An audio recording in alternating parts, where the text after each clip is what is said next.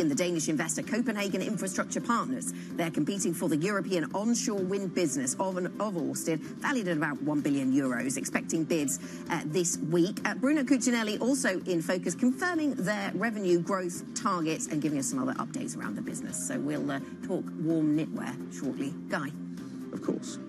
It's Christmas. Christmas is coming. Knitwear is in focus. Let's talk about what we're seeing with this market open. Here we go, the opening trade. FTSE 100 down a little bit. There's an oil story probably to fold in there as well. There's, I think, an interesting story in the CAC Quarante this morning with what we're seeing in Schneider. We'll see how that opens in just a moment. The DAX, I think, is a Rheinmetall story this morning. But more broadly, how does tech trade post-Oracle? That's going to be a key question that we're all going to watch out for. Is there a ripple into names like SAP this morning and into ASML? Don't know yet. We're about to find out. At the moment, there is nothing to see here. You basically got the Fed kind of offsetting Oracle, it seems, in terms of the narrative that we are watching. CAC is up a little bit more. Maybe there is a Schneider effect in the market this morning. Maybe there's a luxury effect as well. The IBEX is nothing to see here, absolutely flat as a pancake. So from an index point of view, I don't think there's much of a story. From a sector and single stock point of view, we're about to find out. Anna, over to you. Yeah, absolutely. And the same applies to the sectors, as in that's not where the story is. We're 50-50. Some are up, some are down. So let's dive into some of those individual movers. We've got a strong start for Schneider Electric, up by, well, 2.5% this morning. So that is reflecting the buyback that they have announced this morning. At the other end of the spectrum, Ocado in the grocery space, that is doing less well. That stock down by 3.7%. The worst performing sector today is utilities, and Ørsted is actually on the rise, as you might expect, given the talk of what's happening there with some of their onshore assets. But we've got some other moves to the downside, and so utility is under pressure a little bit. Basic resources is the best performing sector. That's up a touch. Industrial goods and services also higher, and that includes the Schneider Electric effect. So that's making its presence known there. And there's not really a huge standout within the basic resources space. There's just a general drift higher in that particular sector. Every major's up. ASML is, so in terms of kind of what we're seeing on the tech front, it's interesting that actually in terms of where the weightings lie, it's kind of ASML, but actually some of the pharma stocks are down as well. Ocado, as you mentioned, down, but there's a few XDs in the market as well, I just noticed. But ASML is the biggest points drag. So the kind of, the story is there. You're basically getting Schneider offsetting ASML. Schneider's up by 2.25. In terms of the points, that's adding 14. ASML is taking off 13. Okay. So it's kind of that's where we are. Kind of, that's so they cancel each other out. The Fed and Oracle cancel each other out. We're kind of back where we started on both of those dynamics. So let's talk about 2026, shall we? Maria Monici joins us, multi-asset fund manager at M&G Investments. Maria, good morning. Good morning. Thank you for being with us this Thursday morning. Now, positioning going into 2026, that's an area of focus. Your thoughts as we go into 2026, 2025 being quite a solid year on many fronts. How does that set us up then for next year? Well, I think we had quite a few surprises in 2025. I think from a market perspective, probably the biggest one was the strength of market outside the US. This is something that we have been backing for a while, and it's been very positive for us.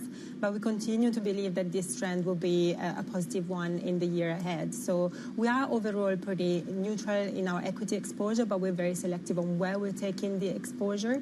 And at the moment, we prefer markets outside the US, where we have a little bit more of a backing from from a valuation standpoint, and where we see the potential growth that we're expecting for next year benefiting those markets a little bit more. That's interesting, because there could be a different narrative around some of those overvalued US tech stocks, that maybe we pivot to other US tech stocks, because that's something of a conversation over recent weeks, that maybe the names that started at the forefront of this AI revolution are not the ones that carry the next leg of that relay race, and that actually there's room for other US tech players to rally. And and that's where all the growth excitement seems to be next year. That's not enough, though, for you to stay overweight in US stocks. I think it's an opportunity to be more selective in the area of the market, so playing more with active stock picking. I think the trend and the opportunity around AI is likely to continue, but who is going to actually benefit from it? I think it's a lot more down to the specific of the companies, and we have seen, just overnight with Oracle. I think the market is very aware of this, and it's very discerning on, who to put a premium on and who not. So I think it's very important to be very careful about these details on who is going to win in this AI race, and we will remain very open to that and very focused on it. Was 25 a good year for active? Yes, I would say it has been. I think you have some very interesting areas that have outperformed. Specifically from an asset allocation perspective, you've seen emerging markets doing very, very well. And within those emerging markets, selected names being at the forefront of that. I think you have continued to have quite a lot of dispersion in returns. And so that has been very interesting to play with. But overall, I think, for us, the key driver of return from a multi-asset perspective remained that asset allocation core. That's really what is driving return over the medium to long term. And I think there are strong opportunities there, both from a medium-term perspective as well as a shorter-term perspective, so to be more tactical on our decision and asset allocation. How correlated do you think assets really are, though? Because it's been really interesting. Valerie was pointing this out to me a little bit earlier on this morning. You've seen repricing over the last few days, not just in front end of developed market bond markets in terms of kind of the end of the cycle, but that has also fed through into emerging market front ends as well. Everybody seems to be taking this idea that there's more dovishness coming off the table, getting more neutral, potentially looking at a new rate hike. And if that's the case, I'm just kind of wondering how much dispersion there really is going to be in terms of the asset allocation story next year. If I buy diversification, how much diversification am I getting for my money? If I'm taking the risk of spreading everything out over and rather than kind of focusing on one area, if I take that risk, kind of how much does it buy me? How much sort of bang for my buck does diversification deliver? I think it means a lot, especially if you can be, in the right place at the right time. So if we look at what happened in 2025, not all markets have performed at the same time, in equities and in bonds. So you've seen the first part of the year within equities was dominated by Europe. Then we moved to outside Europe. Then was the time of Asia. Then we moved into Japan. And then we moved into Korea. So it was very much about where you were at what time. So this is very important, not just being diversified, but selecting the right markets at the right time. And we've seen something very similar in developed market government bonds. I mean, the dispersion in returns this year has been exceptional.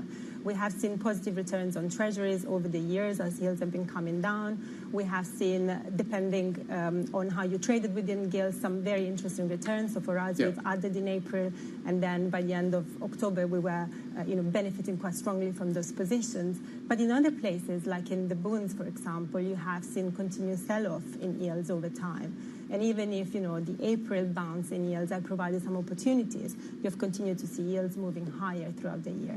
Japan, similarly, very different stories, not a place where, you've had good returns. And also you've seen interesting markets of late, like Australia, where we've seen quite a shift in dynamic, quite a change in tone from the central bank, and also Canada of late. So I think you have enough differentiation also within developed markets to be able to tactical asset allocate and take advantage of some of the volatility in there. Maria, can I ask you about Europe and where the opportunities are in Europe? Back to the equities story, just because we're seeing the Oracle story having a little bit of an impact now on European stocks. So SAP down by 2.7% on the back of the Oracle numbers. I mean, what is the what does the outlook look like for Europe and the opportunities in Europe in 2026 for you? So I think what we've seen in Europe is that strong re-rating in the first part of the year, but then things have really kind of like gone sideways, especially in markets like Germany. Valuations are still relatively attractive. Some sectors, like the banking sector, has done extremely well over this period. But if you look at the valuation versus other sectors, it still remain quite attractive. And also you're seeing in Europe different level of growth in different areas. So obviously Italy and Spain have been growing up faster rates compared to other areas. Yeah. But you have also the anticipation of obviously the fiscal stimulus coming through in Germany. So I think there are opportunities. Again, it's important to be selective. One area that I find quite interesting in my portfolios is renewable energy, for example. And, this morning we were talking about Ørsted, but also Schneider Electric. I think, it's a sector that has been underloved and underlooked for quite a long time. Yes. And I think there could be potentially opportunities there as the, race for AI and data center really increase the need for efficiency and for energy. And do you look at European businesses that have more of a domestic demand base? I'm thinking about the FX impact and trying to minimise any FX impact if we are in a world where President Trump is putting a lot of pressure on the Fed to cut rates, whether that's effective or not, who knows. But maybe there's more dollar weakness next year, maybe a different view. Well, I think we have seen quite a lot of dollar weakness already this year. It was mainly concentrated in the first part. But that has triggered quite a lot of discussion and, within markets, worries about debasement and what does it mean for the dollar going forward.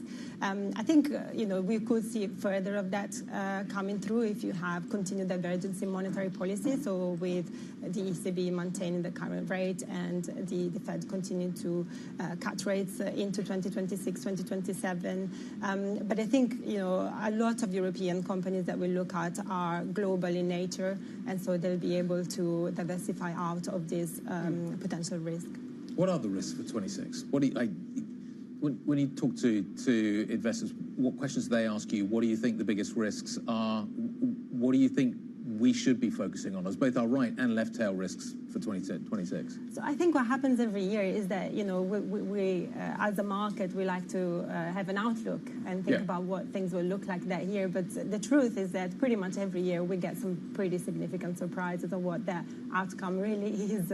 I think this year we're entering 2026 with the expectation for earnings growth in the next 12 months, which is pretty solid across the globe. Yep. So growth expected to continue. And we've seen also from the Fed yesterday, specifically for the US market, we are really seeing kind of like Goldilocks type of expectation with growth continuing to be solid and inflation coming down slowly. Yep. So I think the risk to this view is that actually although valuations at an aggregate level in equities are pretty neutral, there are pockets, there are areas where this valuation is a little bit stretched. And basically the consequence of that is that you don't have a lot of room for error. So if your earnings disappoint, or if you have more weakness on the labor market that then transform itself into lower consumption, then you are a little bit vulnerable to this high valuation. And also, I think there is a lot of positivity in the market right now, which is potentially predicated on easy monetary policies in the US. Yeah. And I guess the big challenge to that is what happens to inflation. For now, the expectation is that the inflation that has been fed through from tariffs is going to exhaust itself by the end of the first quarter, and so that won't be a problem. But obviously, it's something to be watchful. Yeah, it's interesting to see what the Fed had to say on that yesterday. Maria, thank you very much indeed. Have a great Christmas. Maria Monici, multi-asset fund manager, joining us from M&G Investments. Call 6 looks a little like this morning. You are certainly watching what is happening with the tech space this morning. SAP is under pressure. ASML is under pressure. Schneider is up on the back of its buyback. It's interesting that Rheinmetall is also rising this morning on the back of an upgrade. I think it's from Berenberg this morning on that. Luxury is actually having a good day, as is the pharma space. Pharma space very mixed, though. Novo certainly having a good day. I don't know who's posted this one, but there's a note on Novo that is worth reading on how it's being priced and kind of how maybe the market is perceiving that stock going forward. But let's start with some positive news. Schneider Electric. Chloe Melly, over to you. Good morning, guys. So, yeah, unsurprisingly, a big buyback is being taken well by the market this morning. So Schneider Electric is up about 1.3% after announcing a buyback of as much as 3.5 billion euros through to 2030. This is part of a broader strategy, and the company is targeting a big step up in profitability because of its exposure to really positive trends, of course, in data centers, for which it provides equipment, but also growth grid infrastructure and electrification. And therefore, this new strategy and this new buyback is really driving those shares this morning, and we're up, as I said, about 1.3%. Moving on to Delivery Hero, which is seeing a little bit of weakness this morning, actually quite a bit of weakness, with shares down about 5.2% after being downgraded by Citi analysts to a sell rating, with the analyst mentioning that there was just a lot of competition that the company was going to be facing. So this follows actually shares rising yesterday because the company had said that it was considering the next strategic steps because of a lot of investor pressure to potentially sell parts of the company. And so the shares had risen on the back of that yesterday, but then today this downgrade is really weighing on that stock. Moving on to Ocado, which is also seeing quite a lot of weakness this morning. We are down almost 7%, and that is after from a really big gain yesterday because the consumer intelligence company Nielsen IQ had said it was the fastest growing retailer in the UK, and so that really had boosted the shares yesterday, and we are seeing that reversal today. And finally, SAP is also down this morning. This is some read across from Oracle, of course, which reported really disappointing cloud sales and also a jump in AI spending and spending on AI data centers, and so this confirms some of those fears that investors have around AI, and we are seeing that read across from some of those European companies this morning, including SAP, which is down about 2.5%. Yes, indeed. The technology sector, one of those areas of weakness this morning, then, Chloe, for European stocks as well. In fact, the worst performing sector now. Chloe, thank you very much. Chloe Melly from our equities team. And sticking with that tech theme, we check in on European software stocks and Oracle after the database software and cloud computing firm dropped in late trading following their earnings results. So we'll get an update on how European stocks are responding to that. And a reminder of the Oracle story. This is Bloomberg.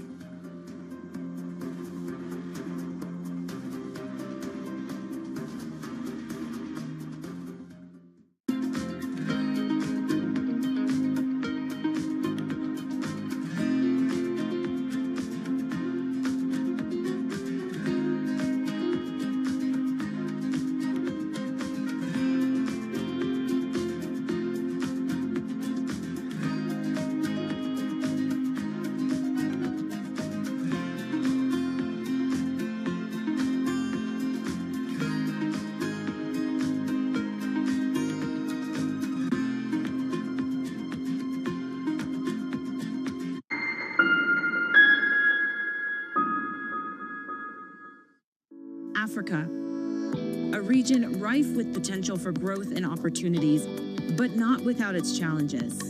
Bloomberg highlights the biggest stories, interviewing key players, and reporting on the issues impacting the region. Join us as we get to the heart of African business, politics, and economics, and ask the question, what's next? I'm Jennifer Zabasaja, and this is Next Africa. New episodes every month, only on Bloomberg. Get your fixed income fix. Watch Bloomberg Real Yield around the world right here on Bloomberg. Context changes everything. From the world of politics to the world of business, Joe Matthew and Kaylee Lines deliver news, insight, and analysis live 2 times a day, every trading day. Balance of Power at 1 and 5 Eastern, only on Bloomberg. We're coming to you live from Kuala Lumpur. The whole world is here. The APEC Leaders Summit bringing together heads of states of 21 APEC economies. The White House is trying to use the stops to gain additional leverage. This big deal with a number of the biggest companies in South Korea. That's a big number. Deals can't be done. Trust Bloomberg for on-the-ground coverage. Korea is not Japan. Up-to-the-minute reporting. In this latest salvo of this trade war. What a visual. And the analysis you need. China's not going anywhere, nor are we. Good morning. This is Bloomberg Surveillance. Welcome back to the opening trade. Watch Bloomberg Tech. This is the Asia Trade. This is Wall Street Week. Welcome to Balance of Power. This is Bloomberg Television. From our studios in New York and San Francisco, our expert hosts have the data and analysis from the companies you know and the startups to watch, plus the interviews you don't want to miss. Watch Caroline Hyde and Ed Ludlow on Bloomberg Technology, the only daily business show dedicated to tech, right in the middle of the trading action.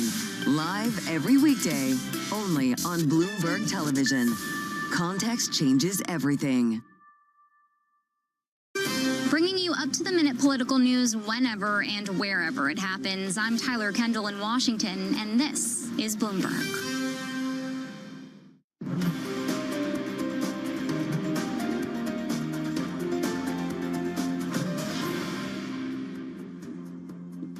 Welcome back. You're watching the opening trade. We are 18 minutes into the session, and it feels quite negative.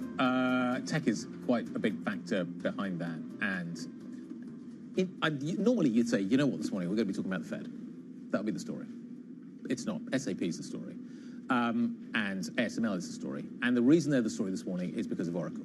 And look at what is happening with Nasdaq futures this morning. SAP is down by 2.28. I compare with Oracle, that's nothing. Oracle is down massively overnight, and we'll see what happens when it opens up a little bit later on. In fact, in 40 minutes' time, you're going to get pre-trade on Oracle. Pay attention. Fran will be bringing that to you a little bit later on. But it's a huge day in terms of the technology space.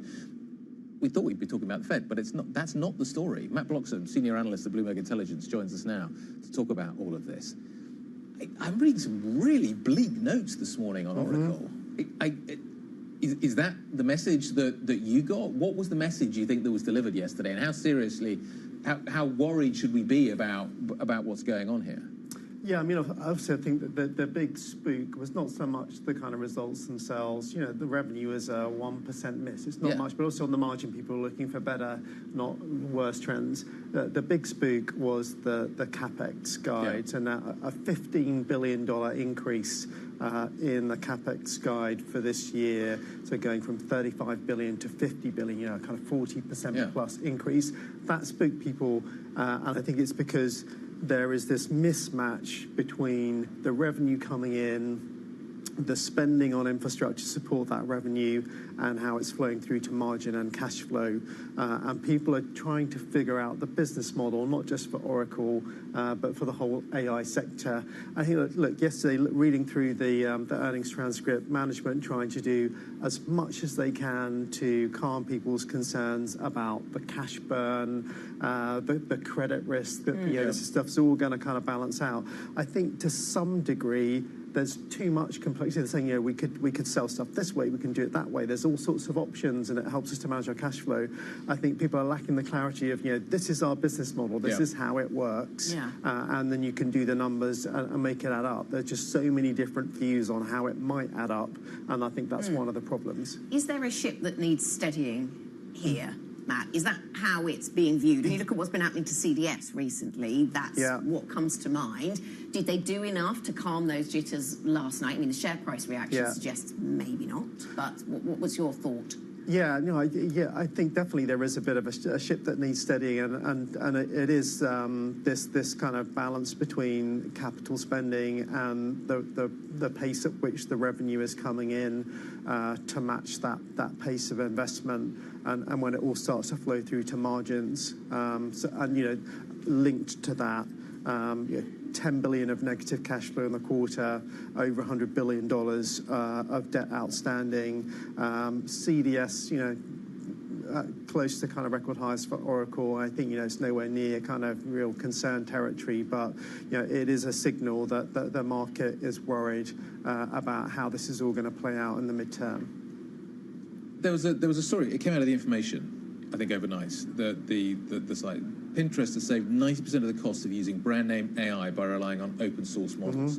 Oracle's highly connected to OpenAI, which is not open source, closed source, designed to kind of generate really big returns off that closed source kind of a model. If open source can deliver significantly cheaper performance, does that connection with OpenAI provide a problem? Potentially, yes, because you know there are over $500 billion of kind of forward revenue commitments. A big chunk of that is from OpenAI, a big chunk of it is from NVIDIA, a big chunk of it is from Meta. So you know, if you see incremental rivalry come in how enterprise customers look to deliver AI in the midterm, that is problematic. Again, they did talk to that to a degree on the call, that you know that they're a kind of neutral platform in terms of AI models, so they would, you know, welcome these other models if that's what an enterprise customer wants to do. I'm sure they'll do it. Similarly, you know, they said that they're kind of a GPU neutral company, so they're not you know, kind of wedded to the NVIDIA. They're kind of opening that to AMD and all the other rivals. They want to be a neutral platform to kind of manage some of these risks. But you know, right now, the forward revenue outlook is heavily tied to a small group of customers, and it's OpenAI, it's NVIDIA, it's Meta. Yep. Watch this space. Watch it carefully. Matt, great to see you. Thanks very much indeed. Matthew Bloxham joining us from Bloomberg Intelligence, which kind of takes us on to actually what I think is a fantastic chart. Check this out. Cisco shares have just topped their dot-com record. How long did that take? 25 years. A mere 25 years. A mere 25 years. That is a very long-term chart. Where were we in 2000? Maybe we won't dwell on that too much, but that's how long it's taken. A quarter of a century to recover from a bubble. This was the company that was at the center of the story. It provided all the kit. It was, like, I remember so many of these kinds of conversations we've just had about Cisco. Yes. It's a long time ago. We will leave the dots to join themselves. Let's turn our focus to the energy markets. US forces intercepted and seized a sanctioned oil tanker off the coast of Venezuela, marking a serious escalation of tensions between the two countries. We've just seized a tanker on the coast of Venezuela, large tanker, very large. Largest one ever seized, actually. And other things are happening, so you'll be seeing that later, and you'll be talking about that later with some other people. For more on this story, we're joined by Bloomberg's oil and shipping reporter, Waitlist Soon. Good morning to you. Why did the US seize this tanker then? Take us to the basics.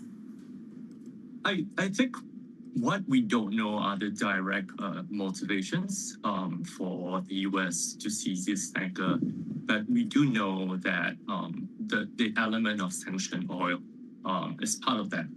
This tanker called the Skipper, which we have identified this morning during Asia time, was carrying Venezuelan crude. And this is a big part of Venezuela's economy in that it's trying to export some of these crude to countries that would want to take them.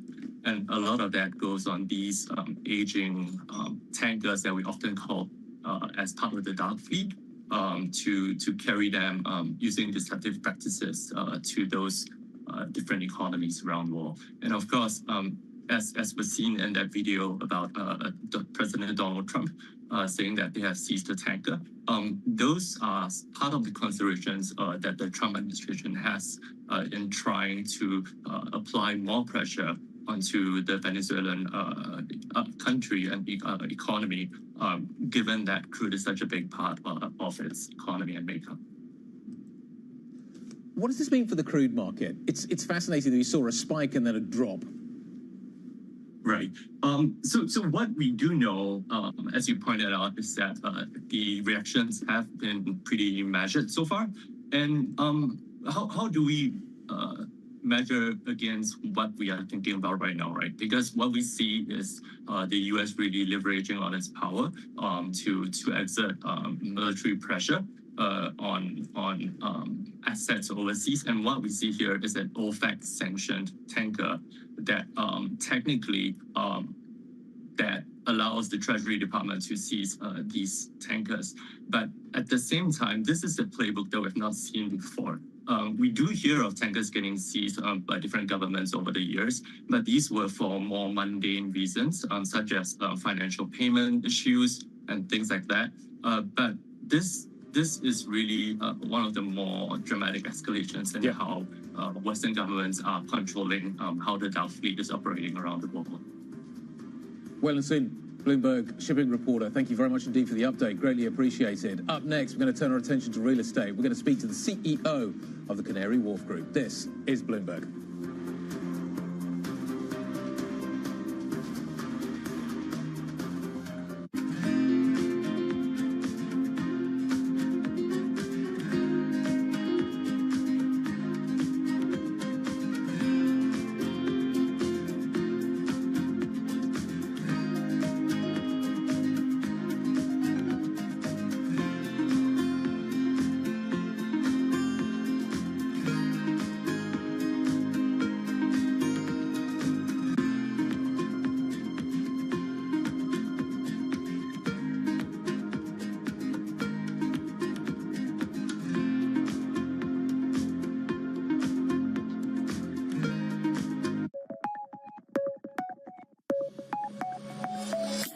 This is a 15, 16 grams tuna.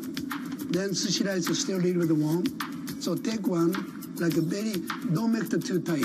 So from now, and very light like a ball. Put wasabi in the middle. Then my process 1 to 6. 1. This is putting the between the lights air. Then make the 4 fingers curl. Make sushi shape. Then touch this. 2. Then turn.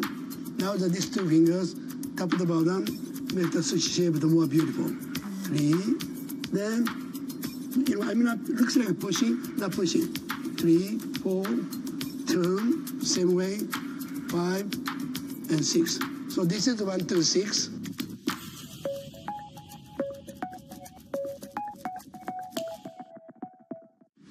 Tune in to Bloomberg Business Week Daily. We got to talk crypto. From the magazine that helps global leaders stay ahead. What's the conversation around your company? Bringing you in and trends shaping today's complex economy. Planning very big things. A new level of premium. Plus global business, finance, news as it happens. The floodgates of innovation are going to open up. You can't fake passion. You either are or you aren't. Bloomberg Business Week Daily, only on Bloomberg.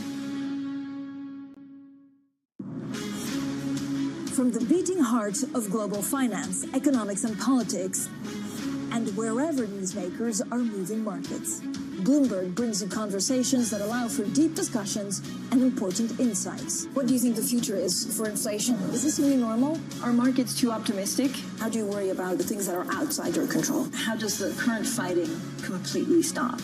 I'm Francine Lacroix, and this is The Pulse, every weekday only on Bloomberg. Key investors, top executives, global innovators. Join me for in-depth conversations with the biggest newsmakers on the day's top stories. Insight with Haslinda Amin, only on Bloomberg.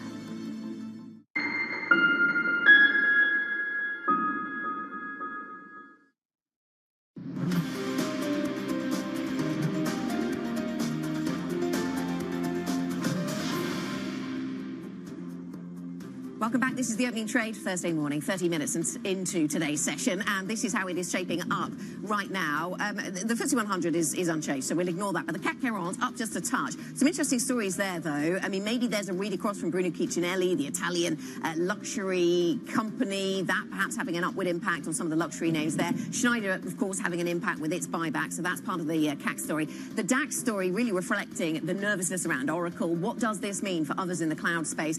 More on SAP in just a moment. So net, Guy, we're down by 0.1%. As it seems here in Europe, we are destined to worry more about Oracle and reflect less on the upside from the Fed from yesterday. And whilst we're thinking about central banks, I'll just mention the SNB. They've just announced their policy rate, and the SNB policy rate stays at 0%. Of course, there would have been a huge amount of discussion about what it would mean to go negative. We've heard the president of the SNB mention that many times, a reluctance to go negative. So perhaps in that sense, no surprise that they kept them unchanged. And in fact, Euro Swissy is entirely unchanged as a result. Guy?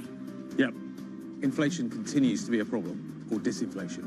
And I was talking about the kind of the balancing that we are doing in the market this morning. If you think about the kind of financial markets as a kind of weighing scale, this morning we are pretty evenly balanced. 277 up, 301 down. It was even closer just a moment ago.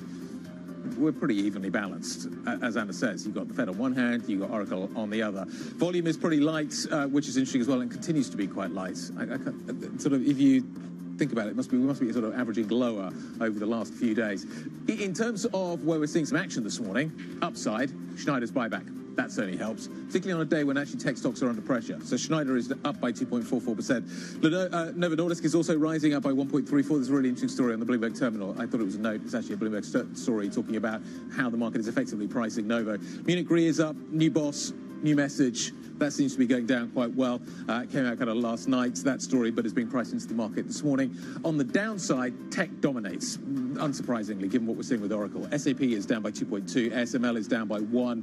Airbus is a little softer as well. Feels like Boeing's going on into 2026 on the front foot, much more so than they came into 2025, when obviously huge problems surrounded what was happening in Seattle.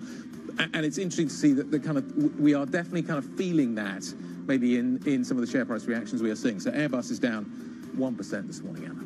Let's get up to date on some of the other stories we're tracking this morning then, Guy. President Trump has signalled he would oppose a Warner Brothers deal that doesn't include new ownership of CNN, a news network that's long been the subject of his derision. The Wall Street Journal reports that Paramount Skydance chief David Ellison, who is the son of Trump donor and Oracle chief Larry Ellison, promised the president sweeping changes at CNN if he took control of the network's parent company. Mexican lawmakers have given final approval for new tariffs on Asian imports, broadly aligning with U.S. efforts to tighten trade barriers against China. The bill imposes tariffs of between 5% and 50% on more than 1,400 products from Asian nations that don't have a trade deal with Mexico. China's Ministry of Commerce has criticized the tariffs, calling them a, quote, mistake. And EU finance ministers are meeting today with freeing up frozen Russian assets to support Ukraine's war effort, expected to be at the top of the agenda. This after Ukraine sent a revised peace plan to Washington as President Trump held a call with European leaders. Trump says pretty strong words were exchanged with the leaders of France, UK and Germany while discussing the war. Guy. Okay, just taking us back to what we've seen from the S&P just for a moment, and not much market reaction. So let's just talk about what they are saying in Bern this morning. Inflationary pressure almost unchanged versus the last assessment. That's the real kind of concern that the S&P has, that actually we're going to see quite deflationary forces at work in Switzerland. They don't seem overly concerned about that. Will adjust monetary policy if necessary, will be active in the FX market if necessary. It's a definitely kind of as you were kind of a statement coming out of the S&P. So let's take you from Bern back here to London and talk about what is happening in the real estate market. I was trying to work out how to make this pivot. That's how I'm going to do it. Let's talk a little bit about what we've seen for the Canary Wharf story over the last few weeks. It's been busy. I think that probably is the first thing to say. We've seen Visa agreeing a deal to transfer its European headquarters from Paddington to Canary Wharf. Deutsche Bank is also reportedly set to lease 250,000 square feet of space in Canary Wharf. JP Morgan plans to build its new UK headquarters in Canary Wharf. That could become the UK's largest office building by far at 2 million square feet. So a little bit of momentum. It's been a while coming, but it appears to be here. Shelby Khan is the CEO of the Canary Wharf Group and joins us this morning. Good morning. Good morning. You've been busy.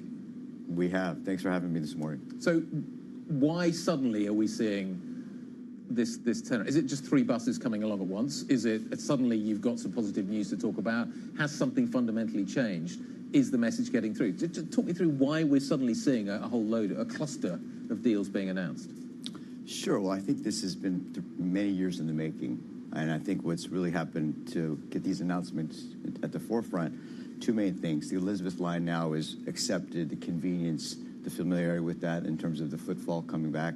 And then we've created a sense of place now. If you come to Canary Wharf, and I mentioned this to Ann, I'm happy to have you guys host a show there. The amount of blue and green space, the activation that we've got with the water in the parks, the amenities to play paddle, swimming, go boating, go-karting, all those things, the restaurants, the amenity package. There's a host of things that people are like, wow, this is really a special place in terms of having an urban environment and nature coexist. So this whole idea that you were going to become this kind of life sciences hub, is that still active? Sure. Well, we've got actually, we've got probably over approximately 40 life science tenants at Canary Wharf. We built wet labs that are fully occupied, and we're under construction right now, actually right next to the Elizabeth line. It will be Europe's largest life science laboratory building. Okay, so there's more to it than just finance. Absolutely. Good morning. If we do come, I'm not getting in a boat. Just saying that right now. That's where careers end. Let me ask you about... Or drown. Or drown, exactly. Yeah. As you are seeing more interest from parts of the financial services community and just renewal of current interest, I suppose, in some quarters, I mean, what are they asking for? It must be a lot to sort of encourage them to come to Canary Wharf. You've mentioned transport, but technology is such a part of this business sector these days. So what is it that they're after? So it's a couple things. One, I think having great space. Canary Wharf has its history of being able to build great sustainable buildings. We're, I think, the UK's largest sustainable developer. Having that sense of place as well, I mentioned earlier, the amenities. But I just, you know, again, when you see the skyline, you see the banks. But Revolut, probably Europe's most valuable private company, started Canary Wharf in level 39 on our tech incubator. And we've got a host of companies that have come through that things. Zopa, another fintech unicorn, they moved to Canary Wharf from London Bridge earlier this year. So we've got a thriving tech community. We've got a government hub there. The life sciences professional services. So when you look at the skyline, you think but we're only about 55% financial. And did the budget help? Has that, I mean, the timing of the JP Morgan announcement clearly came right around the budget, which was in itself interesting. But when you talk to lots of international bankers and those from the other sectors that you referenced there, has the budget had an impact? What does the UK investment conversation look like? I think businesses are looking for two things: stability and predictability. And I think with the budget, hopefully, that's given businesses a vote of confidence about the predictability. Look, London is a world-class city. The amount of talent that's here, the cultural amenities, the rule of law, the stability, it's a great place for investment. And I think businesses just want that certainty that the rules aren't going to change if they were to make an investment. And you feel we're in that environment now? No, I think we've got we're stable. I think now government needs to potentially provide some incentives, because if you look at the construction pipeline from a real estate perspective, post-26, there's not much construction going on, both in commercial and residential. We build a lot of flats in Canary Wharf. We've built a neighborhood now that's thriving. We've got another several thousand units that are going to come on, but there's a lack of supply in London post-26. Well, I mean, and the need for residential accommodation, well discussed. But what about the office space? I mean, we are only just back up to pre-pandemic footfall levels, I think, broadly around office space in the UK. So, I mean, has something structurally shifted that we just don't need to expand it at the pace that we used to? Well, I think contrary, Canary Wharf's footfall is higher than post-pandemic. Last year, we had 72 million people through our retail malls. This year, we'll be north of 75. Our retail sales are the highest they've ever been in our history. And so people are back for a combination of culture, for complex problem solving, for building collaboration. And so I think the companies that we see, they're back and they want more office space. And I'd say this year was our best office leasing in over a decade. And I think next year we might even surpass that. And Jamie Dimon telling everyone to get back to the office possibly helps. Is working from home done, do you think?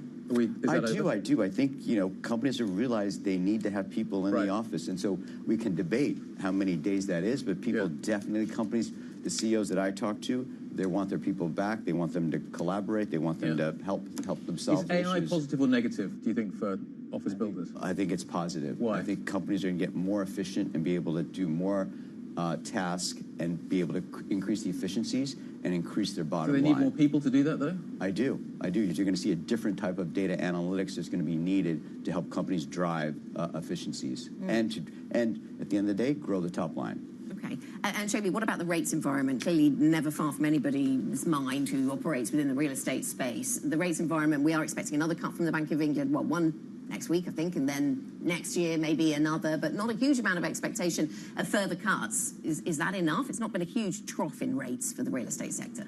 No, and I think the predictability of having that downward trend, that we've passed the peaks, but again, you look at a historical basis, rates are not excessively high, but I think it will help stimulate investment demand next year. I think you'll see the markets open up next year in terms of more investment activity in the real estate space. Disposals? What are we seeing in terms of your sort of business going forward? What's the strategy? Well, look, we're an active developer, and I think as we create value and create long-term stream income, then we'll take advantage of the opportunity to monetize over time. So absolutely, we'll do that. So is that a 26 story? It's a forever story. We're constantly going to be looking at. Are we going to see more disposals? I do think you'll see more disposals in 26. Yeah. Okay. Shobi, thank you very much. Thank you so much for coming. Shobi Khan, Canary Wharf Group's CEO, appearing in the Square Mile. Coming up on the programme, we'll continue to focus on finance, but finance ministers on this occasion. They're meeting today as talks continue on what to do with the frozen Russian assets held within European banks. We know about Belgium's resistance. We know about US objections. We'll head over to Brussels to bring you a conversation with the finance minister of Portugal. Joaquim Sarmento will be with the programme. That's next. This is Bloomberg.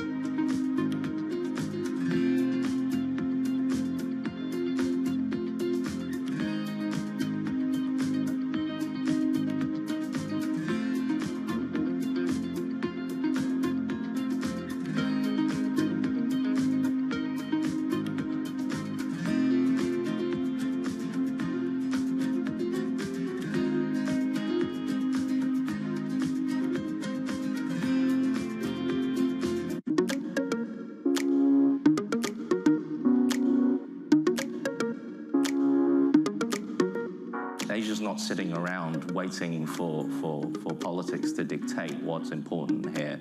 It has already been a leader and is continuing to be so. People come to me and say, well, Trump's been, sort of saying, well, we shouldn't be focused on this, but yet the corporate world knows that it needs to support this. Asia's role in global supply chain allows it to influence the transition in ways that many other regions cannot. All the companies that I've been talking to, they have not stopped the work of looking through their supply chains with ESG in mind, because that is just where the puck is going.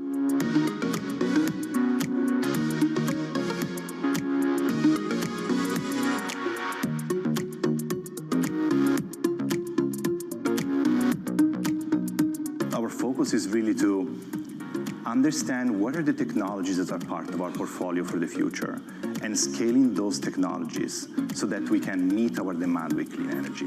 Resiliency is just not an operational response to what is happening out there. Resiliency could and will be a strategic advantage that companies will start to look at. There is still hope to actually get back down to something of a livable world if we get our act together.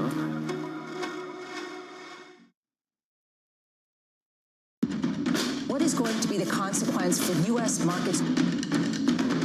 We are basically deep in the European earnings season. Take a look at how we're faring when it comes to Asian markets. It's a multi-trillion-dollar industry. We'll show you what's happening in ETFs like no one else. ETF IQ, only on Bloomberg.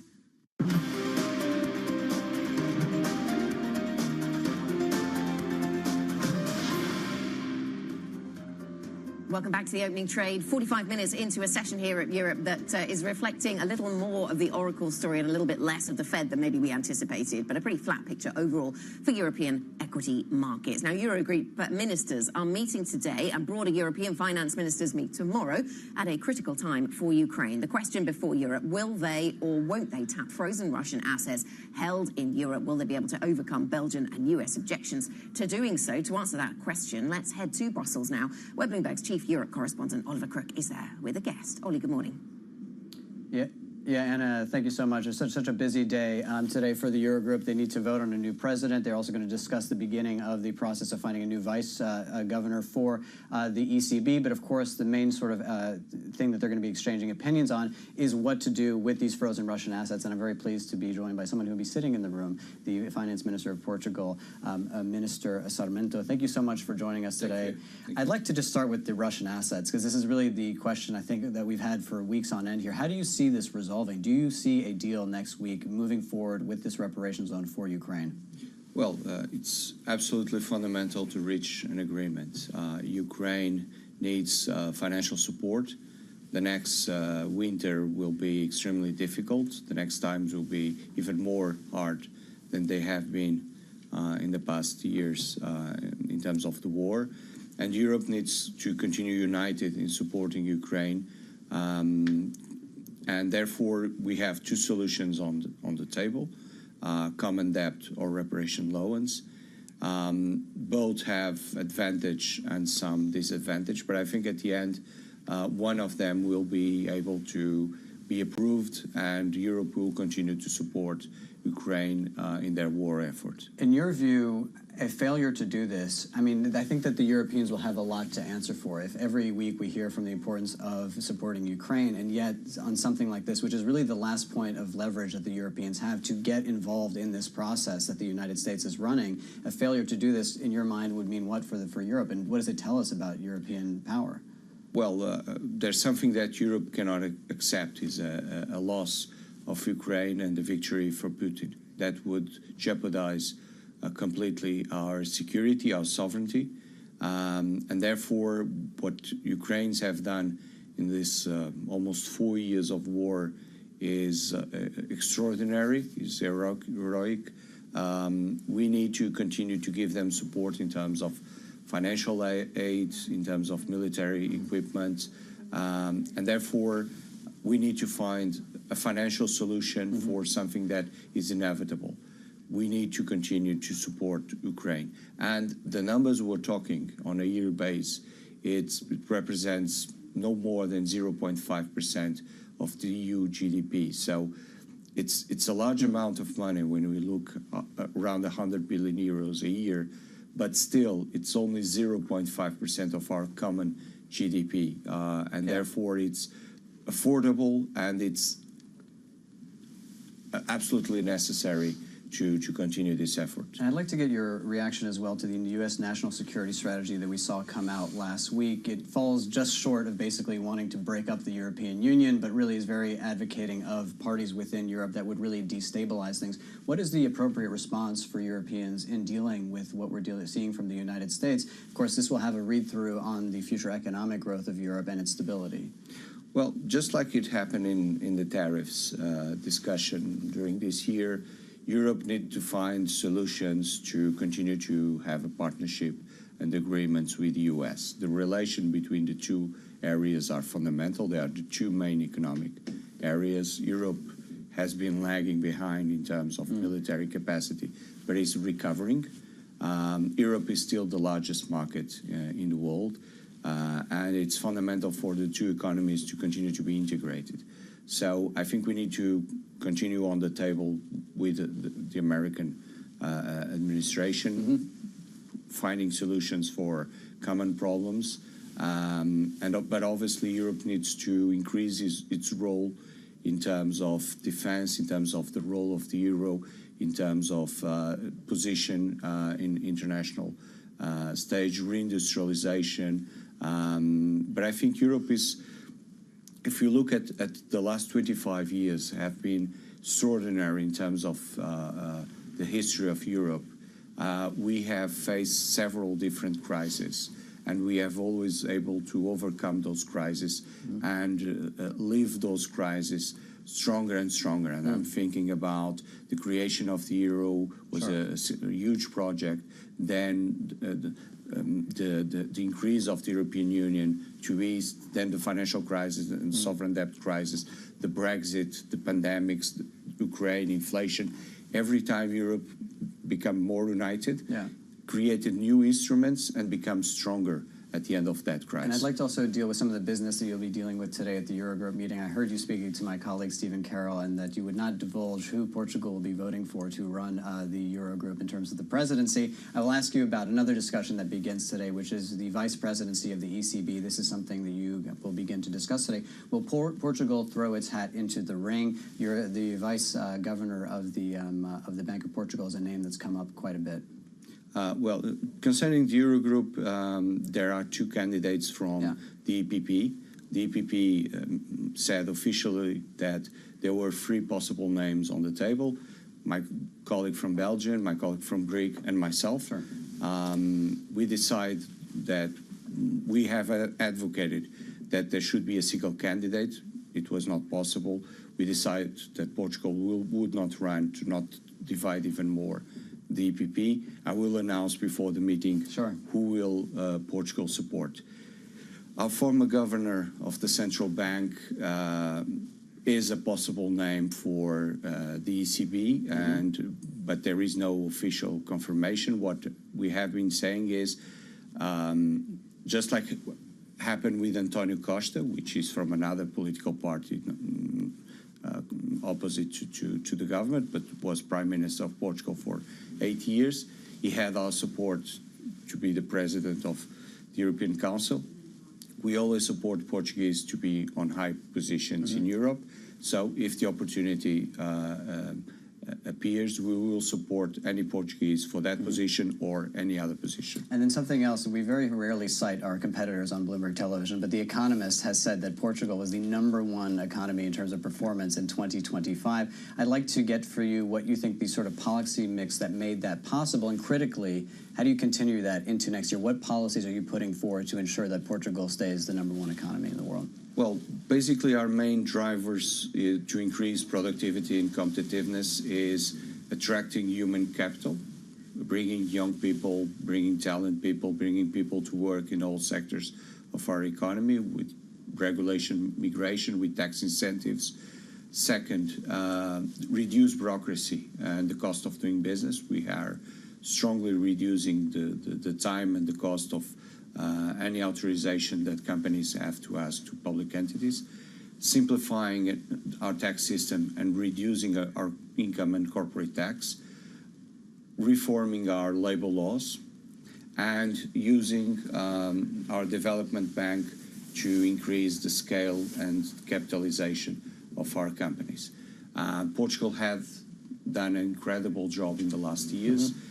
Portugal is one of the examples today that structural reforms pay off. Our economy is growing above 2%. Employment is increasing by 3%. Salaries are increasing above 7%, which in real terms means 5% increase a year. But our main drivers for productivity is human capital, reducing bureaucracy, tax system, labor laws, and financing our firms. Well, Minister, thank you so much for joining us today. Thank you very much. Joaquim Miranda Sarmento, who is the Portuguese finance minister on the path forward for Ukraine with the frozen assets, and of course, the sort of mix that has made Portugal one of the best performing economies in the world. Oliver Crook in Brussels, thank you very much indeed. Let's look forward to what the rest of the day looks like. Talking of the ECB, entering a quiet period today. It's been very busy over the last few days. The SNB, we're going to hear from Schlegel. We've had a rate decision, nothing to see here. We've heard about the fact that the Eurogroup is meeting, and later OPEC and IEA oil market reports coming out. It's kind of day 3 of the Fed, though, and that's kind of where we are this morning. It's day 3 of the Fed, and let's call it day 2 of Oracle. That's kind of where we are. And it seems like Oracle is winning in terms of the narrative. Let's talk about the market reaction this morning. The Fed is being overshadowed by Oracle, which is amazing to start with. And B, nobody seems to be quite sure whether this is dovish or hawkish.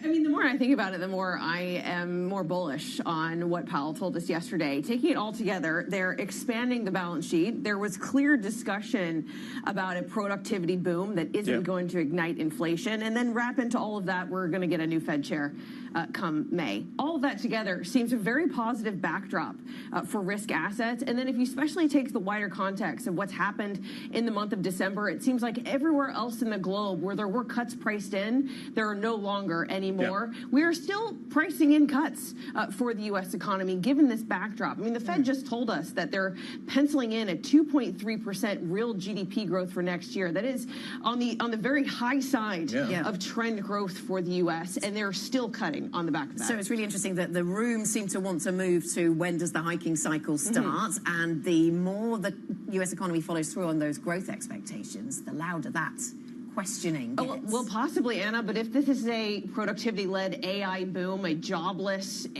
productivity boom, maybe it doesn't ignite inflation, and the market is still happy to continue to price in cuts. And if the U.S. is and they've got 2 mandates, of course. Exactly. If the U.S. next year is standing out as the only economy able to continue to reduce interest rates, that is a very bullish thing for asset prices in the U.S. Not for the dollar, though.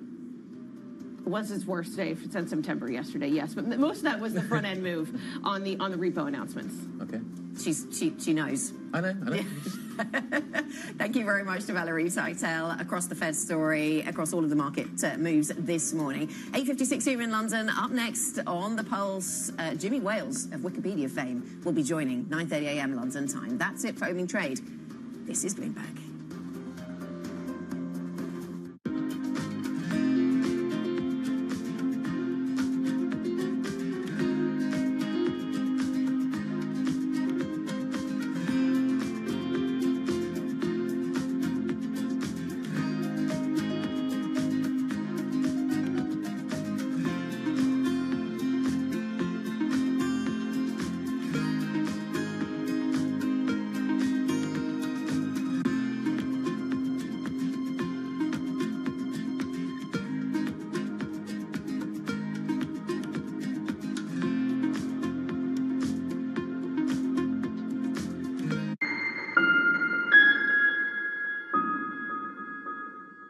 The Middle East and Africa regions are home to some of the biggest deals and fastest growth in the world.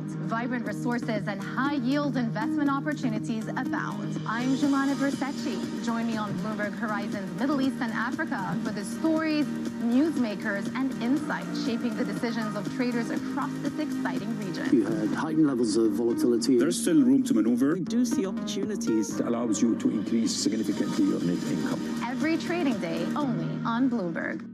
Join me each week on Wall Street Week for stories of capitalism from business, markets, economics, tech, and climate. More than what you need to know, it's what you need to think about. We're at the epicenter of a global realignment on a scale not seen for decades. At the intersection between markets, economics, and geopolitics, a forum for sophisticated conversation. This is Bloomberg Surveillance. Africa, a region rife with potential for growth and opportunities, but not without its challenges. Bloomberg highlights the biggest stories, interviewing key players, and reporting on the issues impacting the region. Join us as we get to the heart of African business, politics, and economics, and ask the question, what's next? I'm Jennifer Zabasaja, and this is Next Africa. New episodes every month, only on Bloomberg. Making money isn't about drowning in emotions. It's about understanding what's actually happening. Markets are the best way to glean signal from noise, and that is what we try to do every morning. This is Bloomberg Surveillance. We're coming to you live from Kuala Lumpur. The whole world is here. The APEC Leaders Summit bringing together heads of states of 21 APEC economies. The White House is trying to use the stops to gain additional leverage. This big deal with a number of the biggest companies in South Korea. That's a big number. Deals can be done. Trust Bloomberg for on-the-ground coverage. Korea is not Japan. Up-to-the-minute reporting. In this latest salvo of this trade war. On a visual. And the analysis you need. China's not going anywhere, nor are we.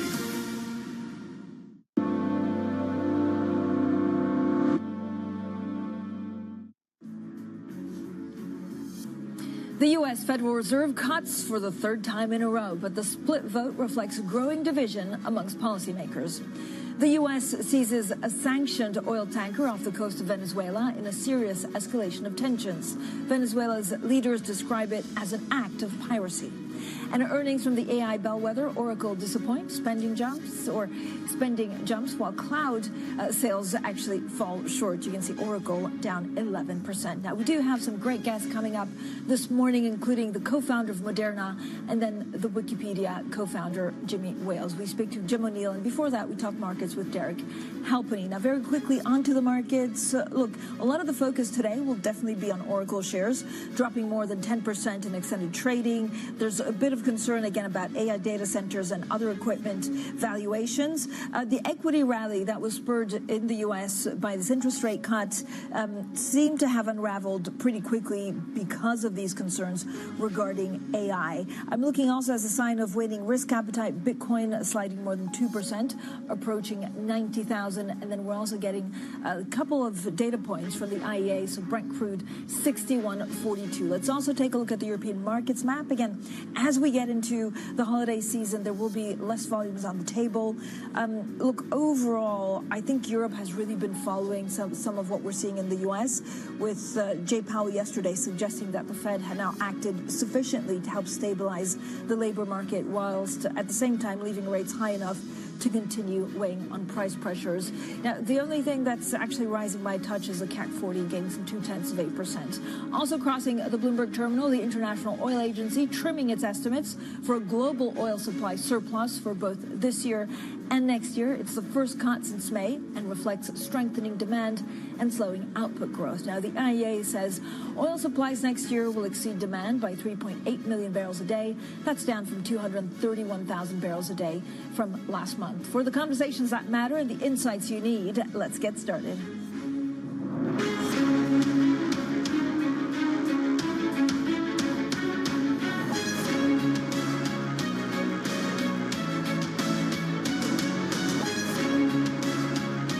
Newsmakers and market movers. This is The Pulse with Francine Lacqua. Good morning, everyone, and welcome to The Pulse. I'm Francine Lacqua here in London. Now, the Federal Reserve has delivered its third quarter-point rate cut in a row, with policymakers maintaining their outlook for just one cut next year. The Fed chair voiced optimism that the U.S. economy will strengthen as the inflationary impact from tariffs fade away.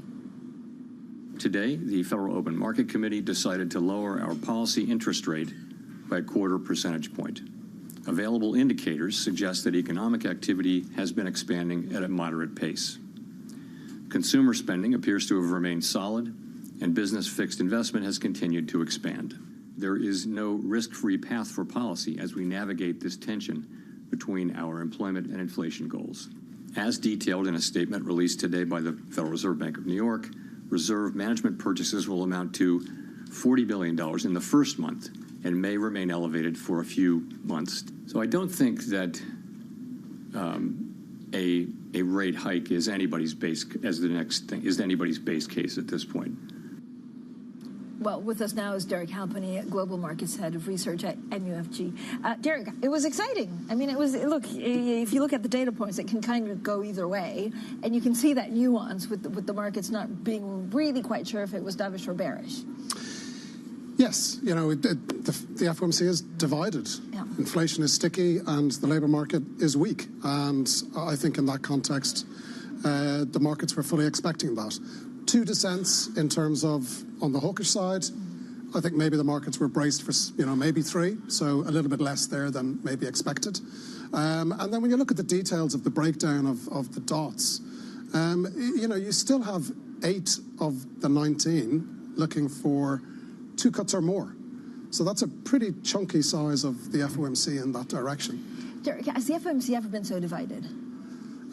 No, not in my time in terms of my recollections, and that's nearly 30 years of FX analysis. We're much younger than that. But why? Well, it is unusual in terms of this is post-COVID, post the largest global inflation shock since the late 70s, early 80s, and the labour market is definitely very weak.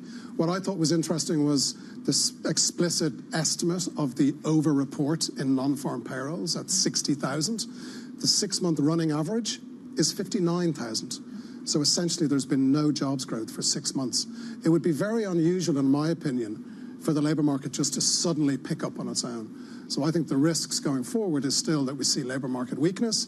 And then our view is that the inflation related to tariffs, a lot of that could already be in the data. 3 of the last 4 months, import-sensitive components have jumped quite considerably. So if we start to see goods inflation stabilise, then I think overall inflation can start to come down, and then maybe the FOMC starts to look more unified. But Derek, is this also just I guess because of the K-shaped economy that we're seeing, that you're going to, it depends on also where you focus on, where you see risks or potential? Yeah, well, vulnerability in terms of today, given what happened with Oracle, in terms of valuation of AI, that K-shaped economy, yes, the top 1/3 income percentile, not really that bothered by the cost of living issues and certainly benefiting from equities, where the bottom 1/3, absolutely not. We have a record low Michigan consumer confidence for the bottom 1/3 income percentile. That is incredible when you consider the equity markets. And also, why is Trump's economic approval rating, according to a YouGov poll, at -20, when throughout his first term in office it barely turned negative? So I just don't think the economy is humming and looking as good as maybe some believe. Yeah, and we did actually, part of the show a couple of days ago on affordability and the fact that this is, from a political point of view, President Trump's main problem. So what are the markets pricing in? There does seem to be a bias on the markets that they'll go again in cutting because of Kevin Hassett, who we understand is a front runner to take over Jay Powell's job. Yeah. Well, the dots say 1 cut, the markets say 2. Our view is 3. Perfect. So, take your pick. But Kevin Hassett, obviously coming in, is just not going to have the influence of Powell. And look at how divided the FOMC is with Powell. So, I think his ability to sway the FOMC is going to be very, very difficult. I do think, though, that there's not a huge change in the composition of the FOMC next year. We don't know those 4 silent dissenters. In terms of the dots who wanted rates left on hold yesterday, 2 hawks are leaving the FOMC, and maybe 2 hawks are coming in. And some of those votes could have been alternate members who don't come into the FOMC until 2027. So it's still quite unclear. But I think ultimately, in my view, given the labour market and given inflation coming down a bit, there's scope to do certainly more than what the Fed think, and I think they'll potentially cut 3 occasions. 3 up to what level? Because we're now talking about a possible jumbo cut. So is there a terminal? The UK policymakers are so reluctant about talking about a terminal rate, but actually in the US they talk about it a lot more openly. Yes, and according to the Fed, it's around 3%. So whether it's 2 or 3, that's roughly where we get to next year. The Fed see that the following year. So, you know, I think that's reasonable, but that's not an accommodative stance. And if, say, for example, we got a correction in AI, a bigger equity market correction in 2026, going back to that K-shaped economy, we're very vulnerable to a big equity market correction that would probably prompt the Fed to have to do more. Derek, what does it mean for dollar? Well, the dollar dropped by about 0.7% yesterday. The front end 2-year dropped by 10 basis points. So yeah, that's a decent move on FX. There is a bias into year end for dollar selling, so we could get up to maybe 118, even 119 by the end of the year in euro dollar, and then I think that opens us up for a break of 120 next year, and by the end of next year we've got 124 for euro dollar.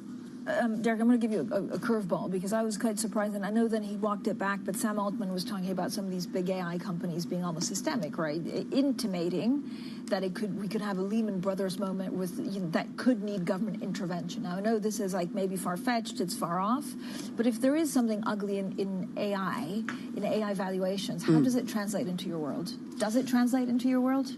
Well, it does. Let's talk about, let's say, a 20-25% correction in the S&P that was AI tech-led over a relatively short period of time. I think there would be a kind of a divided, assuming the front-end rates go down quite sharply, which I think they would, the likes of the Swissy, I think even the yen, the euro would outperform the US dollar, but then the other high-beta global currency like Aussie, Kiwi, CAD, I think they would suffer. So you'd have a mixed performance. But overall, there is a core G10 that I think would do well in circumstances of the Fed having to cut more because of a bigger correction in equity markets. I mean, who has most to lose between like the BOJ, the Bank of England, and the ECB if there was a large correction? Well, I think, you know, the UK and Europe, but from a tech perspective specifically, you'd look at Japan, you'd look at Korea, you'd look at Taiwan, obviously, and if it's very tech specific, I think those would certainly be more vulnerable. Yeah, Derek, this is the day where I just start talking about AI valuations. Right? It's the world where actually you're looking at scenarios. Yeah, it's a big move in Oracle, so it does show you the sensitivity of bad news on AI tech-related data or earnings. Welcome to 2025. Derek, thank you so much. Derek Halpenny, Global Markets Head of Research at MUFG. Now, the U.S. has intercepted and seized a sanctioned oil tanker off the Venezuelan coast in a serious escalation of tensions. Video released by the U.S. Attorney General shows heavily armed forces descending from a Black Hawk helicopter on the ship's deck. Venezuela has described it as an act of aggression. Venezuela denounces and repudiates energetically what constitutes a blatant theft and an act of international piracy announced publicly by the President of the United States. Now, for more on this, we're joined by Bloomberg's EMEA News Director, Will Kennedy. Will, this feels significant. It's actually, you know, if maybe someone told you this would happen a couple of months ago, you wouldn't believe it. Why did the U.S. seize the tanker, and what's been the impact on oil markets? It's clearly an escalation in this pressure that the U.S. is trying to put on Maduro's regime in Venezuela. You can see how dramatic it is from the pictures that you've just shown to our viewers there. This tanker was sanctioned. It is part of the so-called Shadow Fleet. It has been involved in shipping Iranian oil to China, and it has, in the past, shipped Venezuelan oil to Iran, which is what it was doing when it was seized. So it is a clear escalation, and the regime is very dependent on oil revenue, so it can put pressure on the Maduro regime. In terms of the broader oil market, I think it's a mixed picture. Venezuela isn't a key supplier globally. It is significant, but not vital to the oil market, and the disruption will be limited. The bigger question with Venezuelan oil actually is what happens if there is some kind of regime change in Venezuela, because then you could see a lot more oil come onto the market from Venezuela. And we had an interview with Mike Wirth, the CEO of Chevron, yesterday, who was the last US oil company in Venezuela, and he was quite clear he plans to stay there for the long haul and is talking to the Trump administration. So I think the market is actually thinking slightly longer term about this issue. So, Will, how tense are things between the US and Venezuela?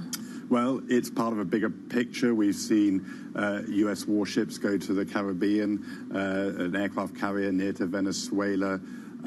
We've seen a lot of rhetoric against the Maduro regime. There's constant drama of will there be direct strikes on Venezuela, the attacks on boats that the U.S. alleges are being used for drug smuggling. It's all part of a broader picture. And then we had the Nobel Prize Peace Prize recipient Machado arrive in Oslo. We're going to hear from her later today. So we've got the voice of the opposition in the mix. So it feels like a fluid situation in which tensions continue to rise. Clearly, the Trump regime is working towards some kind of Trump administration, I should say, some sort of change in the Venezuelan regime, and it feels like a fluid situation. Well, thanks so much, Will Kennedy, there, Bloomberg's EMEA news director. Now, coming up, vaccine uptake falls in the U.S. with the arrival of a vaccine skeptic health secretary. We'll discuss the challenges with the co-founder of Moderna next. This is Bloomberg.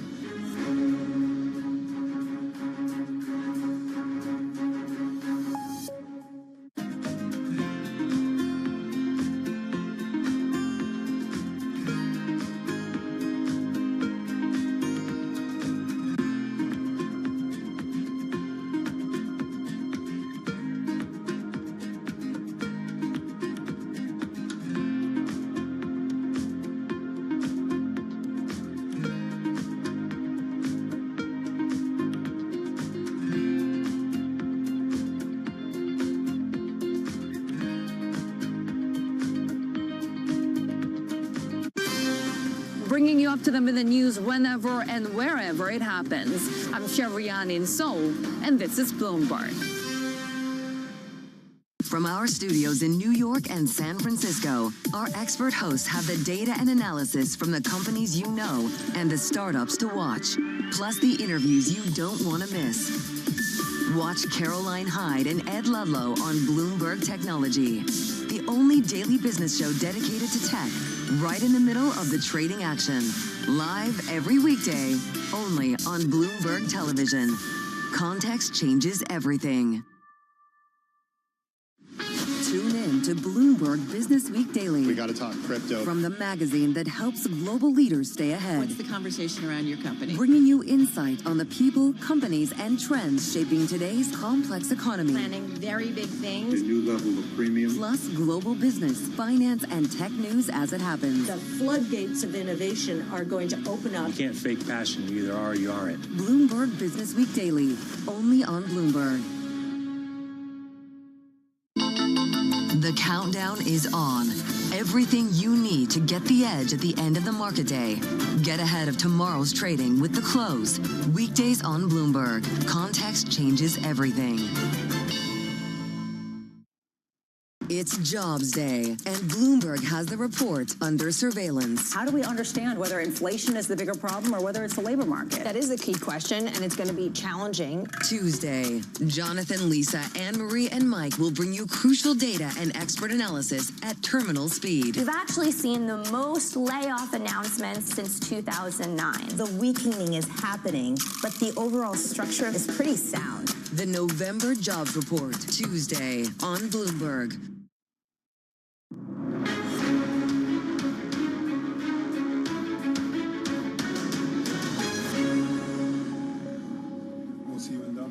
The conversations that matter and the insights you need. This is The Pulse. I'm Francine Lacqua here in London. Now, the U.S. Federal Drug Administration is expanding a safety review into COVID vaccines and whether there's a link to deaths in adults. Vaccine firms have struggled to keep up momentum as COVID business declines and as the Trump administration calls into question longstanding guidance on vaccines. Now, I could not be more pleased to be joined by Noubar Afeyan, the founder and chief executive of the biotech firm, flagship pioneer and previously co-founder of Moderna. Noubar, as always, thank you so much for joining us. Great to be here. And you're in London, which I want to talk about in a second. But the FDA in the U.S. is investigating whether COVID vaccine caused, unduly deaths. What impact could it have on your businesses? Well, I think the overall record just last week, there was a big study, 20 million people studied in Europe looking at the efficacy and safety of the vaccine. I think the data speaks for itself. It's an extremely effective approach to impact the hospitalization and death that comes from a pretty serious disease that may not be at a pandemic level, but continues to hurt lives. And I think that the FDA should do its job, which is to make sure it monitors. They're being asked to monitor, they're monitoring, and we will stand by the overall global data that exists, which is very strong. Norbert, Moderna is also developing more COVID flu combination vaccines. Mm-hmm. How do you think the FDA would look at that? I hope the same way they look at everything else, which is based on the facts and the evidence, but also importantly, as we apply this technology to cancer, where we're showing lives saved by the very large number of trials that we're doing, I think that people will begin to understand that the underlying science, mostly in American science, is coming through and is having big impact. What's been the impact of the Trump administration cuts to mRNA research? In the academic world, the NIH funding has been tapered. I think, again, there's a lot of confusion there, but I think ultimately it's difficult to bet against the science. You can do that for short periods of time, but then the impact shows up in unnecessary deaths, unnecessary diseases, and then eventually you go to tools that are robust and well proven, and that's what we expect will happen. Is there a danger that the U.S. actually falls behind in this technology? I think there's a big danger of that, and I think we're seeing it already. Clearly, this is all happening at a time when China, having invested quite strongly in the last few years, is coming on in every different aspect of biotechnology, and they don't have these concerns. They really do follow the science the way the U.S. has done for many decades, and I do think they're vying for being the leader globally in biotechnology. So it's an unfortunate time to doubt science, and more importantly, doubt the scientific method. But I think that we expect that voices will rise that will insist on the science and the evidence to speak. And when they do, I think that the American advantage in having been in this field for such a long time should sustain. But we'll see. It's concerning. Norbert, you also mentioned cancer programs, which is an area where people expect a lot from Moderna. Can it go at it alone, or do you have to find partners in this? We have a very significant partnership with Merck and have had for many years. So our cancer therapy, immunotherapy program, which is individualized patient-specific treatments, is being conducted in a joint project, 50-50 project with Merck, and we'll continue that. We're very excited by that. There are other approaches to cancer that Moderna is developing on its own that are complementary, not competitive, and all of that we think will play out. I mean, RNA, when we started 15 years ago, was a modular, programmable way to tell the body how to fight against disease. That capability across billions of people, thanks to COVID, has been borne out. Now the question is, which disease do we go after, and how do we make sure we maximize efficacy and minimize safety concerns, and we're doing that. Do you expect some kind of other big agreement with a bigger company or a big company in certain parts? I know you're always in the news because of it. Yeah, as a public pharmaceutical company, albeit a smaller one than the larger players we hear a lot about, we have to be always careful about what is being said. I think there's a lot of speculation. The fact is that the company has the resources, has the leadership, has the platform that I think most people would wish they had in this moment when we're looking for new solutions in the world, not just cheaper versions of old solutions. And I think, therefore, it's an attractive partner candidate for lots of people who have different disease area needs, and we're talking to lots of folks. As a result, there's always speculation, but I think we'll continue to build our core franchise. We think we're on a good path. How do you look at AI actually in your field? So AI broadly, and Moderna has been a big adopter of AI. They have a big partnership with OpenAI. We've had with IBM in quantum. But AI broadly, through Flagship Pioneering, the firm that I lead, is an extremely important contributor to what we do. We're entering 2026. We increasingly view AI as it relates to the biotech industry as accelerated innovation, because there's no force in the 38 years that I've been working in this field that has the kind of impact, not potential. Most people want AI to seem like it's in the future. The reality is that we're moving so much more quickly. Just one example, we have a company called Generate Biomedicines that computationally designed a protein, an antibody, that has now entered just last month phase 3 clinical trials in very large COPD asthma indications, and we expect over the next year to generate data. This will be hopefully a major blockbuster drug, and it came out of AI.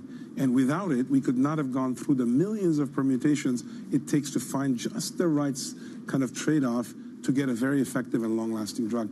This is going to happen by the thousands now, because the same platform can be applied many places. But does it also mean that actually China, who we've seen become more innovative in terms of pharmaceuticals, could actually catch up?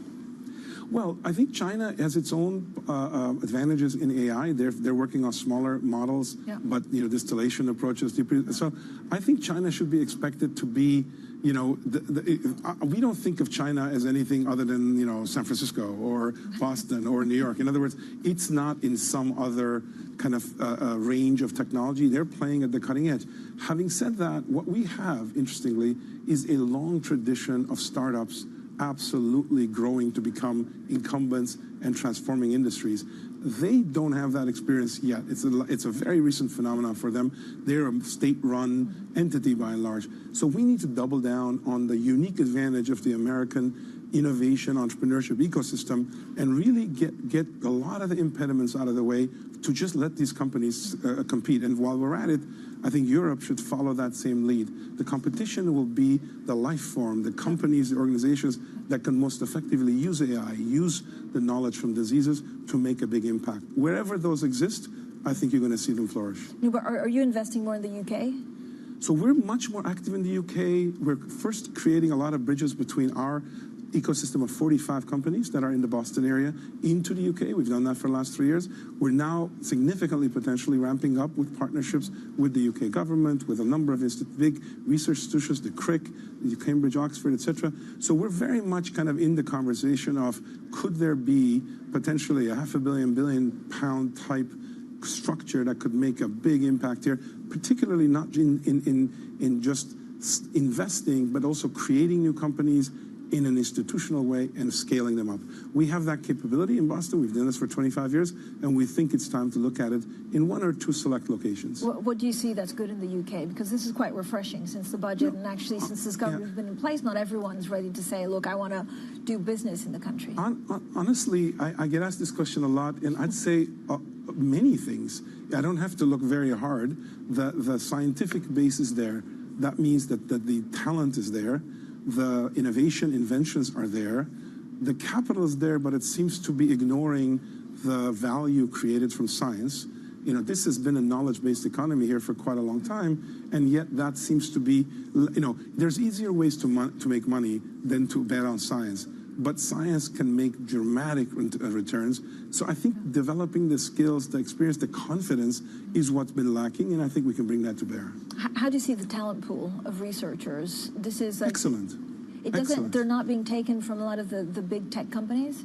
I think AI is beginning to flourish here because there is the right mix of kind of the living conditions, the academic institutions, and it's not a surprise that DeepMind is primarily kind of flourishing here. And I think that many AI, we have a company called Lila Sciences, which is leading the way in autonomous science. We're building, think of it as the Waymo for scientific discovery, self-driving labs, self-driving, where the whole wheel of science, the hypothesis all the way through conclusions, is being done in fully automated ways. That group, for example, Lila, is a 3-year-old project that we've just recently revealed, is looking at establishing part of what's doing here to be able to tap into the talent. So I think the talent's there. What you need is confidence and vision to get to a whole nother scale, which is beginning to show up. And I think we're hoping to help import that here by finding the right partnerships. Okay, well, it's good news for us because you can come on TV much more often. Well, if needed, sure. Thank you for joining us. Noubar Afeyan, the Chief Executive of Flagship Pioneering and co-founder of Moderna. Coming up, Wikipedia approaches its 25th anniversary. We'll discuss what it means to build a trust in an age of misinformation. Our interview with the co-founder, Jimmy Wales, is next, and this is Bloomberg.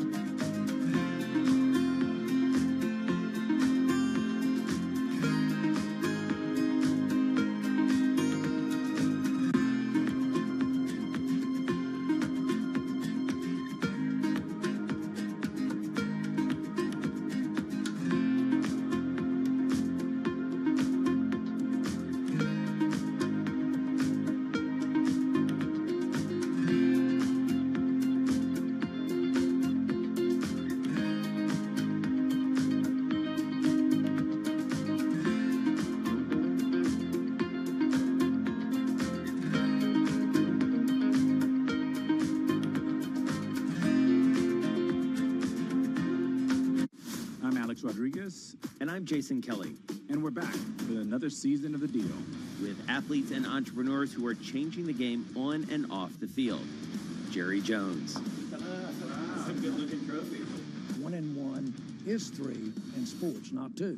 And it's because that 3 is imagination. That 3 is putting yourself in a way, having yourself hit the home run. Erica Ayers-Badon. I'm a high-energy board member. I'm very passionate. I have a lot of opinions. Robin Arzón. I want to light fires in people's lives, and that is still one of my core mandates for all of my businesses. Justin Tuck. I tell all of my friends that play in leagues now, make these relationships now while you're hot. Don't wait till you're like your 12th year in and you're just hanging on. Stay tuned. You won't want to miss it.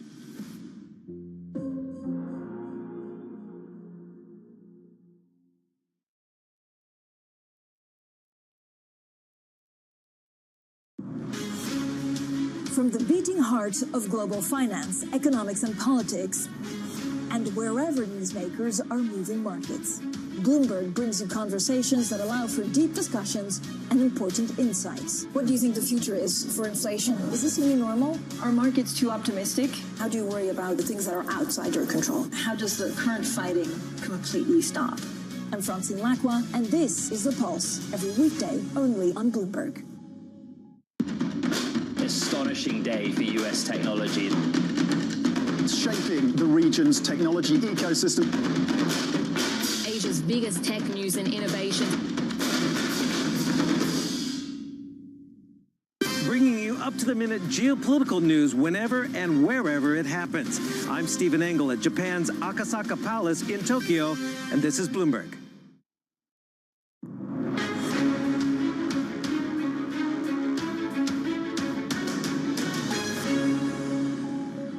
Well, good morning, everyone, and welcome to The Pulse. I'm Francine Lacqua here in London, and these are your top stories. The U.S. Federal Reserve cuts for the third time in a row, but the split vote reflects growing division amongst policymakers.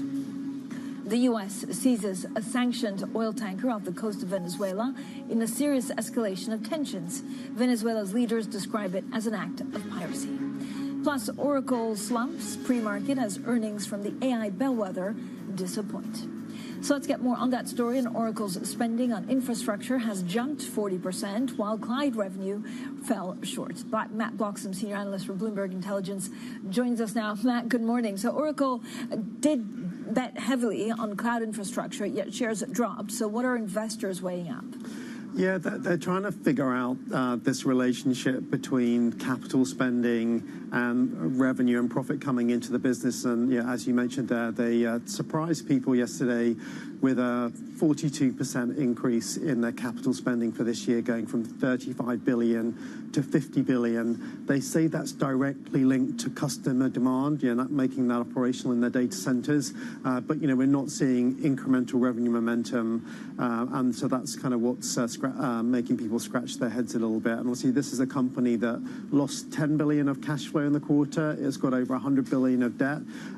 It's signed up to all sorts of kind of long-term leases on data centers. So I think people are kind of concerned that the business model isn't quite what they were looking for, and there's still a lot to figure out. So Matt, how does Oracle actually steady the ship moving forward? And has it leaned too heavily on high-profile AI partnerships? Yeah, I mean, it clearly is heavily exposed to a small number of companies, particularly OpenAI. It's got $500 billion of forward revenue to come into the business, but that's heavily linked to the success of OpenAI. I think what they're trying to do, and what they tried to do yesterday, was to show people that there are all sorts of ways they can bring revenue on board, and it's not all hugely cash flow draining. I think to some degree that kind of optionality on business models almost adds too much confusion and complexity to the mix. I think investors are looking for clarity on what the business model is, how it works, so they can make sense of it. They also, tried to reassure people yesterday that their investment grade credit rating is really important to them. I think so. Just trying to ease people's concerns that their eye isn't off the ball, more. They're conscious about cash flow generation, the nervousness amongst credit investors, and they're not going to do anything to kind of jeopardize the overall financial strength of the company. Matt, thank you so much. Matt Bloxham there from Bloomberg Intelligence. Now, next month, Wikipedia will celebrate the 25th anniversary of its founding. The English edition of the free online encyclopedia has grown to include more than 7 million articles, all written collaboratively by volunteers. Well, joining us now is Jimmy Wales, Wikipedia's co-founder and author of the 7 Rules of Trust. Jimmy, thank you so much for joining us. This is a nice, easy read. It's an important as actually we try and figure out what the hell's going on amongst chief executives and politics and whether we have broken that trust. First of all, why write, on trust now in 2025? Yeah, well, I mean, we've seen this huge decline in trust. If you look at the Edelman Trust Barometer survey, it's been going on for quite some time. Decline in trust in journalism, in politics, in business. And yet Wikipedia has gone from being kind of a joke in the early days to one of the few things people trust.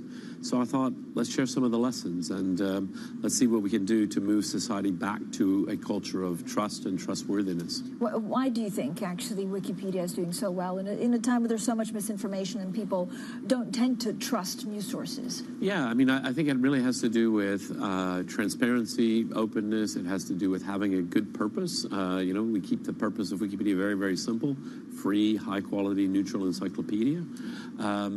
And people are inspired by that. And actually, there's huge thirst by the public for clear, honest information. And that's become more important in a time with so much, misinformation floating around on social media and so forth. So given all of the, changes with tech and AI, do you think you could start Wikipedia now? Or if you'd start it, how would you start it differently?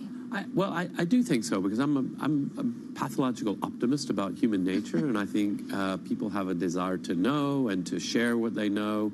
We can get a very negative view of human nature if we spend too much time on social media, but realistically, this is the kind of thing people love, and so I think that's still true today. I mean, there have been a couple of pages where you've had to block editing because it was too emotional, because it was too divisive, I guess, right? Yeah. How often has that happened since you founded it? It's sort of a regular thing, if a big fight breaks out, then the administrators, who are also community members, will temporarily lock a page to sort of let emotions settle.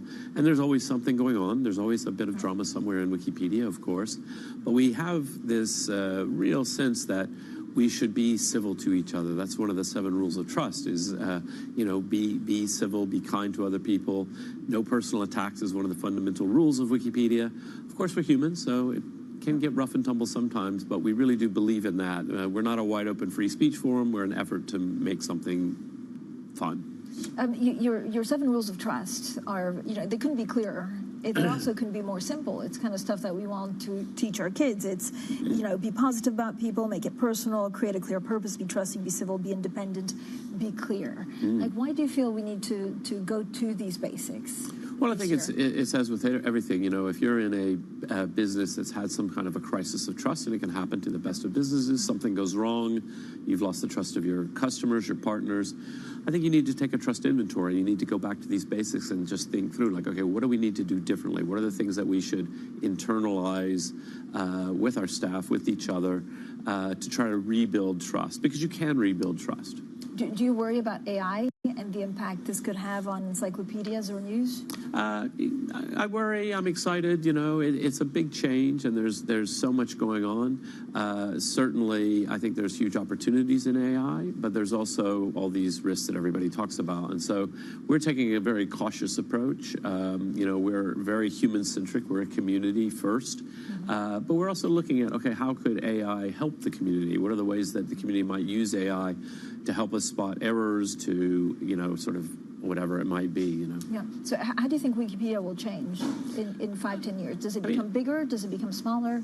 I think we'll probably be pretty much the same. I mean, hopefully bigger. I mean, obviously, the amount of knowledge in Wikipedia is always growing, and our ability to do more things is great. But, the fundamentals won't change. We're not going to become TikTok or something like that. We're Wikipedia, and we like that. Do you have agreements, actually, with some of these large language models so that they take the information from Wikipedia, or because it moves so fast, it's almost impossible? Yeah, we have agreements with some. They crawl the website. Everything's open source, so they're free to take it. Yeah. But they're hammering the website, and we would like them to stop hammering the website and instead use our enterprise product. So we've got deals with Google's been a good anchor customer. We've got deals with some of the other big players. We've got a few more we're arm twisting to say, come on. And we've just started to block some of the crawlers that aren't playing nice. Right. So what do you spend most of your time on? Is it trying to, again, look at the business model of Wikipedia going forward? We spend, I would say, most of our time is really thinking about community health. Is the community happy? Are we having fun? Are we doing productive work? I spend personally a lot of time working on neutral point of view policy and really thinking about that. And we're looking at that across all the languages, sort of doing an evaluation. Because as you know, we get accusations of being biased and so forth. And my view on that is you can't ignore it. You have to take it seriously and say, okay, well, let's take a check. Let's really be serious about that. And so is there an internal process if someone accuses we've got a neutral point of view working group, and we've got researchers, and we're coming up with guidelines and things like this. And who knows? It's going to be a long-term process over the next year. I mean, I've seen you at events around the world. I don't know whether you speak to a lot of country heads, and actually what they ask you, whether they're worried about some of the lack of trust also in politicians, and maybe what an engine such as Wikipedia can do to restore that trust, not only in communities, but actually in countries.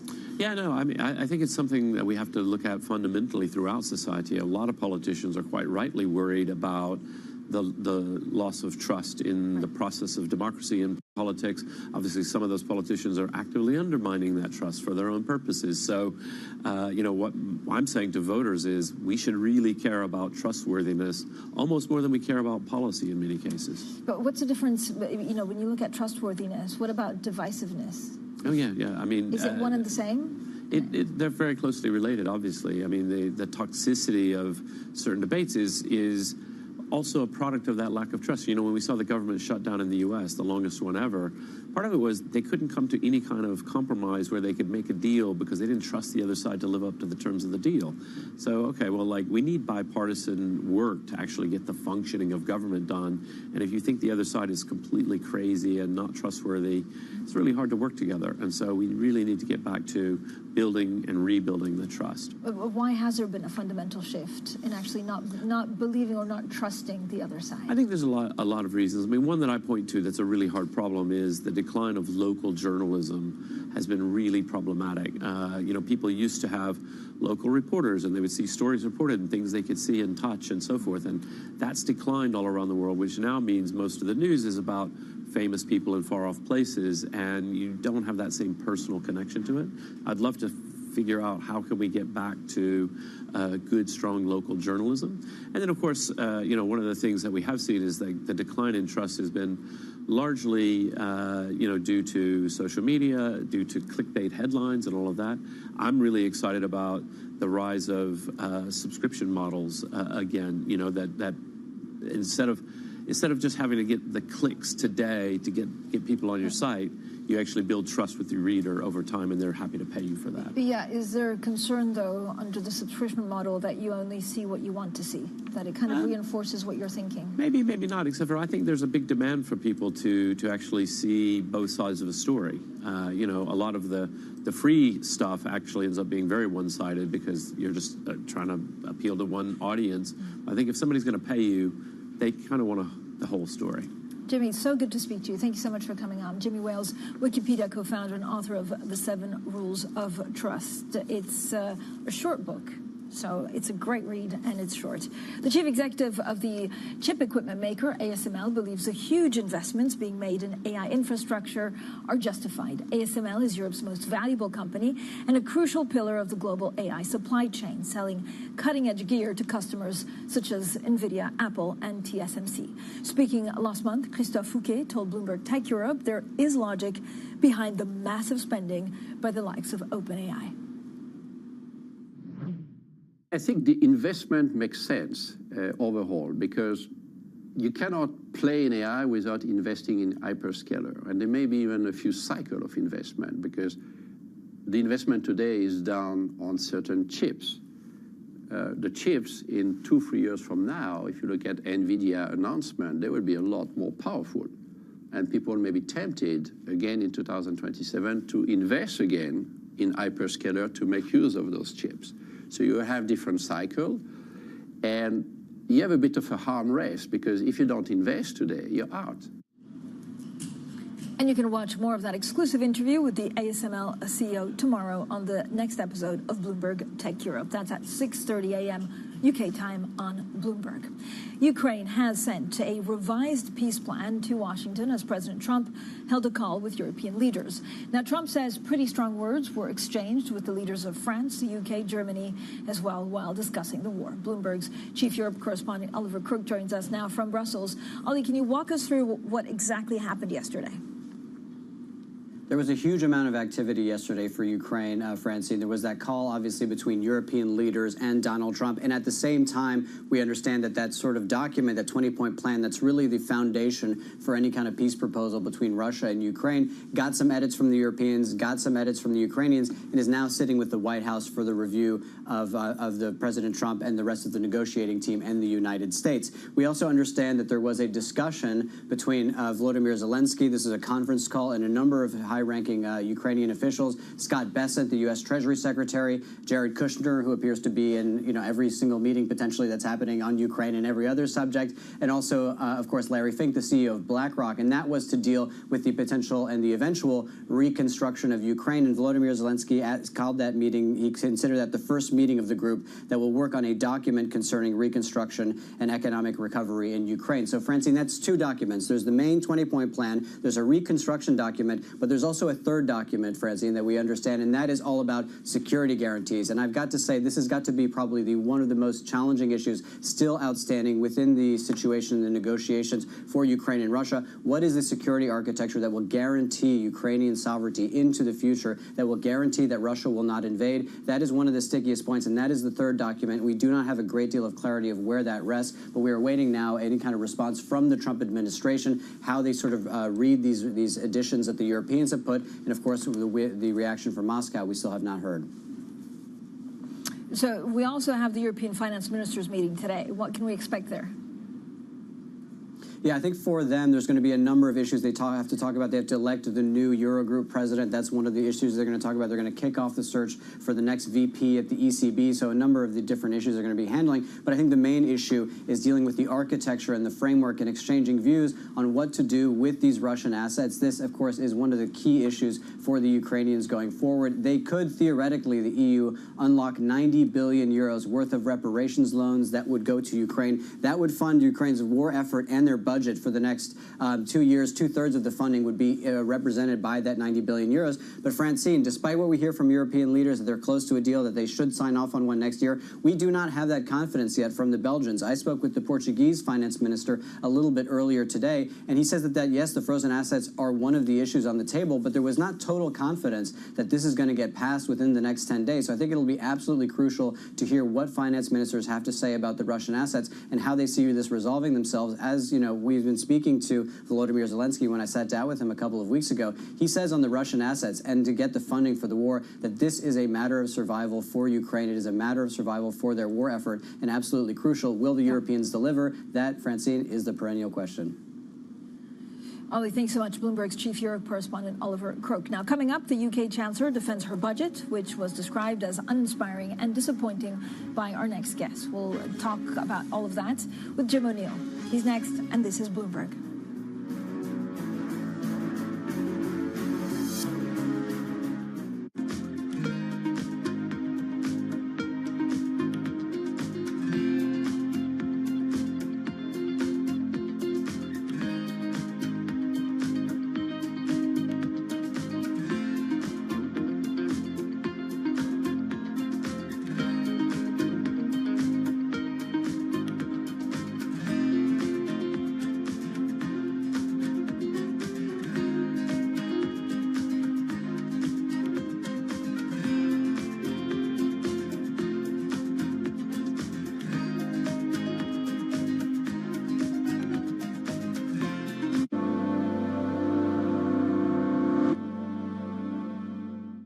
Middle East and Africa regions are home to some of the biggest deals and fastest growth in the world. Vibrant resources and high-yield investment opportunities abound. I'm Jumana Versace. Join me on Bloomberg Horizon's Middle East and Africa for the stories, newsmakers, and insights shaping the decisions of traders across this exciting region. You had heightened levels of volatility. There's still room to maneuver. Reduce the opportunities. It allows you to increase significantly your net income. Every trading day, only on Bloomberg.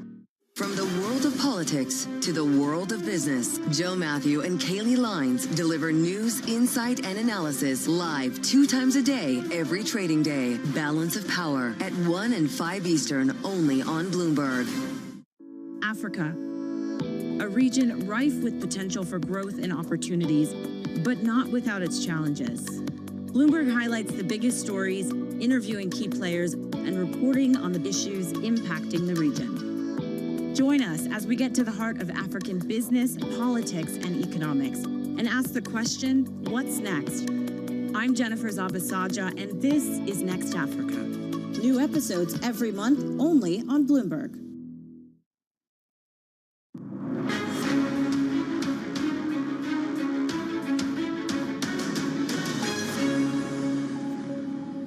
The conversations that matter, the insights you need. This is The Pulse, and I'm Francine Lacqua here in London. Now, the former UK Prime Minister, Theresa May, has downplayed the threat posed by Nigel Farage's Reform UK party, which leads opinion polls. In a wide-ranging interview on Leaders with me, Francine, May also discussed her handling of Brexit, global diplomacy, and the future of the Conservative Party. Reform makes a lot of noise. Reform has, now, is it 4 or 5 MPs currently? But in the polls, they're doing very well in the polls. But the only poll that ever counts is the general election. That is some years away. You don't seem to be threatened by Nigel Farage. There's always a role for a centre-right party. And I think that's what the Conservative Party is about. Nigel Farage's economic policies, frankly, they're all over the place. It's all very well doing well in opinion polls, but when it comes to it, people want to ask who should be in government. Critical to that will be the economy. And you can watch that full interview tomorrow at 5:30 p.m. in the UK or on the Bloomberg website on the terminal from tomorrow morning. Now, the British Chancellor has condemned leaks in the run-up to last month's budget as damaging and unacceptable. Rachel Reeves yesterday told MPs there were too many unauthorized leaks which conveyed inaccurate information about her budget. Now, for more on all of this, we're joined by Jim O'Neill, member of the UK House of Lords, former UK government minister and former chair of Goldman Sachs Asset Management. Jim, as always, thank you so much for joining us. How would you describe the state of the UK right now? Is it okay for investment? Do businesses like it here, or do you have concerns about the government's attachment to business and what happened in the budget? All of those things, Fran. I think there is a latent underlying positive sort of core hope, let's call it, about the UK, partly because I think more and more people can identify the things that need to be dealt with to really turn it back into an exciting place to invest. I just published something via Project Syndicate on some of the big obvious things to me. And then, but against that is this sort of slightly ongoing chaotic state of our political situation, including now of the government, despite it having more than 160 seat majority, which really is quite bizarre. And the fact that the budget was effectively designed to try and keep the peace and some stability inside the government's party, the Labour Party. And that's, I saw your interest in me, that's why I found it so uninspiring.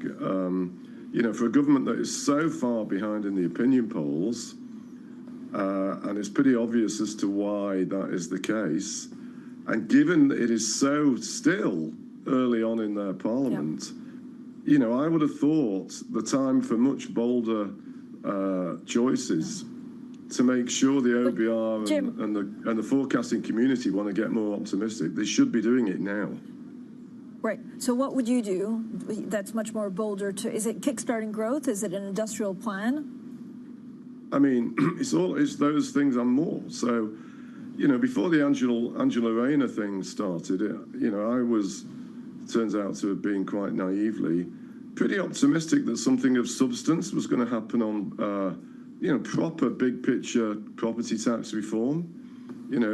Economists disagree on endless things, but those that look at these issues in the UK, it's one of the really few that virtually everybody agrees on, that we have a completely crazy property tax system that adds to the social immobility of the country and contributes dramatically to the price problems and disincentives through the stamp duty and so on. But they didn't really do anything about it other than introduce yet another council tax ban, which effectively was labelled as a mansion tax to shut up the left wing of the party. I would get rid of the triple lock. What is really interesting in the background to the budget is at the margin, the Tory party and the Reform Party are shifting on this, and they're the ones that would politically lose more of their base than the current government. So I don't understand why the government just doesn't get on and do something about that as well. Is it because they're trying to please too many people in their party? Do they have too many constituents that they're trying to please the voters? They just want to make sure that they don't lose their job for now. I mean, I think effectively it boils down to some version of that. Yes, it's the only logical conclusion I can make about what was, in terms of a government that supposedly committed to growth as their #1 mission, didn't offer any real initiatives to result in any change to any independent person's view of the future growth performance. What happens from now? Jim, does the government actually realize, I mean, was this just a first budget and then they can, is there hope that actually they change something to put the UK on a better path starting in the spring? Or is this it? I don't know. I honestly don't know. I found myself the whole few days after the budget feeling pretty down as to is this it? And I don't know whether there's just some hope. I mean, another angle of it that I naively misunderstood too, in some of the briefing that was clearly coming out of the government, that they were focusing on cost of living measures, I thought what they would end up announcing would result in an even more optimistic profile about CPI for next year and beyond. But at the margin, the OBR actually revised up the CPI forecast, so there wasn't even that either. So, and I say that because I thought one of the ways they might be going, because of the politics, is to hope that there would be much bigger interest rate cuts, and that might help kickstart more growth. But as seen by the market's reaction, there's no major shift in the gilt market's expectation for rate cuts either. But at some point, and I suggest it to people I know well that are part of the government and advising them, and they get quite annoyed with me, and they're probably going to be annoyed if they can be bothered or aware of what I'm saying here, but they're going to have to break some of these constraints that they've put on themselves, even though they don't really want to recognize it now, because their #1 mission is growth. And the reason why so many people in the country are disappointed is because they feel and see no signs of any of that, not only coming now, but anytime soon. Do you think the Chancellor stays? I don't know. I don't know, and to some degree, that's nothing I'm particularly interested in. But I really personally have a lot of time for Rachel.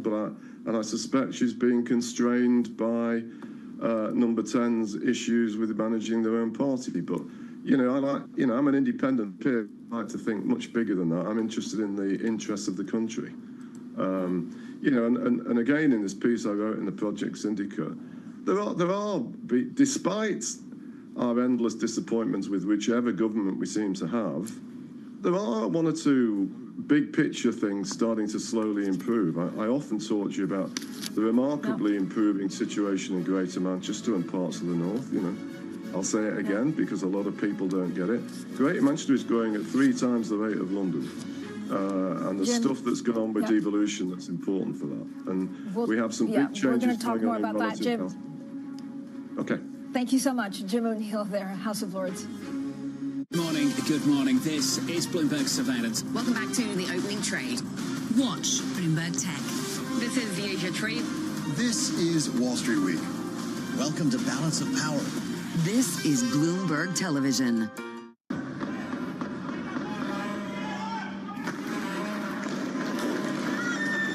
cidade estava sitiada. Nisso eu começo, eu tremia, não sabia o que fazer. Foi a mais terrível que eu passei na minha vida. Eu temo, né, que o Brasil se torne, num futuro próximo, um narco-estado. Porque no final, tudo é dinheiro. People back home there, they are suffering. And someone is driving a Range Rover with their money. Where is my money? I think she's a scam up to now. It's some of the world's most desperate people who are getting ripped off. Repeat after me. I am a winner. I didn't know how big it was. I didn't really understand what I was getting myself into. If you tell me you have a vision of being $1 billion business, then you're going to have to do what it takes. And if you're not going to do that, everybody's going to suffer.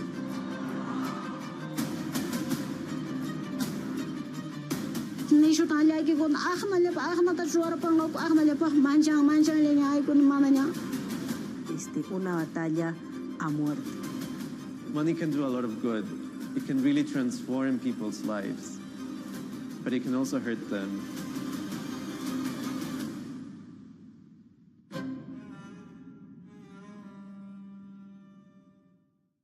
We're coming to you live from Kuala Lumpur. The whole world is here. The APEC Leaders Summit bringing together heads of states of 21 APEC economies. The White House is trying to use the stops to gain additional leverage. This big deal with a number of the biggest companies in South Korea. That's a big number. Deals can be done. Trust Bloomberg for on-the-ground coverage. Korea is not Japan. Up-to-the-minute reporting. In this latest salvo of this trade war. Not a visual. And the analysis you need. China's not going anywhere, nor are we. Investors, top executives, global innovators. Join me for in-depth conversations with the biggest newsmakers on the day's top stories. Insight with Haslinda Amin, only on Bloomberg.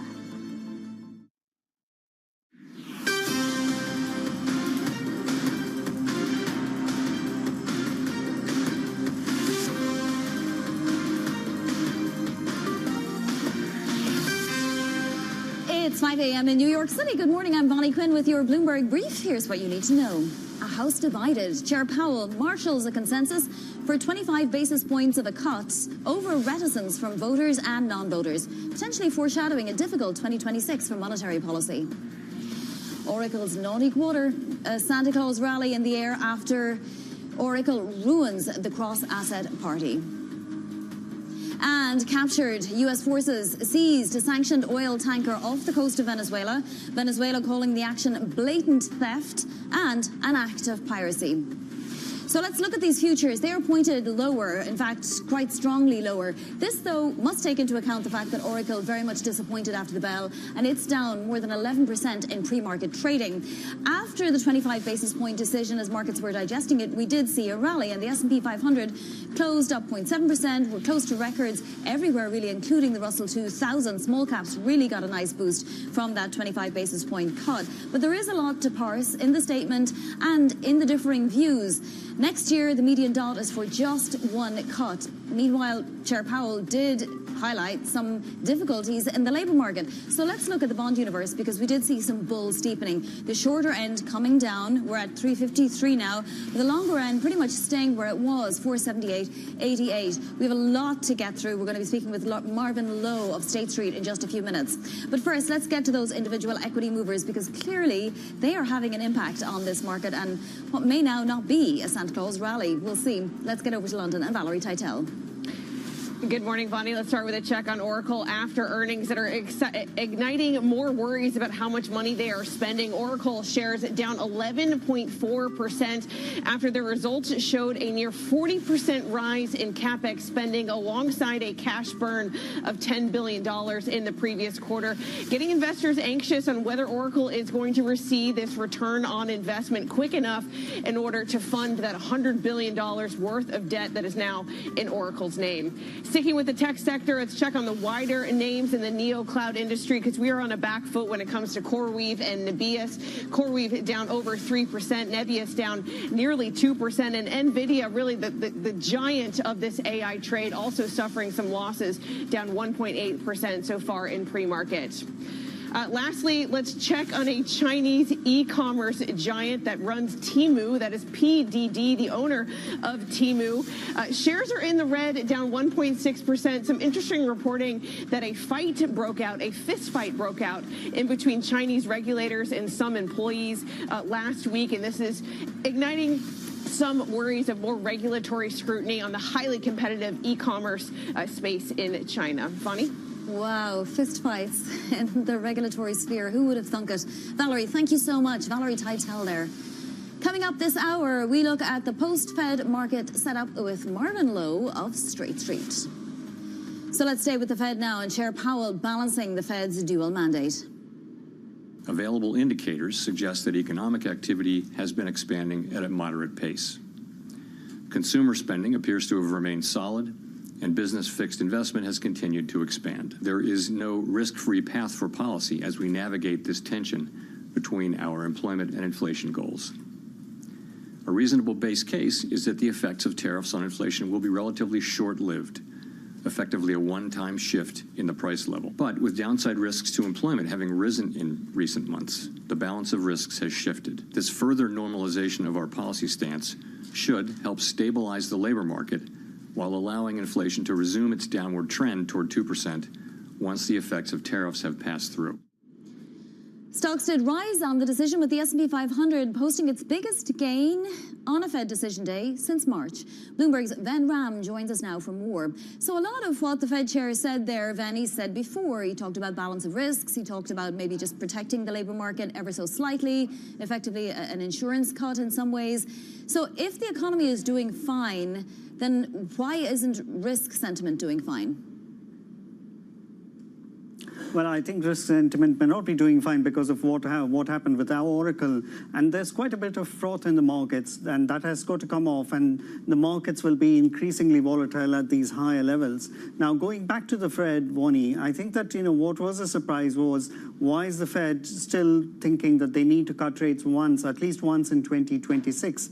Because if you look at the median dot plot, they're saying that they're forecasting growth to be 2.3%. That is way higher than what they were projecting in September.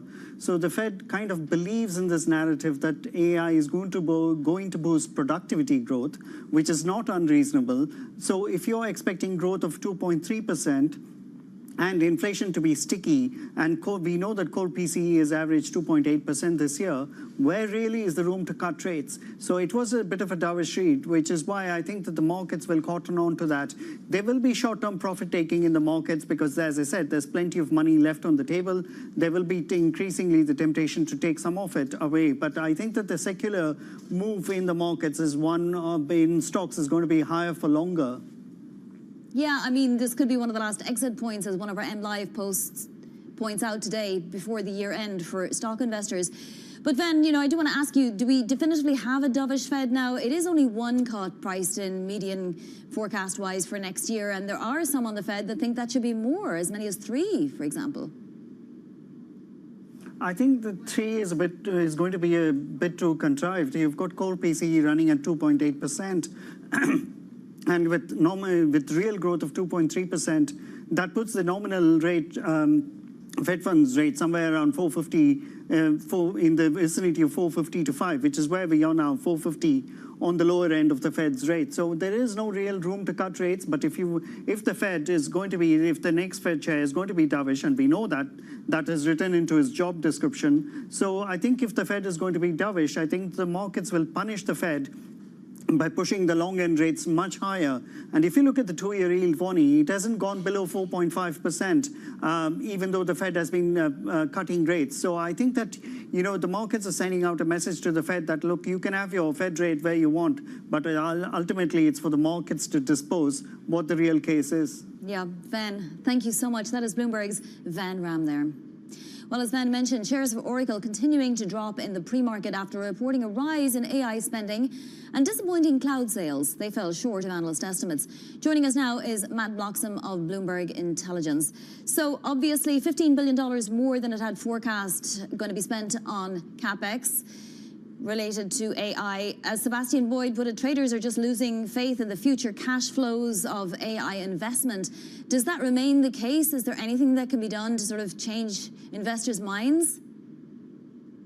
Yeah, I think certainly that definitely spooked investors yesterday, a 40% plus increase in capital spending, which the company says is directly linked to demand, to revenue generating demand from customers. But as we saw a slight miss in the revenue number. So to the extent that revenue is coming through, it's coming through quite slowly. And I think it's just like another conundrum that investors need to kind of figure out as they try to make sense of a quite rapidly evolving and complex business model for all the different players in the AI value chain. I think the company tried yesterday on the earnings call to ease concerns about the drain on cash flow. It was a cash outflow of $10 billion in the quarter, which when you've got $100 billion plus of debt, it doesn't sit so well.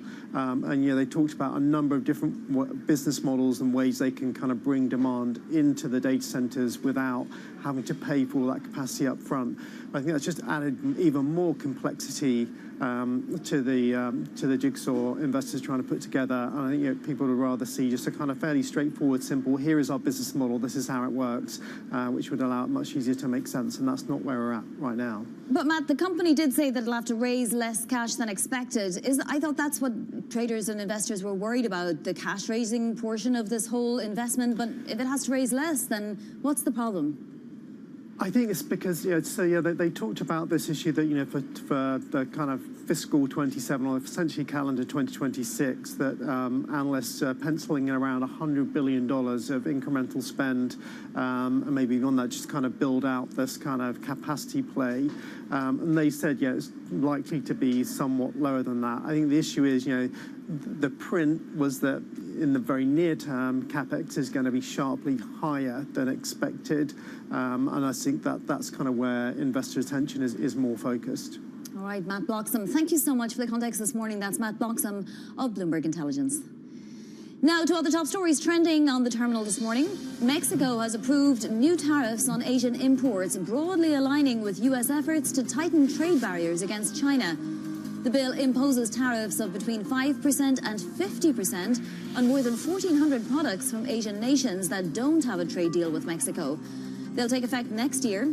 China's Ministry of Commerce criticizing the tariffs, calling them a mistake.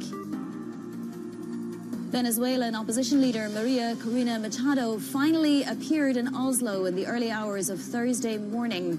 This hours after her daughter had accepted her Nobel Peace Prize on her behalf.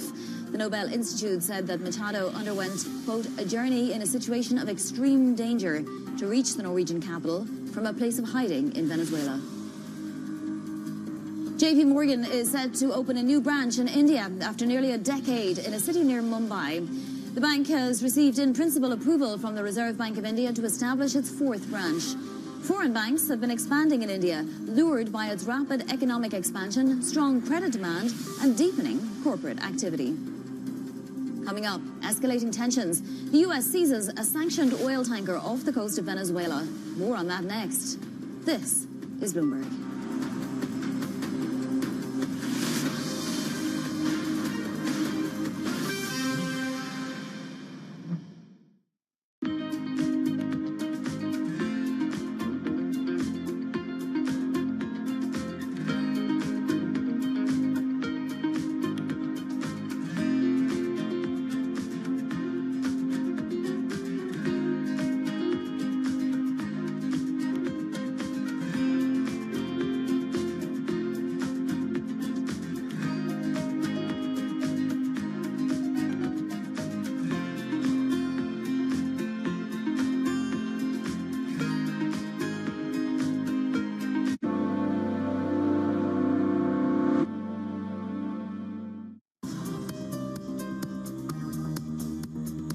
Countdown to the market open as we bring you the first trades across Europe.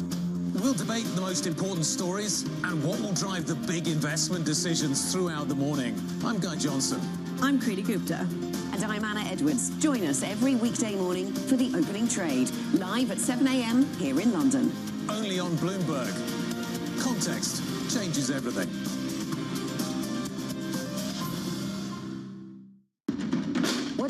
the consequence for U.S. markets. We are basically deep in the European earnings season. Take a look at how we're faring when it comes to Asian markets. Bringing you up-to-the-minute geoeconomic news whenever and wherever it happens. I'm Bonnie Quinn in Sao Paulo, Brazil, and this is Bloomberg.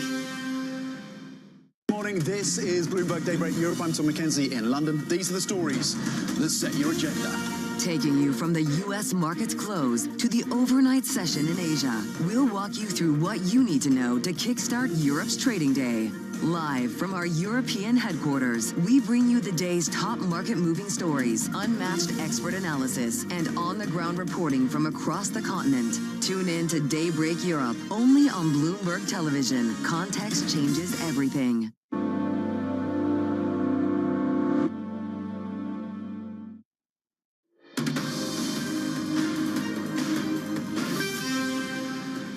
We've just seized a tanker on the coast of Venezuela, large tanker, very large. Largest one ever seized, actually. And other things are happening, so you'll be seeing that later, and you'll be talking about that later with some other people. The seizure escalating tensions then between the U.S. and Venezuela. Joining us now is Bloomberg's Will Kennedy.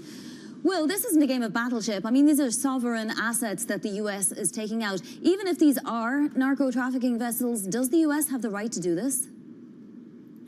That's an interesting question. What we can say about the tanker that they seized yesterday is that it has been sanctioned by the United States, so they clearly see it as a problem. It's been sanctioned as part of the shadow fleet that enables the trade in oil from Venezuela and Iran, and has been involved in those trades for some time, according to the US. Its ownership is very opaque.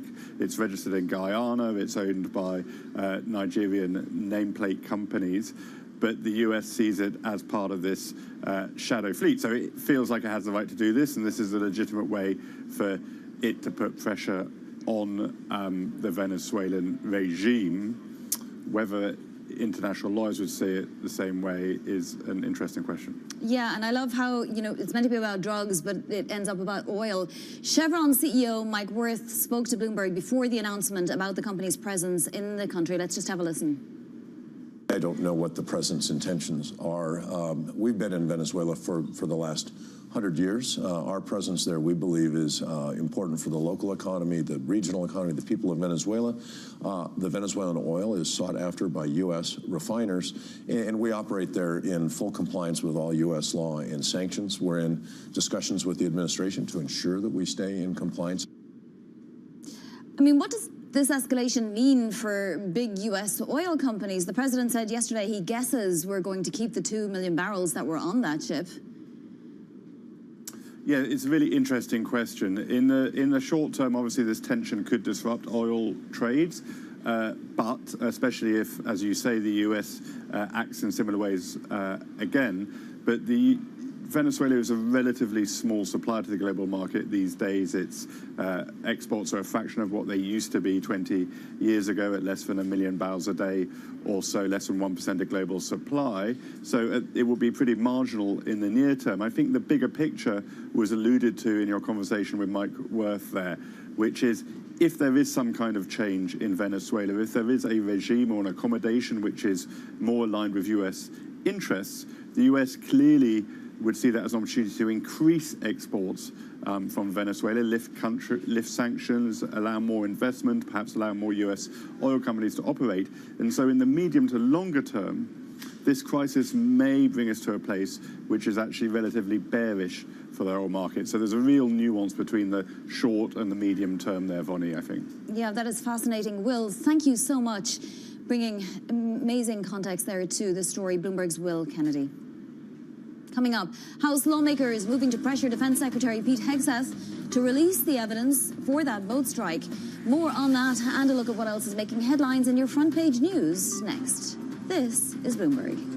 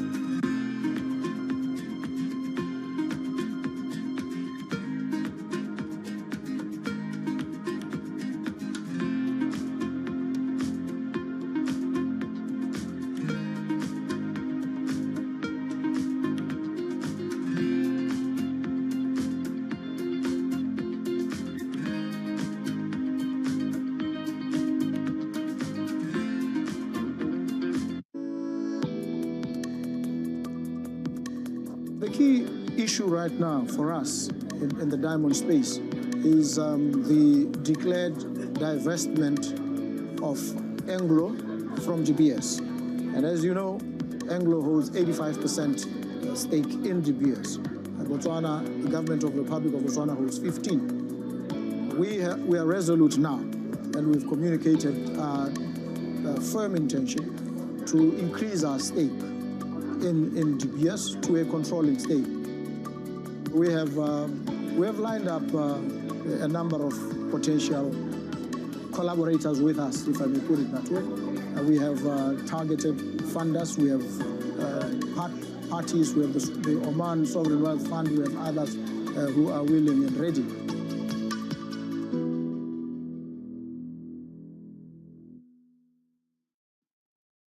At a time when policy in Washington is driving Wall Street, we draw a distinction between the rhetoric and the action, bringing you market-moving guests and original reporting. This is Bloomberg Surveillance. Used to be, one would say, what's that got to do with the price of tea in China, when they wanted to poke holes in the relevance of something? Now, though, if you're in tune with how events around the world affect each other, it becomes clear that the current going rate of tea in China has a lot to do with a lot of things, not just tea things either, but tariffs, franchises, and IPOs.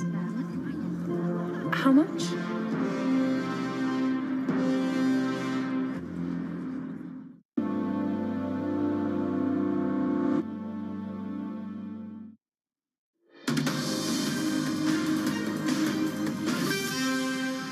This is Bloomberg Brief. I'm Vonnie Quinn in New York. American Airlines expecting a strong first quarter of 2026 with resilient travel demand.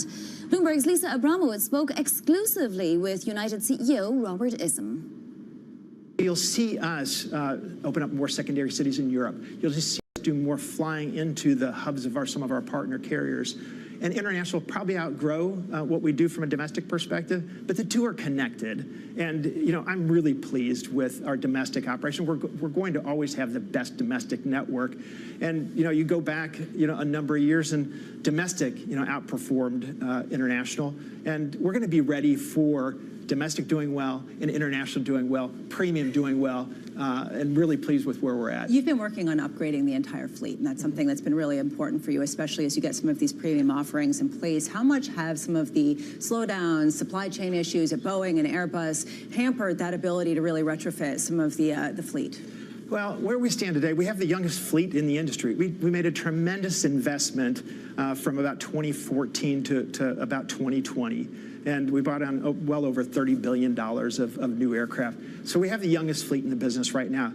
But on top of new deliveries that we're taking, we don't have any retirements planned. So we're reconfiguring our 777-300s and our 777-200s. We're putting flagship suites on those. Even domestically, we're doing work on our 320s and 319s. But we still depend on new deliveries. And from that perspective, we have a lot of dependence on Airbus to deliver the 321 XLRs, Boeing to continue to deliver the MAX 8s, and hopefully be ready to deliver the MAX 10s that we have on order in 2028. Right now, my only push to the OEMs is deliver on time, deliver a quality product, stick to it. Before you ramp up, let's make sure we can do what you're on the books to deliver now. Just taking a step back, in the airline industry more broadly, there's been this huge focus on the supreme product, the luxury product. And I wonder what you see in terms of bookings next year, whether it really is the premium product that's continuing to lead and the robustness that you see there while other things fall off. Is it bifurcated in terms of the bookings and the demand, or do you see a wholesale sort of rejuvenation in the interest in travel and ability to spend and pay the prices that actually are there? Well, I'll just start with this. Demand has been resilient, right? Every time there's cold water poured on the environment, it seems like travelers want to come back, as evidenced by bookings for the holiday season, and as we take a look into the first quarter of next year. I have confidence, though, that overall people want to travel. And in people wanting to travel, I also think that, whether you're more economy-focused and budget-minded or you're premium services, everybody wants more. Everybody wants better control. Everybody wants more comfort. So I don't think that there is going to be any going back in terms of offering product at any level of the spectrum of offerings. But for us, as we go forward, you'll see us with our lie-flat seat offering. That's going to grow by 50% over the next few years. Premium seating, 20% over the next few years. Whether you're a business traveler who've always wanted, more of that, comfort and ease of touch, or you're a leisure traveler, there's much more of a demand to really have a better experience. American Airlines CEO Robert Isom there with Bloomberg's Lisa Abramowitz. Time now for your front page news. First up, on the Wall Street Journal, a U.S. blueprint to rewrite the economies of Russia and Ukraine is setting off a clash with Europe. The plan outlines Ukraine's reconstruction and Russia's return to the global economy. The proposals include U.S. financial firms tapping frozen Russian assets for projects in Ukraine and U.S. companies investing in strategic sectors in Russia. One European official told the Journal it was, quote, like an economic version of Yalta, the conference where the victors of World War II divided up Europe. Next up, the New York Times is reporting the House has given bipartisan approval to a $900 billion defense bill.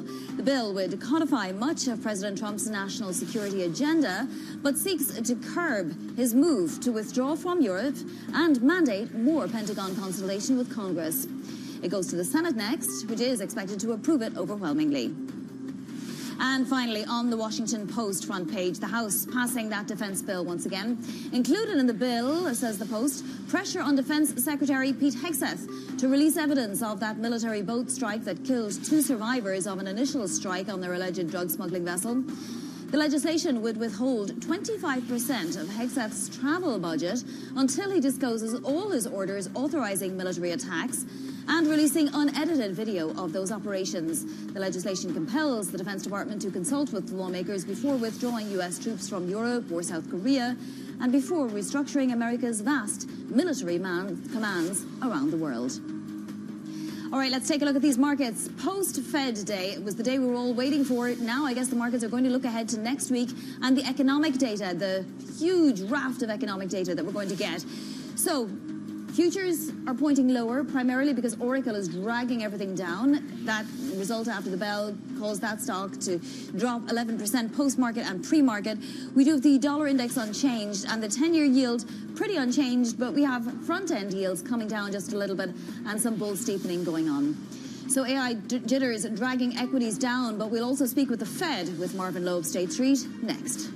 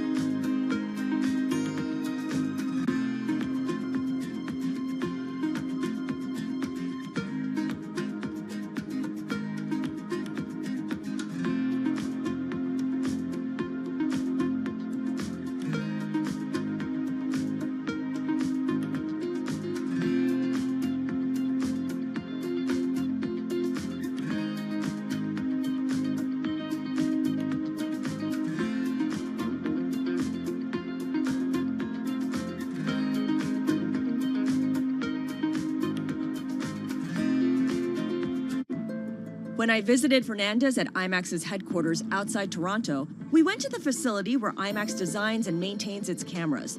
The latest next-gen equipment was out with directors on filmed for IMAX sets, but there was still plenty of cool gear on view. As the head of the finance department, do you look at all the things in this room and think, this costs that amount of money, this costs that amount of money? Thankfully, no, I don't. When I think about cameras in general and what we, when we first, I'll give you a really prime example, the film cameras.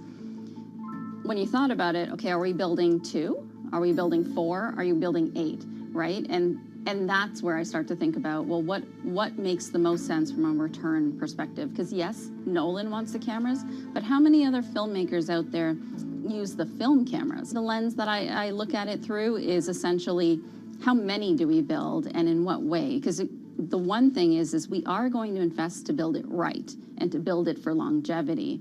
But do you need 10 of them? No. Building 4, that was the right number.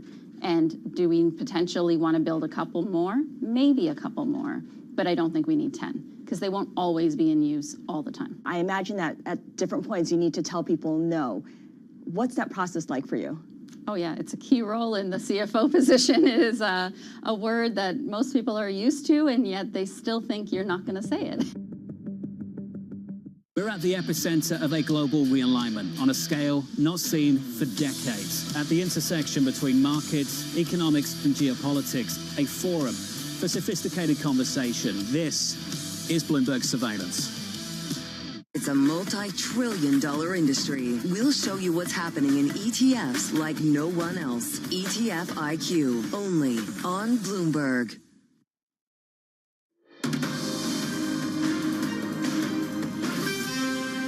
It's 5:30 a.m. in New York City. Good morning. I'm Vonnie Quinn with your Bloomberg Brief. Here's what you need to know.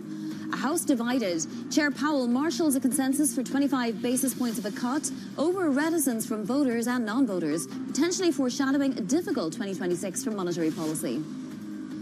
Oracle's naughty quarter, the company's earnings rekindling valuation concerns and fueling uncertainty over a Santa Claus rally.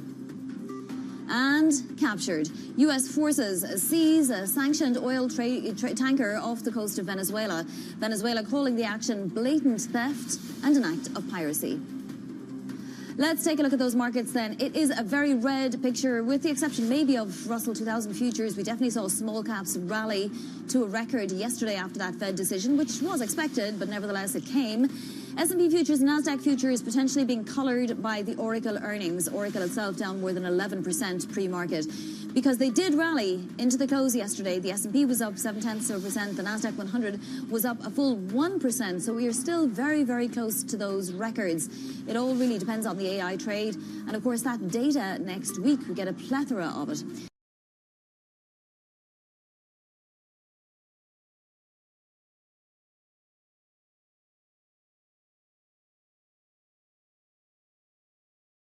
Let's get to some individual movers now.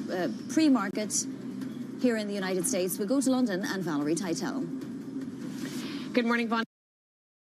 Let's start with a check on Oracle. It's making waves across global markets this morning, down near 11% in pre-market trade after the results after the bell showed them marking up CapEx spending for the next year by 40%, alongside a cash burn of near $10 billion for the previous quarter, igniting some worries about when will the revenues come to hit for generative AI. Remember, Oracle is highly leveraged to OpenAI, and it's really using that one client to fund this big push into the cloud space. Let's check on some of the other neo-cloud players on the back of these disappointing earnings from Oracle. We're seeing the likes of CoreWeave in the red, down 3%. Nebius also down 1.5%. These are the two main players, at least in the neo-cloud space, that Oracle competes with. NVIDIA as well on a back foot, down 1.75%, 1.8% as we speak.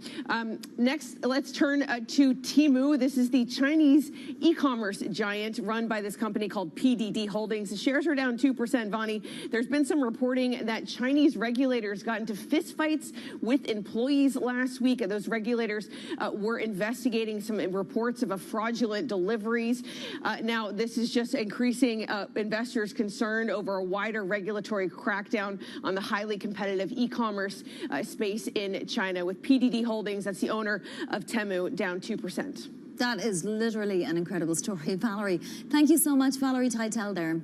State Street's Marvin Lowe parsing through the Fed's policy statement, writing, quote, "The current level of disagreement over the current year forecast is both unusual and unprecedented. The policy statement was changed to include the term extent and timing of additional cuts, replicating language they used last December before hitting the pause button for most of 2025. Very pleased to say now that Marvin joins us now. He's Senior Global Macro Strategist at State Street. So Marvin, this reverting to this language, I mean, are you saying that you think that means we won't get a cut, at least in the early part of next year? You know what? I think we've seen the last cut from Chair Powell before he's required to give up a seat. I do think that at this point, there's enough questions on how to interpret the economy that the Fed is in a position to just really wait to see how that data evolves once it starts making its way through the data banks again. He's obviously clearly still concerned about the labour market. Yes. We obviously haven't got the freshest data yet, but I mean, the cuts that we have seen, have they propped up the labour market to the extent that it is? You know what? I've been in the camp that there are structural changes in the labor market, so it's hard to interpret. You know, certainly there has been weakness in the labor market, but is it weak to the point where it's signaling a recession the way it normally would with employment coming in at these levels? I'm not necessarily sure. And when we kind of look at how spending continues to remain fairly strong, there's signs that there's strength in the economy, despite the fact that that data is a little bit shaky. So how come there's so much disagreement? I mean, that's the one thing that everyone seemed to agree on, that the economy is pretty resilient. Yeah, exactly. Well, it's exactly that. If the economy is resilient and inflation is still above target, which it is, the Fed needs to send a message that it is very serious about that aspect of its dual mandate, and it should just be waiting for the economy to tell it to do something. Now, we did get some bull steepening. It started a little bit before yesterday. Does that continue? Do front ends come down? Do they dip below 350 at any point? You know what? I do think that the front end is well supported in here. We were potentially looking at a Fed that might have been more aggressive in saying that, you know what, we might not need to cut. We might not need to cut anymore. I think that you saw aspects of that, but still there's enough folks on the committee that think that they should cut, and if the data continues to, if you will, be somewhat mixed, you're going to have a supportive front end. Now, we get 3 Fed speakers today. At 8 o'clock, we get Anna Paulson, 8:30, Beth Hammack, and 10:35, Austin Goolsbee, who dissented. Yeah, will he give us a little more reasoning into his thinking? Yeah, for sure. And Hammack is a voter next year, so it's part of the traditional rotation.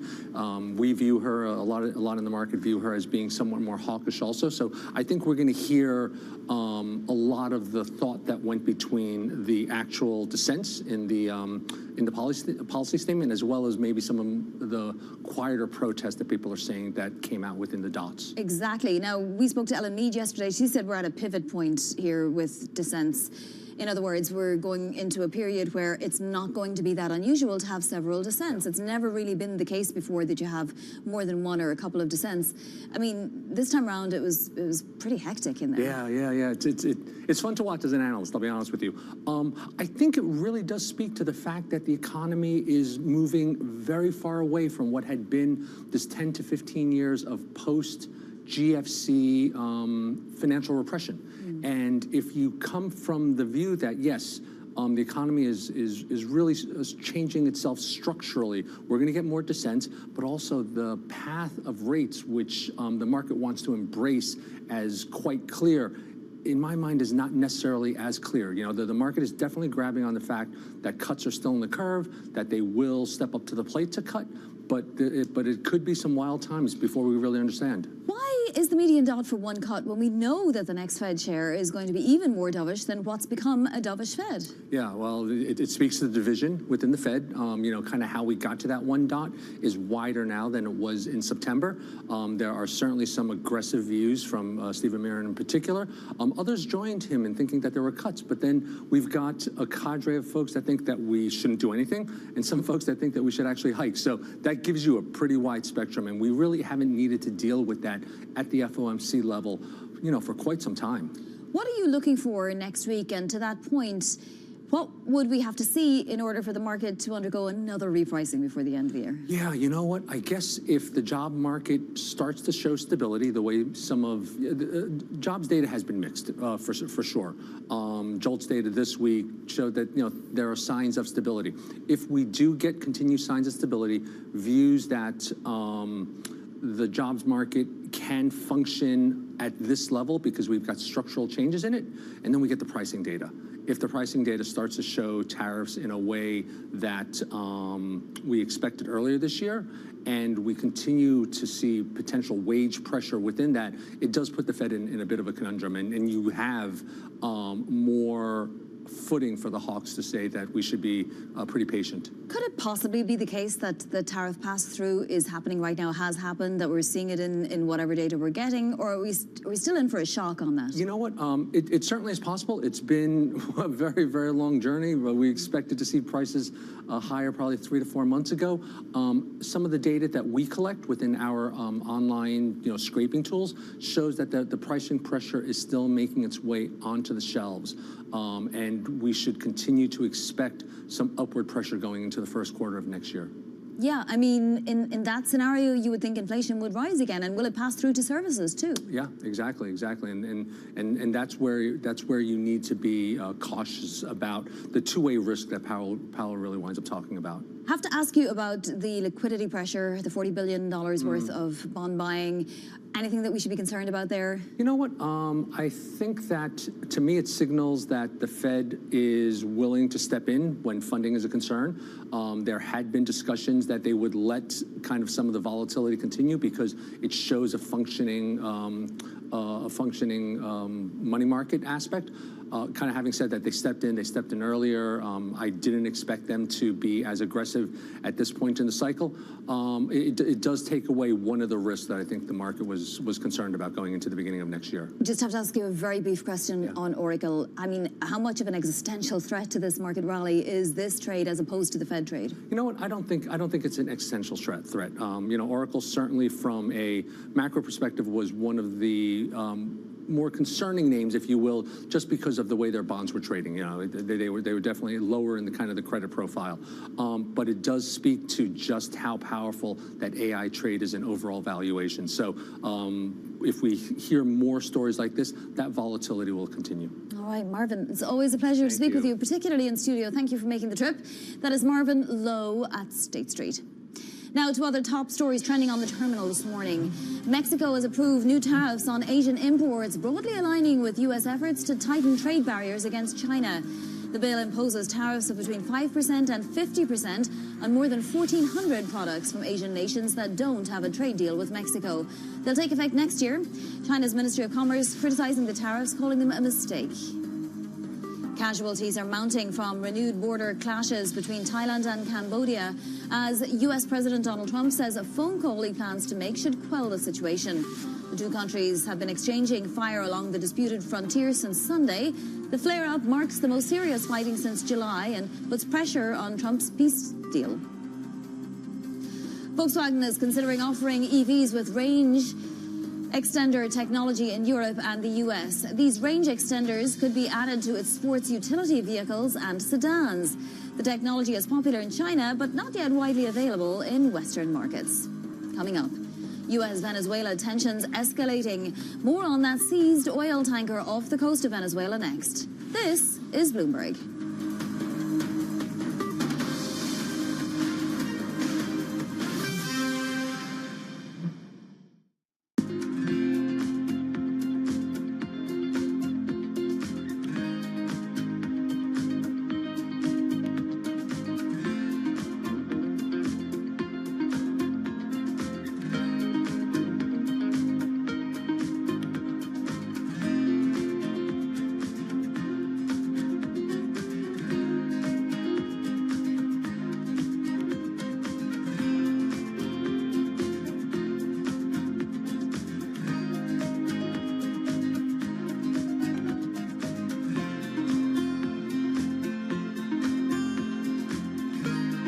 I'm David Weston. Join me each week on Wall Street Week for stories of capitalism from business, markets, economics, tech, and climate.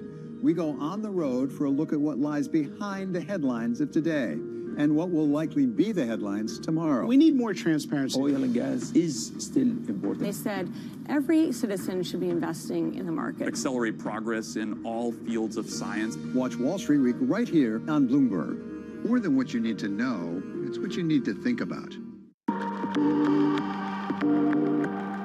We have two crises, two essential crises, and for both it's now or never, democracy and climate, and they are absolutely interlinked. And we have to solve them together. We're losing the democratic infrastructure and norms to deal with the climate, and we're losing the climate stability that is essential for a democracy. We have to solve them together.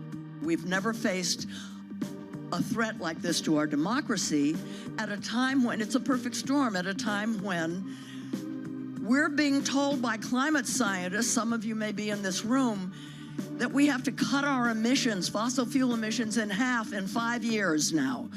You know, when I started to realize what was happening, it was 12 years, and we haven't done it.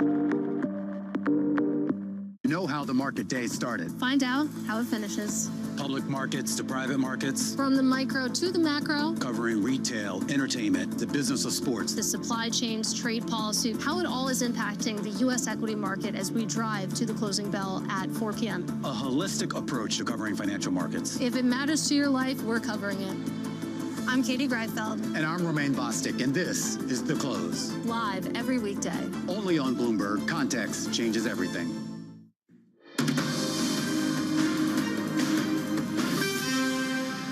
We've just seized a tanker on the coast of Venezuela, a large tanker, very large. Largest one ever seized, actually. And other things are happening, so you'll be seeing that later, and you'll be talking about that later with some other people. Tensions rising between the two nations. Venezuela, in a statement, labeling the seizure a blatant theft and an act of piracy. Mika Solner of Bloomberg Government joins us now from Washington.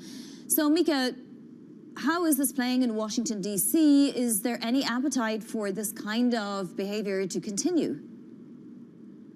Yeah, absolutely. I mean, this is a huge escalation of the Venezuela and U.S. tensions. And I was actually in the room yesterday when President Trump announced that the U.S. had seized an oil tanker, which is a move that a lot of lawmakers and on Capitol Hill are surprised by and have questions about. But I will say the White House has been very skittish and quiet about the process. You know, they're arguing that everything that they're doing is legal and have said that they've been transparent when it comes to providing that information to concerned Republicans. But we're going to see a lot more questions raised in terms of what exactly the administration's plan is in South America. Right. Well, particularly because the House has now passed the $900 billion defense policy authorization bill. The Senate's very likely to pass it. And doesn't it include provisions or really mandates for the Pentagon to consult Congress more? Yeah, exactly. There's been a big question here in terms of what is the White House actually communicating with the Hill. There's top Republicans that have been publicly critical of how the president has handled the strategy, but also just in terms of how much Congress should be allowed. I think there's a question of whether there should be congressional authority, depending on how much the administration wants to get involved in the region. And we're going to continue to see those questions and concerns raised. I do want to ask you about the Warner Brothers merger. I mean, it's become the top corporate story to the end of the year, right? It sparked political debate now and along political lines, with the president also weighing in once again on what the deal should look like. Let's just have a listen to what he said.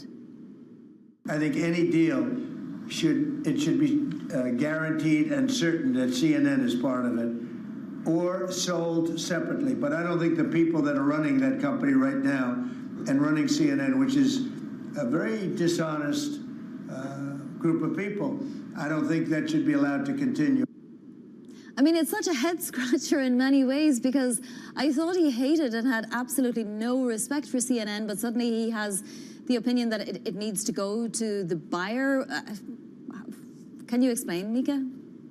Yeah, well, it's also interesting because at the same time, I think moments before or after those comments, the president also said he's not involved in this deal. But clearly, there's an interest in terms of the relationship with the White House that, this merger is going to have. I do think it raises the question of, what direction the large media, cable news in general, is going when it comes to, Trump wants to see CNN sold, better leadership there, or in his view, the same thing happened with the break between NBC News and now MS Now, as well as CBS News, trying to take news in a different direction under this administration. Absolutely. Well, I mean, we have to wait and see, but do we anticipate that the president will have any kind of sway really in what happens? I mean, it's the board of directors ultimately that decides on the winning bid, right? And it should be what benefits them, economically, financially, I suppose, as well as, philosophically, although that probably takes last place.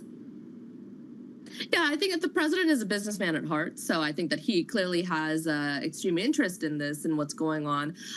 But in terms of whatever involvement that they're going to have, I think that that's been pretty under wraps. But it's also clear that that is definitely a factor in what's going on here. All right, Mika, we will follow this story. Mika Solner of Bloomberg Government in Washington there.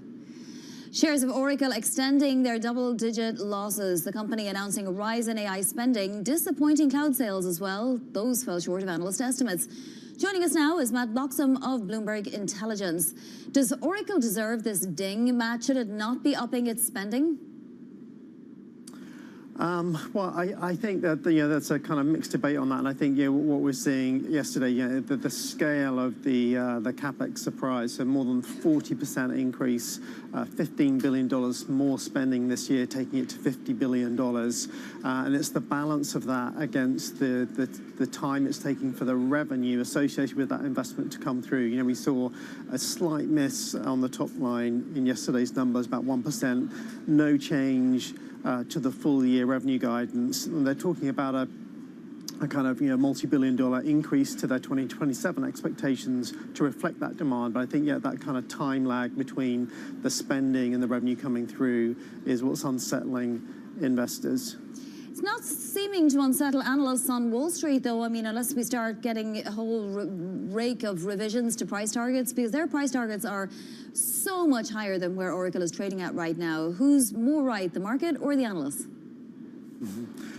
Well, I guess the market's always right at a certain point in time, isn't it? Clearly, the analysts are kind of bought into this kind of mid to long-term view that AI is going to be a transformational technology covering all aspects of society and business, and that Oracle is incredibly well placed to benefit from that because it's got this massive partnership with OpenAI, $500 billion of forward revenue committed, a lot of which is from OpenAI. So if the AI story plays out successfully, OpenAI benefits, Oracle benefits, and I think that's what you're seeing in those target prices. But clearly, the near term, there's a lot more uncertainty about the business model, not just for Oracle, but for all these AI names. And the cash flow drain has really kind of gone beyond what the market's comfortable with right now. I mean, it's leaning really heavily on these high-profile partnerships. How exposed, in fact, is it to these partners' shift in strategy?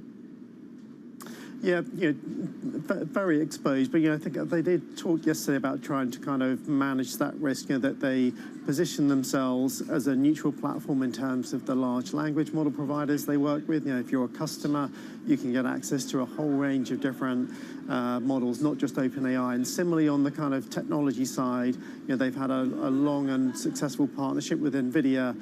But again, they're kind of pitching themselves as a kind of chip-neutral company, and they're not just building partnerships with NVIDIA.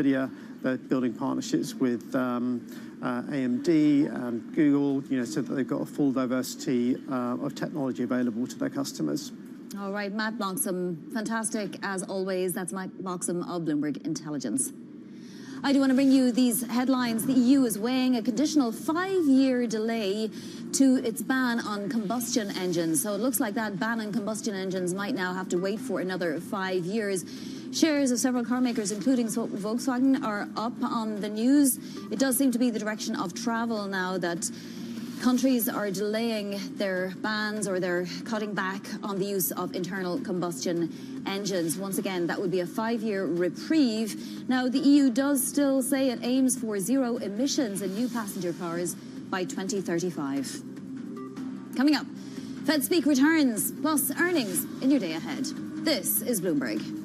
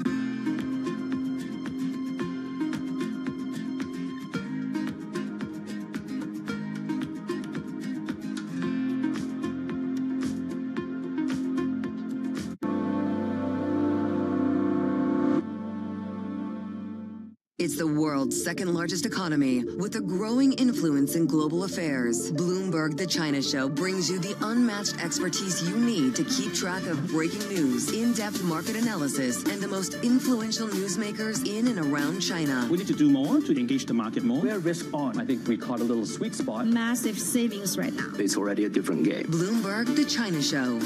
Weekdays around the world, right here on Bloomberg. Context changes everything. Bringing you up-to-the-minute global news whenever and wherever it happens. I'm Jemana Bersachi in Beirut, and this is Bloomberg. Good morning. This is Bloomberg Surveillance. Welcome back to the opening trade. Watch Bloomberg Tech. This is the Asia Trade. This is Wall Street Week. Welcome to Balance of Power. This is Bloomberg Television. Africa, a region rife with potential for growth and opportunities, but not without its challenges. Bloomberg highlights the biggest stories, interviewing key players, and reporting on the issues impacting the region. Join us as we get to the heart of African business, politics, and economics, and ask the question, what's next? I'm Jennifer Zabasaja, and this is Next Africa. New episodes every month, only on Bloomberg. Bringing you up-to-the-minute geopolitical news whenever and wherever it happens. I'm Stephen Engel at Japan's Akasaka Palace in Tokyo, and this is Bloomberg.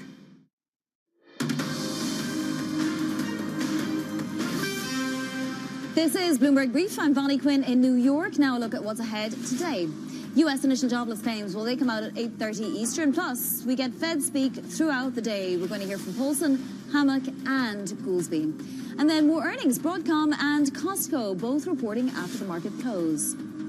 So let's take a look at some of yesterday's movers and what's moving pre-market. Oracle for sure is moving. It is down now more than 11%. Disappointing cloud sales and more AI spending than was anticipated, and that totally dragged that stock down, but also the AI universe in general lower today. Netflix up about 1.5%. It's the sole gainer among big tech amid this battle to acquire Warner Brothers. And then Gemini Space Station, ticker Gemmy, up more than 16% pre-market. This is, of course, the Winklevoss twins company. Well, it's gaining after receiving a license from the CFTC that would allow it to begin offering prediction markets to the United States. So that's the new in thing. We moved from Bitcoin to treasury companies, and now it's prediction markets. Let's take a look at the macro environment as we head into the post-FOMC day. Certainly lower on futures. We did, though, rise 0.7% on the S&P 500 yesterday, but Oracle dragging that complex down. The dollar pretty much unchanged. Gold unchanged, but it is above $4,200. But let's take a look at bonds, because that's where it's at. That's what we were looking towards for any kind of an indication on how this market is taking the Fed decision. And, of course, the summary of economic projections, which includes just really a median dot for one cut next year. Two-year yield at 3.53, so up a tiny bit from where it was, but some bull steepening definitely going on here with the 30-year yield just under 4.80 and the 10-year there sticking at 4.1429. Not huge movement. That might come next week when we get the raft of fresh data. Well, that is for Bloomberg Brief. Surveillance continues the conversation. This is Bloomberg.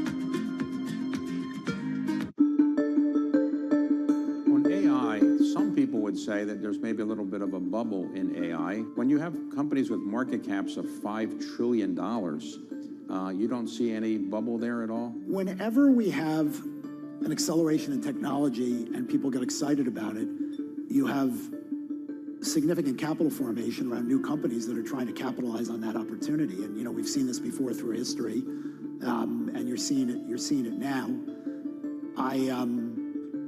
It won't be a straight line. The opportunity set with AI is enormous. There will be winners and losers. And it's hard to pick the winners and losers now. And certainly a lot of the capital that's being deployed will not produce adequate returns, and a bunch of the capital that's being deployed will actually not produce any returns. But it's hard, it's hard to call the timing on these things. And the thing I'd point to just from a historical lens is in the fall of 1996, Alan Greenspan talked about irrational exuberance in stock markets, and the NASDAQ was at 1,300. And the NASDAQ peaked 3.5 years later at over 5,000. So, these things can go on for a long time, but ultimately, there are adjustments, there will be drawdowns, there'll be rebalancing, and just, it's hard to call it because the technology trend and the investment is real.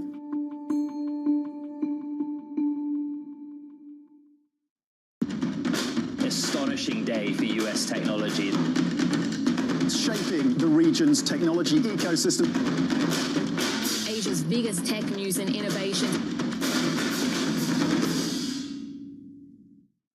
Get your fixed income fix. Watch Bloomberg Real Yield around the world right here on Bloomberg. Context changes everything.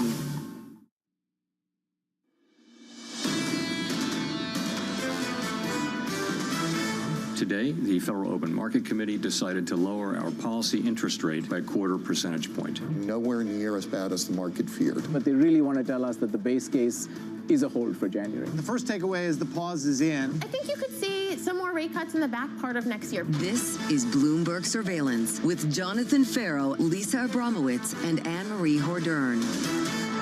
Good morning. Welcome to Bloomberg Surveillance. Stocks failing to keep momentum from yesterday's Fed rate cut with futures lower as traders revive artificial intelligence-related fears. Broadcom results on deck after Oracle's report spooked investors with the company raising its spending plans beyond what was expected. And now, jobless claims very much in focus with Fed Chair Jay Powell sounding a cautious note about the U.S. labor market. We get those initial jobless claims at 8:30 a.m. Eastern. I am so pleased to say that David Gora is going to be alongside me for the next 3 hours. David, what a wild 24 hours it's been with whipsawing price action and sentiment. Absolutely. I mean, on the heels of that Fed meeting, we saw markets respond so positively. Then we had those Oracle numbers, went the opposite direction. I guess kind of encapsulates the ups and downs that we've seen over the course of this year. Yeah, and the push-pull right now of is it the Fed or is it AI, right? Is it a question of monetary easing or is it a question of how much some of the hopes and dreams of technological prowess can really fulfill the GDP numbers and all of the optimism that we've seen in the U.S. economy? And that debate really manifested what we heard from the Fed chairman yesterday as he talked about those economic projections, which were, I think, much rosier than a lot of people expected, indicating perhaps a belief on the part of these policymakers that AI renaissance, AI's future is going to have a huge effect here in the U.S. economy going forward in 2026. And it's clear that this is a Fed very concerned, also expecting the productivity gains from AI that could potentially fuel this kind of Goldilocks scenario that's really supporting markets. What we are seeing in markets right now is a little bit of a dip in futures ahead of the open after yesterday seeing the best post-Fed performance on the S&P going back to March. Today, we're taking that back, down 0.6% on S&P futures. NASDAQ down even more in pre-market trading. Dollar softening, really picking steam. We've crossed through that 117 level on the euro-dollar cross. And yields had been up to 4.20 on the 10-year. Now they are down to below 4.14, just to give you a sense of how much we've retraced what that bond sell-off had looked like. Coming up this hour, we've got Dan Skelly of Morgan Stanley Wealth Management, with stocks coming off their best Fed day since March, as we were just saying. Stefan Slowinski of BNP Paribas, as Oracle shares fall by double digits, and Claudia Sahm of New Century Advisors, and why Fed Chair Powell may have cut rates for the last time. We begin this hour with stocks lower as AI spending concerns weigh on markets. Dan Skelly of Morgan Stanley Wealth Management writing, we are more bullish on corporate earnings and margin expansion due to CapEx, AI, and deregulation versus Fed cuts. In fact, we probably lean more hawkish than the market. Dan joins us now. You're going to be joining us for the hour. Thank you so much for being with us. Great to see you, Lisa. So, Dan, you're taking the exact opposite approach right now from the market, that you actually think that AI is the promise and Fed rate cuts are kind of the spoof. So can you explain why you are completely counter to what the market is kind of expressing right now? Sure, and look, we had a bit of a drawdown in the last month or so. We had a 5% drawdown, and it was noisy. It was around a lot of positioning, rebalancing, technicalities. And look, the signal continues to be really strong. Earnings strength is broadening out across other sectors. What are we seeing today with the AI narrative? We're questioning the funding of AI. We're questioning the timing of AI. What we're not questioning is the validity of AI. We still don't know truly what the productivity gains are going to look like.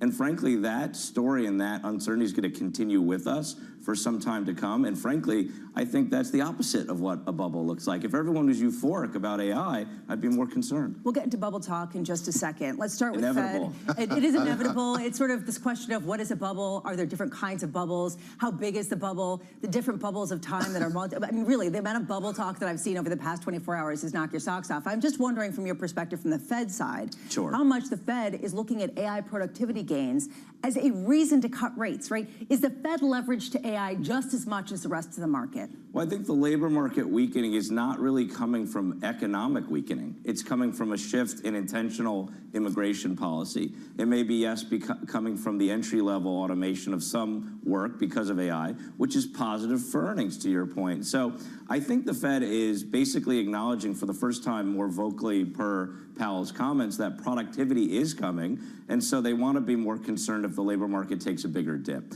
But we think, frankly, when you look out next year, there's a positive story, but the story is going to look differently in terms of leadership than it has in recent years. Let me marry this with the dual mandate and talk a bit about inflation. So marry AI with the inflation narrative, and you look at what happened with Oracle. We see this kind of moving in a direction now where a lot of these bets are heavily levered. They're taking on a lot of debt to build these data centers.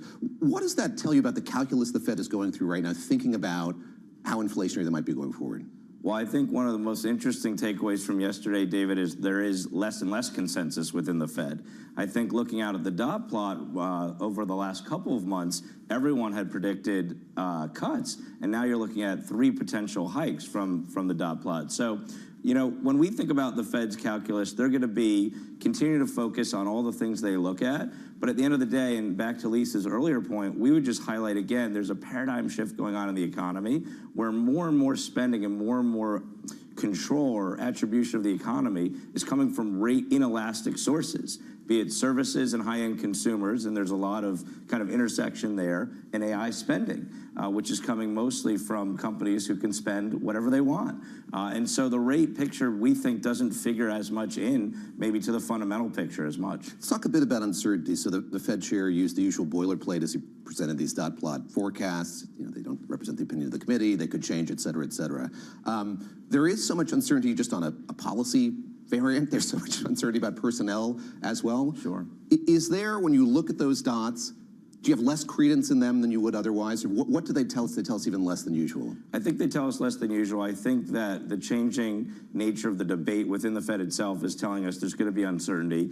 And I think, look, you mentioned the other comment in terms of other policy issues, Fed independence. The dollar has been in a pretty stable place for the last 4 or 5 months after having a really weak first half. So should Fed independence come back into the 4 early next year, we think the dollar could resume its decline that it had earlier this year. Just to build on what David was talking about, though, the whole idea of quiet dissents really took off over the past 24 hours. The idea that in that dot plot, there were a number of members, I believe 4, that came out, or 6 actually, that came out and said that they think that rates should have stayed where they were before the rate cut, indicating that should they have been on the voting committee, they would have voted not to necessarily cut rates. Does that indicate that Powell is losing some clout, and whoever is going to be the head of the next Fed isn't going to have the same kind of thumb on the scale as Jay Powell had as leader, and frankly, as all Fed chairs have had, going back to, say, Paul Volcker? Yeah, it's a really interesting point. I hadn't thought of it. He may be, and everyone may know that, of course, his time is coming to a conclusion. And so you don't say. So there may be some rising dissent there. But look, coming back to our earlier thread, I think if productivity, and particularly in a once-in-a-generation tech cycle, is driving a new narrative. And frankly, the high-end consumer and services story is more disconnected from the rate cycle than we had ever seen before. It may not matter as much. And that's what we're really trying to reiterate to our clients. Does that indicate the big tech has to be the leadership going forward, and not necessarily this broadening out this rotation, particularly into small caps, that we saw took off yesterday after the Fed meeting? Yeah, you know, my colleague Mike Wilson just upgraded small caps, and in the 1 month mark to market, he's had a really good call so far. And look, we would say that momentum could continue into the first half of this year, but I'm just, again, not as inclined to think for the balance of the year that that trend continues. What we really see, Lisa, is the leadership shift going from an equity perspective from Mag 7 the last 2 years to Fortune 100. And it's not necessarily going to be mid or small cap. It's going to be quality large companies who are adopting AI and now have more earnings upside and more earnings productivity. And keep in mind, that was not the narrative the last couple of years, but it is shifting this year. I think people would be maybe surprised to note that Mag 7 hasn't been the monolith that it had been the last couple of years. What gives you confidence, you and Mike, confidence in the kind of catalytic nature of this moment? Because I think the dialogue over the course of 2025 has been, look, Mag 7's too consolidated, the market's too consolidated, it has to broaden out. And we really haven't seen that over the course of this year. Why now? What gives you that confidence? So the broadening is still happening gradually. So I think money center banks, as a case in point, has been a strong leadership group this year. Finally, healthcare is catching up, and there's some big market cap contribution there vis-a-vis big pharma, which is starting to work, medical devices, and other parts of the kind of growth healthcare sphere. But we would just say, again, I think people mistakenly make this case that it's Mag 7 to 493. And we'd argue the 493 is not necessarily the highest quality cohort. So given all these uncertainties we've talked about already this morning in terms of Fed policy, economy, inflation, we still want to lean towards quality, but we're seeing that more in the Fortune 100. Let me ask you lastly, as we stick with the Fed here, sort of your sense of the importance it's going to play here going into 2026. So Lisa, you bring up as well that Jay Powell's tenure is coming to an end here, at least as chairman. We'll see what happens with his governor position. Does it take a less outsized role here in 2026? I think the Fed has shifted so much to being on the front foot in terms of communication that I don't see anything really changing to that in terms of reactions from the market. And keep in mind again that we've seen over the last 7 or 8 months a 3% drawdown followed by a 5% drawdown. What it indicates is that I think investors are moving towards a more benign view of the world, and there's so much cash and liquidity still on the sidelines that all of these short-term corrections will be bought up. On the front foot, including Anna Paulson, who's speaking later this morning, as well as Austin Goolsbee. Watch that space, and Beth Hammack all today. So on the front foot in terms of communication, plenty of Fed speak still coming down the pike later today to restart after that quiet period. Dan Skelly, we're not letting you go. Stick with us of Morgan Stanley Wealth Management as we parse through the stories. Right now, let's get you an update on stories elsewhere this morning. Here is your Bloomberg Brief with Yahira Anand. Good morning, Lisa. President Trump confirmed that U.S. forces intercepted and seized a sanctioned oil tanker off the coast of Venezuela, marking a serious escalation of tensions between the two countries. The Trump administration has ramped up pressure on Venezuelan President Nicolas Maduro, accusing him of presiding over a drug trafficking operation.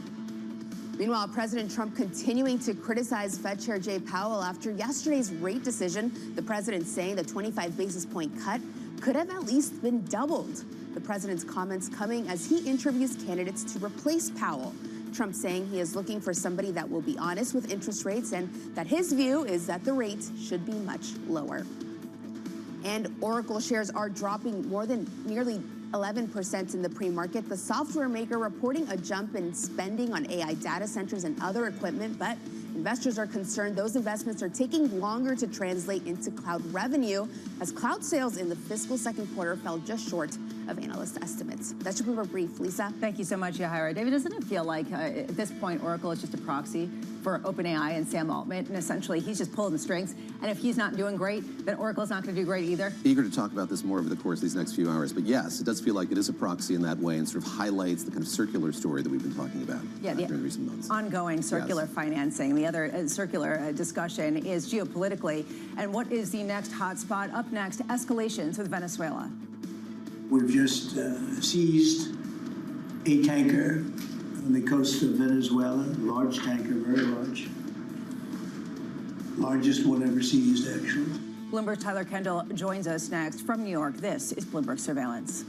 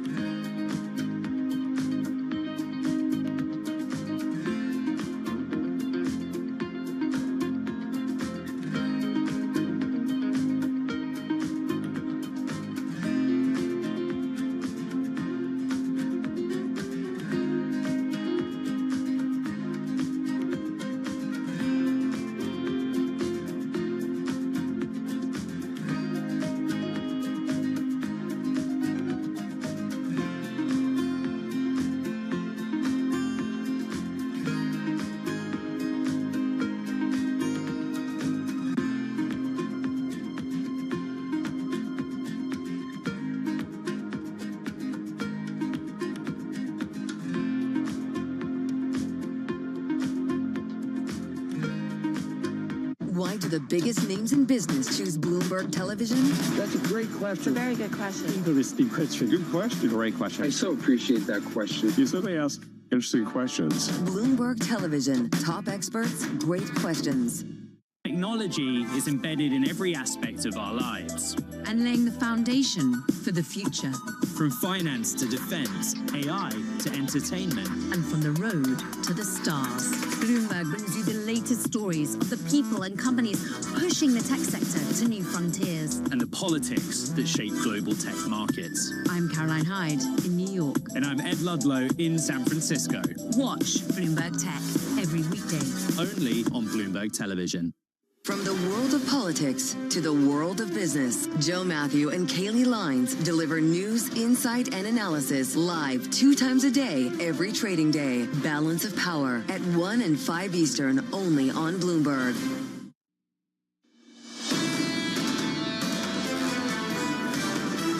Taking the froth a little bit off of some of yesterday's Fed-induced rally, it was a pop getting us close to 0.1% within of the all-time high on the S&P 500. Now, we're taking some heat out of that. Why? Because of Oracle. Why did you do that, Oracle? Down 0.5% on S&P futures. The NASDAQ really being dragged down by that move, down 0.7%.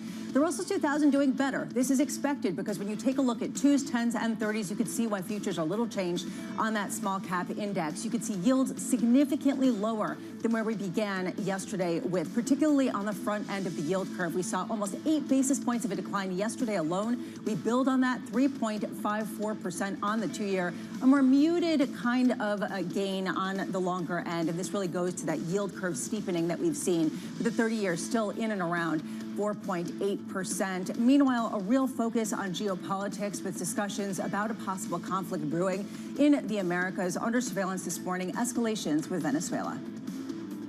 We've just seized a tanker on the coast of Venezuela, large tanker, very large. Largest one ever seized, actually. And other things are happening. It was seized for a very good reason. Well, we keep it, I guess. I guess so. We're going to keep the oil. Here's the latest. U.S. forces seizing a sanctioned oil tanker off the coast of Venezuela, further escalating tensions between the two countries as the U.S. ramps up military presence in the Caribbean. Bloomberg's Tyler Kendall joins us now. Tyler, this does seem like a pretty substantial escalation. What do we know about the circumstances behind this seizure, and what could potentially follow? Yeah, hey, Lisa, good morning. You're exactly right. This is a significant escalation of tensions between the two countries as the U.S.'s pressure campaign has now taken aim directly at the heart of Venezuela's oil-based economy. Now, our reporting indicates that this tanker has for years been known to be considered part of what's called the dark fleet that supports Venezuelan and also Iranian oil exports and was well known to authorities. This exact tanker had the capacity to transport nearly 2 million million barrels of oil, and other shippers may now be reluctant to load cargo, which means that this really could have an impact on Venezuela's oil export market. Just for some context here, data shows us that Venezuela exported on average 750,000 barrels of oils per day last year, with more than half going to China. As analysts point out, that U.S. restrictions on U.S. companies operating in the country has actually been a boon to the Chinese market, which has been buying these barrels at a discount. Now, as you mentioned, this is part of this broader backdrop that the U.S. has had its largest military buildup in the Caribbean in decades as they go after alleged drug traffickers, conducting at this point nearly 20 strikes in the Caribbean. But Lisa, I'll point out that our analysts at Bloomberg Economics say that while the administration has really justified its actions as going after drug traffickers, this really serves that broader purpose to turn the screws on Nicolas Maduro in Venezuela. President Trump earlier this week in an interview with Politico did say that Maduro's days are numbered, in his words, though declined to say how far he would go to get him out of power. But we do know, as of now, the option of land strikes inside the country still remain on the table. Tyler Kendall of Bloomberg, thank you so much for that. And David, I'm looking right now, oil prices down, right? I mean, you see here all of this and potential disruptions to oil supply, concerns about geopolitics. The move is anything but concerned when you take a look at what's going on in markets. Yeah, fascinating to think about this in light of the conversation you had with Mike Wirth of Chevron earlier this week. That company's still doing business in Venezuela, and just the ambiguity surrounding all of this. So Tyler rightly bringing up at the end there, the prospect of there being land strikes still looms large, as we've seen the kind of all of this military might brought to this part of the world, everyone wondering what's going to happen next. It's fascinating to see. Of course, this is part of the shadow fleet that's been so front and center in the context of the Ukraine war. And then we've got the leader of the opposition group in Venezuela, Maria Corina Machado, making her way to Oslo under cover of darkness, not to accept the award, but to be there for that Nobel Peace Prize this week, raising a lot of questions about what happens with the opposition going forward here. What role are they going to play? What's it going to be like? How is she going to get back to Venezuela on the heels of that? Yeah, well, and Dan, this just goes to the idea that the glut of production overwhelms any kind of geopolitical disruption when it comes to markets, even if the headlines seem pretty significant. And we'll see if that continues, right? OPEC Plus had just signaled within the last couple of weeks that they actually might now be at a place of equilibrium, and they may not be contributing as much supply. So I think when you look at zooming out the political landscape, we're obviously on the path, fortunately, to de-escalation in the Middle East. Let's also go back to Ukraine, however. It does not seem like it's going the same direction. So we go back to this idea around inflation has been relatively muted, but we'll see if commodities continue to behave that way next year. Yeah, and this sort of geopolitical overlay, on one hand, the oil story is one side of this supply-demand dynamic. On the other side, there is the ongoing question between the U.S. and China.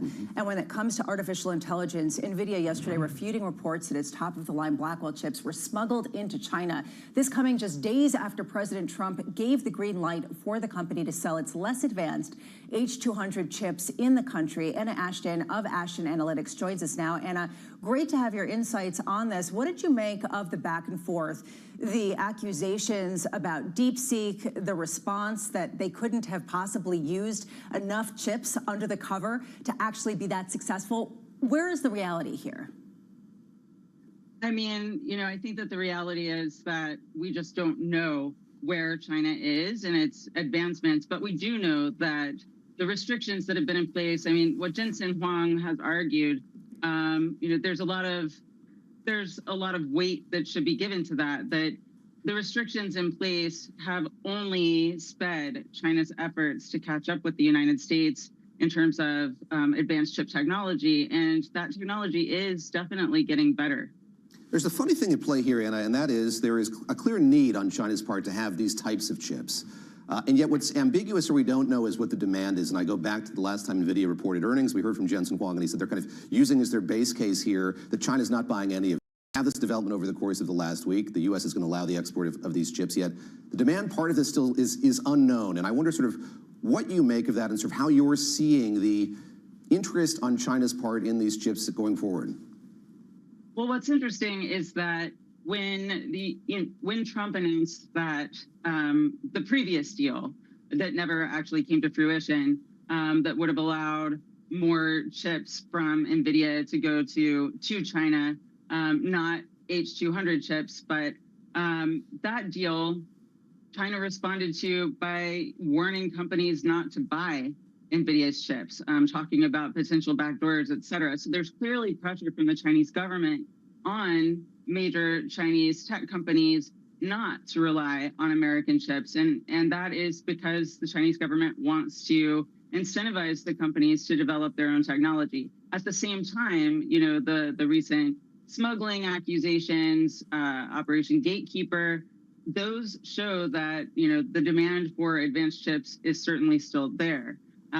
Everything that we understand is that, you know, the capabilities of something like DeepSeek are of course limited by lack of access to the most advanced chips, and it requires far more chips, less advanced chips, to achieve what it has achieved. So it's hard to imagine that DeepSeek actually did that using less power or less in the way of GPUs than is typically used here in the United States. But at the same time, power is cheap in China. So if China has to use more power in its efforts to fuel the advancements of its tech companies, then it will. Anna, how do you think about the national security side of this story? So there is, as a backdrop, a lot of happy talk from this administration, from the company as well, about its ability to kind of curtail China's chances of or ability to kind of use these chips to erode U.S. national security. You talk to anybody from the Biden administration, though, and they're raising a flag about how this is a huge misstep on the part of this administration. You can't be kind of leveraging national security in this way. How do you think about it, I guess, from a practical perspective? Is it possible to insulate these chips and U.S. national security from their adoption in the U.S., in China, rather? Walk us through the way you're thinking of that framing. I mean, I think that, you know, this is a case of people who think that the best offense is a good defense versus people who think that the best offense is a good offense. Certainly, a good defense is helpful, but at the end of the day, it's going to be hard to limit China completely from accessing the United States' most advanced chips. For one thing, they're made on China's side of the world. And so the best offense really is a good offense. That doesn't mean that we shouldn't have measures in place that prevent China from using these chips in ways that would be undermining our national security. It's just that those measures are only going to be so effective. So really what we should be focusing on is ensuring that our own companies are as competitive as possible.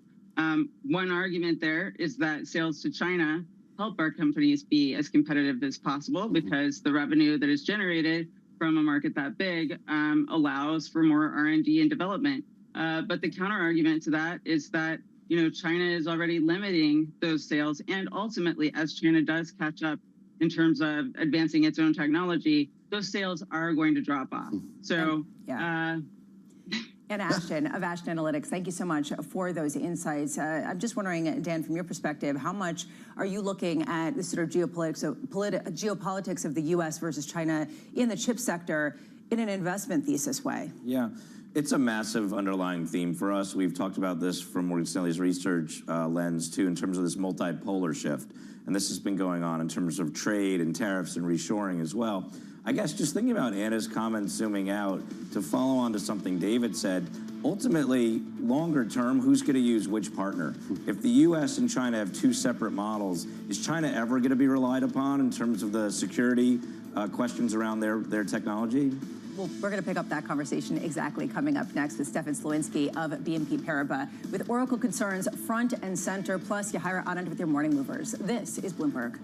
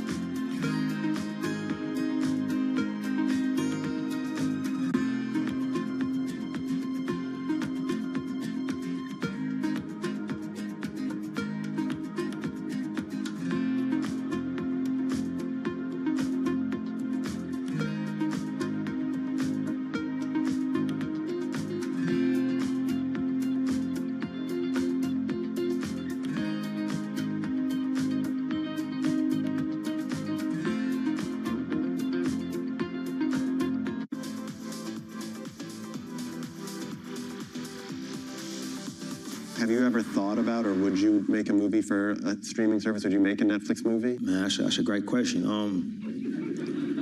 I mean, I'm waiting for one where I ask and you go, that was a shitty question. Yeah. I mean, you know, you good at your job, bro. Like, this is actually the first time anybody's ever asked me that.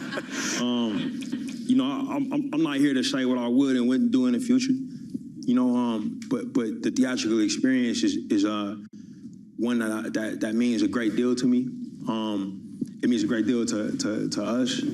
I feel a certain responsibility. Like if Fruitville had happened a calendar year later, it probably would have come out on streaming. You know, I've been fortunate enough that everything that I've written and directed has been a theatrical release. So I feel a duty to try to protect that. You know, but that's where I'm at today.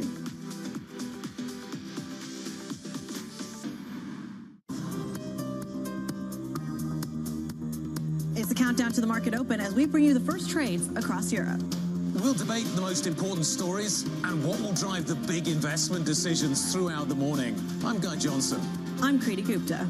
And I'm Anna Edwards. Join us every weekday morning for the opening trade, live at 7 a.m. here in London. Only on Bloomberg. Context changes everything.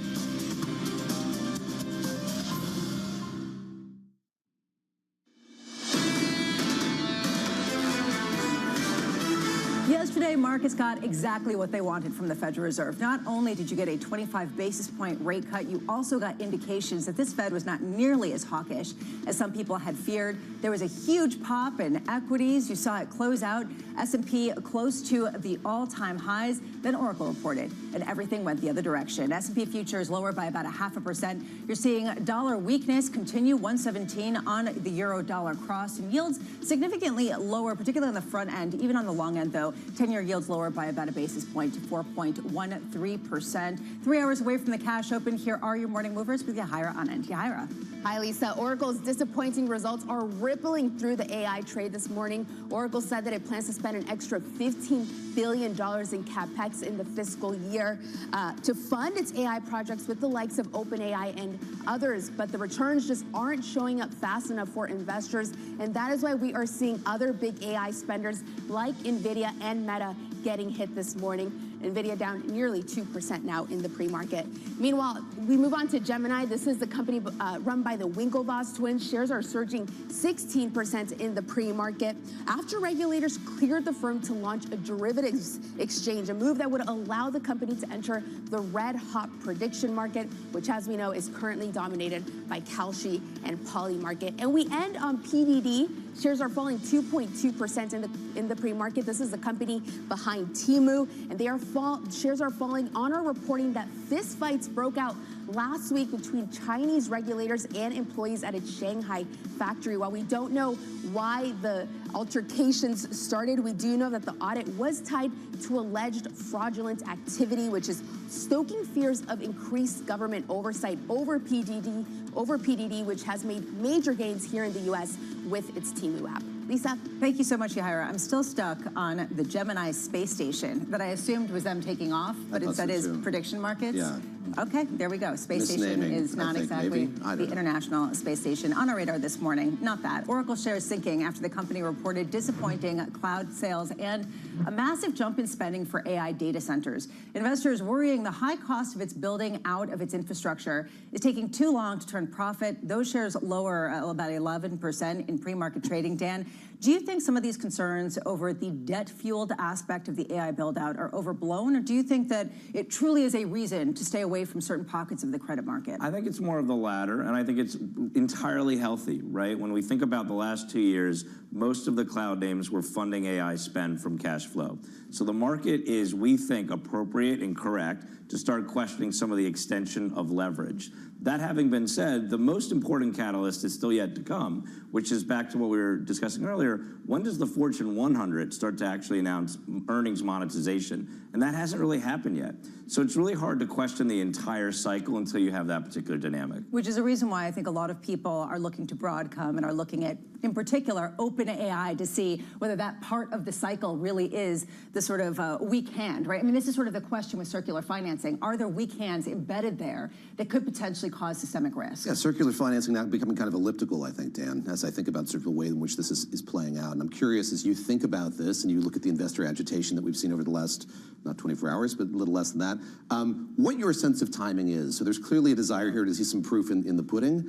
Your sense of what patience you and other investors have to see something manifest when it comes to these investments. It is a fantastic question, David, and I wrote about this in my last quarterly investor letter. Is there a Wile E. Coyote moment where the market just gives up patience and the bottom just falls from under? And look, we would say, based on our observations, based on earnings transcripts, but also based on a lot of survey work, right? Morgan Stanley does a quarterly CIO, Chief Information Officer survey, and when you look at that trend over the last year or so, projects were being put in place a year ago, and when we listen to companies today, they're saying we're getting closer to actually seeing productivity gains. The most likely phase of the sequence is actually seeing the earnings announcements. So to give you a more specific answer, we think it's in the next 9 to 12 months. Okay. Wow, which is the reason why I think people are looking for that rotations trade. Also looking for the rotation trade based on the Fed. Fed Chair Jerome Powell warning that the official U.S. jobs numbers could be overstated, potentially by 60,000 jobs monthly. Powell indicating that the U.S. economy could actually be losing jobs, a concern that played a part in the Fed's interest rate cut. More on that coming up a little later this hour. The battle for Warner Brothers Discovery, meanwhile, is ongoing, drawing some political fire, with President Donald Trump weighing in. I think any deal should be guaranteed and certain that CNN is part of it, or sold separately. But I don't think the people that are running that company right now and running CNN, which is a very dishonest group of people, I don't think that should be allowed to continue. Those comments creating more questions than answers right now about the deal and its potential realization right now in markets. Let's turn back to Oracle. It really is dominating markets this morning. Surging capex alongside disappointing sales have been sending shares tumbling down 11.5% in pre-market trading. Mandeep Singh of Bloomberg Intelligence joins us now. Mandeep, how bad were these results? I mean, was this really an issue of weakness or just an issue of concerns getting fed by some of these spending plans? I mean, it's more the latter. And look, what's changed in the last 90 days is, the focus on CapEx efficiency that was really brought by Google. And Google has shown not only have they built infrastructure for these AI models, but they've trained their own models using their own chips, all with, the $90 billion in CapEx they're spending this year and another $100+ billion next year. And that's the lens that investors are using to measure the CapEx efficiency of other hyperscalers. And Oracle is just a provider of AI data center infrastructure. It hasn't shown, other products that are benefiting from AI spend. And that's where, the question remains to be asked is, if it's a lower margin business, should investors be, sponsoring Oracle to raise another $200 billion, even though their backlog is close to $500 billion? So the question is around the margins and the quality of the revenue that Oracle will be generating through this spend. Mandeep Singh of Bloomberg Intelligence, thank you so much. I look forward to catching up with you after Broadcom reports earnings. Stefan Slowinski of BNP Paribas writing, while Oracle did all that was asked, the market was not buying it. Spooked by another $15 billion lift to this year's CapEx, Stefan has an outperform rating on the stock and a price target of $290. Stefan joins us now for more. Stefan, how much do you see this as a buying opportunity, given the fact that people seem to be really committed to this fear that Oracle is overspending and overly committed to OpenAI? Yes, good morning, Lisa. Thanks for having me. And as I said this morning, Oracle really gave us everything that we wanted or investors were wanting. Oracle Cloud Infrastructure grew 68%, which was in line with expectations. There were lots of concerns that there had been delays at their Abilene, Texas data center. That turns out not to be the case, and they are on track for the full year. There were lots of concerns on the financing side, and Oracle came out and said, we're committed to investment-grade credit rating. So that's a relief. And they also came out and said that the fundraising expectations that the market has for the next few years are too high, and that they won't require as much capital as is needed. So they kind of addressed all of those topics head on with new management, not ducking any of the tough questions. But the market is still looking at that OpenAI overhang. Despite diversifying with deals with Meta and with NVIDIA, they still have a lot of exposure to OpenAI. So I think the market needs to get comfortable that OpenAI will be viable and continue to be competitive. B, that there's a sustainability of this AI investment and infrastructure need beyond OpenAI. And that C, Oracle can sustain some sort of technical advantage, which the market's not convinced about, in order to maintain its margins in this business. You mentioned the leadership change. This is a post-Safra Catz Oracle. And I wonder how you're thinking about leadership at this company, the continuity from her to this team of two, what questions you might have about them and the direction of this company. How sort of continuous is it? Yeah, hi, David. I think that's a great question, because when you look at Microsoft, the stock is struggling right now, and people are even questioning Satya and Amy, the CEO and CFO, who've been there a long time. They've deployed capital very successfully, in a disciplined manner, and even there, people are questioning the outlook for their spend. I think with Oracle, it is a new management team. Now, the good thing is all of the management team have been with the company a long time. They're known to the market. They're very operationally experienced. And I think, like I said, they did very well in the conference call last night, but they are improving. And so that just adds another variable here to the outlook for Oracle. But to come back to Lisa's question, this is a company that's now trading on 9 times earnings on that 2030 guidance for $21 of EPS. And that is all on already signed and committed business. So we're starting to see a lot of those fears around OpenAI, around AI, around monetization, around execution being reflected in the share price here. I'm curious how you think of the proxy-like nature of this company. Yes, for OpenAI, I suppose, but for AI more broadly. I guess we'll see if it manifests itself with Broadcom a little later today. But what is this company's performance telling us about the prospects of AI more broadly? Well, we continue to see a ramping of their backlog. So their RPO was over $530 billion, adding another 60 or 70 billion quarter over quarter. I mentioned the revenues for OCI, hitting the 68% growth rates. So that demand keeps coming in, but the companies are almost getting penalized for that now, which is more CapEx leads to a revenue raise for next year, but the market's looking at it more on the risk side. Obviously, a lot's been talked about with the Oracle CDS and the credit side of things. This is the largest non-financial U.S. dollar debt issuer. They've got about 90 billion of debt outstanding. There were concerns they would slip down into high yield. If that were the case, Oracle's debt load is bigger than 13 of the 18 high yield sectors. So that's the importance that we're seeing here. It's also very different than the other hyperscalers that are all AAA or AA rated. With Oracle, you're BBB rated. So that's another reason why people have been looking at this as a proxy. And obviously, out of the 530 billion of backlog, probably over 300 billion of that is just OpenAI alone. My question is, thinking about this stock in a much longer historical context, if you look at their traditional software business, it was flat to down in the quarter, and clearly they're making a pivot in terms of their corporate strategy. So almost following on David's comment in terms of management, just when you think about your industry experience and history, are there precedent examples of companies who've made this big a shift in the past before and been successful? I think if you look at Microsoft, obviously adding cloud to its business over a decade ago with Microsoft Azure, obviously leveraging its expertise and technology capabilities and positioning with the enterprise into cloud and moving into more of an infrastructure business. Of course, there were concerns then about the margin impact, but obviously that's been very successful for them. What Oracle is also trying to do, and again, the market's not convinced of it yet, is that it will be a unique AI provider in the sense it's the only company that has the infrastructure.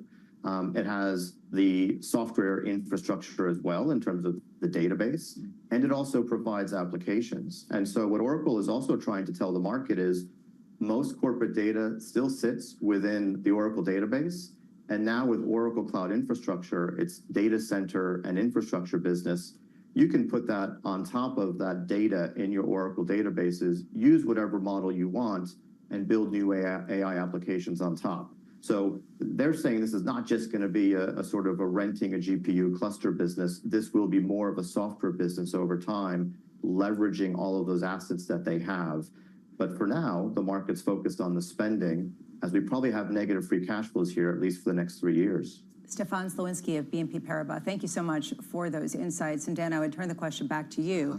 If there is this expectation that it could be the next Microsoft or Amazon in terms of what we saw in the past and some of the potential, is it better to be invested in the debt or the equity, right? Which is the better proposition when they're depending on the debt markets to really build themselves out? Yeah, it's a really fabulous question, and I think he referenced 9 times 2030. So if you really believe that $21 out-year number, you know, the equity looks pretty attractive. Having said that, I think Microsoft's shift is the right analog, clearly. And I think the question or the reality is most investors probably won't put them in the same camp as Microsoft. But to his point, I think if you can get some leverage in terms of the data applications with their existing customers, that's a much higher margin business. And so to me, that seems like the upside catalyst in the future. What's interesting, when we're speaking with Howard Marks of Oaktree later in the show, and one thing he wrote about in his recent memo is that there are different kinds of bubbles to talk about bubbles. There are I bubbles knew we'd get there that are, eventually. we never left. Come on, we never left. There are non-productive bubbles, like what we saw in subprime mortgages, and then there are truly productive bubbles necessary to finance the build-out of key technological infrastructure and key technological advancement.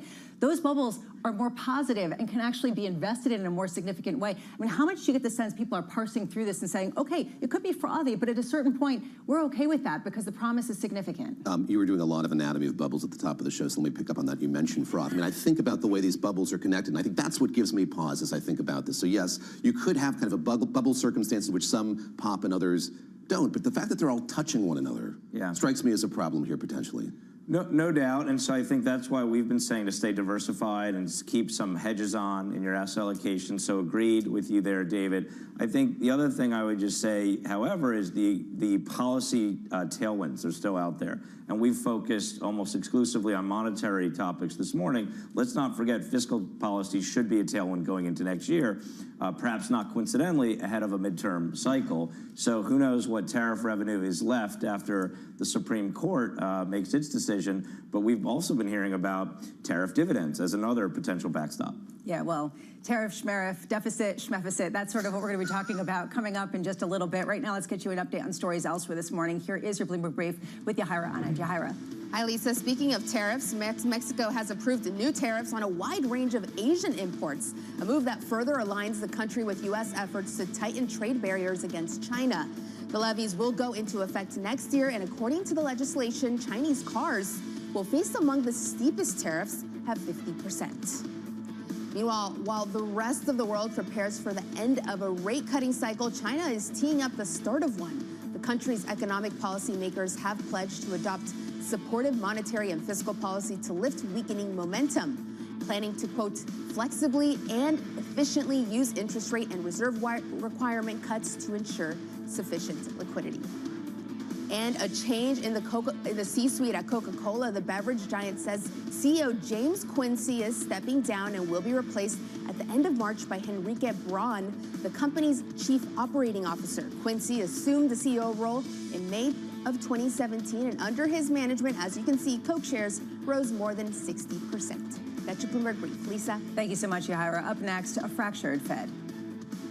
The views are more varied. The situation is that our two goals are a bit in tension. Everyone on the panel, on the committee, agrees to the facts, but we disagree on how to deal with the risks. Claudia Sahm of New Century Advisors joins next. This is Bloomberg Surveillance.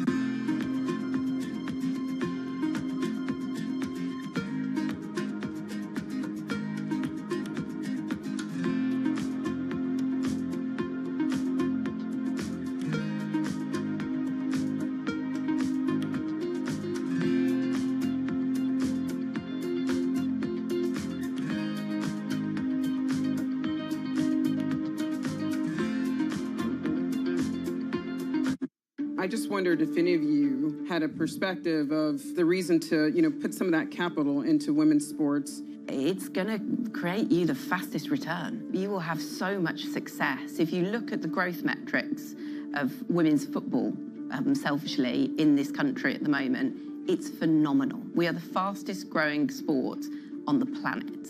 Our participation is up in this country. The interest that is around women's football is at a real, to your point, we're at a real moment in time to be able to capitalise on it.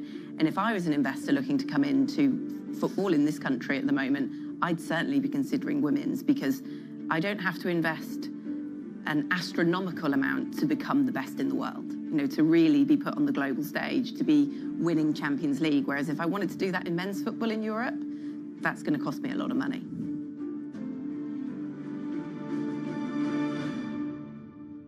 Good morning, this is Bloomberg Daybreak Europe. I'm Tom McKenzie in London. These are the stories that set your agenda.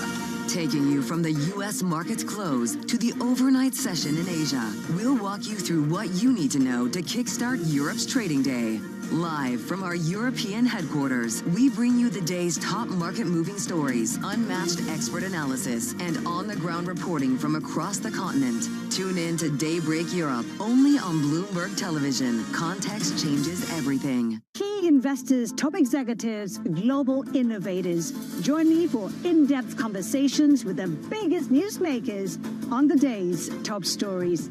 Insight with Haslinda Amin, only on Bloomberg.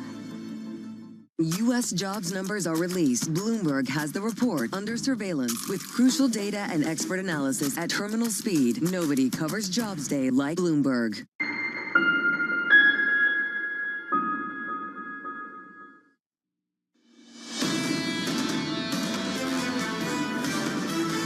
Futures fading ahead of Broadcom earnings later today. That Fed meeting not exactly keeping the lift after yesterday we saw a huge rally. Today pulling back about 0.4%. Still seeing that bid into bonds with 10-year yields at 4.13%. Under surveillance this morning, a fractured Fed. The views are more varied. The situation is that our two goals are a bit in tension. There could have been a lot more dissents in favor of no rate cuts. I was hoping for a Fed that was more divided. There was scope to get greater dissents. Everyone on the panel, on the committee, agrees to the facts, but we disagree on how to deal with the risks. Here's the latest. The Fed facing 3 dissenters for the first time going back to 2019. Fed Presidents Austin Goolsbee and Jeffrey Schmidt voting to hold rates steady. Governor Stephen Miron once again voting to cut rates by 50 basis points. Claudia Sahm of New Century Advisors saying we may have seen the last cut for several months, writing the Fed wants to wait and see inflation move toward 2% to cut again. If all goes according to plan, Powell presided over his last rate cut as Fed chair yesterday. Claudia joins us now. Claudia, great to see you. Thank you for being with us. I want to start, given that kind of backdrop, that you think this could be his last rate cut as Fed chair. What did you make of his emphasis on the labor market and potential weakness there? Right. Well, I think, Powell came out and really justified why there was yet another rate cut. They've had 75 basis points of rate cuts this year, a year in which we have not seen progress on inflation overall. So it really was important for him to justify the move that the Fed took yesterday. And I thought he did a good job of justifying that move, focusing on the weakness in the labor market, and yet also recognizing we still have a problem with inflation. Claudia, there was this very dovish admission from the Fed chair as he talked about potential undercounting of jobs. And I'm curious what you made of that remark, that there could be an undercount to the size of 60,000. There could be sort of negative, I guess negative growth isn't the right phrase, but there could be sort of more problems with the labor market than we've seen thus far. What did that tell you? When he tipped his hand in that way, what did it say to you just about the state of this cracked labor market? Well, I think it also just said how close a call this was in terms of doing another rate cut. So, I mean, the individuals, and Powell's clearly among them, that felt that the labor market needed a little bit more of a buffer. I mean, they had to strengthen their case, even from the last meeting where there was a cut. And so looking really hard at the payroll data and the potential biases that might be in there, just a matter of how the collection's done and, working through the process. I think they were just showing you that, I mean, really, they dug deep to justify this rate cut. And I don't think, there have been concerns about this voiced outside of the Fed. It was news that they were kind of digging into those details. Frankly, I thought the rising unemployment rate probably could have made the case for them alone, but it's good for them to show their work, all the things they're thinking about. Help me with the phrase broadly neutral. We heard that from the Fed chair yesterday as well. Your sense of sort of, I know there's some ineffability when it comes to the neutral rate, but what did you make of that phrase that he used yesterday? Right. Well, so yes, there's estimates all over the map in terms of what the neutral rate is. I think it's important that a lot of what's written down in the summary of economic projections, that's about the long run. We're not in the long run. Inflation is still elevated, and it's kind of inflation adjusted Fed funds rate that's important. And so there's really a lot of range. But what it's telling you is the Fed is recognizing that right now, where they have monetary policy, they are neither pushing down on the economy in a measurable way, and they're not pushing up on the economy in a measurable way either. They're kind of in a stance where they could go in either direction, and that's an important one. I think that's another way of the Fed underscoring the bar is really high for another cut.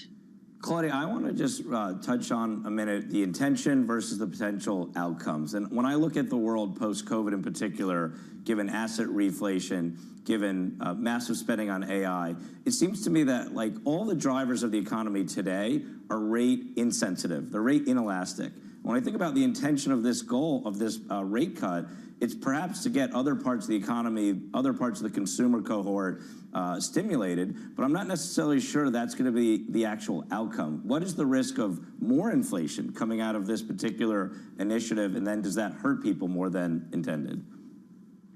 Well, I think a big lesson from this cycle in general, the last 6 years, has been that some really big drivers, both on inflation and in the labor market, are when we have changes on the supply side. Like a lot of the inflation that we had to deal with in the pandemic, and frankly, if you think of the tariff inflation as well, it's about cost pushing into the economy. That's not the Fed's tool with interest rates. Really is about moving around demand. Now, just because there's a lot of supply side, factors buffeting the economy doesn't mean the Fed should sit back and do nothing. But it does make the point that they're not kind of all powerful in terms of being able to smooth out the bumps in the cycle. So I think that continues to be a reminder. And also, the Fed is not going to solve the labor market. I mean, we do have slowing down in the labor market, but what they're doing by pulling out their restriction is they don't want to be a part of continuing, they don't want to be playing a role in further slowing. So, but again, it's these other factors in the economy are going to loom very large going into next year. Claudia Sahm of New Century Advisors, thank you so much. Dan Skelly, thank you so much. You raise a really good point at the very end there, and hopefully we'll get you on soon to talk about it more, the idea of the financial mechanism, the financial transmission mechanism. How much are they actually going to bring prices down if you've got stocks near all-time highs? David, you're going to be sticking with us, of course, throughout the morning as we charge toward that 8:30 a.m. jobless claims. Do we get some validation of that weakness that Fed Chair Jay Powell was talking about? Coming up next, Steve Chivarone of Federated Hermes, Libby Cantrell of PIMCO, American Airlines Chief Executive Officer Robert Isom, and Michelle Meyer of MasterCard Economics Institute as we take a read on the consumer. Is it waning? Is it waxing? Which one? This is Bloomberg Surveillance.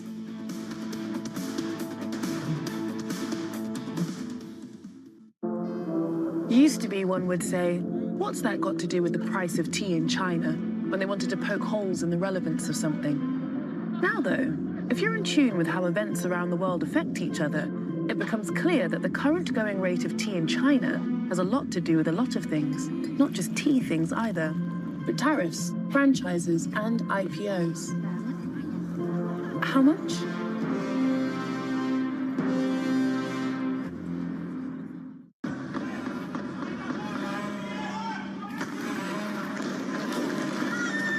A cidade estava sitiada. Isso é o começo, eu também não sabia o que fazer. Foi a mais terrível que eu passei na minha vida.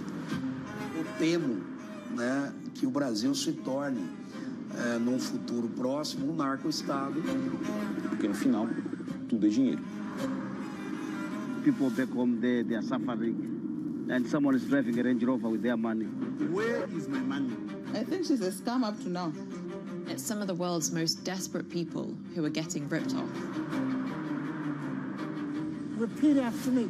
I am a winner. I didn't know how big it was. I didn't really understand what I was getting myself into. If you tell me you have a vision of being $1 billion business, then you're going to have to do what it takes. And if you're not going to do that, everybody's going to suffer.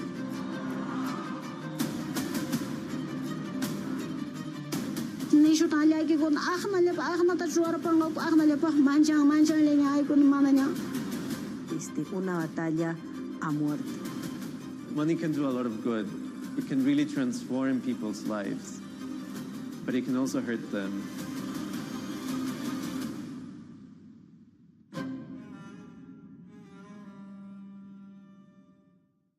I'm David Weston. Join me each week on Wall Street Week for stories of capitalism from business, markets, economics, tech, and climate. We go on the road for a look at what lies behind the headlines of today and what will likely be the headlines tomorrow. We need more transparency. Oil and gas is still important. They said every citizen should be investing in the market. Accelerate progress in all fields of science. Watch Wall Street Week right here on Bloomberg. More than what you need to know, it's what you need to think about. What is going to be the consequence for U.S. markets? We are basically deep in the European earnings season. Take a look at how we're faring when it comes to Asian markets. Know how the market day started. Find out how it finishes. Public markets to private markets. From the micro to the macro. Covering retail, entertainment, the business of sports. The supply chains, trade policy, how it all is impacting the U.S. equity market as we drive to the closing bell at 4 p.m. A holistic approach to covering financial markets. If it matters to your life, we're covering it. I'm Katie Greifeld. And I'm Romaine Bostic, and this is The Close. Live every weekday. Only on Bloomberg. Context changes everything.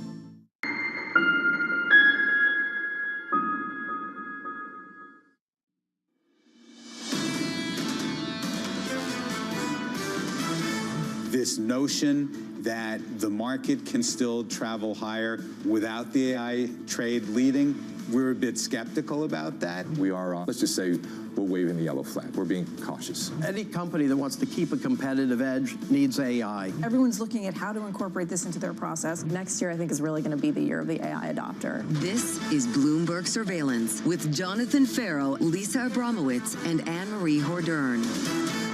Good morning. Welcome back to Bloomberg Surveillance. Stocks fading from yesterday's Fed-fueled highs as artificial intelligence fears take front and center. The Fed delivering a rate cut and less hawkish guidance, everything the market wanted. But Oracle reigniting fears of overspending in the AI space. Today, the focus turning very much to the economy with jobless claims on deck. David Gura here with us for the 3 hours. I'm so glad to say that you're with us. I'm just wondering how much we could see some of the fears that emerged from Oracle as being a good thing or a bad thing. That's a great question. I hope we can talk about that more over the course of this hour. But you're right, we had this incredibly sharp reversal yesterday, and I think maybe that Fed meeting was a bit of a distraction to this conversation we had been having about the potential bubbleiciousness of this market and of the AI space in particular. Curious, as you say, what the chances are that this is kind of a proxy for the entire industry, and we'll see kind of make its way as other companies report here over the course of the day. I like how you frame that, the sort of competition between the Fed and AI, and it's sort of these two narratives that seem to be neck and neck, trying to take the helm from one another. Yesterday, it was the Fed. We saw a rally that was the best one-day post-Fed rally going back to March. And then we saw Oracle reignite AI. At a certain point, are they tied together, given the fact that the Fed very much is looking at productivity gains from the AI story? It's a great question. We saw reporters trying to get the Fed chairman to talk more about the prospects for AI, especially in the conversations about the economic forecast the Fed gave us yesterday. Wasn't really biting to the degree that I think a lot of people hoped that he would, but that marriage, that intertwining of these two things is something I think that will bear watching here in the months ahead. Especially given the fact that there's huge division on the Federal Reserve. We had, of course, the dissents, 3 dissents, the most going back to 2019, but... And the quiet ones. Exactly, the quiet ones definitely indicating there wasn't a lot of coalescing around one view going forward. And the Fed chair kind of dismissing concern about that as well, saying that he thinks that's healthy, indicating there was kind of a robust conversation among policymakers, those who voted and those who didn't. But I think it is something that's going to be something that's more manifest over the course of these next few meetings, certainly in his tenure, and then with whomever takes over after that. I feel like every time there are conflicts, people say that's healthy, and that's sort of what happens when problems arise. Right now, you've got a healthy sell-off, evidently. We have a dip in futures ahead of the open, led by the NASDAQ, but we can see S&P futures down by about 0.4%, a bigger decline in the tech space. NASDAQ lower by 0.7%. Russell 2000 doing better. And this is what you would expect, basically flat after the increased view on potential rate cuts after yesterday's Fed meeting. 2s, 10s, and 30s, you can really see a lift at the front end. Price yields lower. We saw almost an 8 basis point decline yesterday, 3.53%, less of a rally into the long end. Still looking at about 4.14% on the 10-year and close to 4.8% on the 30-year. And when you bleed it through the currency space, you see that dollar weakness reigniting back through that 117 level we broke through. It had been 116 at the previous Fed meeting, just eking in some dollar weakness. Coming up this hour, Steve Chiavarone of Federated Hermes as mixed Oracle results revive AI fears. Libby Cantrell of PIMCO as President Trump interviews Fed chair candidates again and again. And American Airlines CEO Robert Isom as consumer demand remains resilient. We begin this hour with stocks sliding just a bit after weak earnings report from Oracle. Steve Chiavarone of Federated Hermes staying optimistic, even though he's sitting in the chair that I normally sit in, with a 7,800 S&P target for 2026. Writing, credit conditions remain benign. Valuations are elevated, but nowhere near levels seen in bubbles. This is a boom, not a bubble. Steve joins us now for more. Steve, love talking about the anatomies of bubbles. And, you know, we're going to have to stress test that. To you, it's a positive sign that we're seeing Oracle getting punished after yesterday's earnings. Why? Well, because it indicates that the exuberance is rational, right? I mean, if you look at Mag 7, right, they're positive cash flow, hugely positive cash flow. In fact, more cash flows generated in Mag 7 than the rest of the S&P. And their proportion is going up over the next 2 years, not down. And they're net cash. Now, take Oracle, for example. Well, that's a very different story. You're negative free cash flow. You've got a large amount of debt. And the market's punishing that. They're saying, okay, it's overspending because you can't afford it. It's not overspending for the other Mag 7 names. And so I think that discernment that you're seeing, that critical eye that you're seeing both on the bond market with the CDS and the equity market, that's evidence of a market that's acting rationally, not one that's acting irrationally. Bubbles are irrational, right? You reward bad behavior until it crashes. We're not doing that at this point. So does it encourage you to take more risk in the AI space, or does it just convince you that you're not being reckless by investing in the broader tech-heavy index? So look, you know, we've been on this idea of a broadening out for a while. So we were slightly underweight large cap growth for, you know, most of the last couple of years. We've used pullbacks, particularly the one that occurred around Liberation Day, to get slightly overweight there. We feel that that's good. You know, again, I think you're not going to get the kind of S&P returns that we're looking at, which is 10% or so over the next couple of years, unless these names are participating. And I think Mag 7 are strong, but that doesn't mean there aren't opportunities in cyclicals. That doesn't mean there aren't opportunities in small caps. And so we're overweight, but we don't feel like we're over our skis there. We feel like it's a good, kind of healthy place to be. I'm going to keep ringing this bell about timing over the course of the morning, but you look at a company like Oracle, which has really gone through this metamorphosis or self-reinvention, I think playing up the cloud part of its business to kind of benefit its complementarity with AI and the potential growth of AI.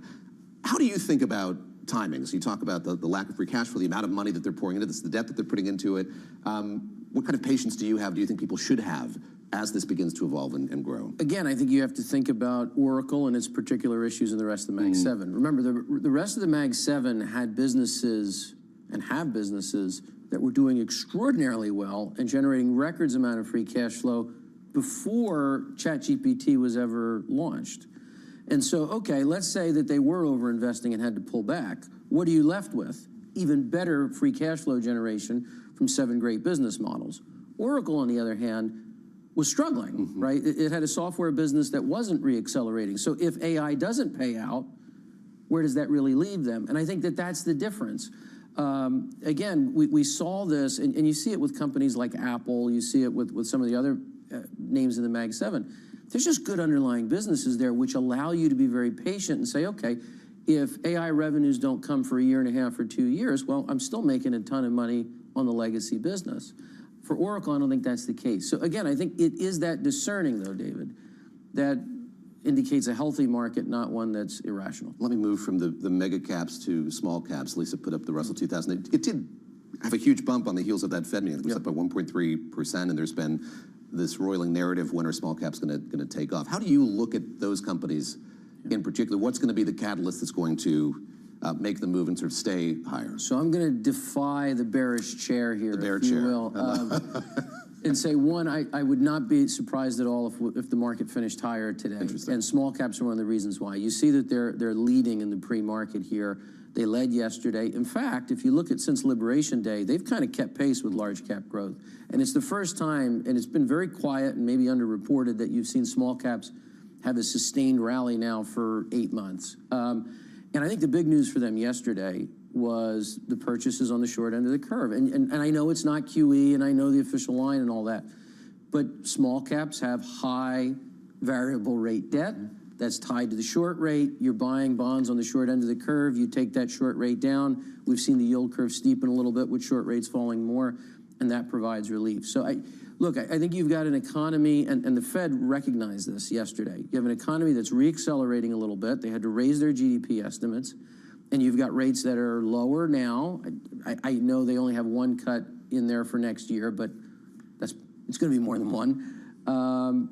And that really does help the small caps. I think you've got a cyclical uplift coming in 26. I think they can continue to play well. What are we calling it if not QE? You did the quotation fingers QE yesterday. Oh, yeah. Well, I mean, they went in to say, please ignore everything we're about to say. Yeah. And then they said, we're bringing forward our timing of buying $40 billion of T-bills. And by the way, it's significantly more than we expected. And by the way, it's probably not going to stop for quite a while. But ignore this part of the story. And everyone went, woohoo, party like it's 1999. And I just wonder, from your perspective, going forward, how much any kind of rotation is underpinned by this idea that the Fed wants to run the economy hot at a time of technological transition that could ultimately cause job losses, right? I mean, they want to keep things robust so they don't get that kind of scarring in the labor market. So Powell didn't really say it with his words, David. I think that was your point earlier. But the dot plot said it very loudly. Not the dot plots, the economic projections. They're building higher productivity into those numbers, right? I mean, you have growth estimates from the Fed that are accelerating, and you had inflation estimates that are coming down. And I think if you look at some of the new Fed chair candidates, which I'm sure we're going to talk about a little later, I think those, particularly if you're talking about someone like Kevin Hassett, I think he's more than willing to really start to forecast those productivity gains. And so I think that does allow you to run rates a little bit lower, kind of like what you did in the 90s. I think the other element here, too, and we got to remember this, just because we can't imagine the jobs that AI will create doesn't mean that they won't be created. History, technology has evolved in a positive direction for 2,000 years. Lisa, do you feel like you don't have enough work to do these days? We'll leave that Don't there. answer. Don't answer that. So I think, there's not going to be any shortage of things for people to do. We'll figure it out. And if you have the new idea of what those jobs are going to be, congratulations, you're the next billionaire. So, yeah, there'll be some creative destruction, but this idea that, massive amounts of people are going to be out of work because of AI, history just argues very strongly against that. You just turned this on its head, made people hope for that kind of creative destruction where you get a robot. Hello, good morning, welcome to Bloomberg Surveillance. Steve Chiavarone of Federated Hermes is sticking with us for the hour. Right now, let's get you an update on stories elsewhere. Here is your Bloomberg Brief with Yahaira Anand. Yahaira. Hi, Lisa. Eli Lilly reporting its next-generation obesity shot helped patients lose nearly a quarter of their body weight, more than what was expected. This latest trial included patients with obesity and knee pain. The results help cement Lilly's dominance in the obesity market that's expected to hit $100 billion by 2030. Meanwhile, President Trump weighing in on the bidding war for Warner Brothers, the president saying he would oppose a deal that doesn't include new ownership of CNN, creating a potential issue for Netflix's bid. The streaming giant's plan includes a spinoff of Warner's cable channels. Paramount, for its part, is trying to buy the company outright for $30 a share. And the Trump administration is now accepting applications for Gold Card visa applications. The program offers residency permits for a price, with individuals paying $1 million and businesses paying $2 million, as well as a $15,000 processing and vetting fee. President Trump says the program is critical to helping businesses hire foreign-born graduates of American universities. That's your Bloomberg Brief. Lisa? Thank you so much, Yahaira. Up next, Honest with interest rates. I'm meeting with Kevin Warsh today. I'm looking for somebody that will be honest with interest rates. Our rate should be the lowest rates in the world. Libby Cantrell of PIMCO joins us next, plus Steve Chiavarone on his detailed forensic analysis of why rates should be substantially lower. Right, Steve? No. You're watching Bloomberg Surveillance.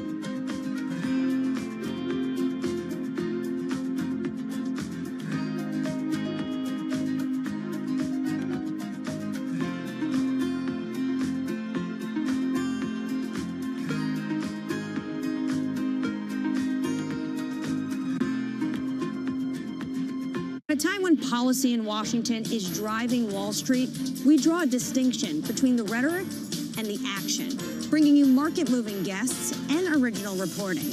This is Bloomberg Surveillance. It's the world's second largest economy with a growing influence in global affairs. Bloomberg The China Show brings you the unmatched expertise you need to keep track of breaking news, in-depth market analysis, and the most influential newsmakers in and around China. We need to do more to engage the market more. We're risk on. I think we caught a little sweet spot. Massive savings right now. It's already a different game. Bloomberg The China Show. Weekdays around the world, right here on Bloomberg. Context changes everything. We're at the epicenter of a global realignment on a scale not seen for decades. At the intersection between markets, economics, and geopolitics, a forum for sophisticated conversation. This is Bloomberg Surveillance.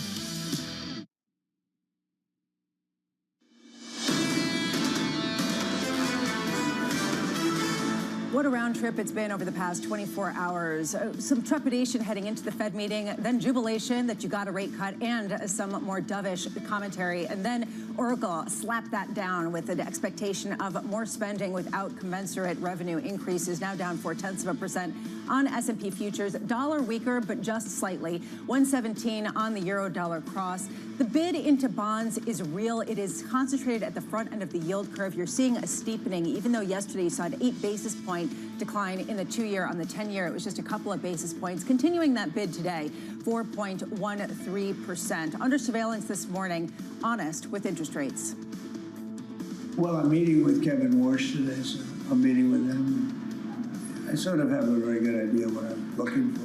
Again, I'm looking for somebody that will be honest with interest rates. That's all. I just want honesty. Our rate should be much lower. Our rate should be the lowest rates in the world. Here's the latest. President Trump meeting with finalists for the next Federal Reserve chair, including Fed Governor Kevin Warsh. The president saying he could announce his nominee within the next 2 weeks. Bloomberg's Tyler Kendall joins us now. Tyler, this seems like the story that just won't go away. It's going to happen in the next couple of weeks. It's going to happen early next year. The final round's happening now. It's happening next week. It's happening next year. Where are we in this flow chart of the Fed game? Well, I think that actually was a pretty good summation of where we are, Lisa, because President Trump has echoed things and then has changed the timeline, for example, saying that we could hear early next year. Now it might come within the next 2 weeks. But what we do know is that he's reiterated one through line in the past couple of weeks, which is that he already has a pretty good idea of who he would like to see replace Jerome Powell. He also went on in that bite that you played to say that he is not making any of these candidates take a pledge to cut interest rates, though earlier in the week suggested that a quick reduction in borrowing costs would be a litmus test for any new Fed chair. Now, as you well know, in addition to former Fed Governor Kevin Warsh, the other candidates include current Fed Governors Chris Waller, Michelle Bowman, BlackRock's Rick Rieder, and of course the apparent frontrunner in all of this, NEC Chair Kevin Hassett, who in recent days, I think it's fair to say, has tried to put front and center this idea of central bank independence amid concerns that he's too close to President Trump as a key ally and longtime advisor to both the first and Trump administrations, and that he could cut rates rates too aggressively. We heard from him earlier in the week at this Wall Street Journal event saying that one of the most important jobs of any Fed chair is to stay out of politics, yet at the same time still aligned himself with President Trump's repeated call for lower borrowing costs. Now, Lisa Powell's term as chair is up in May of 2026. I think it's important to point out that Bloomberg News is reporting that whoever is chosen to replace him is expected to take the slot that opens up on the Fed Board of Governors that's currently held by Stephen Myron, who's only on temporary leave from the CEA. That slot becomes available in early January. Tyler Kendall, great reporting as always. Thank you so much. Libby Cantrell of PIMCO joining us now for more. Libby, thank you so much for being here. Why not just give the role to Kevin Hassett at this point? Well, I mean, look, I think that this is obviously, President Trump loves a horse race, and I think he loves the drama. And of course, he doesn't need to nominate anybody until Powell's term is up, which is, of course, as you know, not until May of 2026. And so there really is no rush here. But I do think this is, sort of speaks to the dramatic that the president likes. I mean, I do, kind of a broader issue though is sort of these rumors that there has been kind of pushback on Hassett. I think it does show that even though the market has been pretty sanguine about Fed independence, that there may be some concerns, and that when you have somebody from the White House that then rotates to the Fed, that there could be some politicization of the of the institution. Libby, you hear from the president saying that what he cares about is somebody honest about interest rates. There's more to it than that, of course, and I think that there was a narrative for a while that this was going to be a reformer. And I think Kevin Warsh represents that. He's somebody who's talked a lot about the way the Fed is structured and what could change. Do other candidates share those same inclinations? How much does the president prize that? I should say we heard from the Treasury Secretary. He's interested in reforming the way the whole system is set up, who can be regional presidents and the like. How big an issue is that, do you think, for the president as he goes through this search? Yeah, I mean, maybe not for the president himself, but I do think for this administration, and I think for many folks on the Hill as well. I mean, this has been a long time in coming. Obviously, Congress has tried to pass legislation to reform the Fed that requires 60 votes, so they haven't been able to get kind of bipartisan support. But I do think we could see some reforms. But I do, it's important to contextualize what the reforms could be and what is possible. There's just not as much that the president or a Fed chair can do unilaterally without actually changing the law. And of course, you need Congress to change the law. So could we see sort of incrementally how reserve presidents are chosen, maybe a little bit more pressure on reserve presidents? Of course, the Fed board does have authority over sort of who stays as a regional president. But I think just by and large, there's probably, I think we're expecting more incremental reforms, sort of if any, just given some of those constraints. So let's take Hassett's the front runner, which Bloomberg has reported, and you point out the fact there's been this kind of growing concern within the bond market about him as a potential Fed chair. That kind of became something we first saw in the FT piece a couple of days ago, now seeing that broaden a little bit more. What does the bond market want to see? I think of what Anna Wong, our colleague at Bloomberg Economics, wrote, saying, look, she knows Kevin Hassett, she's worked alongside him. Actions speak louder than words. He's somebody who has talked a lot about Fed independence and has prized it through the entirety of his career. He did advise some more traditional Republicans in years past. What does he have to do to kind of assuage or pacify those who are concerned about the prospects of him being the next Fed chair? Yeah, I think as you know, there's what he says publicly and what he says, to the media, and in this, should he get nominated, that all-important confirmation hearing, but also what he says privately, and to the very key Republican senators who will effectively cast sort of the vote whether he gets nominated or not. So I think what they want to see is, again, just reassurances that that he will uphold independence, that he will not be sort of assuaged by whomever's in who's ever in the White House, because of course this next Fed chair will outlive President Trump's term and will be in for whomever is president in 2029, and that also that some of these rumors about the regional presidents and what have you again maybe the reforms will be more incremental and not necessarily existential. Libby, how do you think about the bond market and its reaction to all of this? For all the kind of rumors of pushback since Bloomberg broke the kind of Hassett news, 10-year yield has been relatively well-behaved, 2-year yields are relatively well-behaved.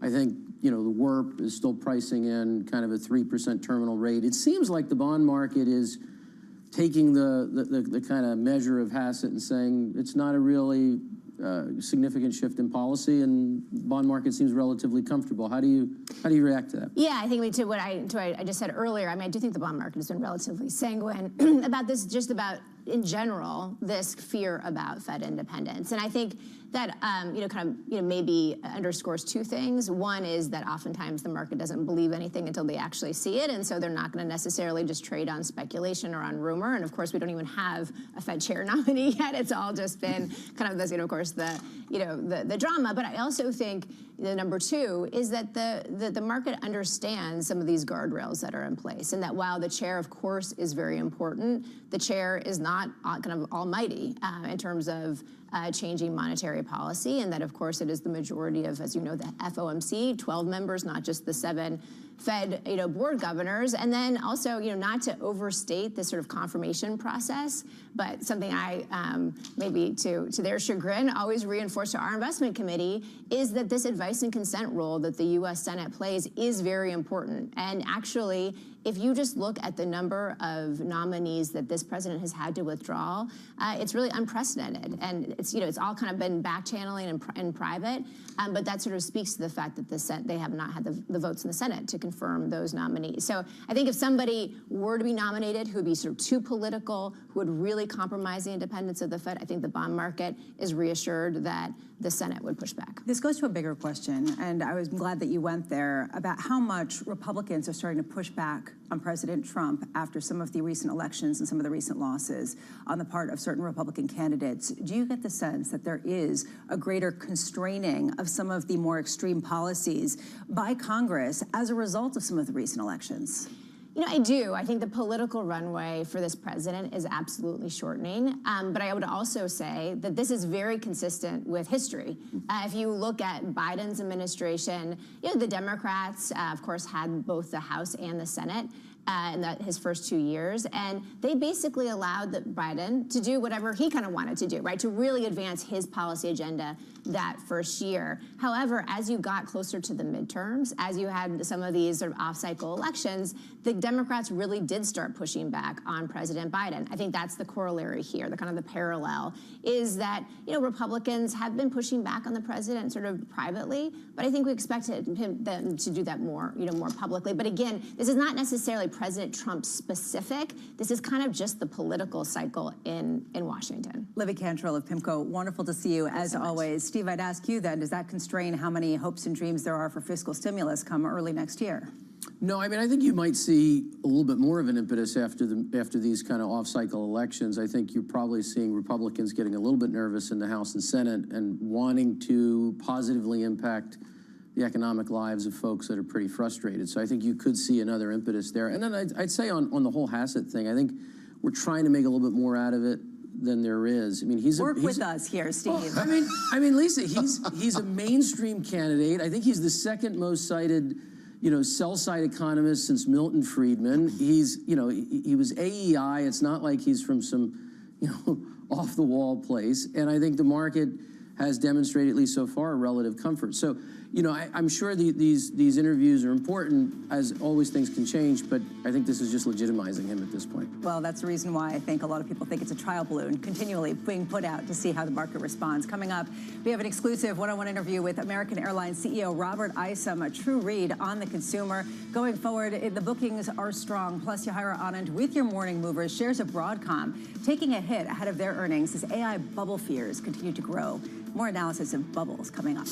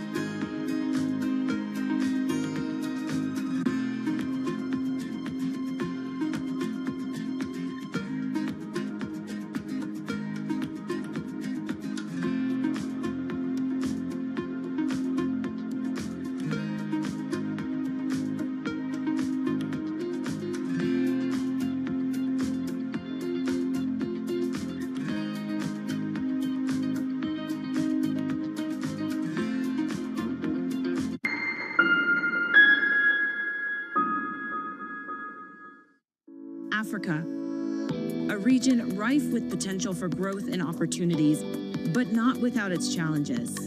Bloomberg highlights the biggest stories, interviewing key players, and reporting on the issues impacting the region. Join us as we get to the heart of African business, politics, and economics, and ask the question, what's next? I'm Jennifer Zabasaja, and this is Next Africa. New episodes every month, only on Bloomberg. Good morning. This is Bloomberg Surveillance. Welcome back to the opening trade. Watch Bloomberg Tech. This is the Asia Trade. This is Wall Street Week. Welcome to Balance of Power. This is Bloomberg Television. Join me each week on Wall Street Week for stories of capitalism from business, markets, economics, tech, and climate. More than what you need to know, it's what you need to think about. Technology is embedded in every aspect of our lives. And laying the foundation for the future. From finance to defense, AI to entertainment. And from the road to the stars. Bloomberg brings you the latest stories of the people and companies pushing the tech sector to new frontiers. And the politics that shape global tech markets. I'm Caroline Hyde in New York. And I'm Ed Ludlow in San Francisco. Watch Bloomberg Tech every weekday. Only on Bloomberg Television.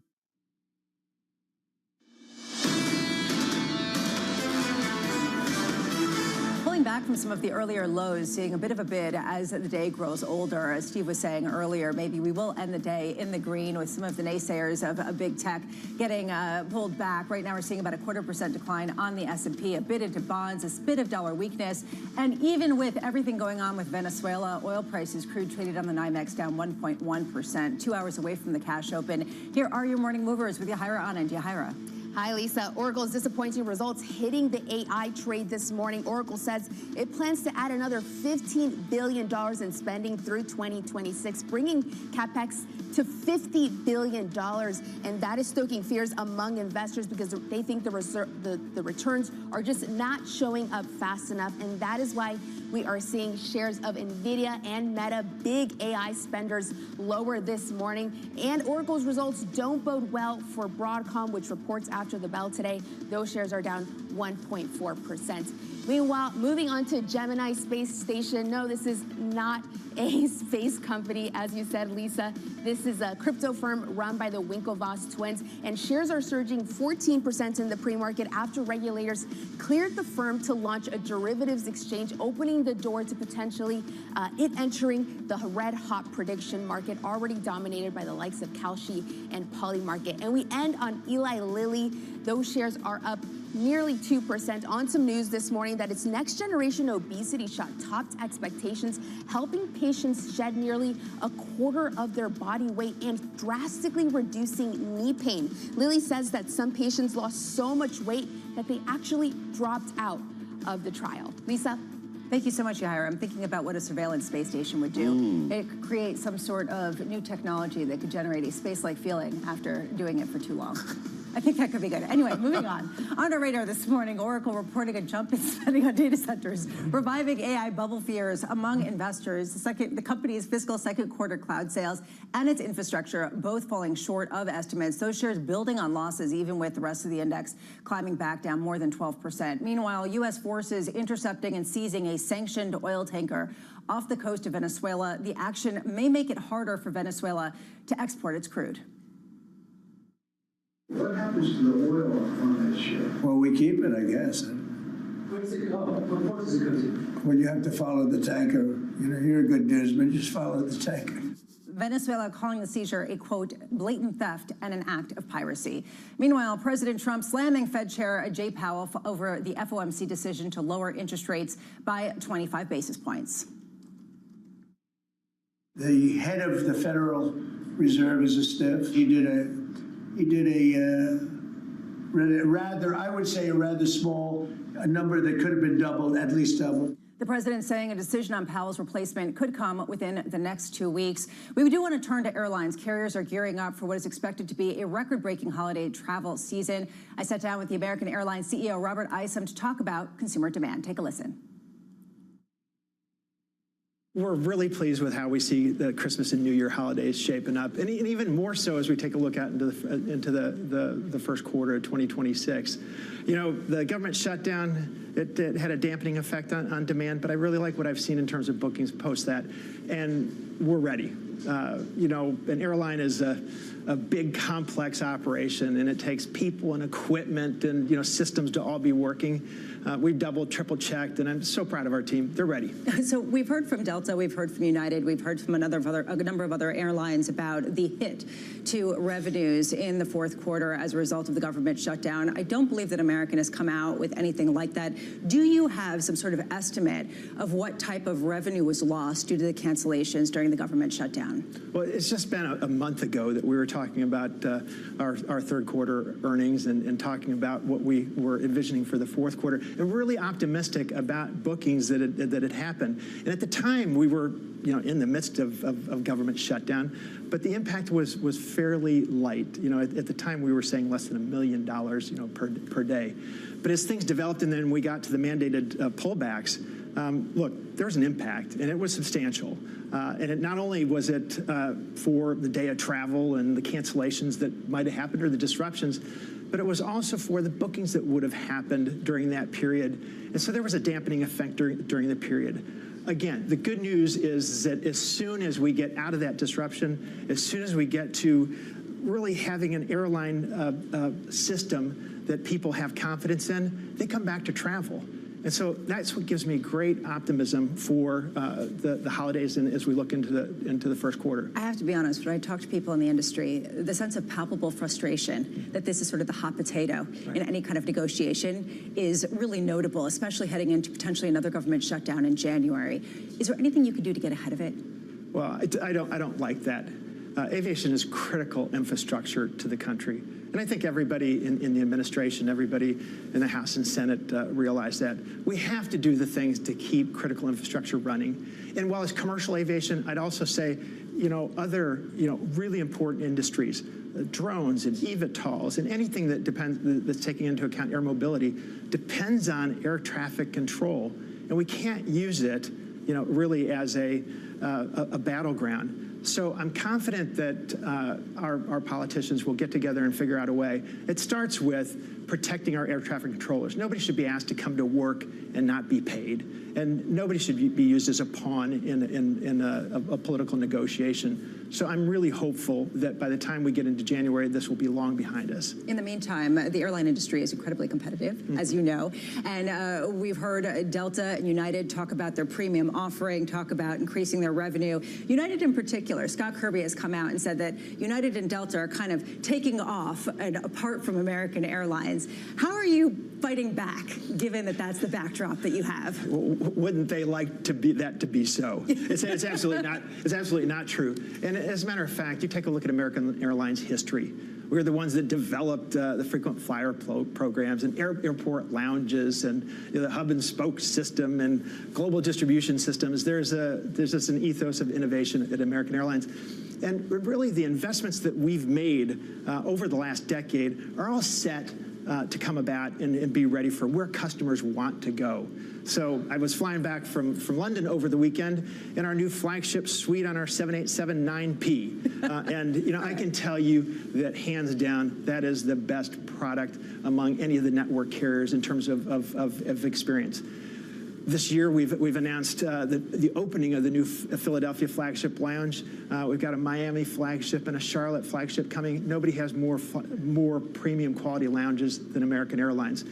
We're going to do a better job of packaging this all together. We have an extreme focus on customer experience. We've got a new organization that's just totally dedicated to that. And just about every week, there's a new announcement with Lavazza Coffee, our Champagne Bollinger, or, you know, Raven and Lily amenity kits. I'm really excited about that all being packaged, and us, you know, certainly, you know, talking about that in a fashion that people understand. You know, we've got the best loyalty program, we've got the best product, and it's where people should be flying. One thing that American Airlines has for it is it's more focused on the domestic regime than some of the other competitors, and I'm just wondering if there's an effort to sort of expand the international network as that does become a higher margin offering for so many airlines.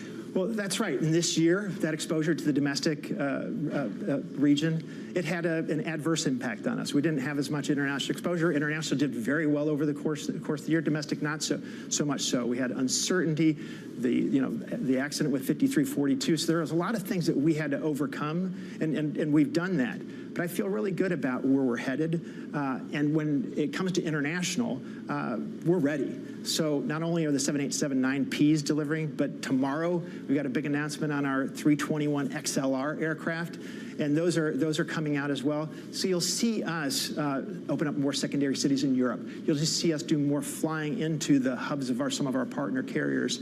And international will probably outgrow what we do from a domestic perspective, but the two are connected. And I'm really pleased with our domestic operation. We're going to always have the best domestic network.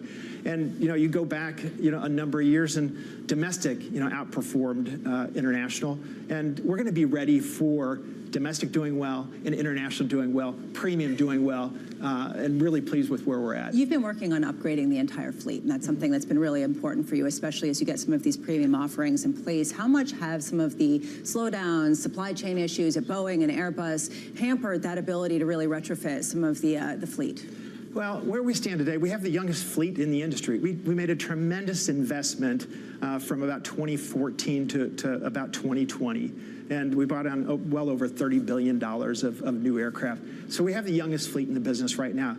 But on top of new deliveries that we're taking, we don't have any retirements planned. So we're reconfiguring our 777-300s and our 777-200s. We're putting flagship suites on those.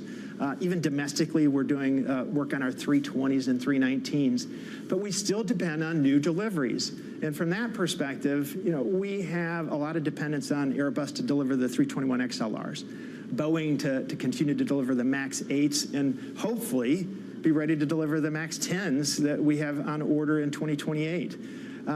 Right now, my only push to the OEMs is deliver on time, deliver a quality product, stick to it. Before you ramp up, let's make sure we can do what you're on the books to deliver now. Just taking a step back, in the airline industry more broadly, there's been this huge focus on the supreme product, the luxury product.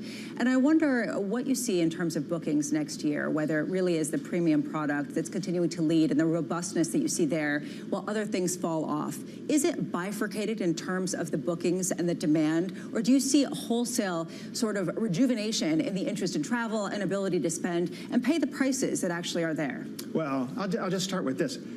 Demand has been resilient, right? Every time there's cold water poured on the environment, it seems like travelers want to come back, as evidenced by bookings for the holiday season, and as we take a look into the first quarter of next year. I have confidence, though, that overall people want to travel. And in people wanting to travel, I also think that, whether you're more economy focused and budget minded, or you're premium services, everybody wants more. Everybody wants better control. Everybody wants more comfort. So I don't think that there is going to be any going back in terms of offering product at any level of the spectrum of offerings. But for us, as we go forward, you'll see us with our lie-flat seat offering.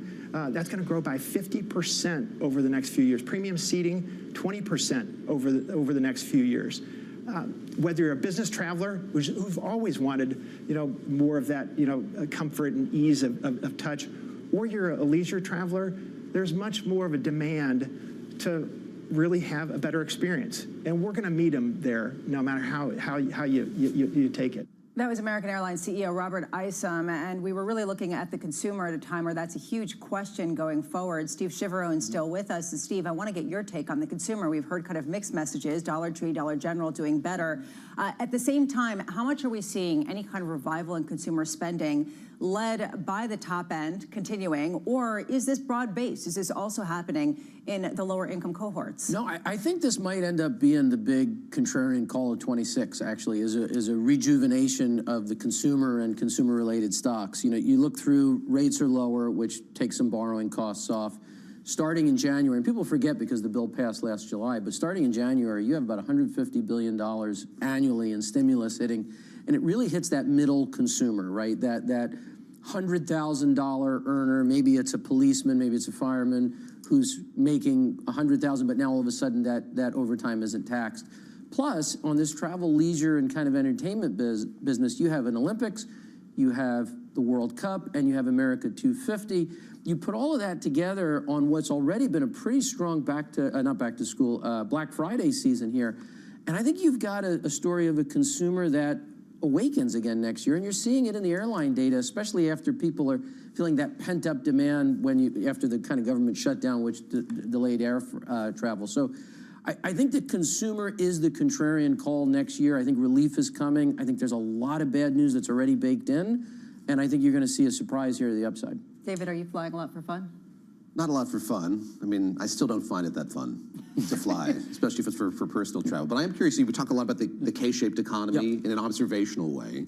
And I think what's been driving that sense that everyone has of that largely is sentiment data, how consumers feel. Is what you're positing that, when these tax benefits come into effect, have that stimulative effect, it's going to change the way that people feel about the economy? Yeah, because I think we forget, because we're doing this all the time and we're focused on every policy announcement and every economic data point. But for a lot of Americans, all right, there was talk of a tax bill. That was back in July. Right. Maybe they forgot about it, or maybe they're not focused on it in their day-to-day life. Then all of a sudden, January 1st, that first paycheck has some more money in it. And then you find out in April that some of the provisions of that tax bill were retroactive and are going to get paid back in the form of a larger tax return. So I think you could see a kind of positive sentiment shock as that paycheck is just a little bit bigger, goes a little bit further, and the consumer's retrenched in what I would call affordable luxuries. You see restaurant spending down a little bit. They may want to go back out and eat, and I think you're going to see that kind of play out in the first quarter. And this goes directly to challenge what we're going to be talking about up next, a global growth slowdown. I believe that 2026 will be another year where there will be both strength and risks. If in 2026 we don't figure out a way for countries to work better together, we really are moving towards what I would call slow and silent decoupling. Michelle Meyer of MasterCard Economic Institute joins us next. This is Bloomberg Surveillance.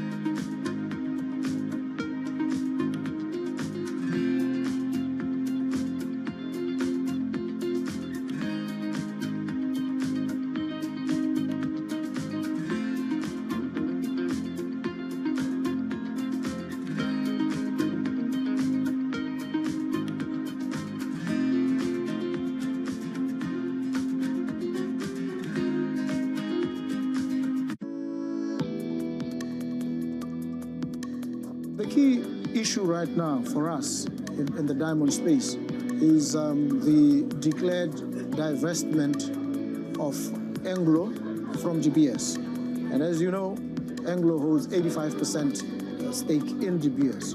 Botswana, the government of the Republic of Botswana holds 15. We are resolute now, and we've communicated a firm intention to increase our stake in GBS to a controlling stake. We have lined up a number of potential collaborators with us, if I may put it that way. We have targeted funders, we have parties, we have the Oman Sovereign Wealth Fund, we have others who are willing and ready.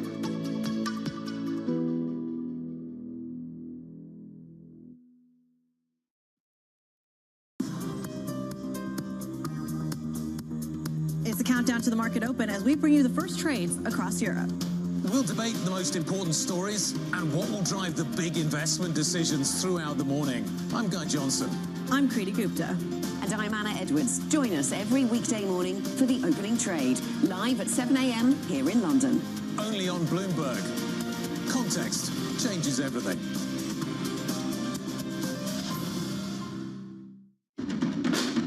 astonishing day for US technology. Shaping the region's technology ecosystem. Asia's biggest tech news and innovation. Bringing you up-to-the-minute political news whenever and wherever it happens. I'm Tyler Kendall in Washington, and this is Bloomberg.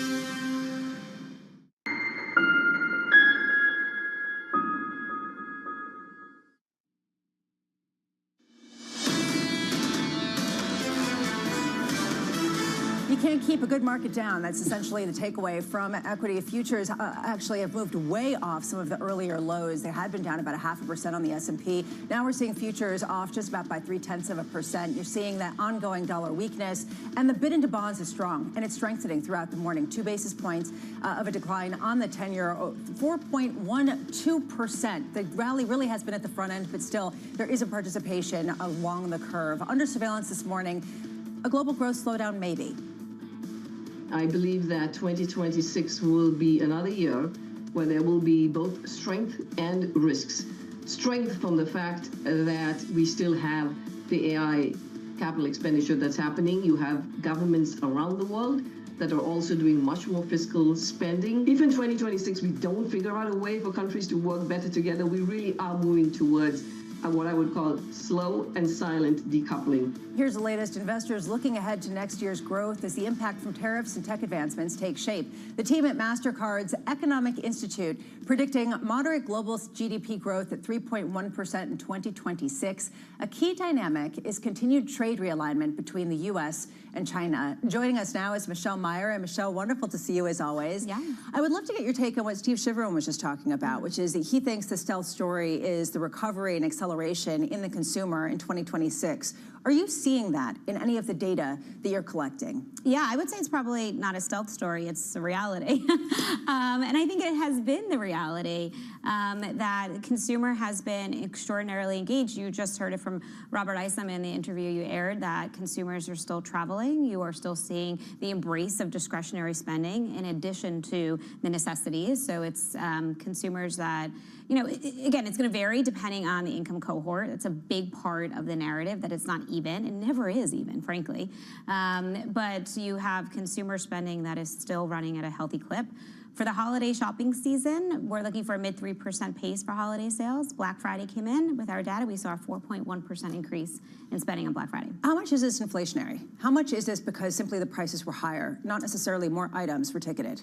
So, you know, we'll find out for sure once we get the CPI report at some point. Yeah. I was about to say, do you know when it's going to be? I don't think it's going to be. Like, we'll know at some point. But in the interim, what we know as of now in terms of the basket of holiday shopping items that we typically see, inflation's running maybe around 2% or so year over year. So certainly there's very much still real spending and growth in terms of volume. When you look at where people are spending money, what's the story that emerges from that? So you talk about how kind of discerning consumers are being, about where they're spending it on what. Yeah. Can you break that down by, I don't know, strata or sector? What can that tell us just about people's habits at this moment? Yeah, so I certainly think that consumers are savvy. I think they have been savvy this whole period of time coming out of the pandemic. Once they experienced that price level shock, that was, you know, challenging for them. It was the first time consumers saw a significant increase in the price of goods across the board. And since then, I think consumers have been really mindful in terms of what they buy, when they buy, why they buy it. They certainly concentrate spending around promotional periods, which is what we saw during the Black Friday period. But, you know, making those choices that work for them. As you look at kind of the evolution of consumer psychology in this moment, I think there was a lot of anxiety surrounding the prospect of what tariffs might mean for all of us. Yeah. Has that eroded? Steve, just a moment ago, talking about how people might feel once these tax benefits come into effect. Are we at a point where the immediate effects of those tariffs are now not front of mind for a lot of consumers? It's not as big of kind of a psychic weight as it was at the beginning of, you know, Liberation Day and the like. Well, I think we've moved from the headlines, the uncertainty, to the reality, right? So now we're actually seeing that enter into the economy. It's still happening, but there's a little bit more stability in terms of the process. And I think for consumers, what they're focused on is when they walk into the store, they try to purchase something online, what is the price and does it make sense for their budget? And if it's an item that prices have increased, whether it's because of tariffs or because of other reasons, they might say, you know what, does it make sense? How badly do I want it? Or can I buy something else where I feel like I get better value? So that decision is always happening. And in a world where there's more digitalization, where you have a greater share of spending that's happening online, more choices that are out there for consumers, I think they have a little bit more power to navigate this environment. You talked about the kind of unevenness of consumer spending by kind of income cohort, and I'm interested in what trends you're seeing, at least over the holiday season. You know, is the high end focusing their spending in a particular place? Is the lower end consumer, are they still healthy? Where are they spending? Break that down for us a little bit. Give us an understanding of kind of how the high end and the low end consumer are behaving through this holiday season. Sure. So, I mean, we don't have the ability to break that down specifically with our own aggregated data. But what we do look at is different baskets of spending and how that varies across the U.S. in terms of different locations, which could be a nice proxy for income spending. And, you know, this holiday season, I would say it has been, a lead-in has been experience spending has done well. So we've seen a good amount of spending on restaurants, travel, lodging, a bit weaker in terms of furniture, home improvement, footwear. So some of the more discretionary goods categories that may have tariff impacts where perhaps the value isn't as notable. And then apparel has been a really strong one this season. Feels like kind of across the board as well, where we're seeing this engagement in terms of greater spending on apparel. So we shouldn't necessarily look at all the sales as being just people trying to reel in consumers that are reluctant. I mean, when you have things in your basket in Amazon or some other company, how many times do you get emails? Often. From people saying, Quite often. You haven't checked out, the deal's still there 15 days And after how Black often Friday. does that work? Well, that's true. Michelle, In a desperate moment. That's you true, know. exactly. It's like, well, they'll get more desperate. Michelle Meyer of MasterCard Economic Institute, thank you so much. And Steve, this really goes to the point that you're making, which is you think that there is going to be this boost. Why then aren't you even more bullish? We have 8,100 from the likes of John Stoltzfus. Why aren't you the biggest bull? He's in that chair. That's absolutely right. The chair is dragging weighing me you down. down. No, look, we've got a 2-year forecast of 8,600 out 2 years. I think the story here is you just can't push the multiple that far. So, you know, we've got an earnings estimate that's sitting, you know, roughly 10% above the street. We've got a multiple that's about flat to where it is now, which is a pretty good multiple. You know, I think that's good enough for now. If there's an upside surprise, that's great. But the reality is we're 6% overweight equities, which is 60% of our max. I think we're well positioned. Steve Chivarone of Federated Hermes, thank you so much for being with us for having me. This morning. Always wonderful to get your thoughts. And we're heading into, of course, 8:30 a.m. we get jobless claims. And that's where really the proof meets the pudding, or whatever the expression is, because right now it really has to do with whether the labor market holds in. Yeah, and still in this moment where we're not getting the data that we expected to get when we were supposed to get it. So I think that's still, there's a fog surrounding all of this. So each of these data releases, I think, takes on kind of an added level of importance. Yeah, well, It's right. something. Yeah, it's at least it's something, right? Yes. I love it. We'll see in the CPI that we'll get at some point. True. We will be getting jobless claims, and that will be coming up in about 35 minutes. Coming up, we're going to be speaking with Kristen Bitterly of Citi Wealth at Work, Goldman Sachs Vice Chair Rob Kaplan, Florida Urici of T. Rowe Price, and co-founder and co-chair of Oaktree, Howard Marks. This is Bloomberg Surveillance.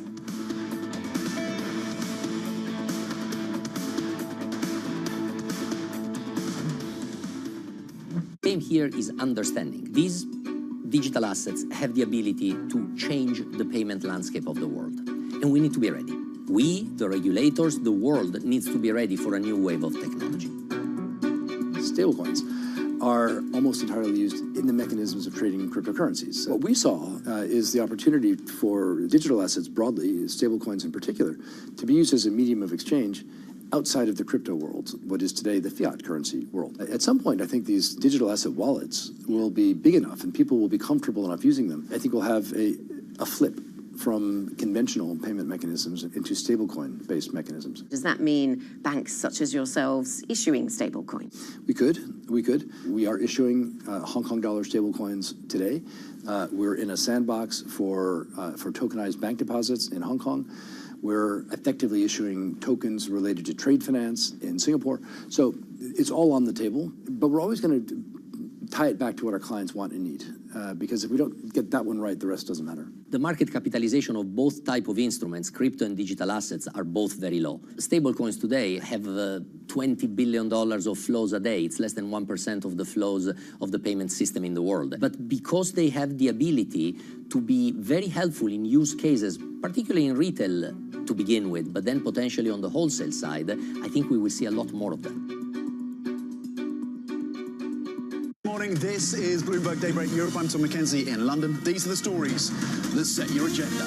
Taking you from the U.S. market's close to the overnight session in Asia, we'll walk you through what you need to know to kickstart Europe's trading day. Live from our European headquarters, we bring you the day's top market-moving stories, unmatched expert analysis, and on-the-ground reporting from across the continent. Tune in to Daybreak Europe, only on Bloomberg Television. Context changes everything.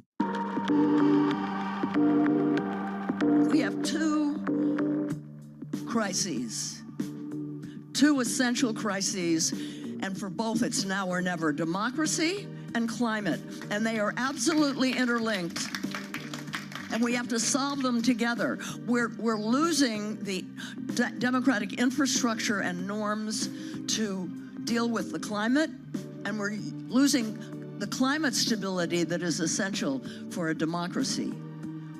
We have to solve them together. We've never faced a threat like this to our democracy at a time when it's a perfect storm, at a time when we're being told by climate scientists, some of you may be in this room, that we have to cut our emissions, fossil fuel emissions, in half in 5 years now. You know, when I started to realize what was happening, it was 12 years, and we haven't done it.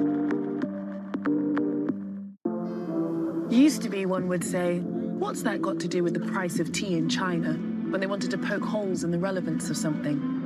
Now, though, if you're in tune with how events around the world affect each other, it becomes clear that the current going rate of tea in China has a lot to do with a lot of things, not just tea things either, but tariffs, franchises, and IPOs.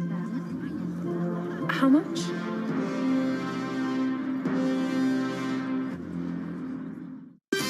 Bringing you up-to-the-minute geoeconomic news whenever and wherever it happens. I'm Bonnie Quinn in Sao Paulo, Brazil, and this is Bloomberg.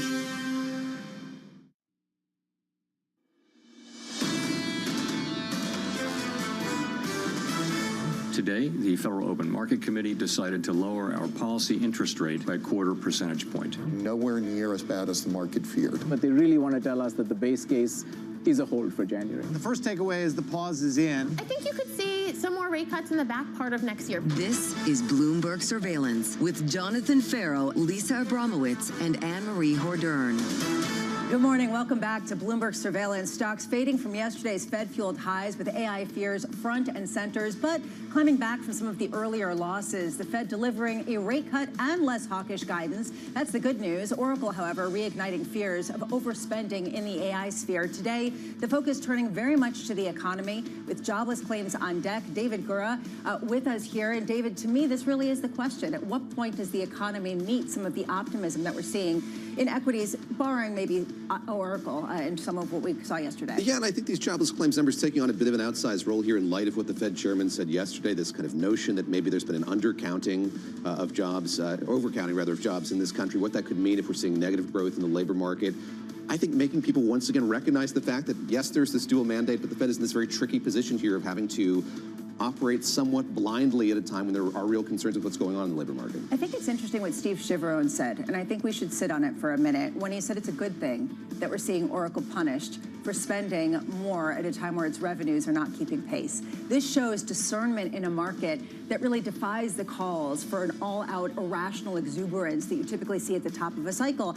This is what we're hearing from an increasing number of investors. I think a hopeful commentary there from Steve. We'll see if that sort of plays out as the day goes on, and we look at these other companies in the AI space that are reporting earnings here in the days ahead. But there are plenty of people, as you know, who are concerned with the fact that this does seem very bubbly, and this is something just like another like alarm of concern for them as they watch this unfold? Throwing money at the hopes and dreams of technological advancement that we can't quite put our fingers on. About half an hour away from those jobless claims, we also do get a host of Fed speakers coming back to the podiums after the quiet period is over. Coming up today, we will be hearing from, in particular, Austin Goolsbee. Watch this space, given that he was one of the 3 dissenters at yesterday's meeting. S&P futures lower by about 0.3%. Bit of dollar weakness across the board, although really we have been in that range, 116, 117 for a couple of months now.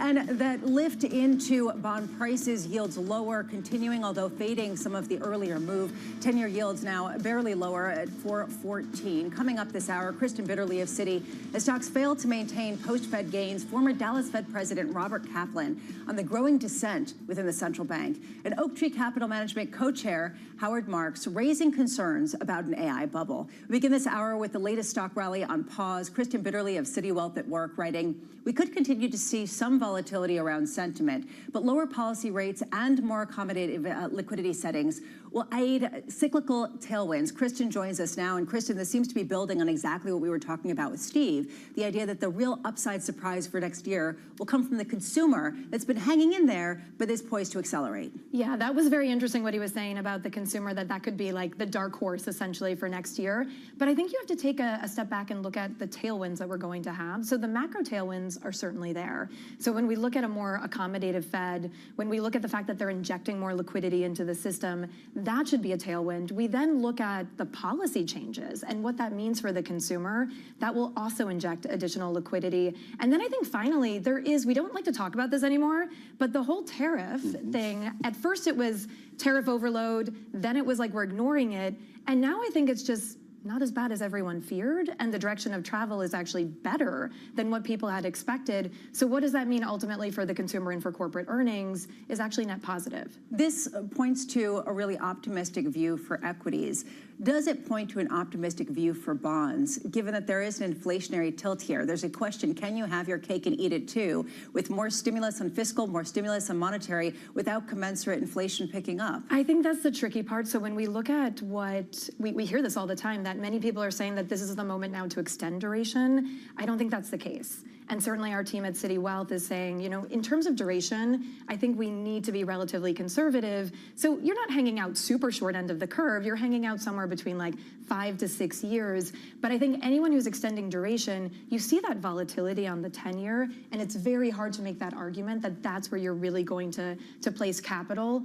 That being said, I do think on the short end of the curve, this is something that's going to, again, be a tailwind for equities, because as we see that short end come down and you have the $8 trillion of cash on the sidelines, that's going to start to be put to work in the market and look for places to invest. Are we about to turn the page in this AI story? We're about to start another chapter. I think of Sam Altman calling for this code red at OpenAI. I think of the Oracle results that we got yesterday. Do you sense that the way that we are telling the story or telling ourselves the story of AI is changing as a result of what we've learned here in recent days? So I think the AI story, and we're going to let's talk bubble, talk a little bit here, but I think the AI story, you have to separate 2 different things. So one is going to be like, is there a bubble in terms of valuations in the public markets? And 2, the CapEx story. Those are like 2 different things in my mind. So you could say, okay, within public markets, we're priced to perfection, and you need to continuously deliver when it comes to earnings. And some of those companies are funding the CapEx via free cash flow generation. Others, as we've seen, through debt, or maybe not, there's not clarity in terms of how they're funding this CapEx. So when we look at the CapEx, I think then you're saying, okay, we've had about $450 billion this year. It's expected to rise another $100 billion. There's estimates that by 2030, it's going to be $5 trillion. And that capital is going somewhere. It's not just they're spending this blindly. So then you're starting to look at who are the beneficiaries of that capital. And I think when people are talking about the broadening out story, that's exactly what they're talking about. So we talk so much about all that buffets AI, and I think that's by necessity. We're in an early stage of this, talking about the CapEx and the data centers and the like. And the comparison to railroads and all of that, and how radical this reform is going to be. But that gets me to my next point, which is, it does seem like we have to at some point reckon with the changes to productivity that are going to result presumably from this. And I think yesterday at that Fed press conference, you had some that began to kind of creep into the conversation a little bit more. I'm wondering, as you look ahead to 2026, is there going to be a real reckoning, or the necessity for a real reckoning about sort of what this is going to mean in real terms? Not the building of AI, but what it's going to mean for the economy more broadly. Well, I think those were the two things that Chair Powell said that I think were the most interesting. One is the labor market. Like, are we going to see revisions to those numbers, and we're actually going to see negative numbers? That really stuck with me. And his focus on productivity as a positive. So this is something that's going to drive growth, but what does that mean in terms of the labor market? And I think that's been a conflict that we've been discussing for quite some time, where could you have a situation where you're seeing the stock market continue to grind higher, you're going to see gains in terms of productivity, not just for the pure AI plays, but throughout the rest of the market. But what does that ultimately mean in terms of jobs and job creation? Probably not a lot. Which is, I guess, the ultimate question with this rotation and the outperformance we're seeing this morning and over the past few weeks of the Russell 2000. Can you get a jobless recovery? Can you get a jobless acceleration in the consumer? How much do you need to see a participation in some of the data that hopefully we'll get at some point surrounding the labor market? And I think bringing this back to this broadening out story, I think when people are talking about it, they're not talking about the same things. So when we say we're not a buyer of the broadening out story, it's we're not going bottom fishing within the equity market, looking at non-profitable, unprofitable companies, or going Russell 2000. You can play a broadening out with actually profitable companies that are going to manage their expense base, that are going to gain from this productivity. Going down in terms of everything's going to benefit in this market, I think that's a very tricky place to be positioned going into next year. One thing that you do really well is you work with clients who are facing real existential challenges and changes in their fields. And you came out with this 2026 Hildebrand Client Advisory Report that looks at the legal industry in particular. Yeah. Can you just talk about some of what you found, but also how it pairs with this idea of some of these changes in productivity, these changes in the structure of work going forward? So we've been working with law firms now going on 56 years. So Citi covers over 800 law firms, 40,000 attorneys we work with, and this is the 18th year that we've partnered with Hildebrand in this client advisory piece. And some of the key insights, there's a lot of corollaries to what we're seeing in public markets as well. So you're seeing really strong revenue growth, but what are you also seeing? Modest increases in demand. And so this concept of pricing power, stealing share becomes really important. AI is a must. So you had firms saying AI is not going to disrupt our industry a couple years ago to now this is a fundamental where we need to spend money.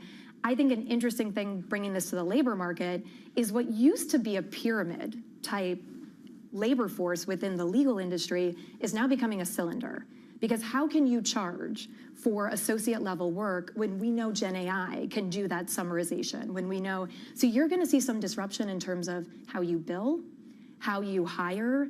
And I think this is going to be something every advisory business is going to need to grapple with. How do you train the next generation of advisors when you acknowledge that, yes, maybe you were losing money on that part of your workforce always, but now it's even more prevalent? Let's linger on this because I imagine there's a lot of anxiety among 3Ls who are wondering about their job prospects going forward. But it sounds like from what you're saying, we are looking at potentially a radical re-envisioning of what corporate law life is going to be, and what's that going to mean for that specific employment picture? Absolutely, and I think there's also, I think from an employment standpoint, we need to start getting creative. So if you're saying, okay, the return on that investment, the return on human capital is not going to be what I need it to be, maybe it needs to pivot to something where it's actually more of, like, think of it like a graduate program, like a master's degree, where your compensation, your compensation could change, but maybe you're on the back end of that, you have a commitment to that firm. So I remember when I did my MBA, that's exactly how it worked. Like, you were paid less, but then you had a commitment to that firm in terms of repaying that. I think we're going to start to see similar dynamics because you need to train the next generation. Otherwise, you're not going to be the firm that says, okay, I'm going to train the next generation, and then someone else is going to go and poach this talent once they become, a full-fledged advisor. So this is not something unique to the law industry. We're going to see this in investment banking and other areas as well.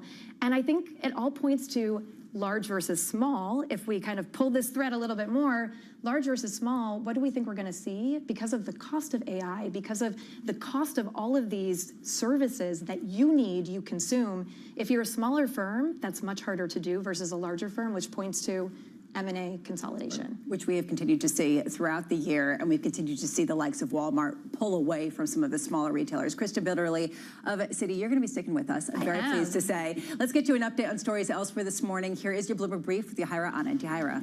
Hi, Lisa. Nobel Peace Prize winner Maria Corina Machado is planning to return to Venezuela and go back into hiding. Machado made her way to Oslo early this morning, hours after her daughter accepted her prize on her behalf.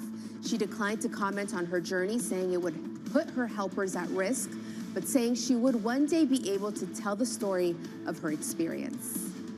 Meanwhile, JetBlue opening its first ever airport lounge next week. The new space, called Blue House at New York's JFK Airport, will span 2 floors, serving primarily premium customers and the airline's credit card members. Our own Lisa will be sitting down with JetBlue CEO Joanna Garrity in the new lounge next Tuesday at 11 a.m. And YouTube TV planning to roll out a major expansion next year. The Alphabet-owned platform expecting to launch over 10 new genre-specific subscription plans in early 2026. This includes a dedicated sports plan featuring networks like ESPN and FS1 with NFL Sunday Ticket as an optional add-on.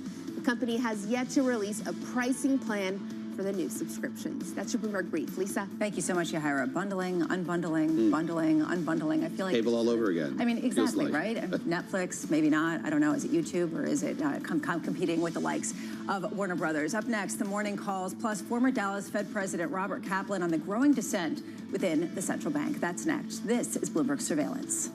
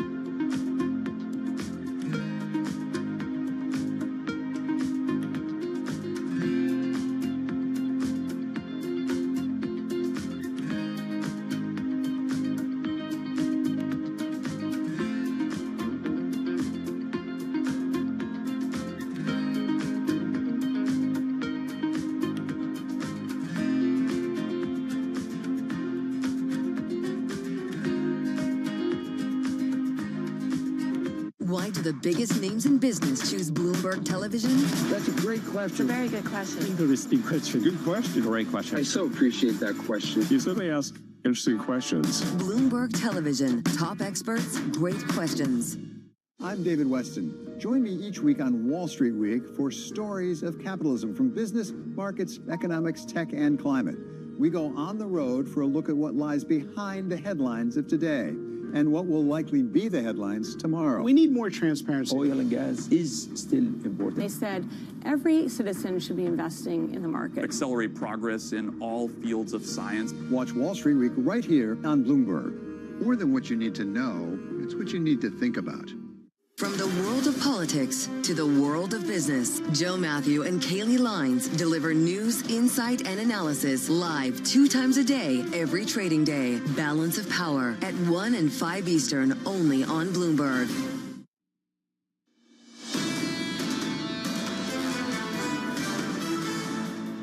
The Fed is recognizing that right now, where they have monetary policy, they are neither pushing down on the economy in a measurable way, and they're not pushing up on the economy in a measurable way either. They're kind of in a stance where they could go in either direction. That's another way of the Fed underscoring the bar is really high for another cut. That was Claudia Sahm of New Century Advisors after we did see 3 dissents yesterday, the most going back to 2019 on the FOMC. Good morning. Welcome back. What we are seeing is a little bit of softness on equity futures, down 0.3% because of Oracle, dragging down the post-Fed high that we saw yesterday. Little dollar weakness, 117.15 to going out to the 4th decimal place. And 10-year yields down about 2 basis points, building on the rally from yesterday of 4.13%. Time now for the morning calls. Oracle is the name to focus on. First up, JP Morgan cutting its target on the tech stock to $230, highlighting the weak third quarter guidance.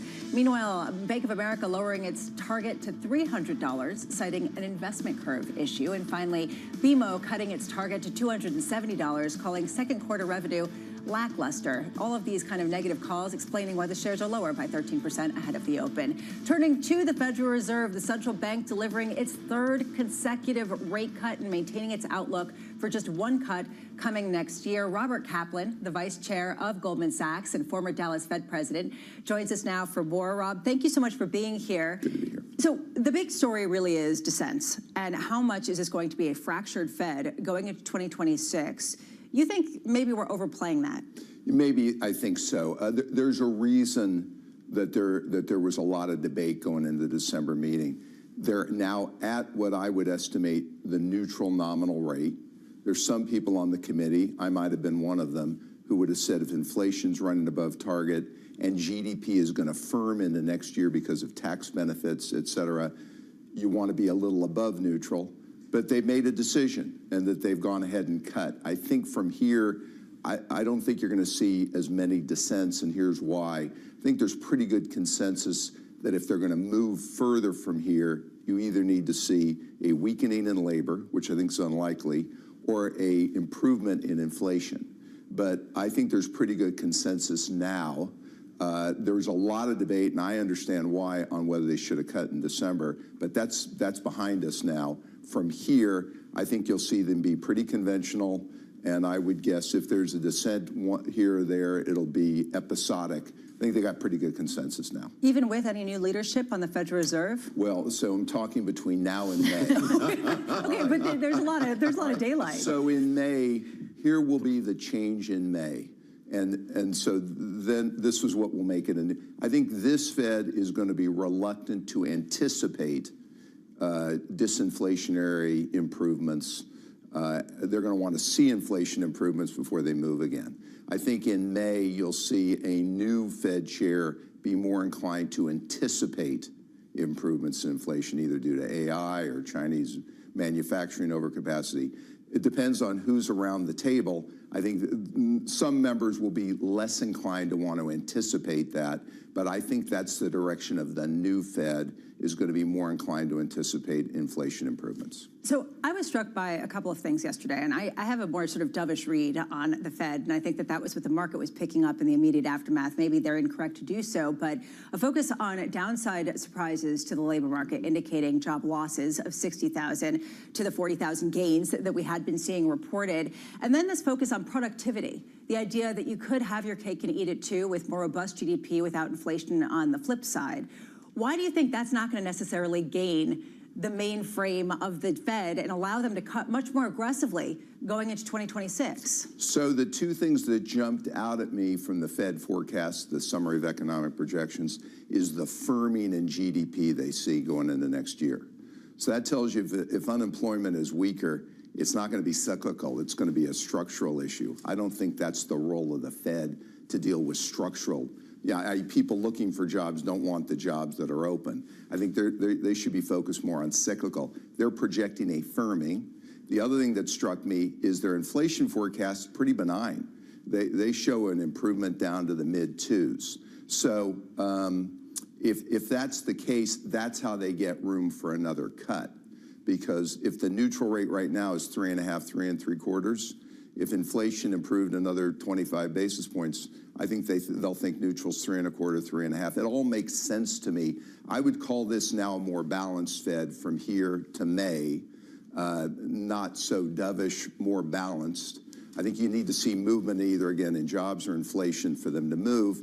In May, that's where you'll see the tilt again, and you'll see new debates about whether that tilt toward anticipated inflation, whether that's appropriate. I want to ask you about inflation in the context of tariffs, and the Fed chair yesterday defended that 2%-ish target once again when he was asked about it by a reporter. But he also had this admission which stood out to me, which was if you took tariffs out of the picture, you're kind of in the low twos. How are you thinking about the role that tariffs are having in an inflationary sense right now, and what did you make of him saying that? I mean, not really equivocating when he said that to reporters yesterday. So I'll give you a slightly different tilt. Okay.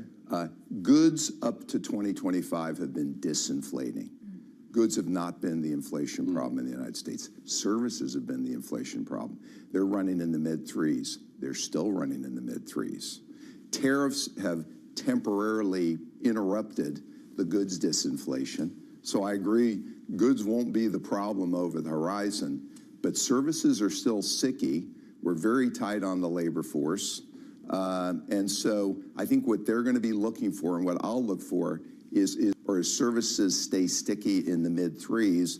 And I think the jury's out on that. Took us to May. Let me take us a little bit beyond there. There is this kind of popular misapprehension about what a new Fed chair is going to be able to do. And I don't want to intimate that the president shares that misapprehension about it, but he's certainly fueling this notion that he can put somebody in that job and he or she would be able to take the Fed in a new direction. So with your confidence in the level of unanimity, so much as there is among policymakers now, and that might continue, what does a Fed chair have to or be able to do to herd the cats, keep them in line going forward in May? And as he's talking to all these folks, the Kevins and Mickey, all these folks, what should he be asking? What should he be trying to identify about that person's capacity to play that very important role in running the FOMC? So I think there are likely to be 3 changes post-May.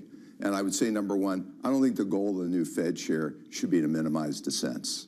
It should be to have a good process, a good debate, to be able to explain decisions. And if there's more dissents, it's okay, to me. But there are 3 tilts you're going to see. One I mentioned earlier, they're going to be more likely, the new Fed chair is going to be more likely, I would guess, to anticipate inflation improvements. Not everybody around the table is going to love that, but I would guess he or she is going to be able to get 7 votes. So in other words, they'll be able to make the decision. Second, the Fed balance sheet. Is the new Fed chair going to be more inclined to want to extend maturities in the composition of the Fed balance sheet, go from a reverse twist, less short, a little more long, and I would guess in the years ahead, the bar for QE may be a little lower. That's the second. And then the third thing, regulatory reform is well underway. Mickey Bowman is driving that. I think a new Fed chair will be an enthusiastic partner that might help speed that along even further. I think those will be the 3 changes you're likely to see. Which, just bleeding over to your current role, how much do you see right now the risks building, not necessarily in 2026, but 2027, 2028, when you have financial institutions that are encouraged to take risk, you have elevated asset prices as a result of an easy Fed policy, maybe not now, but certainly down the line, which is what's expected. Do you see that as becoming increasingly a risk to watch as people talk about bubbles? Well, so I personally don't think we're in a bubble right now, and I think even on the AI front, the AI CapEx is a percentage of GDP based on, right now we're talking, when we say AI bubble right now, we're talking about infrastructure.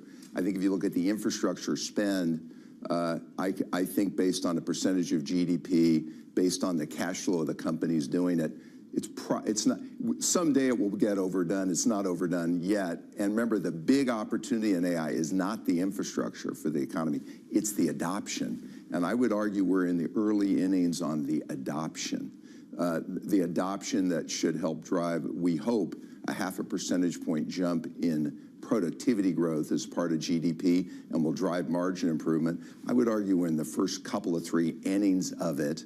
That's going to unfold over the next 2 or 3 years. And we're all going to learn a lot about what use cases work and which ones don't. And so I think that's a great opportunity. I think the next Fed chair is going to have to, there'll be the zeal to anticipate improvements, but I think he or she is going to have to be more, it's going to have to be balanced and apolitical because, yes, the markets are watching, global markets are watching, and you also don't want to run up in the long end of the Treasury curve. Yeah, which we haven't seen, actually, since this particular meeting. Robert Kaplan, wonderful to see you. Let's do this again. Robert Kaplan, former Dallas Fed president. Coming up, the latest jobless report set to cross. Florina Ricci of T. Rowe Price joins us, as well as, of course, Kristen Bitterly. This is Bloomberg Surveillance.